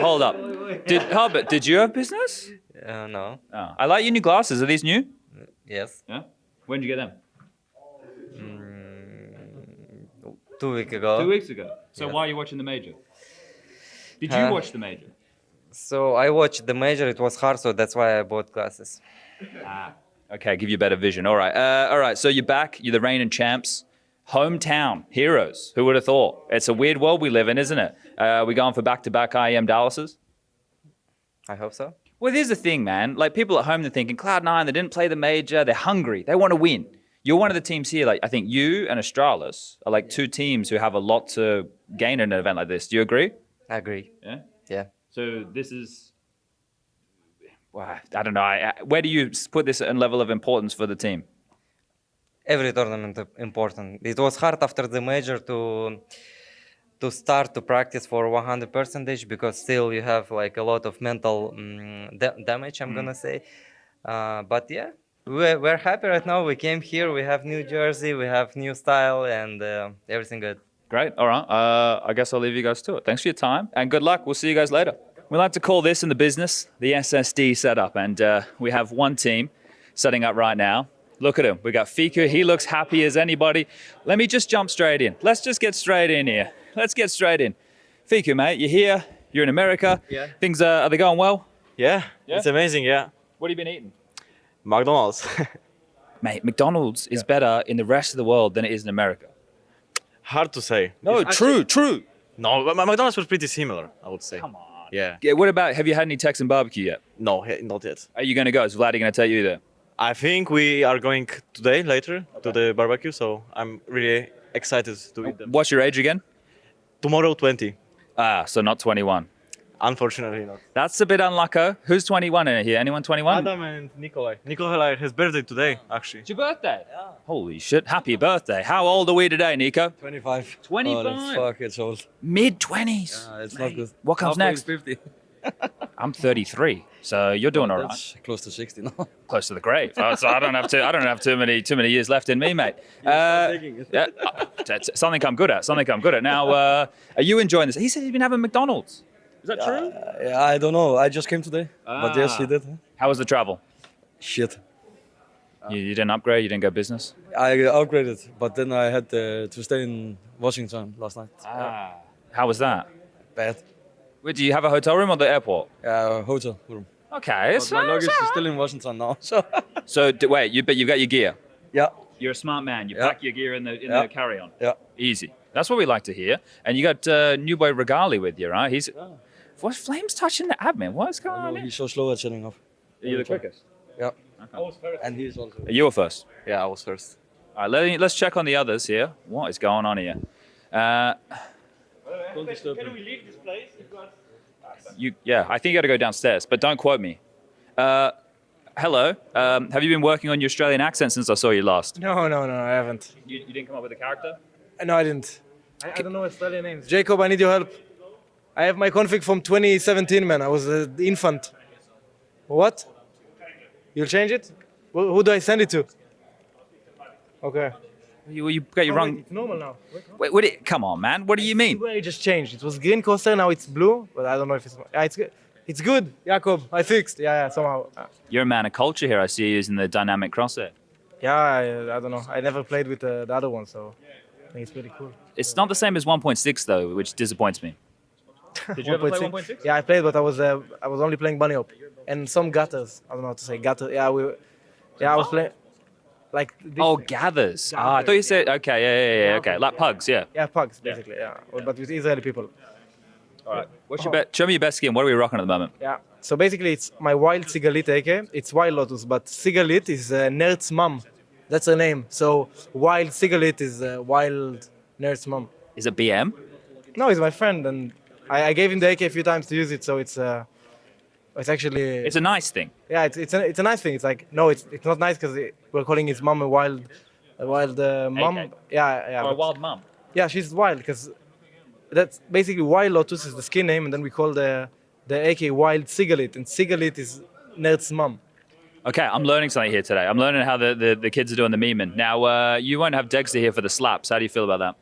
Yeah, I mean, I think that like it's for Dexter own, like it's for his personal good. Yeah. And I like him as a human being, so it's like I'm happy for him that he's gonna fix some stuff in his life now.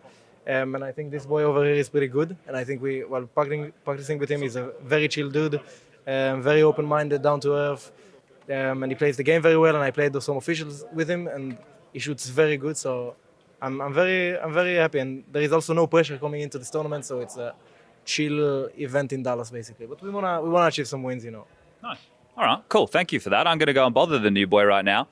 Regali, am I saying that right? Yeah, it's perfect. All right. So when we're casting, Regali, he's a 1-on-4. He's got, is that all the pronunciation's going to be there? Yeah, it's nice. I mean, I should get the clutches won. Yes. So you should prepare for like Regali has won the clutch, and it's perfect. All right. So we've prepared for a bit of hype here. Now there's a bit of hype around you, mate. People online. They love a bit of Regali, right? But they're like, where is Regali? Why is he not playing in a top team? Why is he not in the But now you get the chance with OG. Is this the moment you make the splash? You get yourself locked into a tier 1 team for the future? Yeah, I think so. Like we didn't really have a lot of practice, but I trust into my individual skills and I trust the teammates. So yeah, it should work. Yeah. Okay. All right. And your nationality? You want to help everybody with that story? You're Danish. You're Romanian. What's going on? I'm Romanian. I live in Denmark since 2015. So I spoke Danish in my previous team, Copenhagen Flames. But yeah, basically I'm Romanian. And I hope I will get where IEM did at the major. So yeah. That must have been fun to watch though, right? Seeing him go all the way. Bro, like it was the first time I actually had, like, I was nervous for him as I would be for me. So yeah. That's cool. That's really cool. Yeah, especially when you see someone from your country doing something that you want to achieve as well. How's all this for you, right? Like I see here, you not only do you have the 10 keyless, you don't even have the arrow keys. You're traveling with a small bad boy right here. With the 60, yeah, it's a new keyboard. I saw it at Zaivu. I said, okay, let's get it. Wait, it's the Wu-Ting? Yeah. Okay, have you played with the actuation and stuff yet? Yeah, but I didn't really get used to it because I bought it just before OG, which is 1 week ago. Okay, now there is something we talk about with the Wu-Ting keyboards. We talk about a Wu-Ting switch because sometimes if you hit like Q, really, Really, yeah. really Do you have fast. that problem? Yeah, like sometimes I miss buy, sometimes I miss jump. It's crazy. All right, so we can blame the keyboard. Yeah, we just blame that. Blame that. Cool. Yeah. All right, nice. Well, thank you for your time, Regali, and we look forward to watching you play this week. Good luck, man. Yeah, all right, here's some North American hopefuls. So the microphone's about to be thrown in all of their faces, and we'll see how they respond here. But we're going to start with one man and one. Jesus Christ! I didn't think you looked like this. You boys don't go anywhere. He's going to stay. We're going to talk to him. So you're real? Yes. Mate, I've known you for a very long time. I looked at you right now. I got a little bit scared. I didn't expect this to be what we were going to. I got my jersey in the bag. You've come prepared for it, though. No, you got the guns out. Look, for everybody, this is Semphis. I don't know if you guys, you know Semphis, but this is Semphis. Don't fuck with Semphis. I don't know if I can swear. We'll work it out in the post. But you got your team here. You got Nouns here. And what I want is glasses. Look at this. Can you give us a bit of an introduction? Now, I know the names. I know the players. I know the faces. But you want to give us a bit of an intro? So we got Brennan B. Wills. He's our, our passive player. Okay. Sometimes we make fun of him for being so slow. You know, we're all just right. like, come on, go faster. So we got Carson. He's from the Reltuck and Ethan's school of naming. Is that where the inspiration? Hold up, I'll dip back to you 1 second. Is that where your naming inspiration came from? Did you use Cutler as a name inspiration? Sort of, yeah. Yeah. Because your name is Carson and you have it backwards. Yeah, I wanted to make it a little more interesting. What do you want us to say when we're commentating? Carson, Osrak, either's fine. I don't care. Either? Yeah. All right, fine. All right, now back to the boss. Gravitating like you're in bloody orbit here. Okay, we keep going down the line. We got David Sinek. He's our IGL opper mastermind. Okay. We try to keep him as close to Shiro's physique as possible because Okay. the op flicks are quicker. Yes. That way, less like if you move just Aerodynamic. purely from the joint, no weighing you down. You know, so we Beautiful. got it all calculated. Beautiful. Nouns, that's what we do over here. Mhm. Science. Mhm. Then we got CJ. That's all you need to know about him. Okay. And then we got Marky. No, I'm just kidding. No, he was our player. We kind of brought him back after he was kind of like retired, kind of like he was on a break.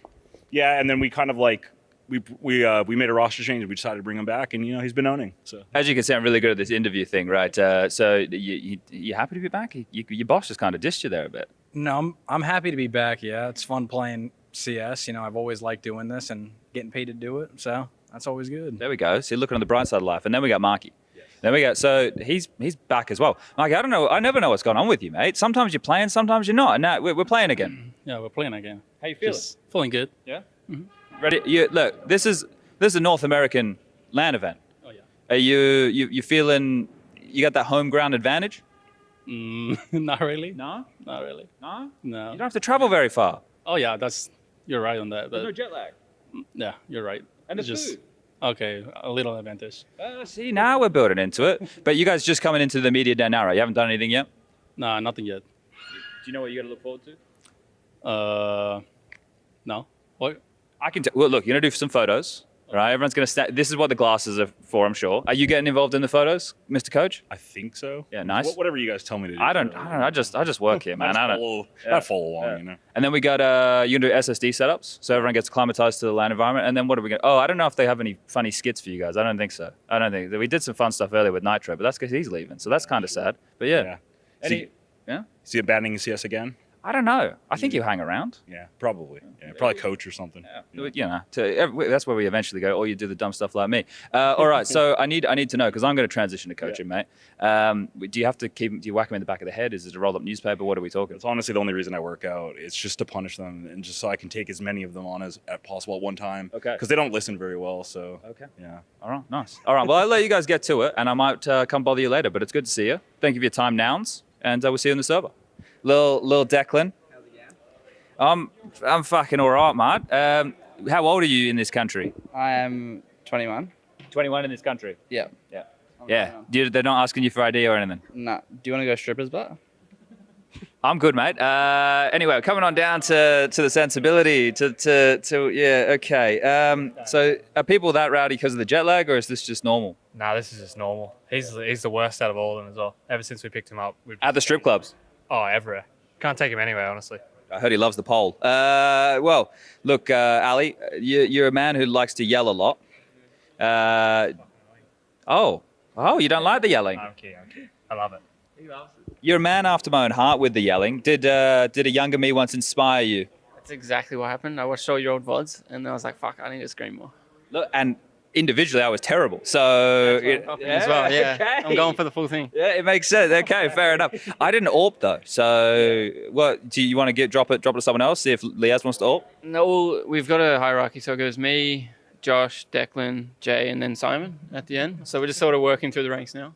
Really? Okay. So he's up this event. Yeah, he's up next. Okay. Yeah, so he's excited. All right. Yeah. So what happened was, does this mean you get shuffled to the bottom of the list now? Yeah, that means I have to IGL now. Okay. Yeah. All right. So it's swapping. Stress-free life. Stress-free life. It's been no coach for a while, mate. How's that been going? Oh, it's way better. Way better than having Kingfisher, or way better than having an extra person to watch demos and give you advice? Just less pressure, you know? No, I don't know. How do you figure that one out? No one's standing behind me judging every move, I reckon. Okay. That's about it. Yeah. All right. Jesus Christ. What's going on here? You know he's going to say that. You're going to have to have a conversation with him about that one. Is there a fine system? Is he going to get reprimanded or something? What's going on? I don't know, man. That's between Josh and Kingfisher. I'm out of this. Shit. Okay. I asked. No, really. Actually, who's that? Is that Declan? Must be Declan. Declan, he's a bit of a troll. Must be Jay. Fucking hell. We haven't seen Ian in a while. All right. I asked Will if he would stand behind you, and he said he didn't want to get abused. Would you guys be mean to him? No, I wouldn't mind having Will behind us. He's a good man. I think it wouldn't be bad having a bit of humor. Someone cracking some jokes. Well, can we bring him in? Can he do a game here? Will, you want to go behind us tomorrow, Matt? Well, you're the headshot TV profile. Yeah, get some bloody coverage of yourself. Well, maybe we can check with League Ops. I don't know what the rules are. We got one of the big boss referees. This guy's been on the television. He was at the Blast. You may have seen it, Blast.tv. It was an advertising campaign. But you weren't doing the advertising. No, but you were on the telly. Do they need is Slavinsky here? No, he's not. He's coming in later. So you're the boss? No, I'm not. You're not the boss? No, I'm not. Who do I need to talk to?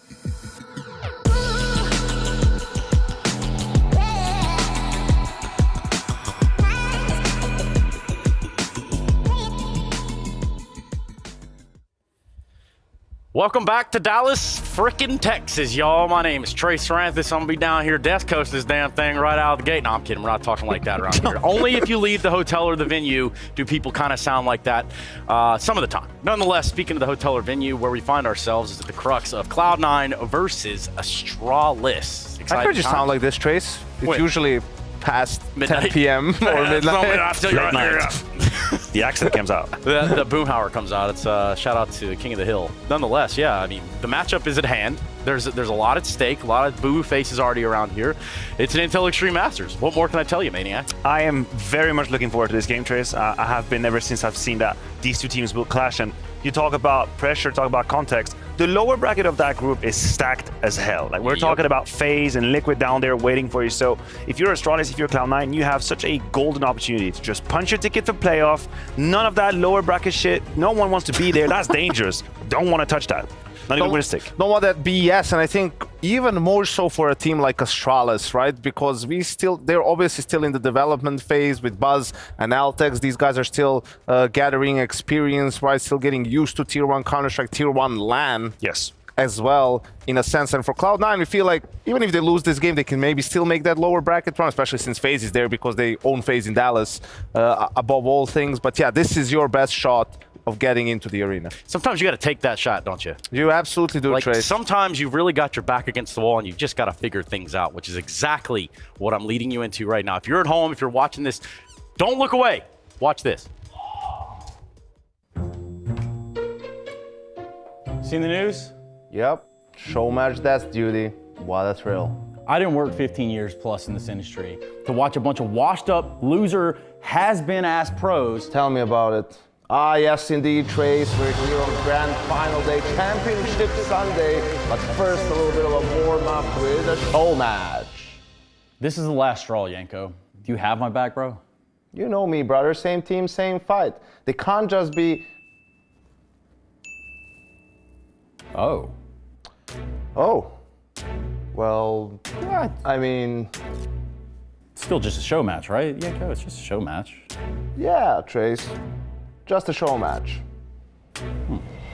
Give me everything that you have on him. I need to know who's playing for his team. I want to know about his time in FaZe. What staff he's bringing in. I want you to find out what hotel he's staying at. What they're going to be eating for breakfast. And then get me a bunch of kids over there. No, I don't care about Stana, man. He's a fucking gold Nova. I need them with bottle rockets. I need Roman candles. I need a couple cherry bombs and Whistler Dazzlers. Don't put me on the semis on Saturday, okay? Oh, we're in the same hotel. I'm gonna need that whole entire day just to prepare. They're not for hitting the window. No. They're gonna be inside the room. Inside? That's right. Okay. Thank you.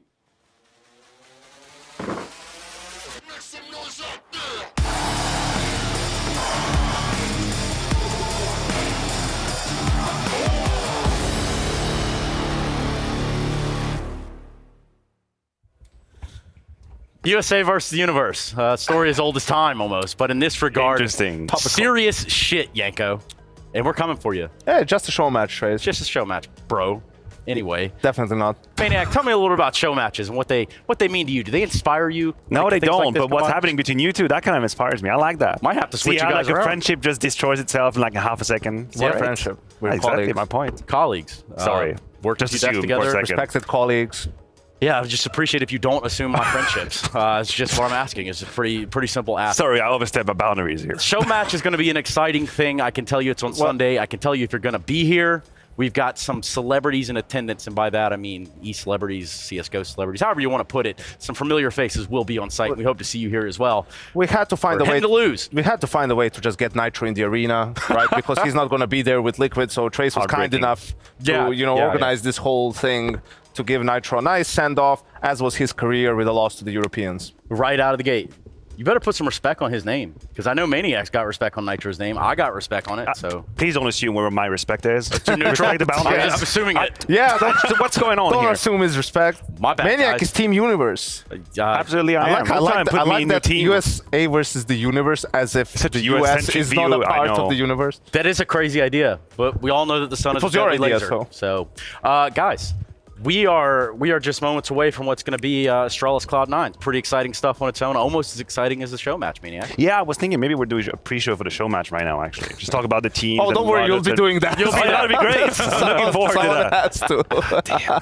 Why they do me like this? Do you just like that? Astralis Cloud9, bit of a showing and a match. I think it's a mega game. It's a mega game to come our way for multitudes of reasons, right? Both teams missing the major, both teams on the lookout for salvation in their season. Astralis at the beginning of a new path with Altex, Cloud9 trying to have a redemption arc as well. And honestly, a hard game to call. Like, they've played twice in the last 2 months, one time for Astralis, one time for Cloud9. It's a little bit complicated to call out of the gate. Yeah, definitely. And, you look at where these teams are. We talked about Cloud9 in our little chart, the panic chart and whatnot, and we put them in dead center because you just don't know with Cloud9. Like, on one hand you could say, oh yeah, they're feeling the heat because they didn't qualify like for the major, and will they make some changes, or are they lost in the desert because, well, they don't really know what the problem is, like what's going to happen, or are they like feeling the oasis because they've had that talk and they know what the road ahead is and how to eliminate some of these problems, right? Or are they off to the rodeo now that they're going to just win this game, be in the playoffs, and turn it up? The only problem I have is that at some point, how many talks must Cloud9 have to figure out a lot of these? But that's the point, right? Earlier, if you roll back maybe 12 months ago or even 6 months ago, we could say, it's a young squad, not a lot of experience in these moments. Maybe they just need to figure it out. They need to acclimate themselves to that arena. But it's already been the case. We have the video coming over here, first, and there is something interesting, a point that is very interesting between these two teams, is that Cloud9 historically destroys Astralis in their map pick. We're talking 16-7 on Mirage and 16-7 on Vertigo. They have been able to punish. We have Ancient coming over from Astralis. That's a little bit of a surprise, but for me, it's Mirage or Vertigo as a Cloud9 pick. Yeah, it's basically what they feel better on at the moment. You could maybe argue Mirage is a little bit more of a punish because Astralis has been struggling on that map, just not historically a great feel for them. And here, probably Overpass as the decider. Ancient Mirage, Vertigo gone, peace. If it goes to Overpass, I think Astralis must be somehow happy, but it's going to be Cloud9 having the last word here, and they remove Overpass, so we go to Inferno. This is where you look at, like, historically, Overpass is Cloud9's playground, and Inferno was the map that people used to punish them on, right, and pick a lot against them. They got better on it over time, and I mean, Astralis and especially Glaive as the captain and the in-game leader, Inferno and Nuke were two of their strongest maps throughout history. But recently, they became really good on Overpass. They're really strong on the map. The Vice is putting in a lot of work on the CT side with the op, on the T side with the rifle. And maybe that's why Cloud9 just wants to deny them that comfort and meet them on Inferno. What they've been able to do on Overpass is make the most out of their players on the CT side. Like, when you have BlameF and Device and the kind of impact you can have on the A side, that works out. But the conversation changes on Mirage, for example. When Glaive is playing Catwalk, a player that is obviously skill-wise maybe a little bit behind on the server compared to the rest of his opponents, he's going to be tested. So Overpass being taken away from Strides, that makes sense. You don't want to go into that monster tunnel against Altex, man. He sucks everything right in. It's like a big old vacuum, just taking you right out of the fight. Look at the opposite side. We look at Cloud9. We talk to Hobbit, more importantly.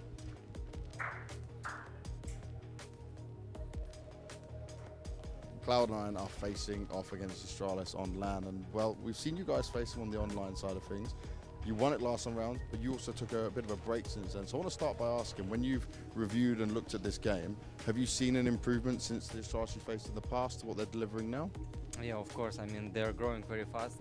As you can see, they just added Altex. He's doing a lot of damage for them. So firepower, of course, increased a lot. And Yeah, and from another side, it's always was hard to play against them. Very hard. Do you feel like they're getting back to their old ways, but with new players? I mean, yeah. Yeah? Yeah. Are you ready for this? We're ready for everything. Okay, and in terms of looking at the game that you guys are going to put together, you had a very easy first game to start off with, right? It looked easy on paper for you guys, but you're expecting a tougher fight here. So is it easy for you to mentally get yourselves ready and reset into that? Because, you know, you can take more advantages in the first game than probably what you could here. I mean, of course, if you can see the score, even it's 16-0, it doesn't matter. The score is only the numbers. The game is always hard. The competitive is really on the highest level right now. And we need to focus on each game, and we need to do our best. If, as you can see, there is no error, there is no like clean. Of course, we have one of the best teams, but not cleanest. So you need to be focused, stay focused for 100%. As I said, the score is only numbers. And Mr. Buster down here right now, he's had a few more months in the team with you guys. We're starting to see you guys also perform better as well. Is this a point where you'll say he's fully up to speed and he's embedded in the team? You feel connected and clicked? I mean, as you can see, of course, we improve it. Of course, I'm going to say like clutch moments, improve it a lot. Our in total like results is better. Of course, we failed at the major. Of course, we are very sad about that. But just imagine that if we would go through to the major, it already looks like we're top 3 team in the world. I'm feeling myself like we're top 5 team in the world, but we need to prove that on the server. And now, yeah, of course, we're gonna do that. I'm pretty sure it's all about time. Well, you did prove it last time in Dallas, and we also had the Dallas crowd cheering you guys on massively. How much do you want to feel that again? Because in some other arenas, you never had the crowd on your side. So you ready to get back in there? Of course, I'm very. I don't know. I just came here. I'm already feeling this support, this atmosphere of Dallas. I don't know, people, crowd, everything. It's amazing to play here. I don't know. We just have feelings. That everything gonna be on positive note. I like it. Positive thinking, positive style. Cloud9 already. Hobbit, thank you very much, man. Thank you. See you later. Good luck.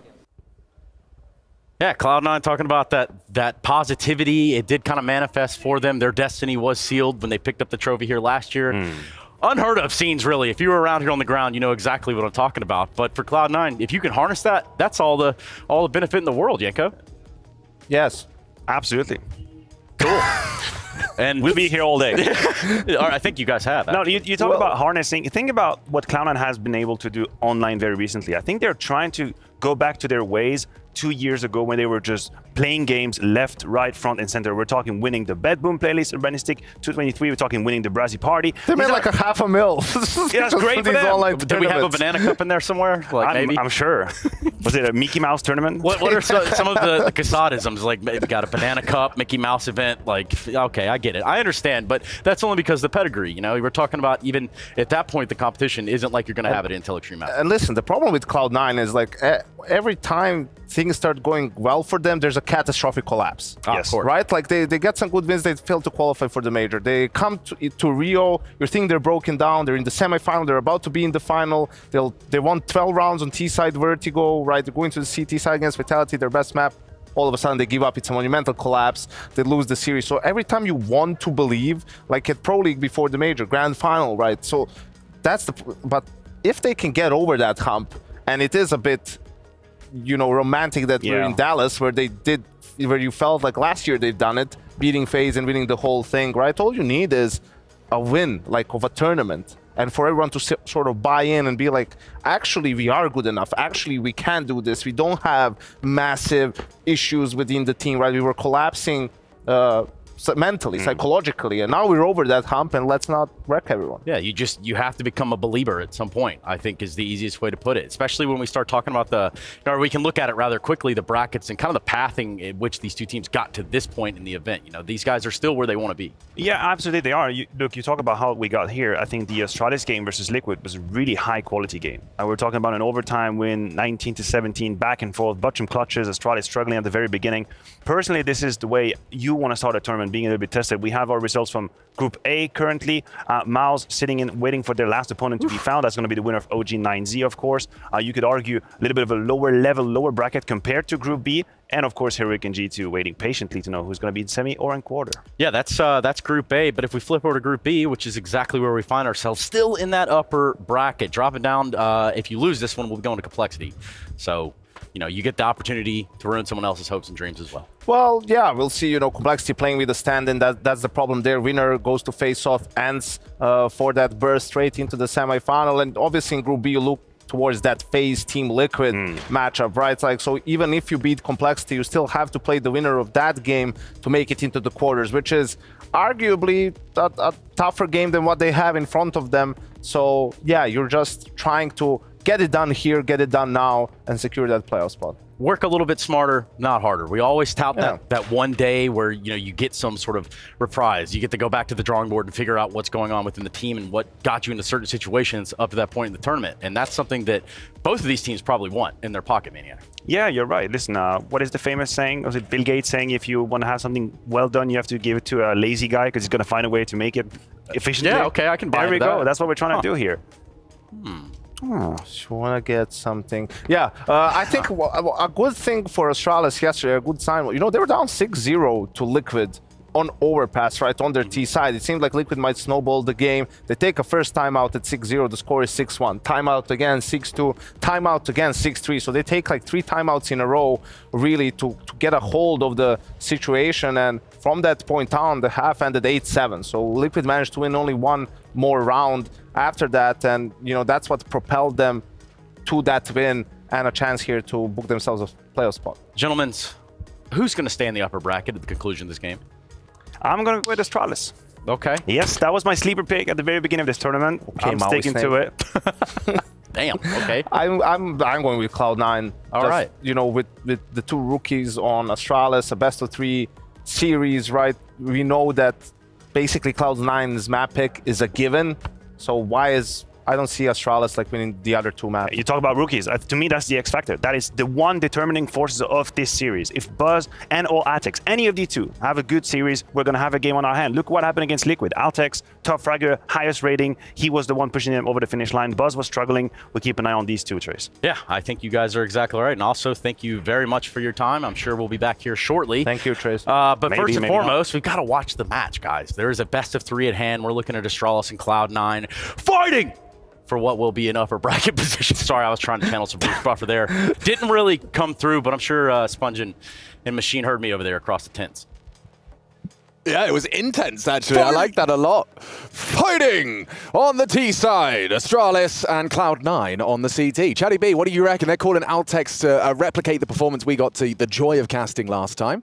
They're looking and expecting that if they are showing up in the server in the same capacity, we could have a game on our hands. Yeah, it's a difficult one to call, isn't it? Astralis deciding they want to grace us with their presence on LAN again. And this is what this is all about, right? The Liquid game they just referenced. They had to fight real hard, real bloody hard to get themselves here, 1 match away from that playoff stage, and now they're going against Nafany's anime team, also known as Cloud9, I suppose. And look, if Cloud9 win this one, they can match up against ENCE for a semi-final spot, and that's the rematch of last year's grand final. No snack standing in, though, so a few little differences there, but here we go.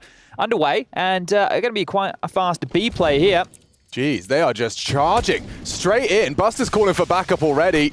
He's got Nafany and Shiro side by side. A weird smoke to play around. It stops the wide swing from the group, but they're hiding within the bomb, it. Alex. They've given the bomb express delivery through the smoke, playing with a pot shot. Altex unable to do anything into Buster.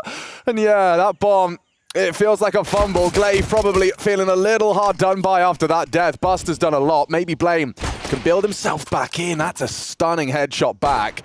It's not the perfect weapon for range. A USP, though. Yeah, up against those Julies, not so bad.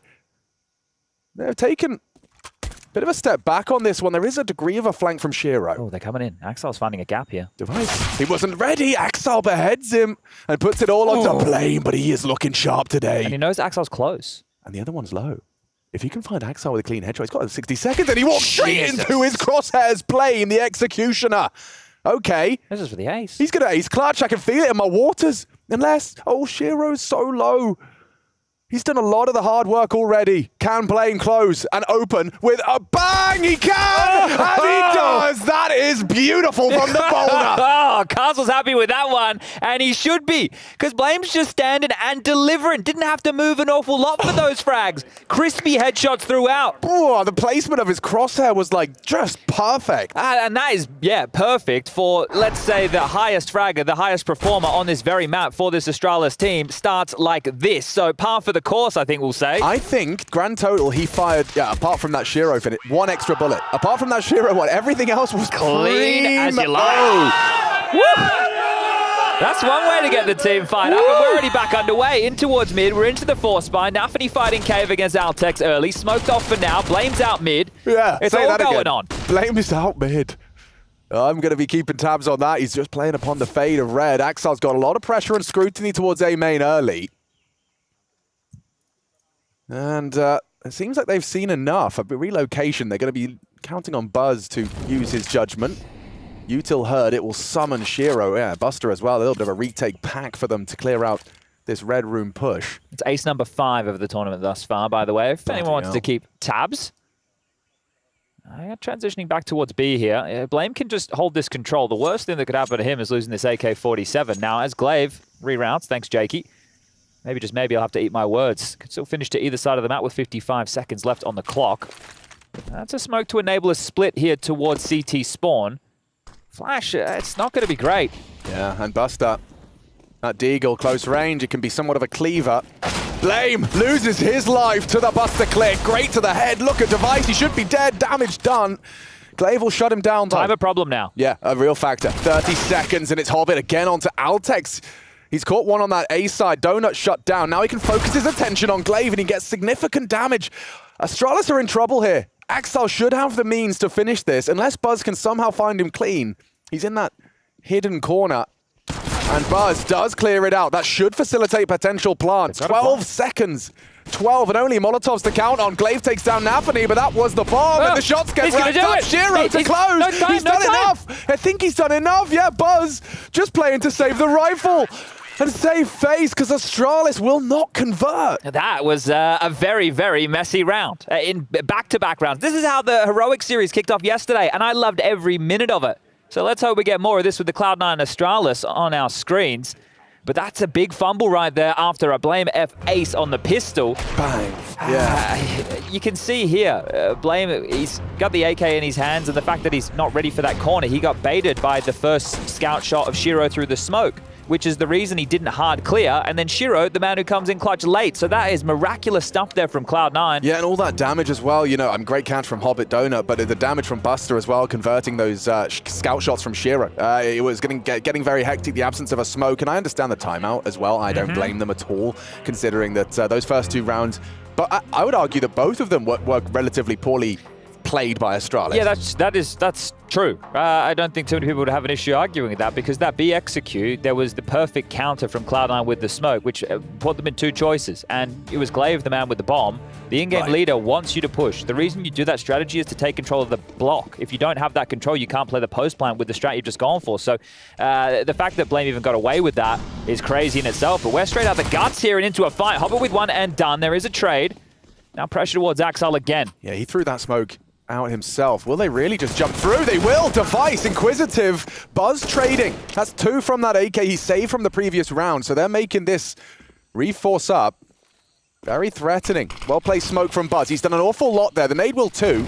Molly on top of him, but the bomb's still down. Info onto Nafany. Advancing with the MP9 towards the temple position and unable to convert the second shot. There's more than 1. They can call their jets. Buster around the world here coming in A main. You can see this late flank. Doesn't want to make noise. He will give up his position to Glaive if he does, and plenty of time on the clock. Not halfway gone just yet. I'm looking for kits. I'm not seeing them. Smoke is present. Plenty. Abundance of smoke. 3 for this. Bomb half gone. They do have to get a move on. They're waiting for Buster, and they're hidden in plain sight on the site. Nade'll do well. Buzz doing better. Another from him as the dunk comes through. Might not be time now. Yeah, I think that's it. They have to just hang it up, walk away. An incredible recovery. Astralis will respond. Yeah, tug of war here, isn't it? So it just comes down to that biff in middle. So the trade 1 for 1, but into Donut and then getting entrenched towards the site. It looked like Shiro's utility was good and eventually finished off there onto Buzz, back of the site. But when I thought that they had a bit more time, you're right, the lack of the kit there definitely removed a few options as Buzz removed Nafany's head. And a good shot there from Altex as well on the way out the door. So an emotional roller coaster to the start of this game. Right. An ace lost to a force of your own, and the forces continue as Cloud9 will invest again. So this is going to stay quite biffy here. Yeah, one less incendiary and one extra kit. That's a different round. Not to know, though. And Nafany, he's about to get tested. It's going to be Nafany versus Altex. A smoke might force an incite a fight. Yep, gap on that. Altex profits. Takes the head of the leader. Concedes his 4th death. Still yet to frag his Nafany. Just looking at the radar here, it does look like we might see Buzz and Device start leering out A. Device can hold off to Temple. Buzz is now cleared close. And with 1 HP on Altex, you feel like you can just kind of use him late. This is a good call. I'm not sure if Glaive has called this back. Regardless, he's ready for the push. This is perfect. Wow. This is actually really well played. They gave up full B lane control. Altex was low. Both of them dropped back behind the doors, waited for the info push, and now they've got this A main space. So this is for Cloud9. They don't know where they need to end this round. At this point, Axel going to gamble with Hobbit and Shiro on towards B. The bomb of Glaive going to make it all the way over. Device with the temple control. Buzz now in the site. Blame still patrolling middle. This one's good for the 3rd round. Yeah, that was really cool. Like, so after all of that action, the noise disappears on lane. CTs go looking because they want to be putting their numbers in the right place. And it's just Glaive holding for it perfectly. That was a nice little lineup there. People are wanting a safe way to smoke off towards Donut successfully. Oh, so, that's even better. Yeah, so do a bit more damage. Remove these guns. Altex can't really combine for this, but he cannot off towards the doors as Device. He's going to see what else he can find. Flame's coming too. They might lose everything here, Alex. That means a full eco. Not the Fico. Well, they got themselves the 2 Famai and make it 1. Hobbit walks straight into the Tech 9, well controlled by Devices. He's gone on this hunt very successfully. Shiro, oh, he's the next victim. Just like that, Device forces them all back to spawn. A full reset, Cloud9. This gap is going to get bigger. Astralis with a dream start on this T side and a recovery from that 2nd round fumble. Yeah, I think this map here is something that Astralis tried to put towards the tippy top of their map pool, and this is even going back when Config was in the roster here. We had the highlights from Mahone back in the day about the coming out mid-jazz or using the spawn. Obviously, there's been some chopping and changing to the map over the years, so teams have had to, well, change the way they function in the meta, but it's something that Astralis, I feel that when they get the flow going, right, you can see how quick they're out mid again. I know this is against a full eco, but if you condition with faster A plays are always pressuring mid, that's when the CTs, you can't play 1-1-3 anymore on this map, or even like 2-3. Teams that play 2 mid, 3B, nobody A. I feel the meta has shifted away from that. That's a rude shock. Yeah, that one hurts. And an AK-47 as well. That was Glaive. Double dinged. Ouch, yeah, Blame. Fortunately, he's got the antidote to the poison of losing that AK-47. He just has to stand, deliver. Hobbit's the only one who could really voice much of a concern over towards A right now. Nafany, though, baited in nicely. Yeah, so he gets one back. Device doesn't want any of it. No, thank you. You can have the MAC-10, though, if you want, I suppose, Axel. Oh, that AK might not be for the long. Hobbit gets another one. Great work. They're making these USPs sing, man. They got themselves 3 kills. Nafany gets himself the AK for a moment longer. Doesn't look like he's going to be able to get away with this, though. Altex has the cross back. And dead. Okay, so the rifle's not going to be brought through to the next, but Cloud9, they'd certainly force a couple of rebuys. Yeah, decent damage, but the economy, I wouldn't say it started to get out of control, but it's definitely built for Astralis here, where buys won't be an issue. There's going to be an AWP for Device, but the same cannot be said for Shiro on the other side. And we get that highlight of Nafany removing the head, and a little bit of awkward nature towards CT spawn here, but we will get into the meat and potatoes of this one now.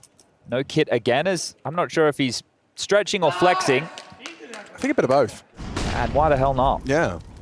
This could be quite direct towards B here. Starting over towards B lane. U-tilt. Laden in now. Pressuring towards Cave. Device posted with the AWP. And we see AWPers do this a lot. Just waiting for somebody to transition past without a flash, without a smoke. And meanwhile, Altex can take the room with Glaive. They're just going to walk in. This is cool. This is really cool.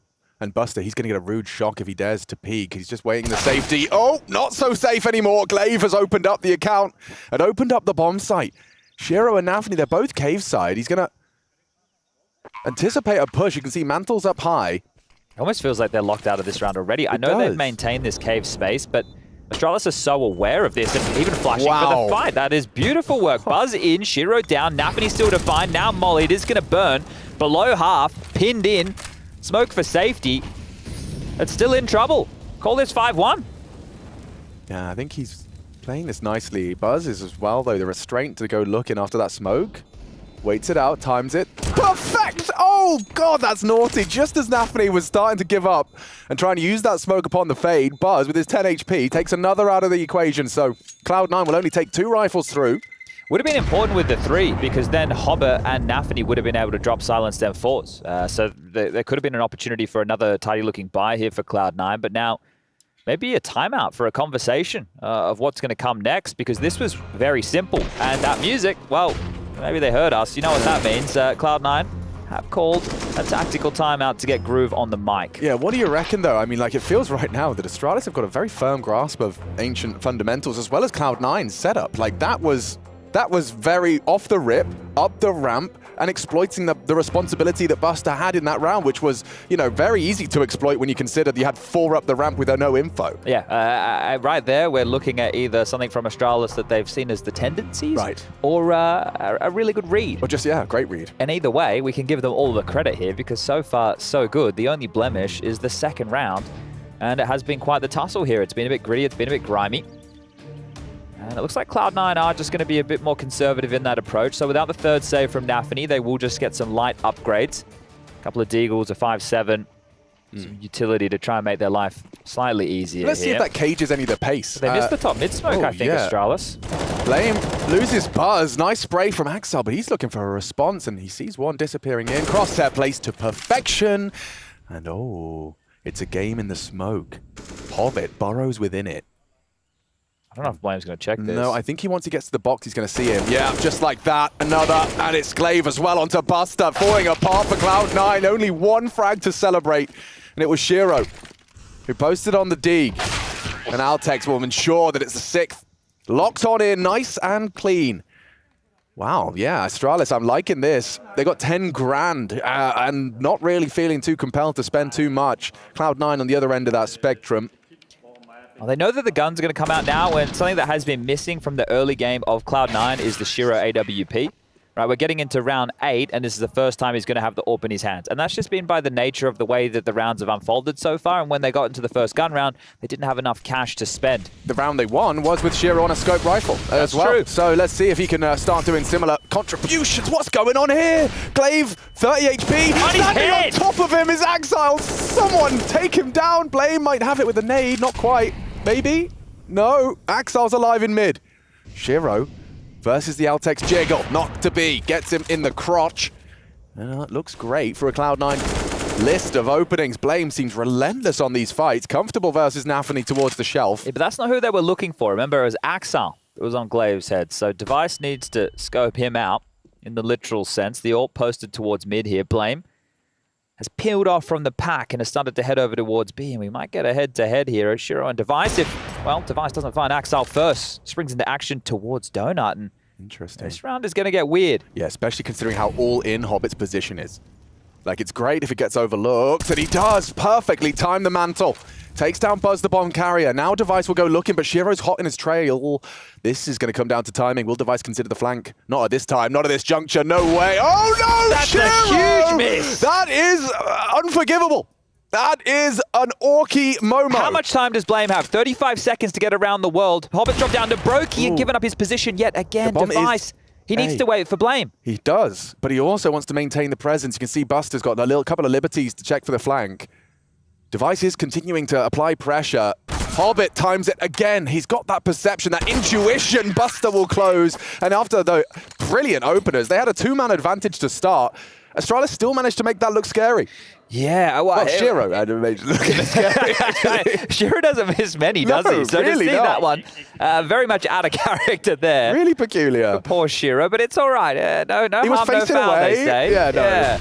This was what was awkward, because you can see here, just the layering of all the smokes. I think the smoke that Glaive was hoping for the extinguish didn't quite land, so he had to brave the flames there, and got a bit funky as we're going to fight for mid again. Same util set. You see this, the shallow smoke and, well, the door molly.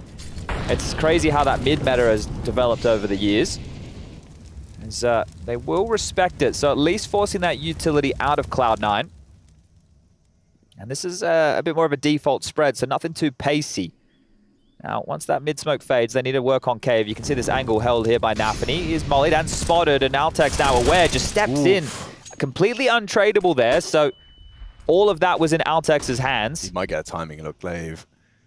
He was considering it, and Nafany, he stopped to fiddle with his utility stick. Why did he step into the spam? I'm not sure. He's miraculously alive. He's going to get powered up now by the 1 HP. All right, Nafany. Ooh, we are having a fun start here on Ancient. Every round, you never know what's coming next. You see this late layering of the top mid and the donut smoke. So they want to get Blame across here to either apply pressure or just lurk and maybe pressure. So the flash would be a banger as well. It depends if it's a red flash or deeper. If it's red, it's okay. If it's deep, he might not.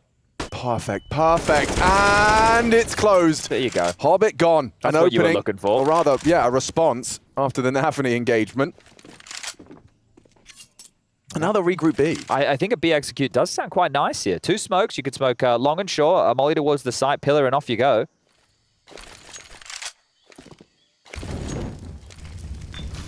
Smokes are in. Molly forces Buster forward. He'll be heard, and he does some damage, but Glaive has found him.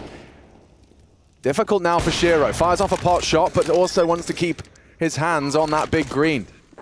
Or blue in his case. Rocking the gun gear. And trying to maintain their gear as they seem to be vacating the site. Okay, well, Astrala's up to 7. This is a great showing. I think the fact that they were able to wrestle back after that force by loss in the second round means an awful lot. And that flash, it was perfectly placed. Blame couldn't be more happy with how Buzz was able to set him up there. And then the same for Glaive. Molly, flash, kill. And in they go. As Cloud9 left scratching their head here a little bit. Now, they got the mid control they were looking for there, right? They were able to get themselves out into the mid corridor on the CT side, denying... Oh, hold up. Thank you very much, Glaive. Max, I'll take that free kill. That's $300 and an AK upgrade. But I hope that doesn't come back to haunt you. Maxal's not too shabby with the AK-47. None of these Cloud9 boys are too shabby when they get the right rifle in their hands. I like the way that Yanko just described it, like he was talking about Cloud9 and just said, yeah, things look great, and then they have a catastrophic moment. I think that's just, it's very apt, because Cloud9, not a team that should ever be underestimated. Obviously, they've had their hardships in terms of major qualification. They've made no secret of that. We heard from Hobbit as well in the interview. But just, yeah, they have these moments where it just all seems to go wrong. And that's very haunting, I'm sure, if it feels, it starts becoming a trend in the players' minds. Yeah. If you start feeling like, oh, when's the next one coming? It's certainly not ideal. We are in a very weird moment in Counter-Strike. We've been here a couple of times before over the years, obviously with 1.6 and Source, and then we had the transition to CSGO as well. But we're back here, and we're back here with bigger stakes than have ever existed. So in terms of the mental for all of these teams, I'm not using it as an excuse for them, but I can understand why, you know, some minds may wander in certain situations. Does that experience... Oh, jump again. Device dares you. He has spotted one out here. And this is a similar setup to what we've already seen. Continuing to jump spot. Look at this. Device trying to find the tiniest of gaps here on Buster's peak. Nafany flashed out. And a good frag. Yeah, good flash. Nafany gets away. No response immediately. Presence noted in mid, but it will be controlled by Shiro. Device going to continue to go looking for Buster on his jiggle. There's 2 here, left side of cave. This is an unorthodox approach. Shadow, it's spotted. Oh, the collateral slap from Felt like he deserved that. Yeah, robbed a little. Glaive's low HP. This is blame from that bullet. But the fact he lives on, I mean, there should... Oh, there won't be much more. Oh, what's going on? Another player left on 1 point of health. What's going on today? Actually, that was between Nafany and Glaive, so I guess now we're equal. We're even. I don't know how you're meant to win a round with 1 player on 1 and 1 on 13. So even though Device is still alive, and look at Shiro's position. I love it. Actual gangster. I think long gone are the days of Shiro being classified as, you know, this AWP that doesn't want to take any risks. Whoa, Hobbit took a risk there, and Shiro's scope was heard. Glaive couldn't quite get the crosshair on the money in time, and Device just strafes in as well, happy to provide the frag. He's not ready for Axel, though, is he? No, this very forward position, but with 25 seconds, they are going to have to start either focusing towards B. Yeah, Blame could have him. Blame could have him.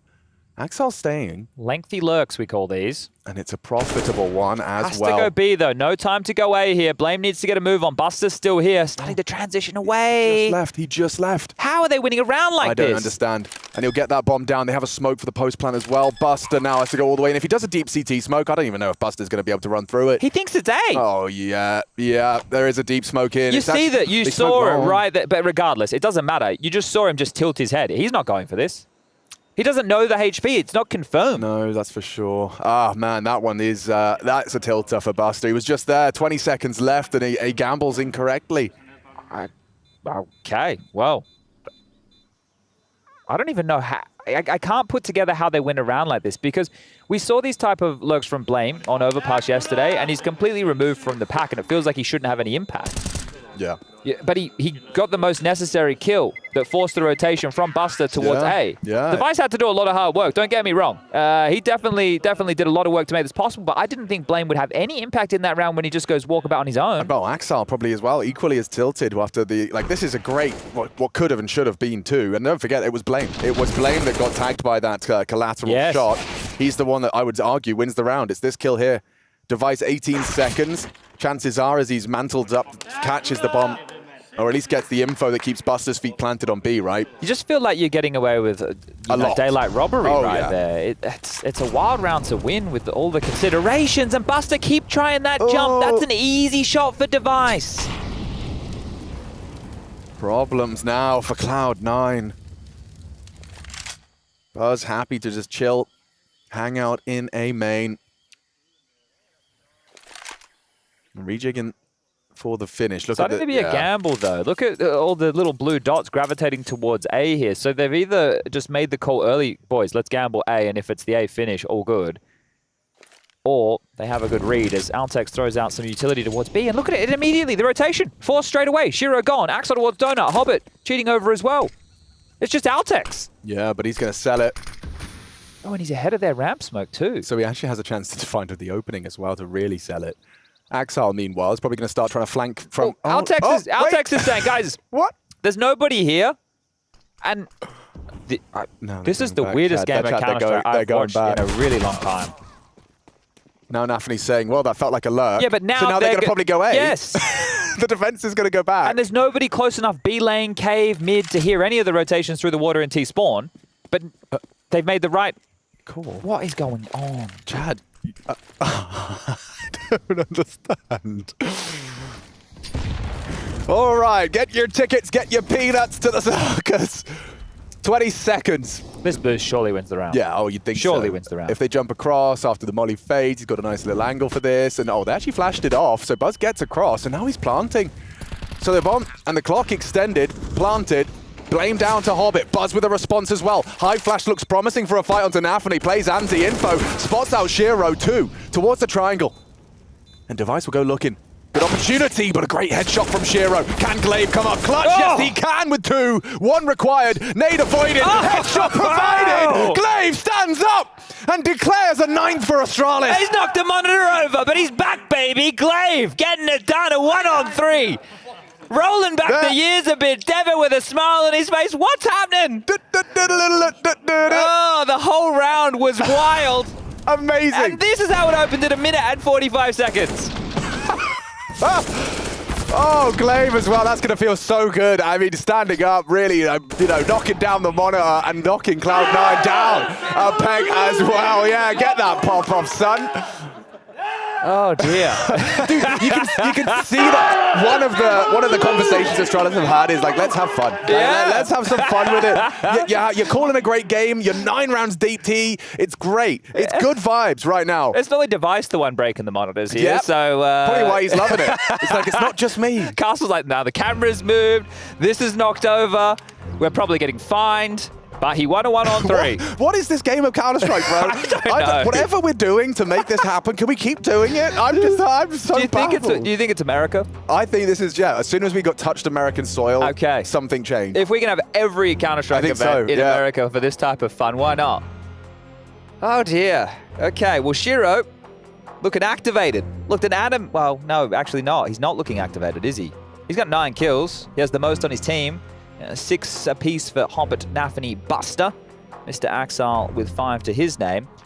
If they can salvage 6, this game is still on. But if Astralis continue in this fashion, winning everything and more, as Glaive is just trying to make sure his monitor is exactly where he needs it. Okay, guys. And thanks for the timeout, Cloud9. It gave me a little bit more of a moment to adjust, he says. But here we go. An adjustment for Cloud9 is going to see 3 FAMI, an M4, and an AWP as out mid we are, and out mid they go. Hobbit again. The flash was great. I mean, you can see he didn't even get to fire a bullet, and on the jiggle from Axel's just going to be spotted and warded off. Spots 2 Donut. He's got main to worry about as well, and Device is coming for you. Good catch. FAMAS prevails over the AK and maintains an equilibrium. 4 on 4.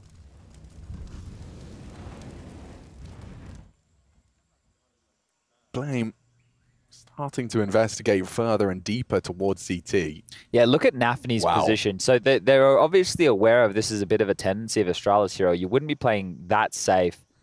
Now he's going to come for a look because Shiro's... Oh, he's actually going to fill the position. So they are moving extra men over towards the B site here. Glaive to investigate Donut.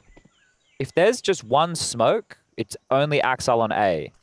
So Blame could smoke this himself. Glaive could even come back and throw it for him. They're retaking information from Cave right now. So Buzz is the only one susceptible with the bomb right now.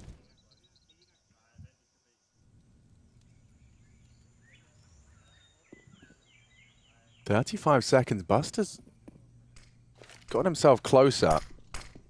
He'll be able to turn the flash. It's smoke to stop any potential assistance. Now they molly him out. A second flash catches him, and info spotted across. Nafany dead on B. Astralis, they've got such a stranglehold on Cloud9 right now. Shiro hits the flick necessary, and aware that he could have lost his life, could have lost the round instead. He posts up 14 seconds. That's the bomb. Astralis have to find Shiro. Flame frag means nothing, but now it means everything. The round is theirs with a couple of seconds to spare. It's wild how much territory Astralis have been able to entrench themselves into without Cloud9 having anything, any real estate whatsoever. Blame had red control for the majority of the round, and you saw how awkward it was for those rotations. Not only does it have to stay silent, they have a nice util set there to flush players out when they're close. Buster, it didn't even feel like he should have survived that first foray of util, so they're doing a really good job, Astralis, of putting some of their key players and letting them play in these moments. Blame's entry fragging out mid to start the round and then getting key frags towards the mid. Well, it's not even the mid round, it's the end of the round. We're talking 15 seconds or less left as he's able to get a kill on a rotating player. And then Shiro, he gets overrun. You can see him, he doesn't know what to do, just backing off with that AWP. Glaive's going to run out here again, and yep. he loves... He's feeling himself. Well, he wants to take all the rifles away, and I get it, but, you know, you think about your death column like you're playing golf. Right. Yeah. So keep it low. Yeah, I got you. Keep it low. All right. Well, I didn't think this was going to be the game today, but why not? Why the hell not? We should also probably remind the viewers of what's at stake in this game. The fact that you can secure yourself the playoffs, certainly nice. Also, going into the lower bracket of Group B, it's pretty scary. FaZe are down there. FaZe, Liquid, and Complexity. Oh, 9Z. Yeah, they're still alive and kicking. They eliminated Fnatic yesterday, taking on OG, who have a standard of Regali. OG were leading 11-4. You can check that on the B stream as we walk into B. Oh, hard shot to hit, but Device, he does hit between the wickets. Altex will punish Buster's negligence on that Deagle spam. Oh, finally a flank, though. Look how quick Nafany is here. That should actually profit. They haven't planted, which actually buys more time. Nafany's just going to dig in, wait for his teammates' cue. They're looking for answers as to why they're not too... Oh, boost over. You're not going to get much info off that. Smoke maybe on catch Device here. If he was to look, they'll re-smoke it, so they might hold the boost. He's lost vision. Oh, and that smoke has got him across here. That spam is going to confirm exactly what Axel had suspected. Nafany hasn't activated here either, so the next fight could be Buzz. Could be Buzz. I mean, surely at this point, Buzz thinks it's clear. Oh, yeah. Not going to be 4-3. Blame's behind the last two. So he's seen that. He saw the barrel. This one should be set. This should be locked. Hobbit was holding for it, but Axel's in trouble now. Locked in by Blame. The intimidation factor. Good one to bail himself out of trouble, but that's just for save. That's just to try and maintain this AK-47. Buzz coming for him as well. Should have a chance if he keeps going temple. If he pulls his gun out. Yeah, didn't quite get the bullets in time. 10 HP as Axel sent back to spawn and still only boasting 2 CT rounds. dear. Yeah. Well, Altex retained Device's AWP, but it's not like that would be too many problems right now. I'm not sure the finances are an issue here. Taking a look, Blame has another really good mid spawn. He has the best spawn. Looks like he's going to insta-smoke window himself. Let's see if they send him out one more time. You feel at this point Cloud9 have to fight mid, and you need to do it with multiple bodies. They're not... Oh, yeah, they are. So finally, late, condition. They're going to come from mid with 3 to fight, and Astralis are going fast B. Right up the ramp, quick one, and charging. Nade does good damage. Buster's being tested. He's being abused. And great shot, great frag, but still kept level.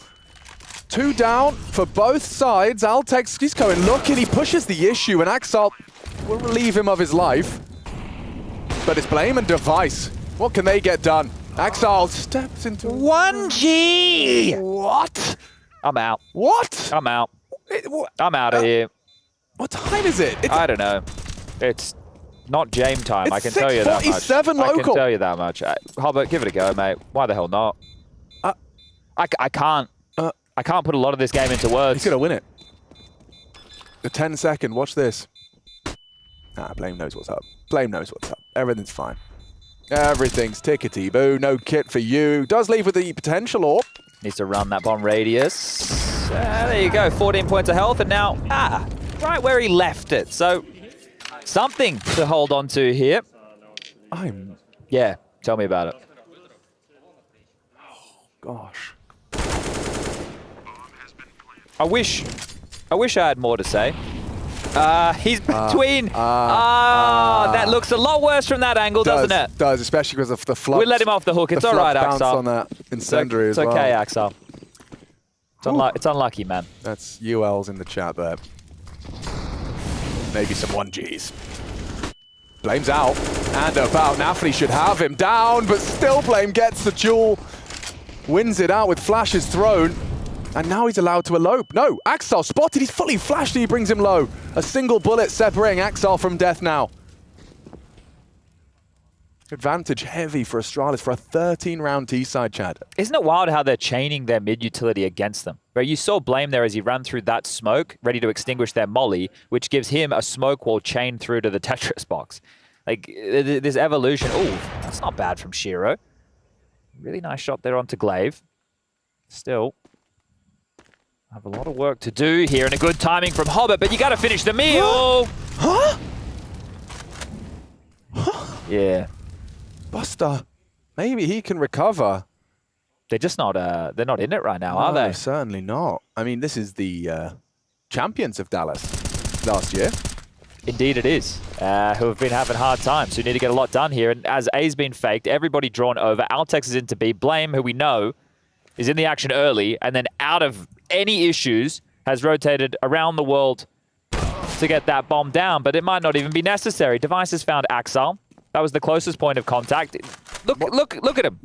Running around, CT smoked off. It's the last round. Yeah, well, better get a move on. Blame's a little bit worried about a jump up here from mid. I don't think that was possible. Maybe they could have still been in cave. And there you have it. 13-2. XD. Should we just see how this one plays out if we stay quiet? Yeah, I'm fine with it. All right.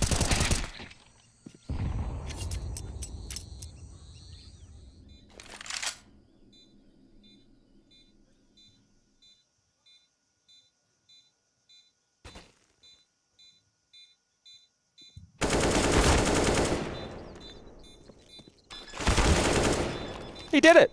He won it. So all we have to do is not talk and Cloud9 can win rounds. 12-3 on the half. Cloud9 up against the ropes. We're going to a break. We'll be right back. We need to screw our heads on tight because this Counter-Strike has been working wonderfully for Astralis and nobody knows what the hell's going on.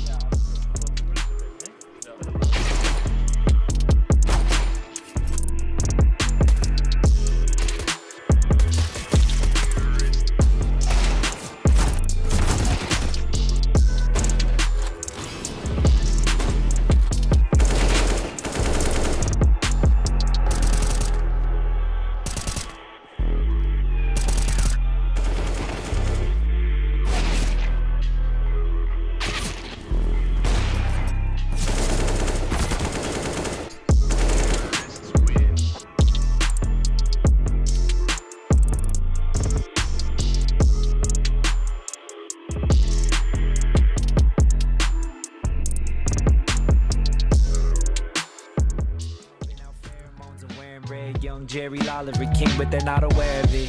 $40 to show money, that's what they stole from me. Blow it all bowling, guess I roll funny.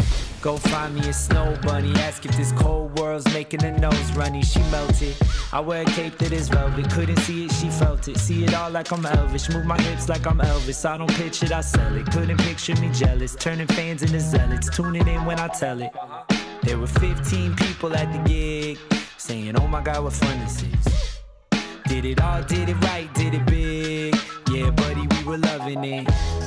New cards, new deck, new life. King of Cups, he comes up right. Always, all days, all nights. Sing do-wah, do-wah, do-wah. New cards, new deck, new life. King of Cups, he comes up right. Always, all days, all nights. Sing do-wah, do-wah, do-wah.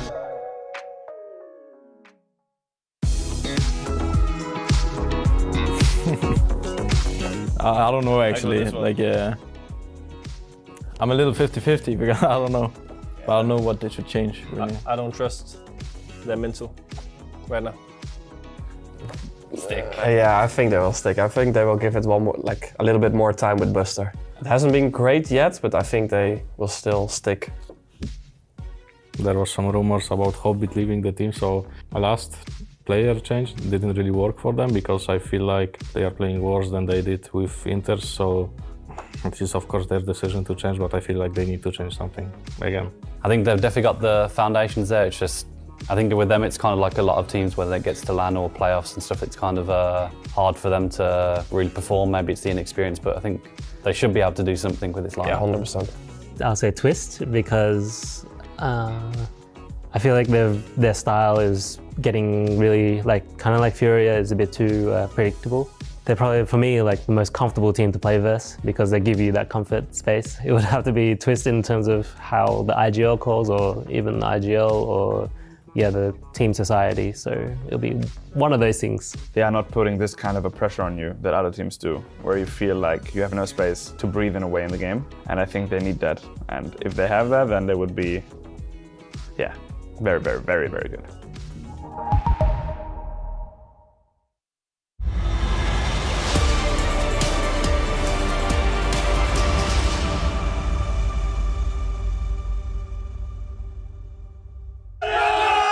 We're back in business, and so are Astralis. We've had clutches, we've had head scratchers, and we've had a very frustrated Cloud9. Welcome back to the Intel Extreme Masters Dallas 2023. Monitors have been knocked over, Chad has been left speechless, and that's just the first half.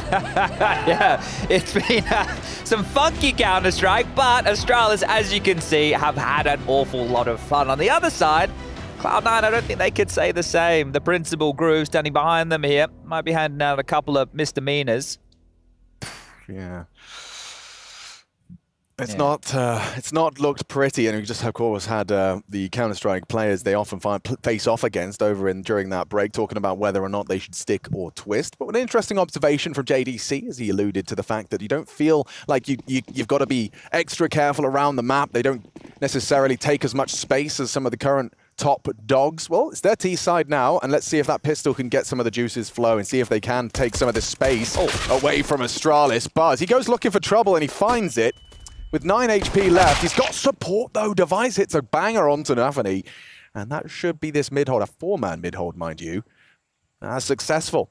Cloud9 have got nothing else though to boast. I say that as actually Buster is confirming that Cave control is his. They're playing retake though. So the entire premise of this for Astralis is it means that they can filter to either side of the map quite quickly, as Altex is showing us here. So even though they've walked in towards B, BlameF is aware this is a possibility, and it's confirmed. So Altex, there you have it. Lovely. Crisp, clean click to the back of the dome, and now left scrambling at Axile and Hobbit. Device will confirm one, Glaive the other, and both players have been noted now. So very likely this will be the A finish. Yeah. Device is already towards the donut for the cross. They might try and get a plant down. That would be something to be celebrated. Zaxal, deleted by the Glaive USP. Let's see what Hobbit can do. Already tagged up down. There's so many bodies spamming through the smoke, taking space away, and Device is coming for you with his knife out. Yo! They are having fun. 5 alive in the pistol, charging at him with their knife out as 13 in the bank. They are pantsing Cloud9 right now. What's map 2 again? Let's have a look, Yeah, shall good we? question. Yeah, we might have to start thinking how we're going to pack this one up. Mirage, the choice of Cloud9, that'll be coming up next. And if we do need it, Inferno as the third. The desk had a big conversation about whether Overpass was going to be in the mix or not. Overpass has been the map in the last 2 times these 2 squads have faced off this year. The map that Astralis won, and they won themselves a bit of the old Overpass. So it will not be rearing its head this time around. They'll have to get it done in the alternate maps. A little bit of a one-way smoke for Buzz here to peer over as Cloud9 have Force Sport in. An AK, a couple of Khalils as Hobbit let some shots fly through the mid-smoke. So identifying that, yeah, this Force Sport is definitely in play. It is 2 starting A.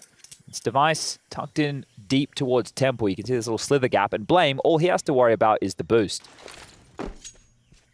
Smoke sail through the sky. Device unloads his magazine and profits with damage. Nothing lethal.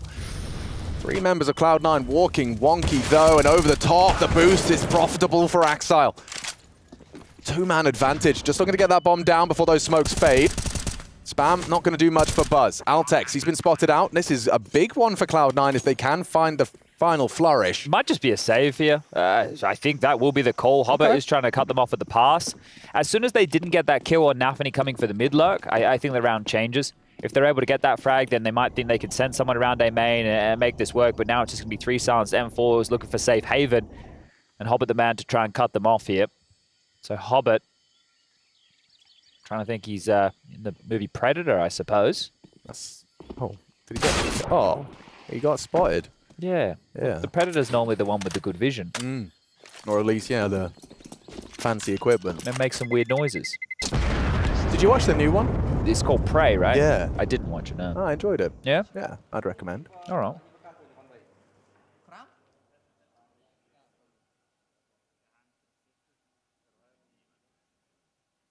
I feel like we should be more excited about the Force by win here from Cloud9, but this is how the first half started. It did. Astralis won the pistol. Blame got an ace. He probably shouldn't have got it. Oh, wow. Look how symmetrical that first half was in the round recap. Yeah. Yeah. Looks real nice. It does. It's probably not for Cloud9, but No. Let's go.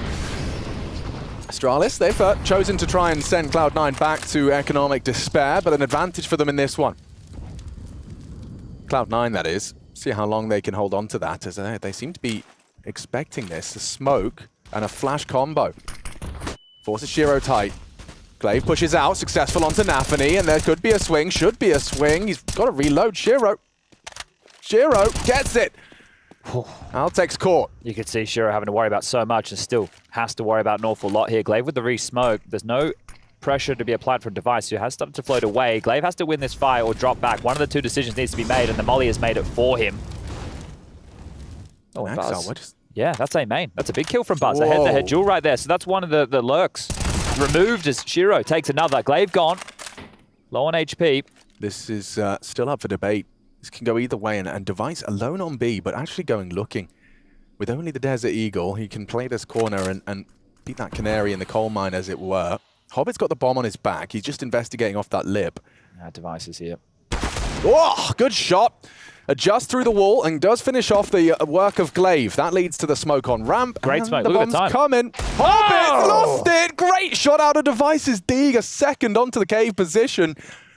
And what's Buster supposed to do now? Well, if this was James' school of Counter-Strike, he'd be told to save. Let's see if he tries his luck. I don't think he has too much here to cash in. The first, now his position has been given up. Device with the bomb at his feet. All he has to do is delay. Yeah, right. Here he comes. Buster. He's just got to get it and go. Gets the fight, and Device, it's all him. 3 in the round, high impact, and it was, again, as prophesized, as that first half, it was Astralis quickly regaining control. Yeah, and that's why it was difficult to get excited with that Cloud9 round win, because they can win spotty rounds. That's it. That's all they've shown in this game. There's been nothing that they're able to replicate. That's that duel you were talking about in terms of winning a head-to-head with Axile, so definitely got to give some credit where it's due. Yeah, well, yesterday when we were doing the Liquid game, a lot of the story was around these younger guns, Buzz and Altex getting acclimatized, while the hard carries of Device and Blame are meant to be the ones to look towards. But turned out Altex, he had a great day at the office yesterday in a big win against Liquid, who struggled today against Greyhound. I think there was 5 OTs across the 2 maps of play. Charles looking to close this one down quick, smart. Well, they've definitely like worked on their Ancient there. I mean, picking it into Cloud9 and making it look incredibly comfortable. They just got away with so much, didn't they? It didn't feel like they were pressured a whole lot. They were allowed to set up on their T-sides and re-execute. They could move across the map with an awful lot of freedom, and Cloud9 had no information within that first half. I'm curious to see what Janko and Matsu have to say after this, because it's obviously been quite a bleak showing for Cloud9, and I don't expect it to get too much better from here out. But I want to know what their diagnosis is of the issue here on Ancient. Not overall, because that's a mystery. We don't really know why Cloud9 are sometimes looking like the best team in the world and the next day looking very AVG. Or mid, as the kids are saying.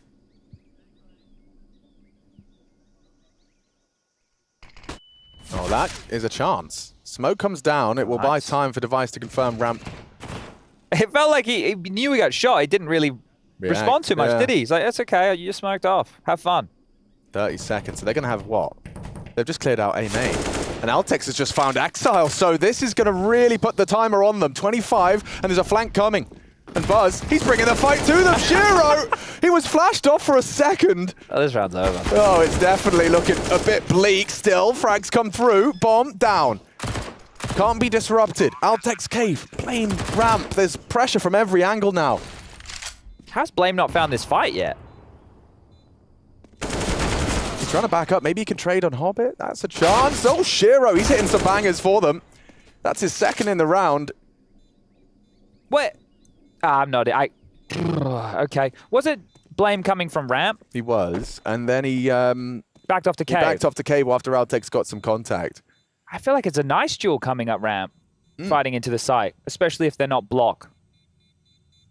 Yeah, all right. Well, it doesn't matter. It's still a very, very strong lead here for Astralis. Cloud9 will get their 5th round on the board. And the back and forth nature of this second half continues. Nobody with consecutive rounds just yet. It's going to be a whole lot harder for them to go for a buy. So this was the Altex kill. Buzz gets flashed in, doesn't clear his corners, and understandably so. He had something on the plate. This was Altex desperately trying to find Hobbit here as Blame's backing off. You could see that there. So yeah, he was slowly on his way to see if he could make that trade a possibility. And they have to force buy again here, Astralis, understandably so, but it will just be one saved rifle. Blame's AK, a couple of MP9s, a couple of Deagles, some light on smokes, and a 3-man mid-start from Cloud9. See Shiro ready to set up the likes of Nafany and Hobbit Hero, just going to walk on out. Axel to deal with the A main push, and Buster making sure nobody can push down B. Glaive in the meantime has been able to tuck in deep towards Cave. So he's going to be one of the first players I assume they try and flush out here once mid has been secured. Wow, that is quite the wallbang. Quite a long-range lineup from Buster. Brings Glaive half health through that board. Device, though, that's a well-placed smoke and a well-timed one. They molly him at the back. He responds. And it limits their options. Especially now because you're going to worry about the fade of the red smoke. There you go. You see Nafany just getting out of the line of sight for now. So Glaive on the jiggle. Oh, Stoic not going to drop the incendiary immediately. So not feeling the pressure just yet. Buzz, this is about to get funky. So you've got Blame covering Buzz's back, which does free him up for a push at some point, but when do they feel the pressure? Altex still has a smoke on B. If he blocks with it, oh, not too bad. They will have to start pushing elsewhere, though. See what he's got. Falls off of the angle, so yeah, they could be walking out cave any moment. Still have yet to do so. Now Altex is feeling their utility. Smoke in. Bomb to be planted. Hobbit responsible. Shaping up nicely here for Cloud9, and don't forget Astralis, they've put all their pennies into this one, as we've seen force buy wars galore. Might see a unicorn round here, looking like a save as everyone's starting to back off from the Danes. Axel has this covered off, so Buzz, you can't overstep the mark here in main, and that one, quite simple stuff. Spam Glaive, walk on into B, a late little execute, a short smoke, a long molly, and in you go. So Cloud9, consecutive rounds here, and that'll be the first time they have been able to put consecutive rounds together in this map at all. So, a first punched here. Would you like a unicorn fact? Just Googled unicorn facts. How could you have facts about something that aren't real? That's a good question. Well, I'll tell you how. A unicorn is a mythical creature. That's a fact. Okay, yeah. Got you there, didn't I? You did get me there. Nice. As the unicorn round didn't happen. Oh. So well, death to unicorns. Yes. And they have silver blood, and they probably have some healing properties in the Harry P universe. Okay, all right. Yeah, Some elixir. Yeah, I remember that one. In the forest, whatever it was called, Fangorn. No, maybe not. 14, that's a number, and 6, that's 1-2 for Cloud9. What if you add the two together? Well, you're asking too much of me at that point. Maybe something above 19. Yeah, pretty close. Okay, well, the double dip of Astralis' force. They lose this one. Gonna have to take another eco here because they have actually invested a little something.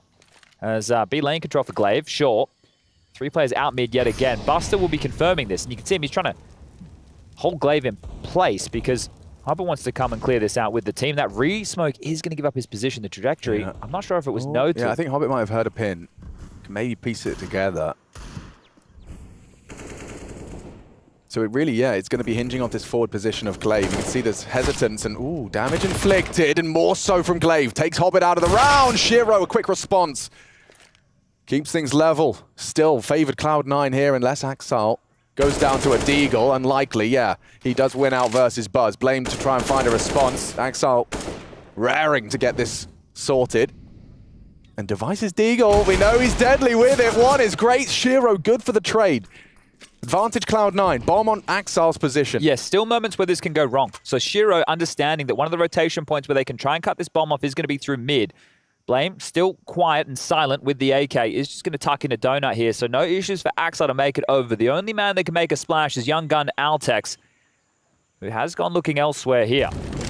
Maybe he wants to find an upgrade where he can, and they'll be happy to give over another round to Cloud9. And this is fine for Astralis. It's not the end of the world here for them to give over a couple of rounds. At the end of the day, the scoreline not hugely important, just as long as they get the victory here on their own map choice. Now, if it comes back to overtime and then they get the win, a different story then. But, good stuff from Blame.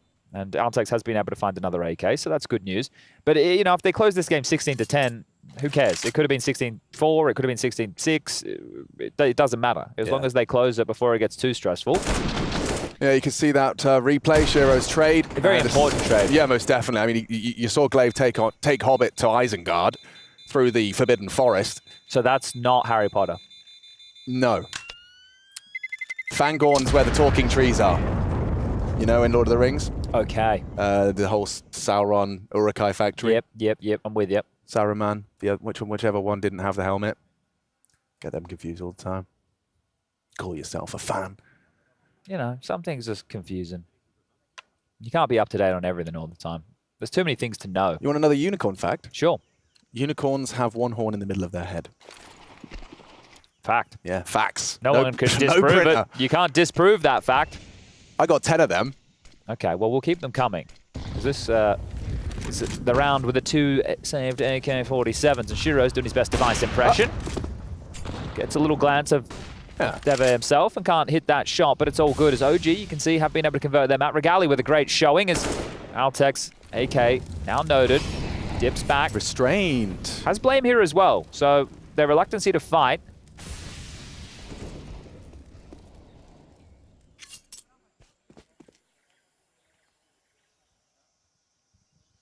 We have to stay active here, so you can see Altex leading the way as Shiro won't miss Buzz. Buster's turn. Bang. Oh, wow, precision with that crosshair placement. First bullet out of the AK into the skull of Buster. And Glaive, he's considering cheating over, but he's the only man that's even remotely on the A side of the map. Altex doesn't need any help. He's doing it all on his own. A second frag, this time onto Hobbit. This is not the type of round you want to lose if you're Cloud9, because the 2 previous rounds had more invested. This was the 2 saved AKs with some light Deagle purchases again, sure. But they're really getting a lot done here, especially Altex. What more can you ask of the kid in this 3-on-4 situation? There's only 2 players residing on the site. Blame not too far away, though. He has a molly to try and disrupt the plan as the util rains on in towards the B site. Yeah, he's going to get hot and bothered with that one. Flashed and still standing, ready for the fight. Axel could go down here. Device turns his back and nice into the site. Cloud9, though. Smoke up. Throw that molly, throw that molly. Oh, it's a little late now. The bomb will go down. Didn't hit his target at all. No, but Blame's still here. I'm not going to write them out just yet because Blame is a monster. Shiro should have him. Nice shot from the AWP. A second for Shiro. 22 frags and counting. Man's doing it all. Nafany will close. A double for both of those, and it is starting to look like a bit more of a game. Getting themselves into these bomb sites consistently. 4 of their 5 rounds have involved a bomb explosion. When did this Shiro 22 kills happen? I feel like I missed it. Yeah. We've been watching the game, but we haven't. It doesn't felt like we've. Other than that clutch round that they had. Oh, here we go. Here's from the B stream.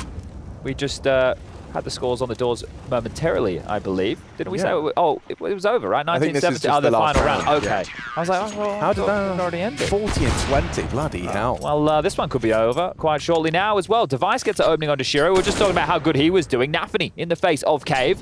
Gonna fight onto Glaive. Hubbard's going back over towards B here yet again. Nice deep smoke will hold Nafany at bay for now, and A main with an exchange, so Axel's lurk has been negated for now. But it's done a lot here because it's kept Blame and Buzz. Device is still top mid. Smoke's starting to fade for Nafany now. Oh. Just missing one another on their first fights or steps out. Reclearing as a unit, though.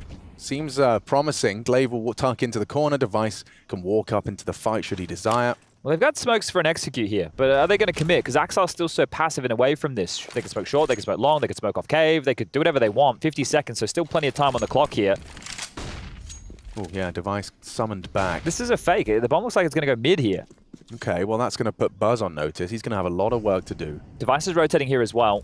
Okay, safe from the molly. If he can get two here, it's round defining. First onto Nafany, transfers into Hobbit for damage. Blame still present, will finish the job of Buzz and can't build a whole round out of it yet. Buster to plant. Altex is here quickly. 3 flank from Altex, you're right, is huge. Can't, oh, the molly. It was perfectly played by Glaive. They don't even get the bomb down. Buster, he committed to it. A perfect placement from Glaive's utility, and it's a Astralis round. Very promising signs from this Danish roster. And that was 4 consecutive rounds for Cloud9 that they finally broke in here, right? And some of those rounds weren't awfully convincing from Cloud9. They've been very labored, they've been very slow, they've been waiting for a lot of picks and a lot of fights. And this time round, Device, man on your screen right here, his opening onto Shiro set them up with that man advantage, and they were able to close with it. So good work from Buzz over towards A. Here it is, so just ahead. Shiro looking for a fight. Gets not what he's looking for, and neither did Buster. Good utility usage from Glaive, and that's something we were highlighting yesterday in the game against Liquid. And that is going to force, well, it's going to enable, not force, a second Astralis timeout here to discuss this close. They know that there will be a buy coming back their way. Cloud9 have to spend everything they've got remaining, which does get them another AWP. Rifles across the board, a little bit lighter on utility this time round. This one feels done, and it has, well, since the first half, essentially. This has just been Cloud9 warming into the game for map 2, I hope. Yeah, well, I hope. We hope. Mirage, yeah, let's see if that it bodes better for them. We're going to be seeing a 3-man mid offensive from the defense. And that's the end of Hobbit, as easy as that. Now, they know that's not Axile, so surely attention drawn to the potential for an A-main crawl. Shiro going to be posted up on Jag, looking for Glaive. And this time, I thought that was actually a smoke, so he's still holding on to that. He's going to leave it open for Device to go and ask some questions of the spot. Flash for Shiro to clear through. We get a little bit of an AWPA head-to-head here in a battle of wits. Shiro's fired off a shot. Glaive baits it out, and Device clears into him. That's perfect. So cheeky, man. He's a gamer. He is back. Device on the AWP, and it's a pleasure to watch. Cloud9, no more rounds, no more fun. Device has cancelled playtime. It's great to see him back in form, back in the server, getting it done here.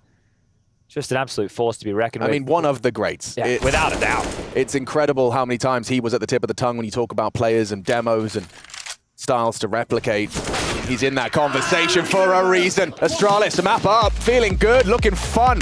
Looks like a good time over there on the Astralis camp. Yeah, right now, Cloud9, they need to take this break. They need to wake up because that first half, CT side, 3 rounds is all they had to boast. We got Mirage coming up next, but first, the desk Trace. We got a bit of Yanko and a little bit of Maniac for you.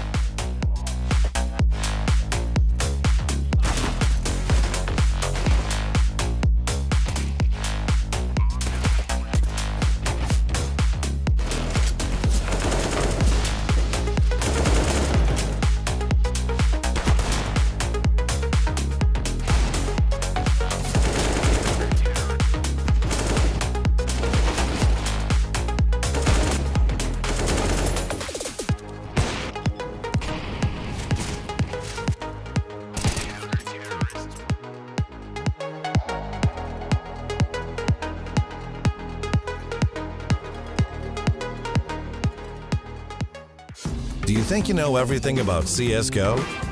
Then stay alert and look out for the DHL drop quiz on the ESL CSGO Twitch channel.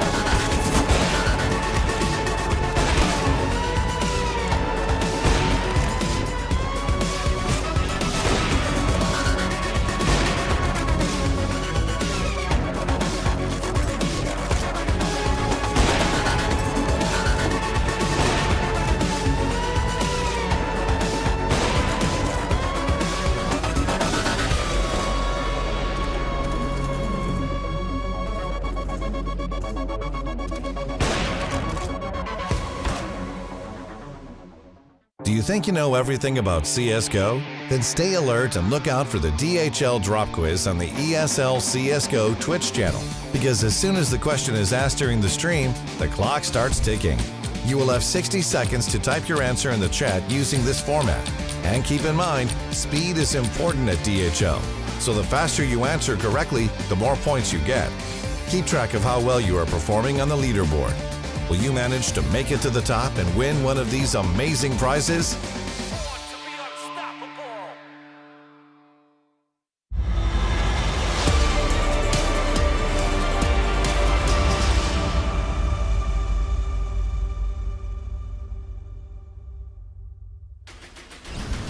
Astralis do a pretty damn good job making themselves look cool, which is exactly what happens when you win the first map of a best of 3 in the upper bracket. Hello, Cloud9. Took a little bit longer to get onto the table, but nonetheless, dinner was not served in their direction. Astralis take the opening map of the series, and I welcome you back to what is the Intel Extreme Masters. Check it out, Dallas, Texas, way down here in the Lone Star State. The Big D in NA is what they're calling it, but 16-8, pretty big D to me. Yeah, that's what. So I was gonna see which one you grabbed that. I mean, that was a. I don't even want to. I'm glad now I don't have to take it over. So good. Yeah, don't. You know what? I'll rectify this. You right handle now. that, Trace. I'm gonna go ahead and bring us back full circle. If you are in Twitch chat, if you do find yourself watching this show, guess what time it is? Any takers? the DHL drop. Oh, yeah. Oh, nice. I Yeah. don't know where that came from, but the DHL drop, exclamation point, DHL drop, space your coinciding answer to the question that I'm about to pose to you, which ultimately means at the end of the end of this segment, actually, we'll be going over that answer. So here's the question. Let's get it on the screen. Which country has held the most CSGO majors? Is it Germany, Denmark, Sweden, or the USA?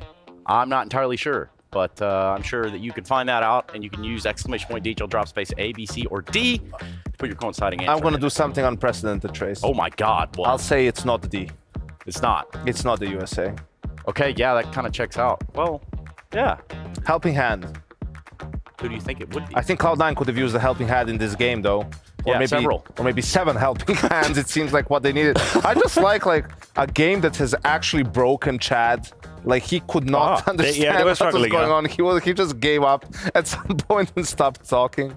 Yeah, it was. I mean, I think they gave up on that game a bit late, but the beginning of it was pretty cool. It was a nice game to watch. Australia's super strong T side, great rhythm as well. They were able to have not only map control but trades into their advantage pretty early on, and then Blamef was doing what Blamef does. We had a couple of crazy rounds, but this was even better than I had expected from Australia. I had them winning this first map, but not in that crazy fashion. Yeah, I mean, it was a dominant fashion. It was rather, I don't know, underwhelming. Does that seem like a pretty fair assessment? No, I don't think it was underwhelming in the From sense the Cloud9 side. Yeah, but even though I don't think they played that bad. I just think Astralis were phenomenal. Like, phenomenal handling of the first few seconds of rounds. We're talking 20 to 30 seconds. Always able to take mid away from their opponent. Always able to have Blamef in certain positions. And then they just open up the rounds to know where they could find out. We had Altex sometimes lurking on the B side. Blamef lurking either mid or A. This was great from Astralis. There's not much that Cloud9 can be angry about the CT half for them. And our resident lurk is right over there.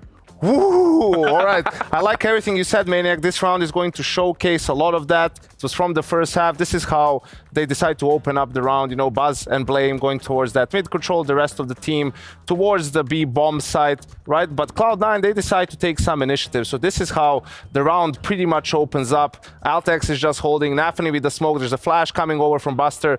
They get the first kill, right? So you will see what that does on the other side of things when it comes to mid and comes to Blame and Buzz.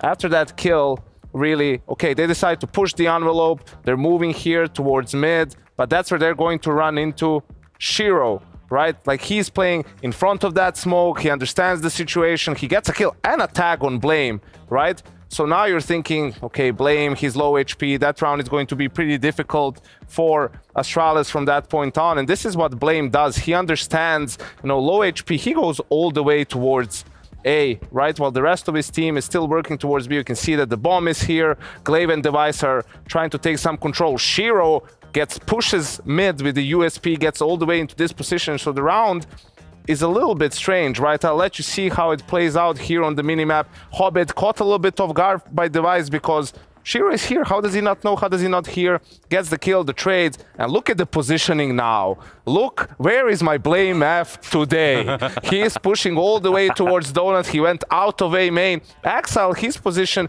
he doesn't expect this at all. Look at this from his POV. There's 15 seconds left. Why is Blame coming out Donut? Well, because they're A. They must be A. He's lurked out. The bomb is coming back. Well, that's at least what Buster thinks, but that's not the case here at all. You can see the bomb is still outside B. That's where Device has it. But once that kill happens, it forces Buster to go towards the A site. And as soon as the bomb is planted, he pretty much understands that he's been played like a fiddle, has to concede the round. And this is another gut-wrenching loss for Cloud9 on the CT side. And everybody knows if you're going to play in Texas, you got to have a fiddle in your hand. I'm pretty sure. Yanko, was there one more?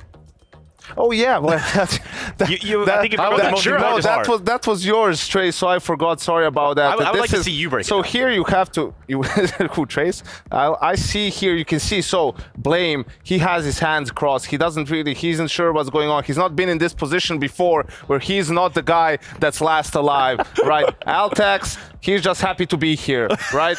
Buzz, on the other hand, he's doing great. Device looking good as always. Glaive. He's in a full mode, full focus, and now watch this. Zoom Look here. at it. What is this? Look at him go. Look at this. Like, that's the focus from Glaive. Now, the unsuspecting monitor, he doesn't know what's coming for. He goes down. The cameras are all over the place. Everyone's laughing. Everyone's having a good time at the expense of Cloud9. which has been the story of this game. Yeah, I can't get over the laser eyes. Laser. Come on back, Gecko. Come on back. Oh my. Wow. This is the analysis I wanted to see, actually. I just realized. That's it. That was one of the more hype events to have happened right there in that matchup. That was great. We look forward. We got a Shiro, we got a device, but we look forward to Mirage. And I'm wondering, what do we really have on the table now that Cloud9 kind of got started? I do have to say something, regardless of what went on that map, it was great to see, man, like Glaive getting hyped. Really, that was from his 1v3 that he won, or a clutch that he won, right? And the guys being really into the game. It's been a rough couple of years for Glaive, and some of this Astralis core device too. So to see them like have a good time and really get into the game, right, emotionally be invested, and also get a really strong win against Cloud9, I'm just happy to see that. Yeah, it's all there. It's all written on the walls for us. We get to take a look at what's going to be Mirage. But before we do that, it is time for me to tell you the answer to the DHL drop. That's right. I just told you about it. It was roughly 5 minutes ago. I don't know. Maybe you forgot. Or maybe you just haven't found the answer yet. You're just trying to copy along with what else the other Twitch users are using. The answer is this. There we go. Right there. It's Germany. Smooth. It's Germany. Yeah, I almost nailed that. That's a pretty good poke. That's all Cologne, baby. Got there. Yeah, definitely Germany. So if you use DHL drop space A, then you are in that running. So don't forget, we're going to be doing this throughout the duration. We'll be watching over the DHL drops and going to a break so we can get Mirage underway with Astralis and Cloud9. You're watching the Intel Extreme Masters in Dallas 2023.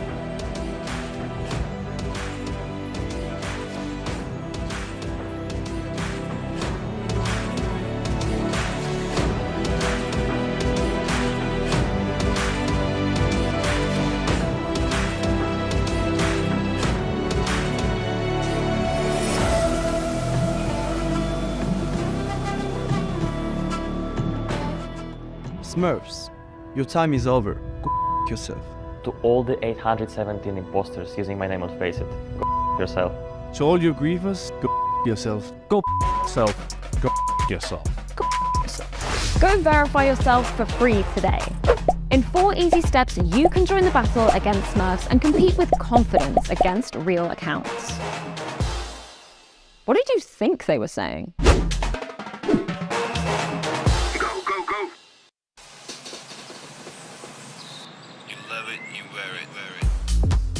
Wear your passion. Share your passion. Wherever, whenever. Gaming is a lifestyle. Get your merch at shop.eslgaming.com.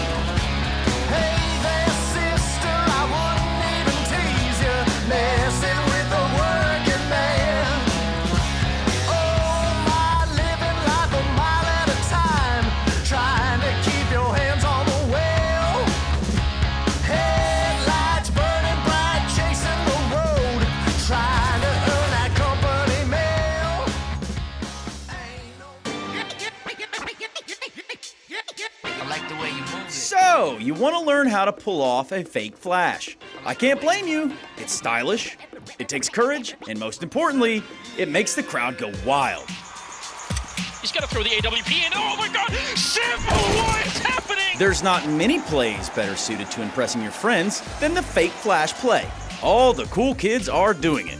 But did you know the fake flash play has a long and storied history? Like many things in Counter-Strike, the fake flash was born right here in Dallas, Texas.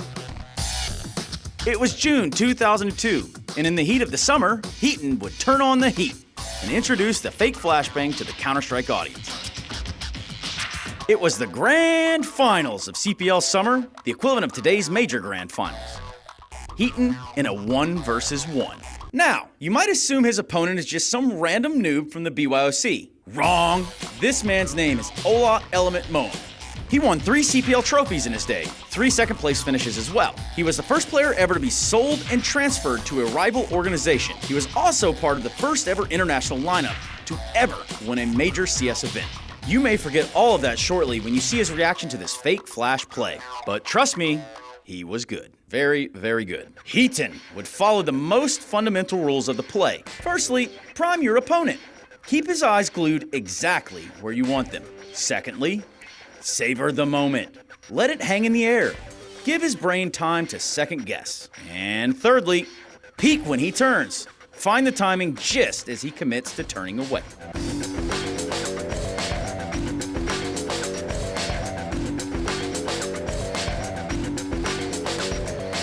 Keep in mind, this is a play of showmanship and, more importantly, humiliation. Feel free to pass out a teabag, or 2, or maybe even 3, when you pull it off successfully. Well, folks, that's all she wrote. This was a fake flash play. We'll see you next time.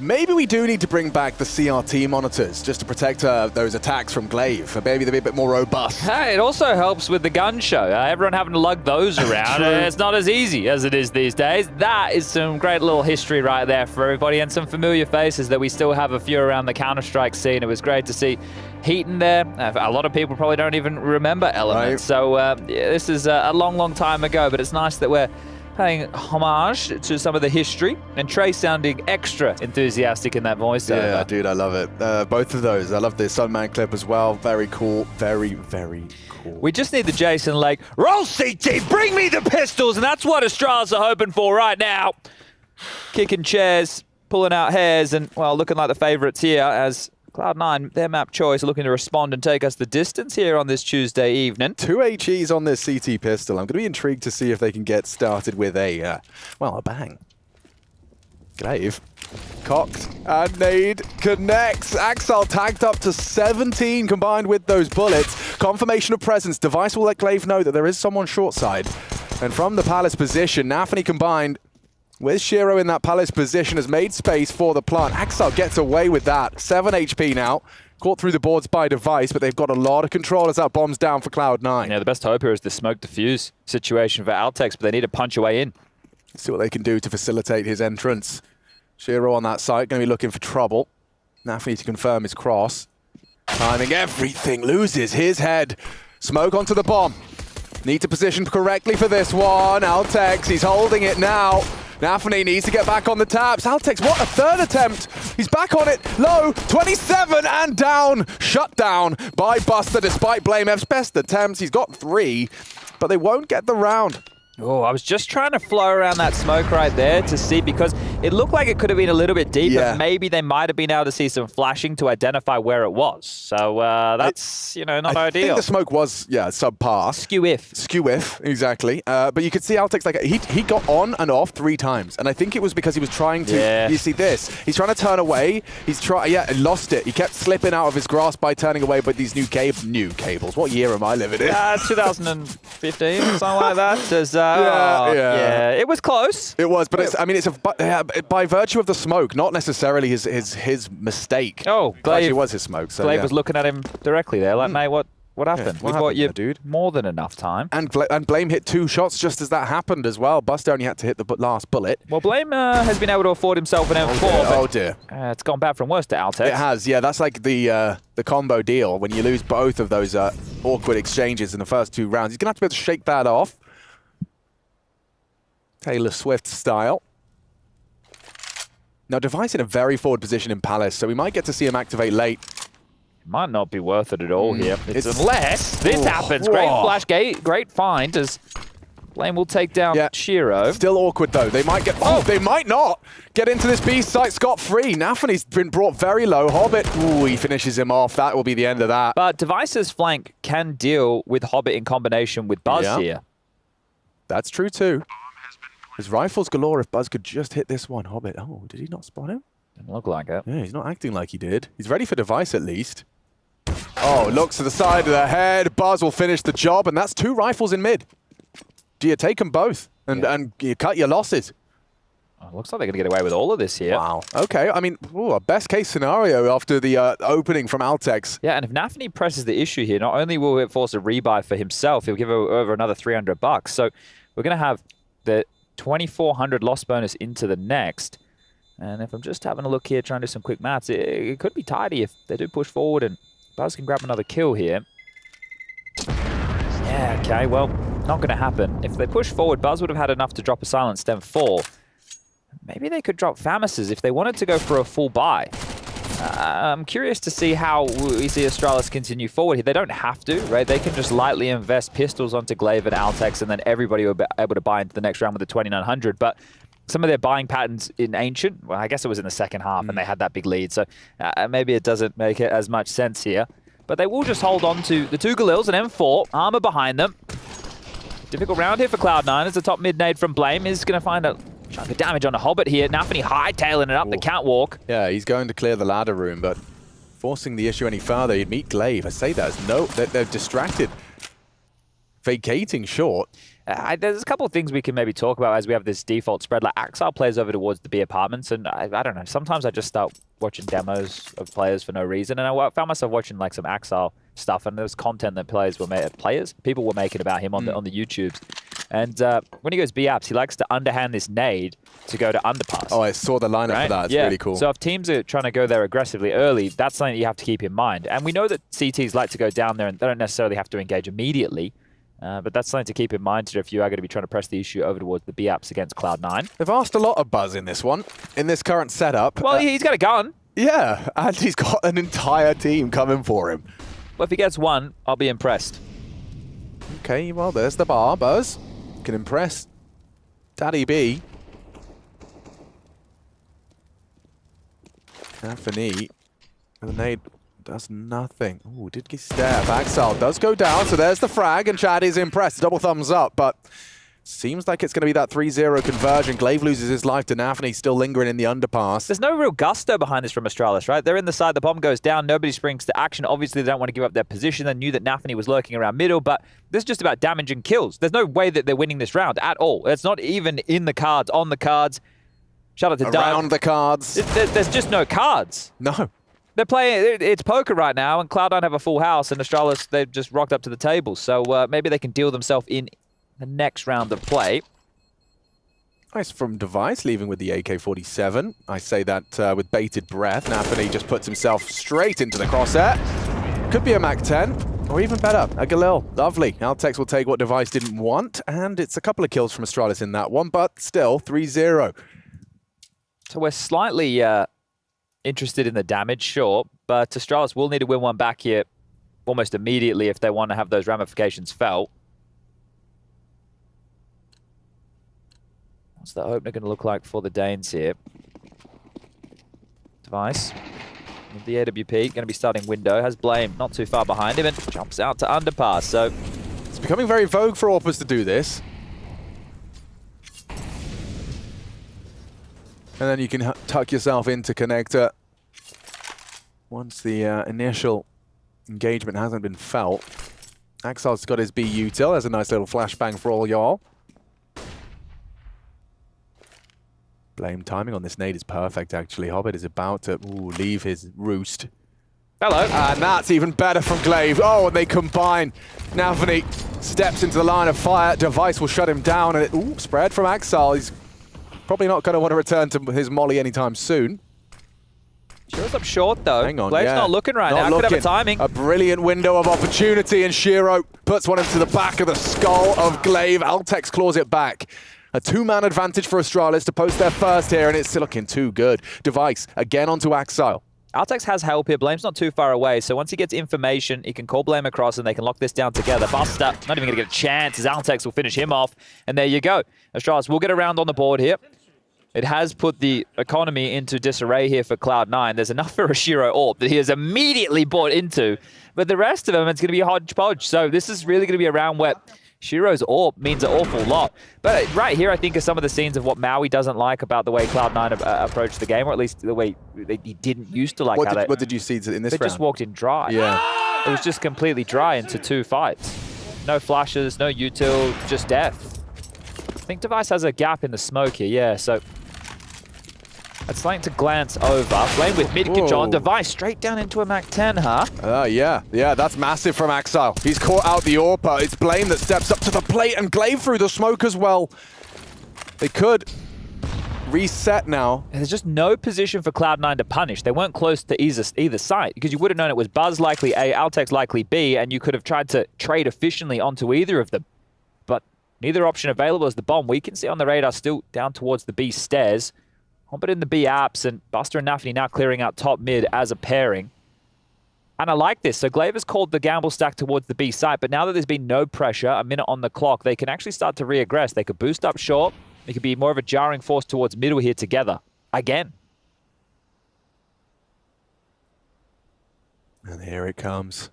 Glaive Crab walks in, Buster primed and ready, and a missed shot from Nafany on that AWP. Not known to be an AWPer.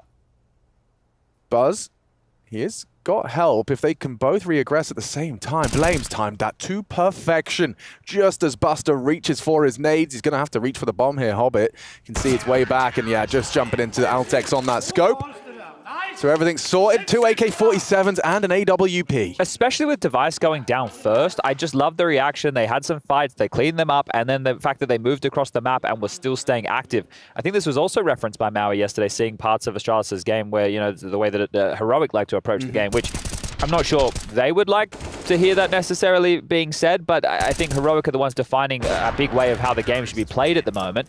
It wasn't with the same level of quickness, but they definitely got the job done. And it is going to be a full eco here from Cloud9. You got any more of those unicorn facts? Yeah, I do actually. Let's see what number 3 is. Did you know that they are Scotland's national animal? Is that? Well, it's a fact. Yeah, it's a fact. It's so a country has a mythical creature. Yeah, I'll tell you a fun fact as well. About unicorns or Scotland? Scotland? The Richardson family crest has a unicorn on it. Oh. Yeah. Okay. We got some fancy silverware with unicorns on it. A family of magic. I suppose. Or lies. Yeah, well, you know, I guess it's how you frame it. But Scotland, yeah, respect. It was William I who did it in the 12th century. Big Willie style, of course. That's the boy. And that's a frag. Buster gets one. The Glocks, they get them something. Device, I just love the pistol choices. You know, on the T side, he'll get the Tech 9 with the AWP. On the CT side, he'll be rocking around with some of the Julies. He just likes having the ammo, this guy. Yeah, well, I mean, when the AWP isn't going to serve its purpose, you can rock it with those dual Berettas. Just needs to spam. And he did so nicely. So that's a response of 3 in kind to Cloud9. And solid 3 as well. So let's see now. With the Cloud9 buys coming back out, no Shiro AWP this time round. If it's going to be more of the same in terms of this limp across the map, the default spread, maybe we can start going through some of the elements here because they are giving us an awful lot of the round before the engagements come through. And maybe that'll have to wait because Shiro's actually starting over towards A here with Axel and Buster. Hobbit to go through the underpass, Nafany top middle, and Buzz on your screens up close and personal towards the ramp. He has the support of Blame, who's actually tucked into the back of the site. Now, this is a fake. Wow. They want to draw the mid player. Oh, okay. That's a nice spray from Buzz. Tracks and starts to spray upon the shadow. Yeah, that's a nice way to manifest a kill, isn't it? Really cool. But the whole point of this is to draw eyes off of middle so Hobbit and Nafany can take space, but you're not meant to lose Axel in the process. Well, he thought he was being smart about it. He's jumping down, trying to bait from different angles, but Buzz was in such a forward position and he had such a masterful control on that spray from the AK. Really cool. And a really dreamy advantage. Oh, Device again onto Hobbit. He's locking down mid repeatedly. And it's Glaive onto Nafany as well, so should be fine. Shiro, one back. He needs to do a lot more. Buster from the Palace position, playing from a hotel. Yeah, staying the night now. Yeah, and Shiro, yeah, relatively helpless. He's got Blame behind him. Not the one to pull out the knife in the 7th round, but they get the round all the same. Yeah, that came way too easy. And it all comes down to that Buzz opening kill. The fact that he has so much info that it's not the A play. The kill is great. He kills one guy. Hey, lads, nothing else coming. It's all good. Coast is clear. The support was there. The rotations came in. And yeah, Axel, I'd be feeling that way too. That's a sucky death, isn't it? You just drop down, you're removed, you don't get any impact in the round. Device gets to mop you up. Nafny tries to take the space. Glaive gets the kill. And, well, there's Device again. Everywhere you turn, this man's on the screen. It will just be another Cloud9 light investment here. And maybe going one more time. So smokes maybe for the up-down. Flash and a molly. Oh, no flash. And a couple of mollies. Buzz has been doing a great job so far on this A anchor. Let's see if he can hold it up against a bit of a pace change from Cloud9. There is no flash. Why did it disappear off the HUD? It must have been on the ground. Not yet used. That's turned nicely by Blame, and he's got his crosshair ready for Axel. Again, the jump bests him. As soon as he touches it, he's dead. There's nothing behind this. It's got not much. It hasn't got much punch. Hasn't got much bite. Oh, I say that. Hobbit's going to give us something. Just takes the fight cleanly onto Blame. Buzz, however, has got this whole site on lock, and he knows where Hobbit is too. Has the audacity to go wide and go looking, so should just be Altex. Yeah, good for that delivering, and still holding on to these 2 AKs. We saw them pick up, what was it, like...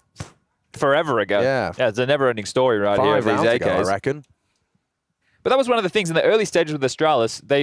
Rounds where they could have had opportunities to give it a crack, they were more than happy to do damage and hold on to guns. So they're playing the long game here. And those financial ramifications were felt almost immediately after they had put a round on the board. And now it has been 5 straight without a plant. That is a problem for Cloud9. They need to rectify that. And in a lot of these rounds, 1 kill has been the best they have to boast. Device is maybe going to hear Nafany charging. During all of this chaos, the molly will cage him. Shiro caught Buzz. Now, he actually went for an aggressive Palace maneuver, so you're going to see an Astralis reaction to that. Might get a timing on Axel loves this little ledge here. Hasn't chosen to elevate. Altex, how's your clear? Ooh, ready for it. Just very snappy. But this is the thing, when players have certain ways of approaching where YouTube videos are getting made about them, how they default in certain parts of the map, this is how you want to use the information. You don't want it to be your only thought. You still need to play the game, because things will happen within the round that you can't account for. But if you have an idea that, hey, Axel in a game likes to sit in this position on a default round, you're something where you're going to be a little bit more perked up to clear. Yeah. And that's a great one for Altex to draw back. I actually learned all about Axel's B-side defaults from Jame. Ah, the Jame time. Yeah, he gave us a full analysis. Would recommend that one to a friend. Nafany, he's, evaded the flame. Altex, though, holding on to this B-side. Yeah, could have, should have, perhaps would have, but not in this reality. Glaive, however, onto Hobbit for the finish. He's paid a heavy blood price. Should be dead momentarily. Buster confirms it. And Device staring at Flames. This might be that bomb plant and round you were talking about. Yeah, finally. Being able to break that little spree here. Device is backing off Blame. Cannot commit at all to anything here, especially going through the underpass. He has Nafany directly above him right now, and there it is. Cloud9 will break that streak. Nice. And it all started with that Shiro opener for the Buzz Palace push. That gave them the number advantage, as we were just talking about. Altex with that good job to draw it back, but flubbed his lines on the second as Blame playing for exits, and Device might get one here too if they aren't careful when they round the corner. Orb trained, nothing found.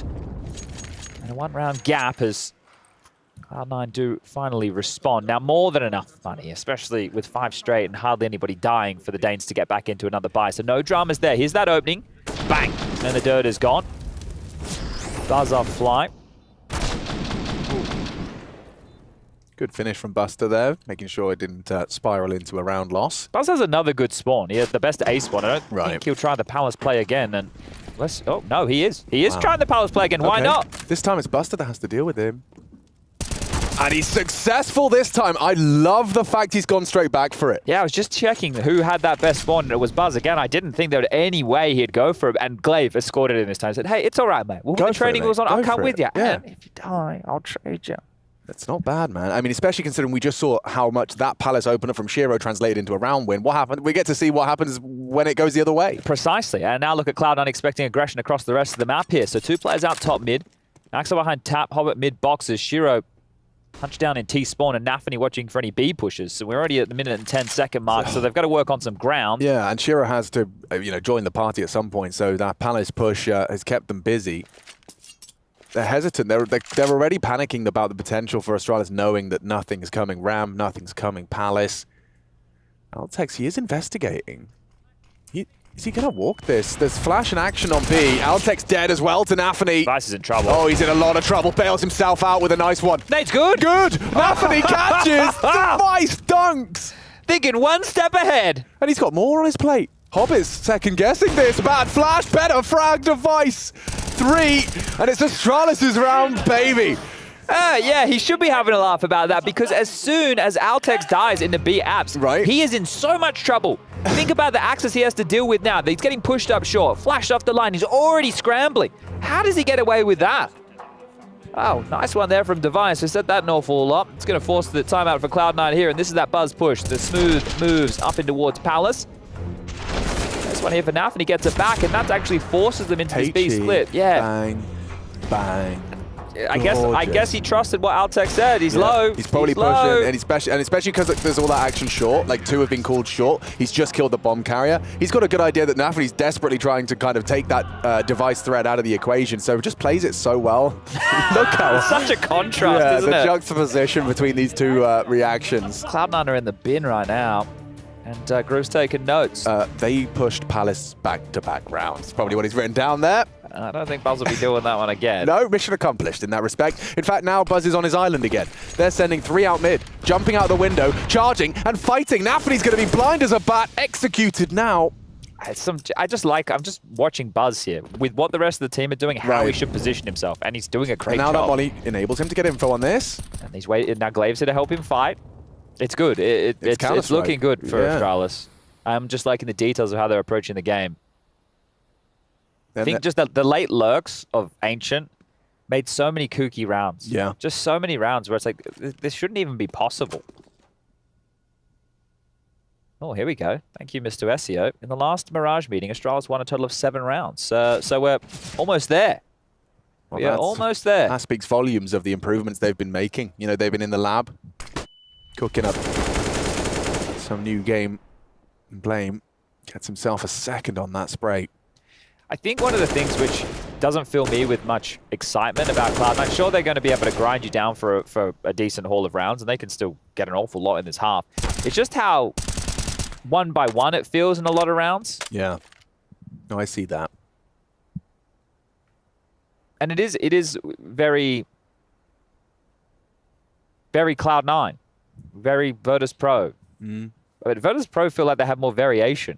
They feel like they have a few more like gear shifts and executes, whereas this for Cloud9 is just default in a lot of these scenarios. It often doesn't feel like we get to see all too often these mid-round out of Cloud9. No, with the round it feels over after they give up their opening exchanges, or they've won it after they've won those frags. Yeah. So yeah, it's definitely not the same type of Counter-Strike we had yesterday when we had the Heroic matchup, right? The Heroic Mouse game, that 2-0, where it was just Counter-Strike all over the shop. That was some fun CS. This here, it's fun in a different way, right? We've had some crazy rounds. Remember that Blame Ace? So we've definitely had some moments here, and there's been highlights. It just, when it goes poorly, there's not a lot to get excited about. The round is done. It'd be nice if they could have like a concede button. Is everyone happy to hold on to their guns and go over to the next? Yeah, we can skip these next 55. Look at that. That's a big boot. The big foot sticking out.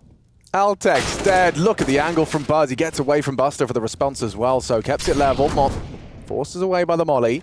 Device could be caught out here. He's in trouble, isn't he? Yeah, Axel hasn't braved the smoke though. Instead, Device will activate forward, bringing the fight towards the double Palace hold. Blame responsible to check out middle. This is a really powerful angle for... Oh, he's just transitioned away here. I was saying Device to watch Connector. He's actually head back towards Ticket, so you can see how worried they are about the Palace waterfall and the A-ramp push. Glave's taken B control now, so he's screaming, hey, they can either come up short and go towards B. That way, Blame's going to try and fill that gap, or they're coming A. Okay, so this is the setup they've opted for. It's Device working on Palace, and he can hold that from this Ticket position if he does release his crouch key. And Buzz underneath them. Oh, Device, he chose to mantle up. Great catch from Buster. I know Buzz is here. They know he's hiding beneath the boards. He got dinged through the floor, trying to find something. He's surely a dead man. Molly seals his fate. He's just going to spray and hope that someone was in the strafe, but no, Blame and Glaive. Glaive fast on the yeah, flank. that Very flank is fast.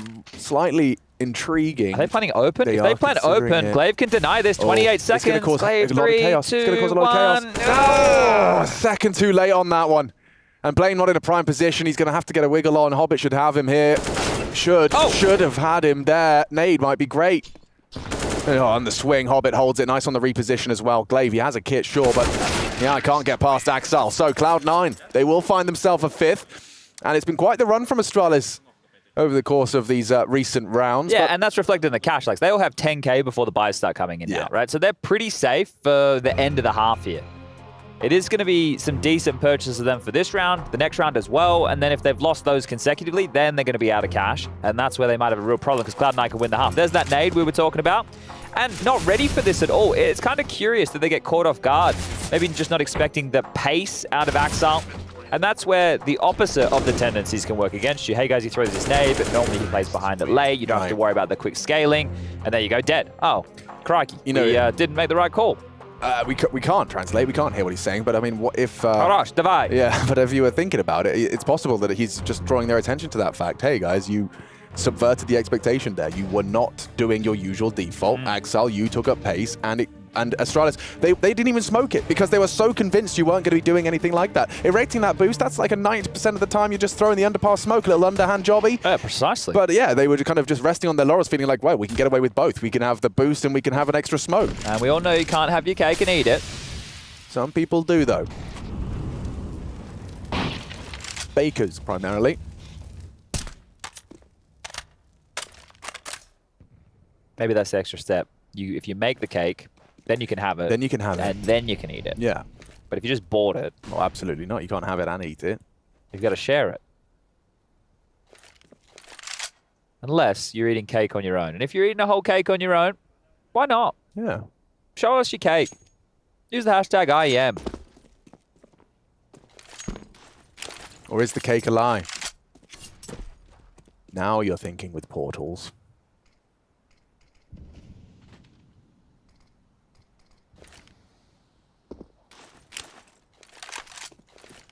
Well, they're flashing Nafany up mid. Blame will be hearing this, and Glaive will be trying to respond with some assistive util. Glaive can... I was going to say re-smoke connector here for Blame, but looks like he's just going to block short, which... Oh, flash off. Yeah, Blame's dead. Good catch from Shiro. So that's a nice opening for Cloud9. Can they close this gap to just a one-round game? Glaive locked in forward.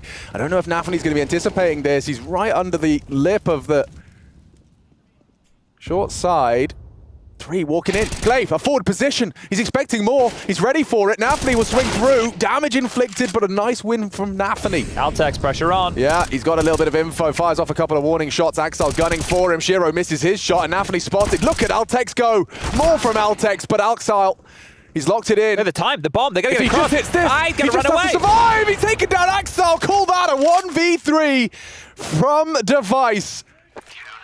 Oh, and that's going to leave a mark on the Cloud9 mental. That hurts. But this is the thing. We had a whole period in that round where we didn't talk for about 20 seconds. And those are 20 seconds that are just on off the clock because Cloud9 are just chilling out, waiting for aggression, setting up their default, waiting for utility to fade. And those 20 seconds could have been very useful here. So Shiro gets Blame looking for mid-info, sure. Glaive does a good job. So this is at 26 seconds. Doesn't even feel like it's that late in the round, but it is. So now they got to hightail it in towards that site. And Device, big clutch. You don't even know if they're going to win the... Yeah. Shiro, he's had enough, I think. I think he's had more than enough as old Shiro. Feels like it. Looks like it anyway. That's a missed window smoke. Ooh. Oh, yeah. Tailspin time. A downward spiral of misery. As this looks like it could very well be a 9th for this Astralis defense. On Cloud9's pick, I will reiterate, Ancient are dominating Astralis win. And here on Mirage, these last 2 rounds certainly would sweeten the deal. Wow, it's going to be, if this continues, Astralis in the playoffs. An IEM event. Wow. Again, what year is it? We're great to see them back here performing. This is a storied organization within it's exciting as well, you know, especially considering they've made some big changes. And, ooh, Device, he will not go down. And Hobbit will, jumping through, Buzz caught off a little, forced to reposition. The bomb's still in T-spawn, so this posturing If they can find a frag that's going to be promising, Axile is the one to put his name in the feed. It's Glaive down short, and Nafany can try and take that gap. Altex is already rotating. Nafany's going to call it clear, but the bomb's going A. Is this going to be a flank then from Nafany? The bomb's going A. 2 here on the A site. Blame F going to be baited in by Buzz. There's time to call this back if they go now. Like now. Oh, yeah. Not like second guess now, like immediately now. They're worried about... Oh, they're going back A. Oh, God, they're second guessing it. Okay, well, they're running into the stack now. Axile might have to be the hero somehow. Altex responsible. Spam through. Good frags. Hobbit and Axile connect. But Blame might be overlooked here. And there's Buster with a great clear. Good headshots. The multi-kills from Axile and Buster.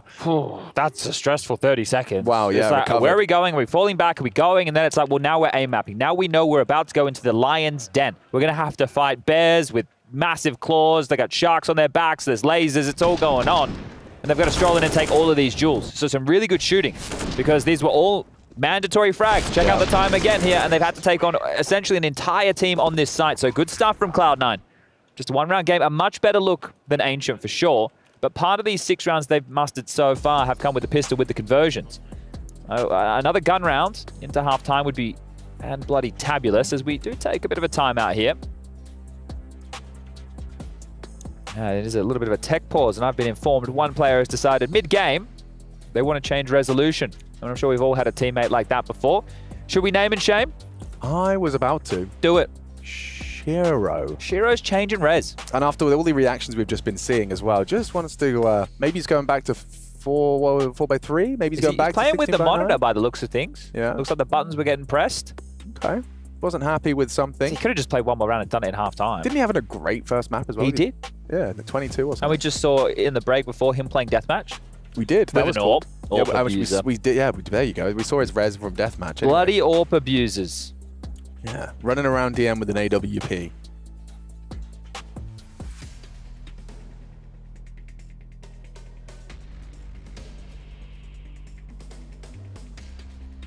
Okay, I don't know if he's just changing his res now, and maybe he just needed an additional assistance. But getting it all sorted out, getting those kinks out of the system, and we'll all be ready for that final round of this map. He's back in the server, folks. 15th round of our second map in this final series of our second day of IEM Dallas. All right, well, just having a quick look at some of our fun little nuggets of statistics here. Okay. The device one, and I know we would have been covering off on the desk segments, on the social medias, but Device returning to the main stage. His first IEM event on LAN since IEM Katowice 2020, and his first IEM event on LAN with a crowd since IEM Beijing in 2019, and that's where they beat 100 Thieves. Yeah. It was Beijing Haidan. A while ago. Yeah. So let's find out. Watch Shiro just get all 5 now on this T-side AWP. Axile. Oh, that's a naughty one from Device, and he's not done. Pure punishment handed to Cloud9 by Device 2 early from that AWP. Look at this one again. Bruh, that's a 360. A 360 flash quick scope into Axile. He is trick-shotting in this final round of the half. Well, Cloud9 need a bit of that himself. Hobbit, he's out, he's forward, he's looking for a fight. 5 kills, needs to make it 6. Device is now in T-spawn in a minute and 20. He's doing his best Cadian impression. Oh, God, he might find more, Chad. Buzz might beat him to the punch. Buster in transition, dead. Shiro unable to go wide for that yet. Fired off the shot, and it's Buzz's turn for the multi-kill. Shiro, though, still on for that potential ace clutch. Device doesn't think so. And that's another 9-6. What a way to finish the half. Device is here, 16-4. We have a superstar in the server. He's back in business in a big way.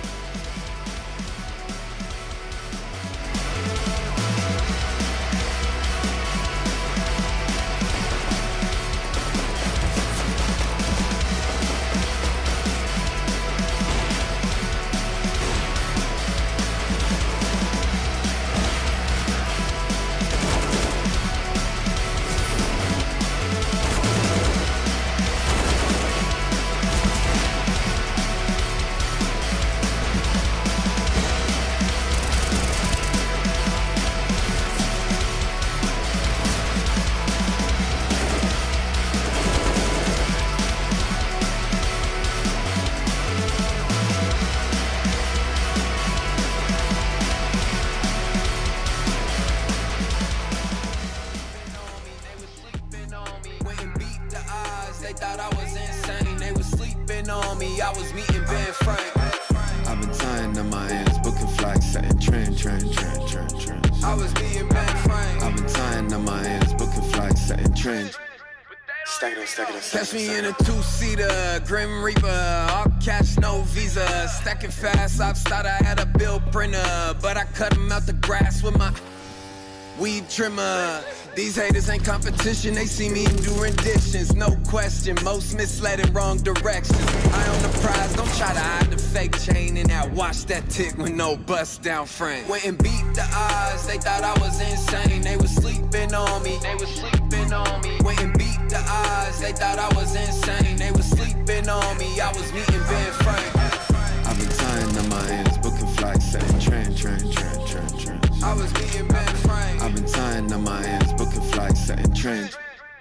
Why they keep trying to go test me? Know that I'm deadly. Filled up with envy, broke down to pennies. That's when it gets tempting. Get $1 and a dream look.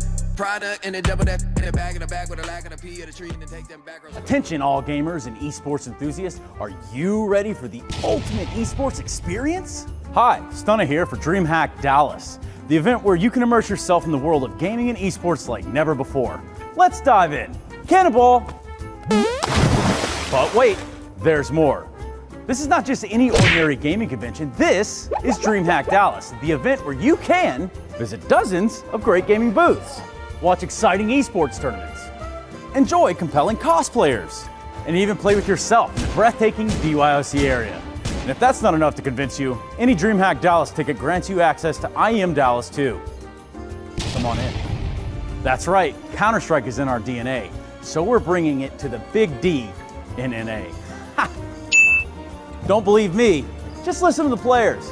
I came to Dallas fluffy and I left rock hard. Everything's bigger in Texas, so come on down to the Big D. I'm just here so I don't get fined.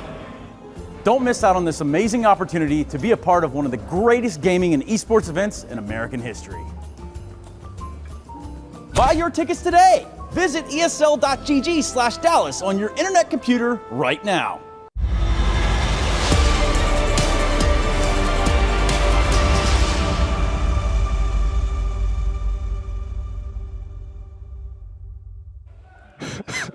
Oh, Trace is a treasure. He is a treasure. Isn't he? We are so lucky to have him. And yeah, get your tickets now. Trace has demanded you to. Cloud9 might be getting a ticket to the lower bracket. Yeah, which, you know, might not be the end of the world. However, there's some big names in Group B. We got a bit of FaZe Clan down there, a bit of Liquado. They're doing their best and to let's try not forget Complexity. Yeah, let's not forget Complexity. Thank you. Mr. Lake is watching. All right, well, feel the rhythm, feel the rhyme, get on up. It's pistol round time. Astralis looking to execute towards the B bomb site, and nobody is home. Axel close short, but nobody back at the site to deliver. He's going to have to hit some bangers. Sorry, I just watched the Trace's commercial again. It's magnificent. Axel, what do you got for us? He's got, well, an entire Astralis team on his bomb site. They're pushing market. Yeah, this is a bit more aggressive than typical. Oh, going for a smoke. He could have been punished, but isn't. Axel now trapped, and can he play around it at least? Oh, poor Shiro. He just lost his head on the push through the smoke, and it's Buzz that racks up two. Oh, God. This is a disaster for Cloud9. It's already a perfect pistol from Astralis. They've even got a spare smoke now. Thank you very much. Yeah, that went horribly wrong. They had the smoke kick combo. Castle can't believe it. He's having a great day at the office here. Things are going fantastically well as, well, Astralis are going to grab the T-side pistol. We'll be splitting pistols here on map number 2. And this series, again, for the context, it is going to set up a match between the likes of Astralis, if they win, against ENCE, who took down FaZe earlier today. And in that matchup, it will determine the placing of these teams into our playoff bracket. So regardless of semi or quarter, the winner of this one will be making their way through, joining the likes of G2, Heroic, ENCE, and Blank. Either of these guys are Blank. Right, I'm with you. And soon we will fill their name into the blank column. So it's going to be exciting. And they're not going to break the vent. Thank you, Obs team. Reason being, they'll have a nice sound cue should they leave it unoccupied. Yeah, MC with those cams there. He goes vent first, and then he goes window smoke.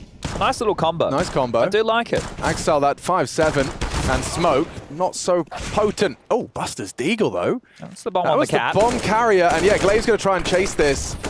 Swings through. Buster's Deagle, deadly. Still got 5 in the clip.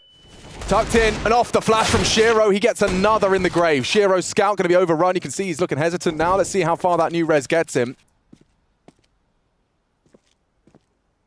In the meantime, they're walking into Hobbit's domain, ramp side. Over towards A. Altex and Shiro just dancing around this bomb site together and not going to hit his first shot. Neither of them will. A bit of a, mess of that one. Altex, he's taken a nice headshot in, keeps that advantage flowing, but Nafany's holding this cross, and Buzz, he's got his back to it. Nafany not actively holding, I guess. Corner of that smoke enough for safe passage, and looks like they're going to get an uncontested plant. Blame to provide the support. Well, Altex might want to start to meander on over at some point. Or I guess they'd say mosey in these parts, but he needs to join the pack because Nafany and Hobbit are very close to this and undetected with smokes. Wow. Can get a little bit dicey. It's getting awkward already, yeah. They heard one CT. Nafany has the smoke. They both do. Smoke onto that bomb. Nafany ready to swing at the best opportunity, but Buzz was ready for that. Gets himself his second, and yeah, Hobbit with only an armored CZ leaving with just his life and his sidearm. Boom, 11 found. Oh, he might get away with the sidearm. Maybe he doesn't. Blame really wants this. Chasing, finds it. Yeah. Takes it all away from Cloud9. Came in with the USP. All right, well, Hobbit's headsets, I think they're off. Frustrations and perhaps. That, you think? Never, from Uncle Hobnob? There's no way. I mean, like, in terms of the history of watching this man play Counter-Strike, I don't think I've ever seen I've seen dismay. Yeah, I've seen dismay. I haven't seen, like, visible frustration. No. Or maybe, Hobbit like, with anger. Yeah, maybe it was. Maybe he just took it off for a readjustment. Just doesn't strike me as it's in his character. No, it's not a Hobbit move. Yeah. Where are his glasses, though? I do like his new spectacles. Yeah, I thought he had gaming frames. Maybe they're just for the interim. They're all just looks. All right, well, this should be quite an easy round here for Astralis. Oh, we've got the Hobbit cam. As you can see, no spectacles. Yeah. But this is great. You know? Can I pick a player and we can have a cam? Okay, who do you fancy? I would like a Glaive cam. Okay, well, it looks like Blame is going to be the one to catch any jiggle, like any touch of the keyboard from Hobbit. Look at that. He knew what was up. Hobbit certainly didn't. Here's the Glaive. Watch this. Watch how much the in-game leaders talk, guys. There's no G up. This is no joke. You see how much Glaive will not stop talking for almost the entire round. I said it and he stopped. Yeah, well, the rest of them are fragging and talking a storm. Come on, Glaive, talk some more. You don't need to go B, lads. Blame's already gone A, but Buzz wants to finish it nice. There we go, there's the talking again. And that's another one. Can we do this on ecos all the time? It'd be really cool.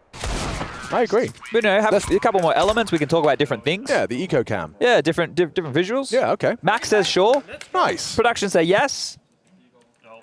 It's all coming together. All right, maybe we can have Twitch votes as well. You know, maybe people in Twitch chat want to see a player, but we got to see the gun rounds. You remember how I was talking about my spotlight yesterday? Yeah. How these two teams were in the spotlight? Yeah. Well, right now, the spotlight is shining brighter on one than the other. Most definitely. Cloud9 are about to be pulled off. People are not loving this display here. As Nafany out window, looking to aggress in towards connector. Glaive's going to spot that on a awkward-looking jump. Oh, and device flashed off. Will reconsider that Molotov. Holding him at bay. Can't cross the mid-box just yet, but perfectly timed. Still can get in place before the window smoke subsides. Yeah, and Blame will join him as well, or at least was considering it. Axar trying to catch a nade on them. It's going to be a little bit late, or early, excuse me.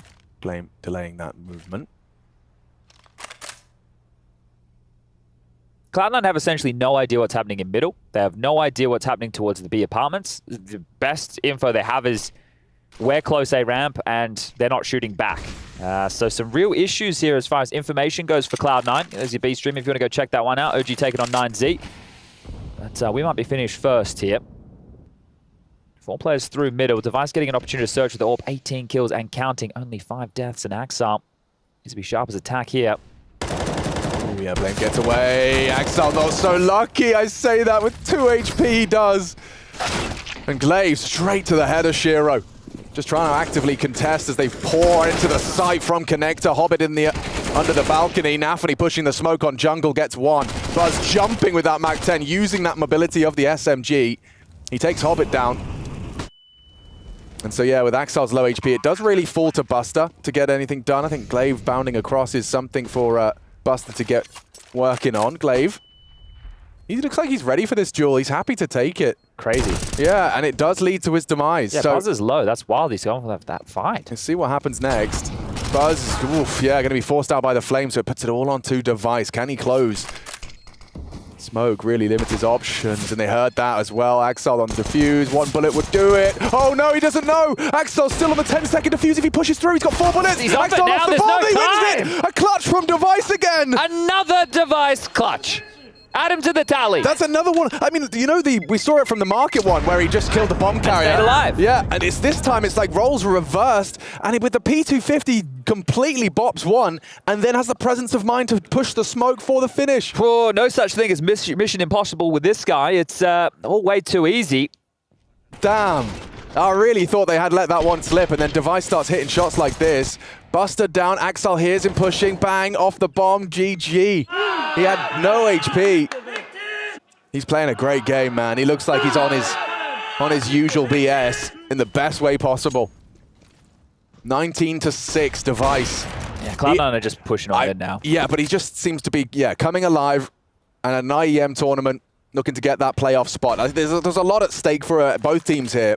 Well, for Astralis, this is huge. Returning to, the big leagues. I know that is up for debate at the moment, considering how the major went and some of these names like the Apexes, the Monties, the Gamer Legions of the world, and the type of tournaments they're playing. Well, we spoke about it yesterday. Those are the realms where Astralis have found themselves in more often than not. And they've even won a couple of those CCT events in recent history. So they've been getting the reps in. Hasn't been that long of a time that Altex, the kid on your screen right now, has been a part of this roster, replacing that of Zipex. So this is a great showing, and I agree with what Matthew said during the previous death segment. He was just praising the way that Astralis are approaching the game. We have to do the same again right now. This has been just... Sure, the clutches have gone in their favor, but they've done an awful lot right. Yeah, and look at the setup. Axel and Nafany playing on top of one another on that balcony. And then Device, he's holding their peaks, and Buster strafes into the death and destruction of that Device AWP. Hiding in plain sight. Will they overlook Axel? Perhaps he's got a chance for a bit of... Oh, no, nothing. Buzz does check it. Happy with that one as well. You can see a little pop-off from Buzz as he knows that victory getting closer. Impending doom for Cloud9. Lower bracket awaits. Yeah, and this series has just been so one-sided that it feels really difficult to build how much this means to Astralis, first of all, as an org, but Glaive especially, and Device, since returning to this fabled team. Right, this is something that is very difficult to contextualize here, but the last couple of years for Glaive especially have been very, very rough. The team has essentially been disintegrating around him. It's been difficult to keep up with the meta. They haven't been competitive. They dropped off from the upper echelons of CS. They've become a bit of a laughing stock at points, and there was a lot of negativity driven towards them for some of the decisions for the staff, right, and all of that. But now, this is the stance I've taken with Astralis. The only option you can do with the choices you've made is win. The only thing that matters in a competition at the end of the day is winning. And here, locking themselves in for the playoffs is doing exactly that. They've come to the LAN, they've taken down Liquid and Cloud9, teams who we've seen in the circuit over the last years performing well. And Astralis are about to 2-0, 16-8, potentially a 16-6 on the cards for Cloud9. They have to take just a light investment yet again. So this victory for the Danes, it feels like a certainty now. Yeah, it's going to be feeling extra special in like back-to-back best-of-3 victories against them.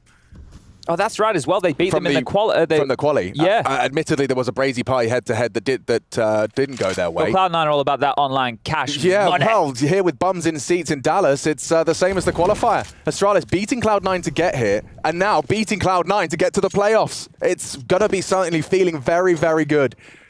As, changing of the guard, perhaps, bringing back some of those old soldiers that we know and love. And then they get a best-of-3 against ENCE, who are looking hot. They just dismantled FaZe today without too many dramas whatsoever. Could be a really cool litmus test to see just how perfect, how much of a shining spotlight they have on them right now. Yeah, precisely, because we were keeping tabs on Cloud9 coming into this event, saying, hey, they have an awful lot to play for here, right? They do, because they weren't at the major. These events have to mean a lot to this team, right? You're a competitor. You're here to win. You're not here to mess about. And the same situation for Astralis. And right now, they are looking like the hungrier team, the more well-drilled team. I've loved the Counter-Strike we've seen today. How often has Device been able to post up on this angle as well? They've caged Cloud9. Very limited resources now, just a conservative Deagle Kev. And out comes Buzz, tapping heads, both connect, Buzz, Altex, Glaive, a full roster read as they walk into Mirage's ace site and take themselves a 15th. Cloud9, I mean, yeah, this is going to be an interesting and testing couple of days for them if they want to get through that lower bracket, if they want to see the crowd that perhaps is expecting to see them after the way in which they performed last time they were in Dallas. Yeah, and that's the thing. You heard from Hobbit saying he's already, feeling the good mood of being back here. Well, this is going to sour it somewhat. Yeah. You've already discussed that lower bracket a little bit here. They will be dropping down to face complexity in their next matchup. I am making some assumptions here, but with a 15-6 to scoreline, I think that I'm okay in doing so. And then if they do win that, they have to take on the winner of FaZe versus Liquid. And the FaZe game, we all know there's a bit of history there between the two teams, so that could be an extremely fun matchup. So yeah, still a lot of Counter-Strike to be played here for IEM Dallas 2023, but this is phenomenal stuff. You can only praise Astralis here today. And again, it hasn't just been the device show. Buzz is having a great map too, 20 kills for him. Altex, we had him yesterday on Overpass. He had a really great game, especially as that B anchor on the CT side and the B lurk. We've got Glaive, he's calling, he's getting fired up again. It's really good to see him as an individual feeling his form, because this is the thing. With CSGO coming to the close, people are going to talk about the greatest in-game leaders of that iteration of the game. And Glaive's a player that has won 4 majors. Yeah. So, if he can at least, put something positive his way, as the game comes to its, just a transition. I'm not ringing those bells the same way everyone else is, but it's definitely going to be a conversation. Dice only died 6 times. Yeah, it's quite the KD. Just walking around. Oh, hello. Elbow, Axel, he's not laughing as the bullet hits his funny bone. It was a horrible way to go down. They've thought they'd gamed the system, but Device is just too diligent. Nafany, however, has re-aggressed, or rather, gone aggressive on that ramp side. Now they're coming up con, they've got Blame ready jungle, and Device hitting shots. They'd love a HE towards the default box, and it's Device onto Nafany. He's coming for you. Be scared. Be aware. Hobbit not going to take that for the lost round it could have been. He takes out Device, and well, now we've got an interesting mid-round. Let's see how the CTs handle it. You got Glaive and Blame, and counting on Altex to try and make it look like they're trying to finish on A. Shiro and Buster not biting. Hobbit's going to be essentially playing for that A site, keeping it safe. Oh, they're hearing this. Nice catch, baited by the steps. Shiro holds on. Bomb can be retrieved. There is time. What's Blame's play here? He'd have to run it. If he legs it here, he can try and make his way up underpass, but Altex needs to help him out. Blame has a smoke, so if he wanted, he can pip one off the little ledge above him to cover off shore. Flash apparently enough. Oh, he wanted to try and bring the fire, but Shiro's good for it. Now Buster can piece this together. Great snap out of Blame. 14 seconds. He can't win this round. Could he go? Hobbit should have him regardless. He can try, but like, he'd have to plan in a smoke. He seems aware that Hobbit could be up towards Palace, sure, but has to commit to this. And well, that's the round. Yeah, he was a couple of seconds shy on that one. So there's a 7th for Cloud9. It has to be quite a perfect, right? It has to be perfect from here. But you see what Blame just did there? Like, normally in that scenario, I'd be like, well, why didn't he just go for the plant? But by taking away Hobbit's rifle, this next buy round is going to be Famous heavy, because they won the round, but we all know the win bonus is basically nothing. Shiro's AWP is the best thing they got to hold on to in that round, and they win it. So you kind of go into this next with the back against the wall, 15-7 scoreline. Yeah. Yeah, I feel you, Hobbit. Okay, actually, I'll tell a lie. They've been able to get out a couple more M4s. It's just one Famous, but no util. Yeah, or kids. If they get into the site like this, Buzz is already in. The whole squad is. Shiro and Nafany Sarah smokes. He peeks around it nicely, and it's Hobbit and Shiro to put Cloud9 in prime position for their 8th round. Glaive looking the wrong way as Hobbit. He will build a second out of that. Finally goes down to the nade, but the damage is done. It's Shiro looking for trouble, looking for his 3rd. Maybe Blame can make it costly. That will be his primary intention here. Good idea from Cloud9 as to where he resides. And Shiro's having none of it. Great work from Shiro in that one. Him and Hobbit getting the job done between the two of them. Most convincing round for Cloud9 in this second half. That is something I can say as a certainty there. And finally, we'll force Astralis into a tactical timeout, their first. This is just how easy this map has been for them so far. Things have been going swimmingly. And they do have enough for another purchase, so it's just talking about the finish. And I didn't mind the idea of just coming out Palace. They were able to get the room. They just weren't able to do anything with it. But now it has at least put Cloud9 in a position where their buy is an awful lot stronger.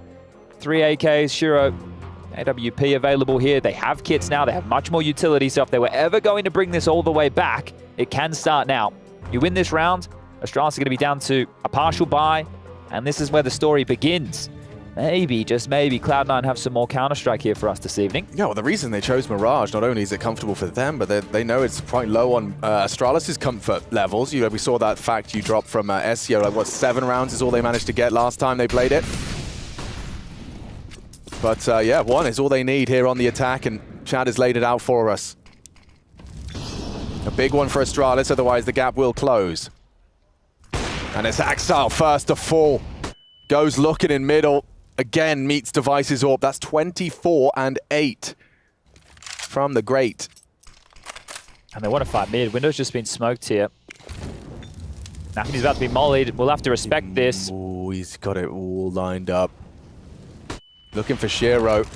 Flash through, forces a shot out of him, and Nafany re-aggresses off of that. Perfect play from Cloud9. They have managed to remove and relinquish Device of his life. But they essentially use 3 players to deal with him right there. So there is space taken towards A. Look at Altex. He's made it all the way out to Tetris. Promising. Yeah, and Shiro, how much does he clear this? Ooh, yeah, fired off a shot, so they know where the AWP is now. You got 55 seconds here, Astralis. Blame late through mid. Shiro considering a reposition. Nafany, loud about that. Blame licking his lips. Can't believe he's been given a gift. And now more frags from Astralis. Pack it up. Pack it in. Upper bracket and playoffs for Astralis. 1 frag away. Buster down. And Astralis will see the crowd. That's going to feel good. A period of absence, but reunited, and some new names. A perfect mix and a potent blend. Dallas 23. Astralis will see the crowd. Yeah, and you just have the core of this team. Well, I guess the legendary players. We've got your Device, you've got your Glaive. It means a lot for them to be returning to this level. But the new boys, Buzz, Altex, having this opportunity. This is their first proper lands to be at this level of Counter-Strike, to be putting on this show. And of course, Blame the Boulder, doing his work. We know he's a beast. Well, he's had another good showing here today. But Astralis, they are back in business and back in the playoffs. IEM Dallas 2023, it's going to await. But Alex, they could even get straight through to the semis. That's still a possibility. Get your tickets. Do not miss it. 6 o'clock Wednesday, we're going to be having that ENCE head-to-head with with Astralis, and it's going to be very interesting to see. But first, I'm going to find it interesting to hear that interview. I've got Glaive with me here after one hell of a win there, mate. And I'm just going to start all the way back on the first map. You told me before that you were going to change things up when it comes to the veto. A 12-3 first half there, absolute dominance. But you really were kind of sending Cloud9 for a loop. Like, it wasn't just Blame F lurking, we had Altex doing it as well.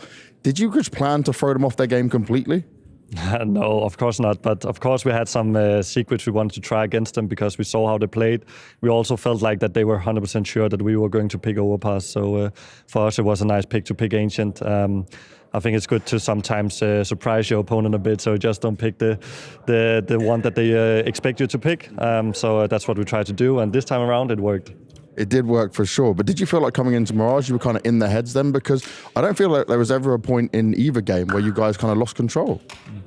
No, I mean, I'm looking forward to play against ENCE tomorrow. I think that's going to be, it is tomorrow, right? Yeah, that is going to be, yeah, one more. So hopefully we'll get straight to the semifinals. That would be nice. Didn't try that for a long time. So if we could do that, that would be really cool. But yeah, as you see, much more firepower right now. Everyone is playing really well. Device stepping up, doing sick rounds all of the time, and all of the other guys also doing really well. So I'm looking forward to play against ENCE tomorrow. And it was Cologne last time in 2022 that you guys were able to take to the stage. But obviously, this is a lot of a younger team. So you've got some of the experienced boys with you, but Altex, Buzz coming in there. Did you expect to be able to do that already? Did you have that feeling? I mean, it's tough to say, right? I always feel like it's good to bring in some new talent. I think it's important that you, if things don't work out, bring in some new guys instead of taking the guys that have been playing for a long time. So get some hungry, some young blood, in, and yeah, let them play their own game. I always try to do that, even though people think I'm like really strict and stuff. I always try to be really gentle and say, what plays do you want and stuff like that. Give them new plays if they want it and stuff like that. So I'm glad to have two good young guys with me that is doing a lot of good stuff. And what's it feel like for you to be able to take this team this far already, right? And considering we look at, I haven't done an interview in a long time where you've been smiling so much. It's normally been some more sad ones. And just what's this whole experience like to be back here again? Because we even saw you pop off and destroy the monitor, mate. You must be feeling good. Yeah, I'm sorry about that. I mean, please don't fine me for that because I didn't hit the monitor, right? So it was an accident. I was just hyped. Yeah, of course. I don't even remember what the question was. Just what this whole feeling like to be able to do this, and I see a different glaive. It's a glaive we haven't seen in a long time, mate. Yeah, of course, because we're not losing. I mean, I'm really harsh towards myself when we are losing, and I expect a lot from myself, both as like a individual player, but also as an in-game leader. And I'm feeling like I'm starting to deliver, but it's also making things easier when I have such good players. So yeah, everything is starting to click a lot more, and it feels great. The rebuild's starting to work, and well, they could go another step further. We'll have to see tomorrow. Stunner, over to you. Thank you very much, Mr. Banks, and that's right. All eyes on Astralis right here in a game that both these teams obviously wanted to win and really needed to win for the duration of IEM, but overall, when we talk about signaling, you know, for these two teams, this was an important match. I mean, this is phenomenal for Astralis FaZe. There is no other word to be used. They're guaranteed top 6 already here at IEM Dallas, a team that has been missing the major, a team that has gone through sufferings and sufferings and sufferings. We've talked about the trials and tribulations of Glaive as Nigel, trying to figure out how they wanted to play Counter-Strike, the lineup he would have around him.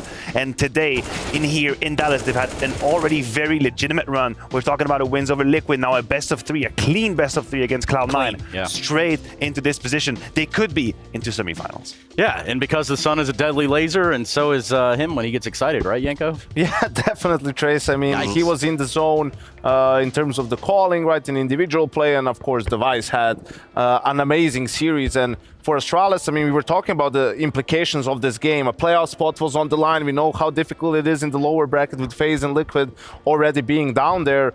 And, you know, for a team like Astralis just making the playoffs and getting these wins for the points, yes, for the rankings. Like, they weren't in Katowice. They didn't have enough points to even be in the damn play-in, right? They missed out on the major as well. Like, it's a huge deal for them to be in the playoffs, to get that feeling, of course, for the team, for the young players, but also to hopefully book themselves a spot in Cologne too. Banks pointed out last year they surprisingly made the playoffs there, so hopefully we see them again. Yeah, for Cloud9, you know, they hoisted the trophy last year. We've been talking about it. They come here and they've got some sort of superpower just thrusted their way, which is kind of cool, but now this is a road bump. You know how Cloud9 feels to me? Cloud9 feels like Space Jam, right?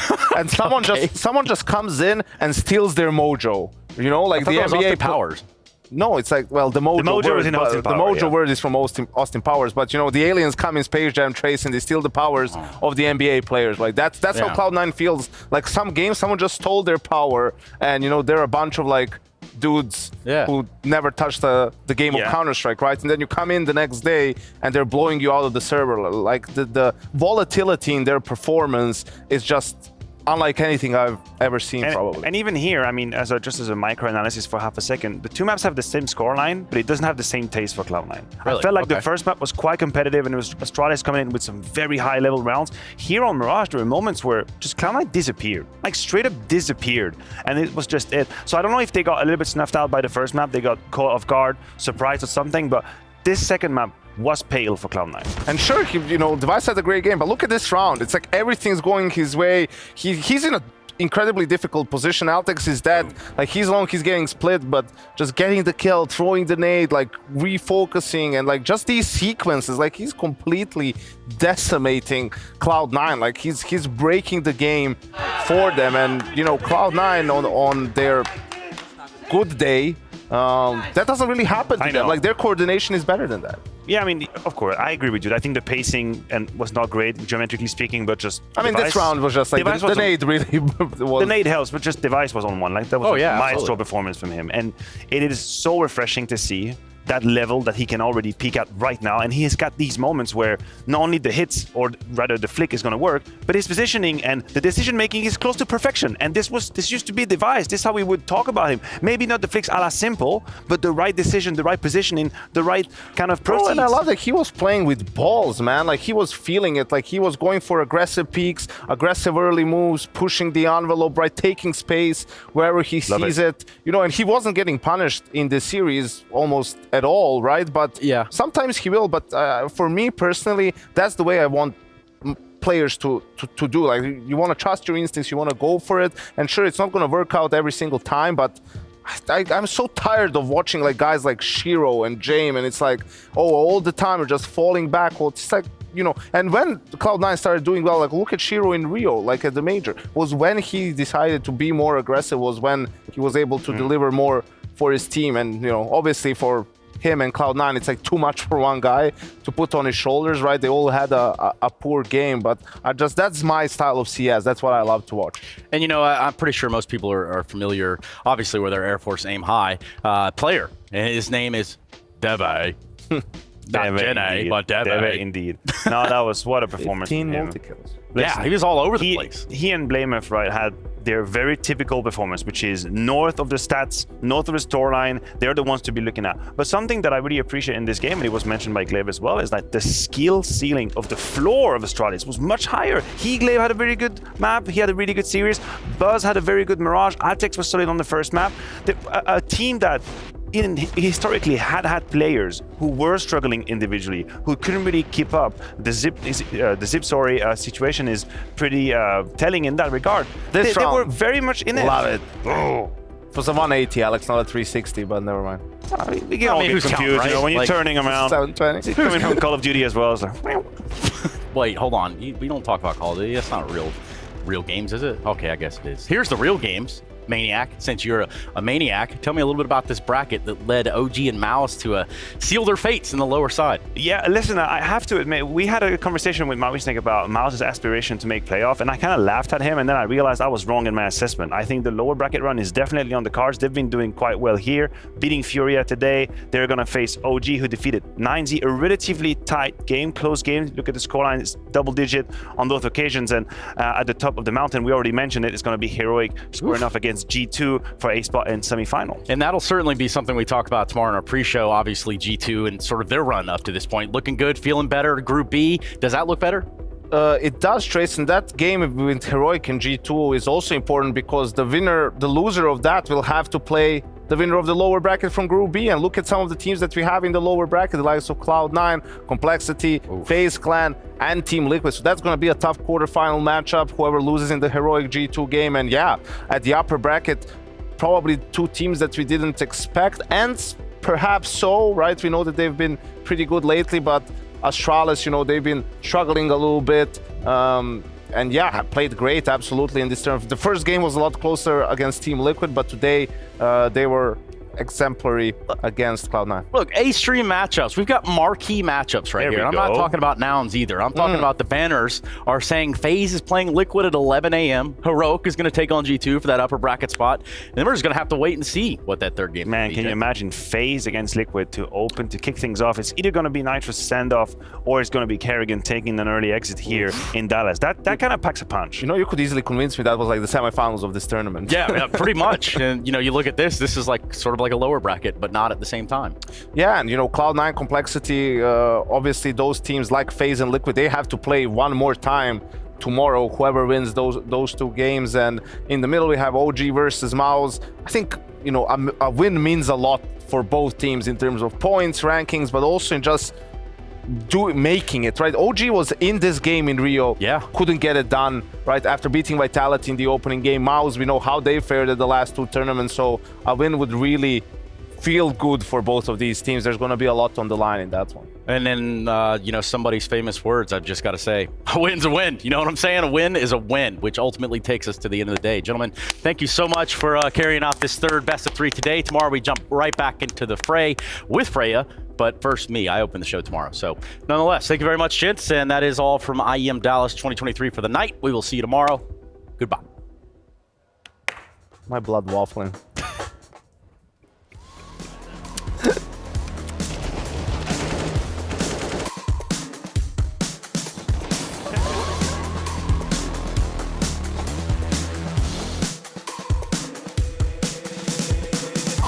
hater, I'm such a weirdo. Tattoos from my toes to my earlobes. Was a role model, I never had a hero. I learned Grim looking for a second. Oh, brilliant flash and flying refresh. There's no chance. Oh, Grimothy. Oh, that is lovely. I am my hero. You couldn't imagine what it's like in my mind. It's beauty and catastrophe at the same time. Remember they laughed at me when it was game time. Now I know that they mad at me. I'm what you can't find. I'm not from the day. I come alive at night. I'm not what you used to. Couldn't recognize. They all on the ground while I'm taking flight. And you're welcome to join me. I promise I won't bite.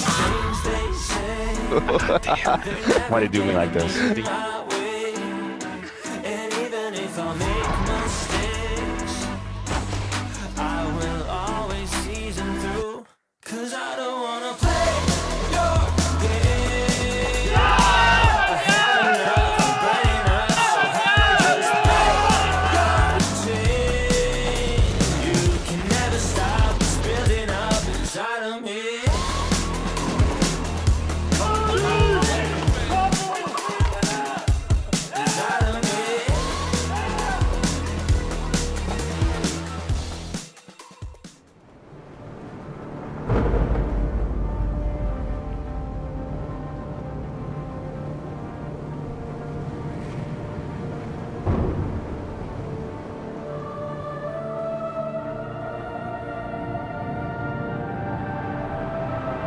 Rafa really making history.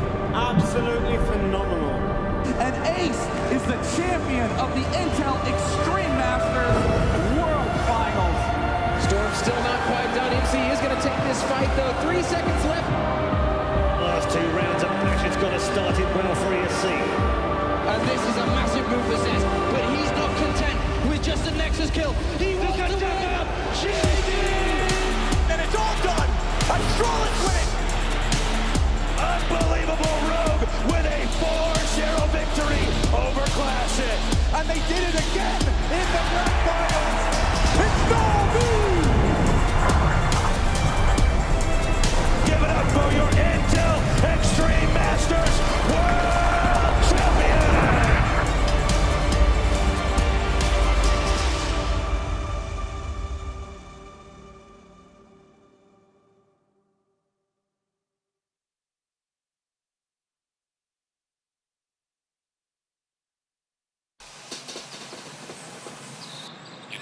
You wear it. Wear your passion. Share your passion. Wherever,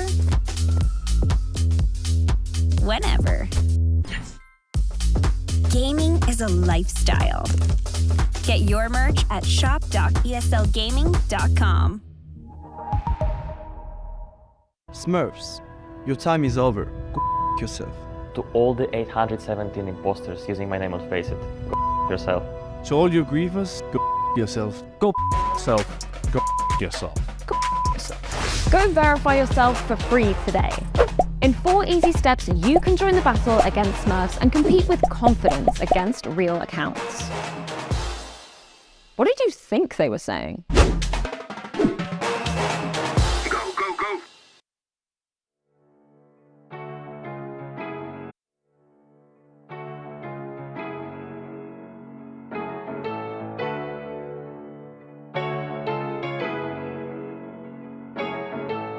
The bar raising, we keep moving it up.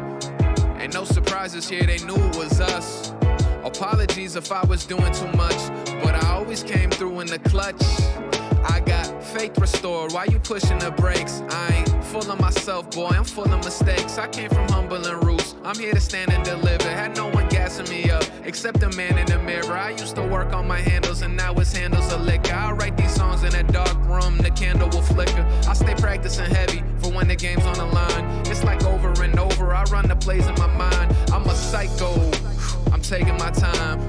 Rushing perfection is a dangerous crime. You gotta give it and take it. That's what you do till you make it. I had to roll with the punches and take the hits from the flagrants. I'm saying the bar raising, we keep moving it up.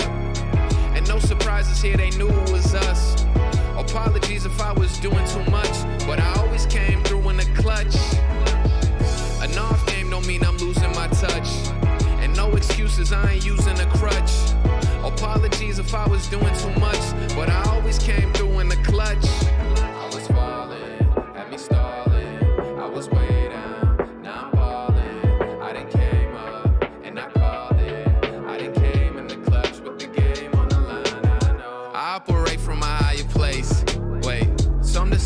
dry erase. I'm doing what I can to fuel the flame like a fireplace. To make a bunch of money, buy my mama a fireplace. We make incredible songs to celebrate and get mad lit. Once upon a time in Hollywood, I'm like Brad Pitt. My homies say I live a life, yeah, just a tad bit. Learning how to move in this rap shit. I told them that the bar raising, we keep moving it up. And no surprises here, they knew it was us. Apologies if I was doing too much, but I always came through in the clutch. An off game don't mean I'm losing my touch. And no excuses, I ain't using a crutch. Apologies if I was doing too much, but I always came through in the clutch.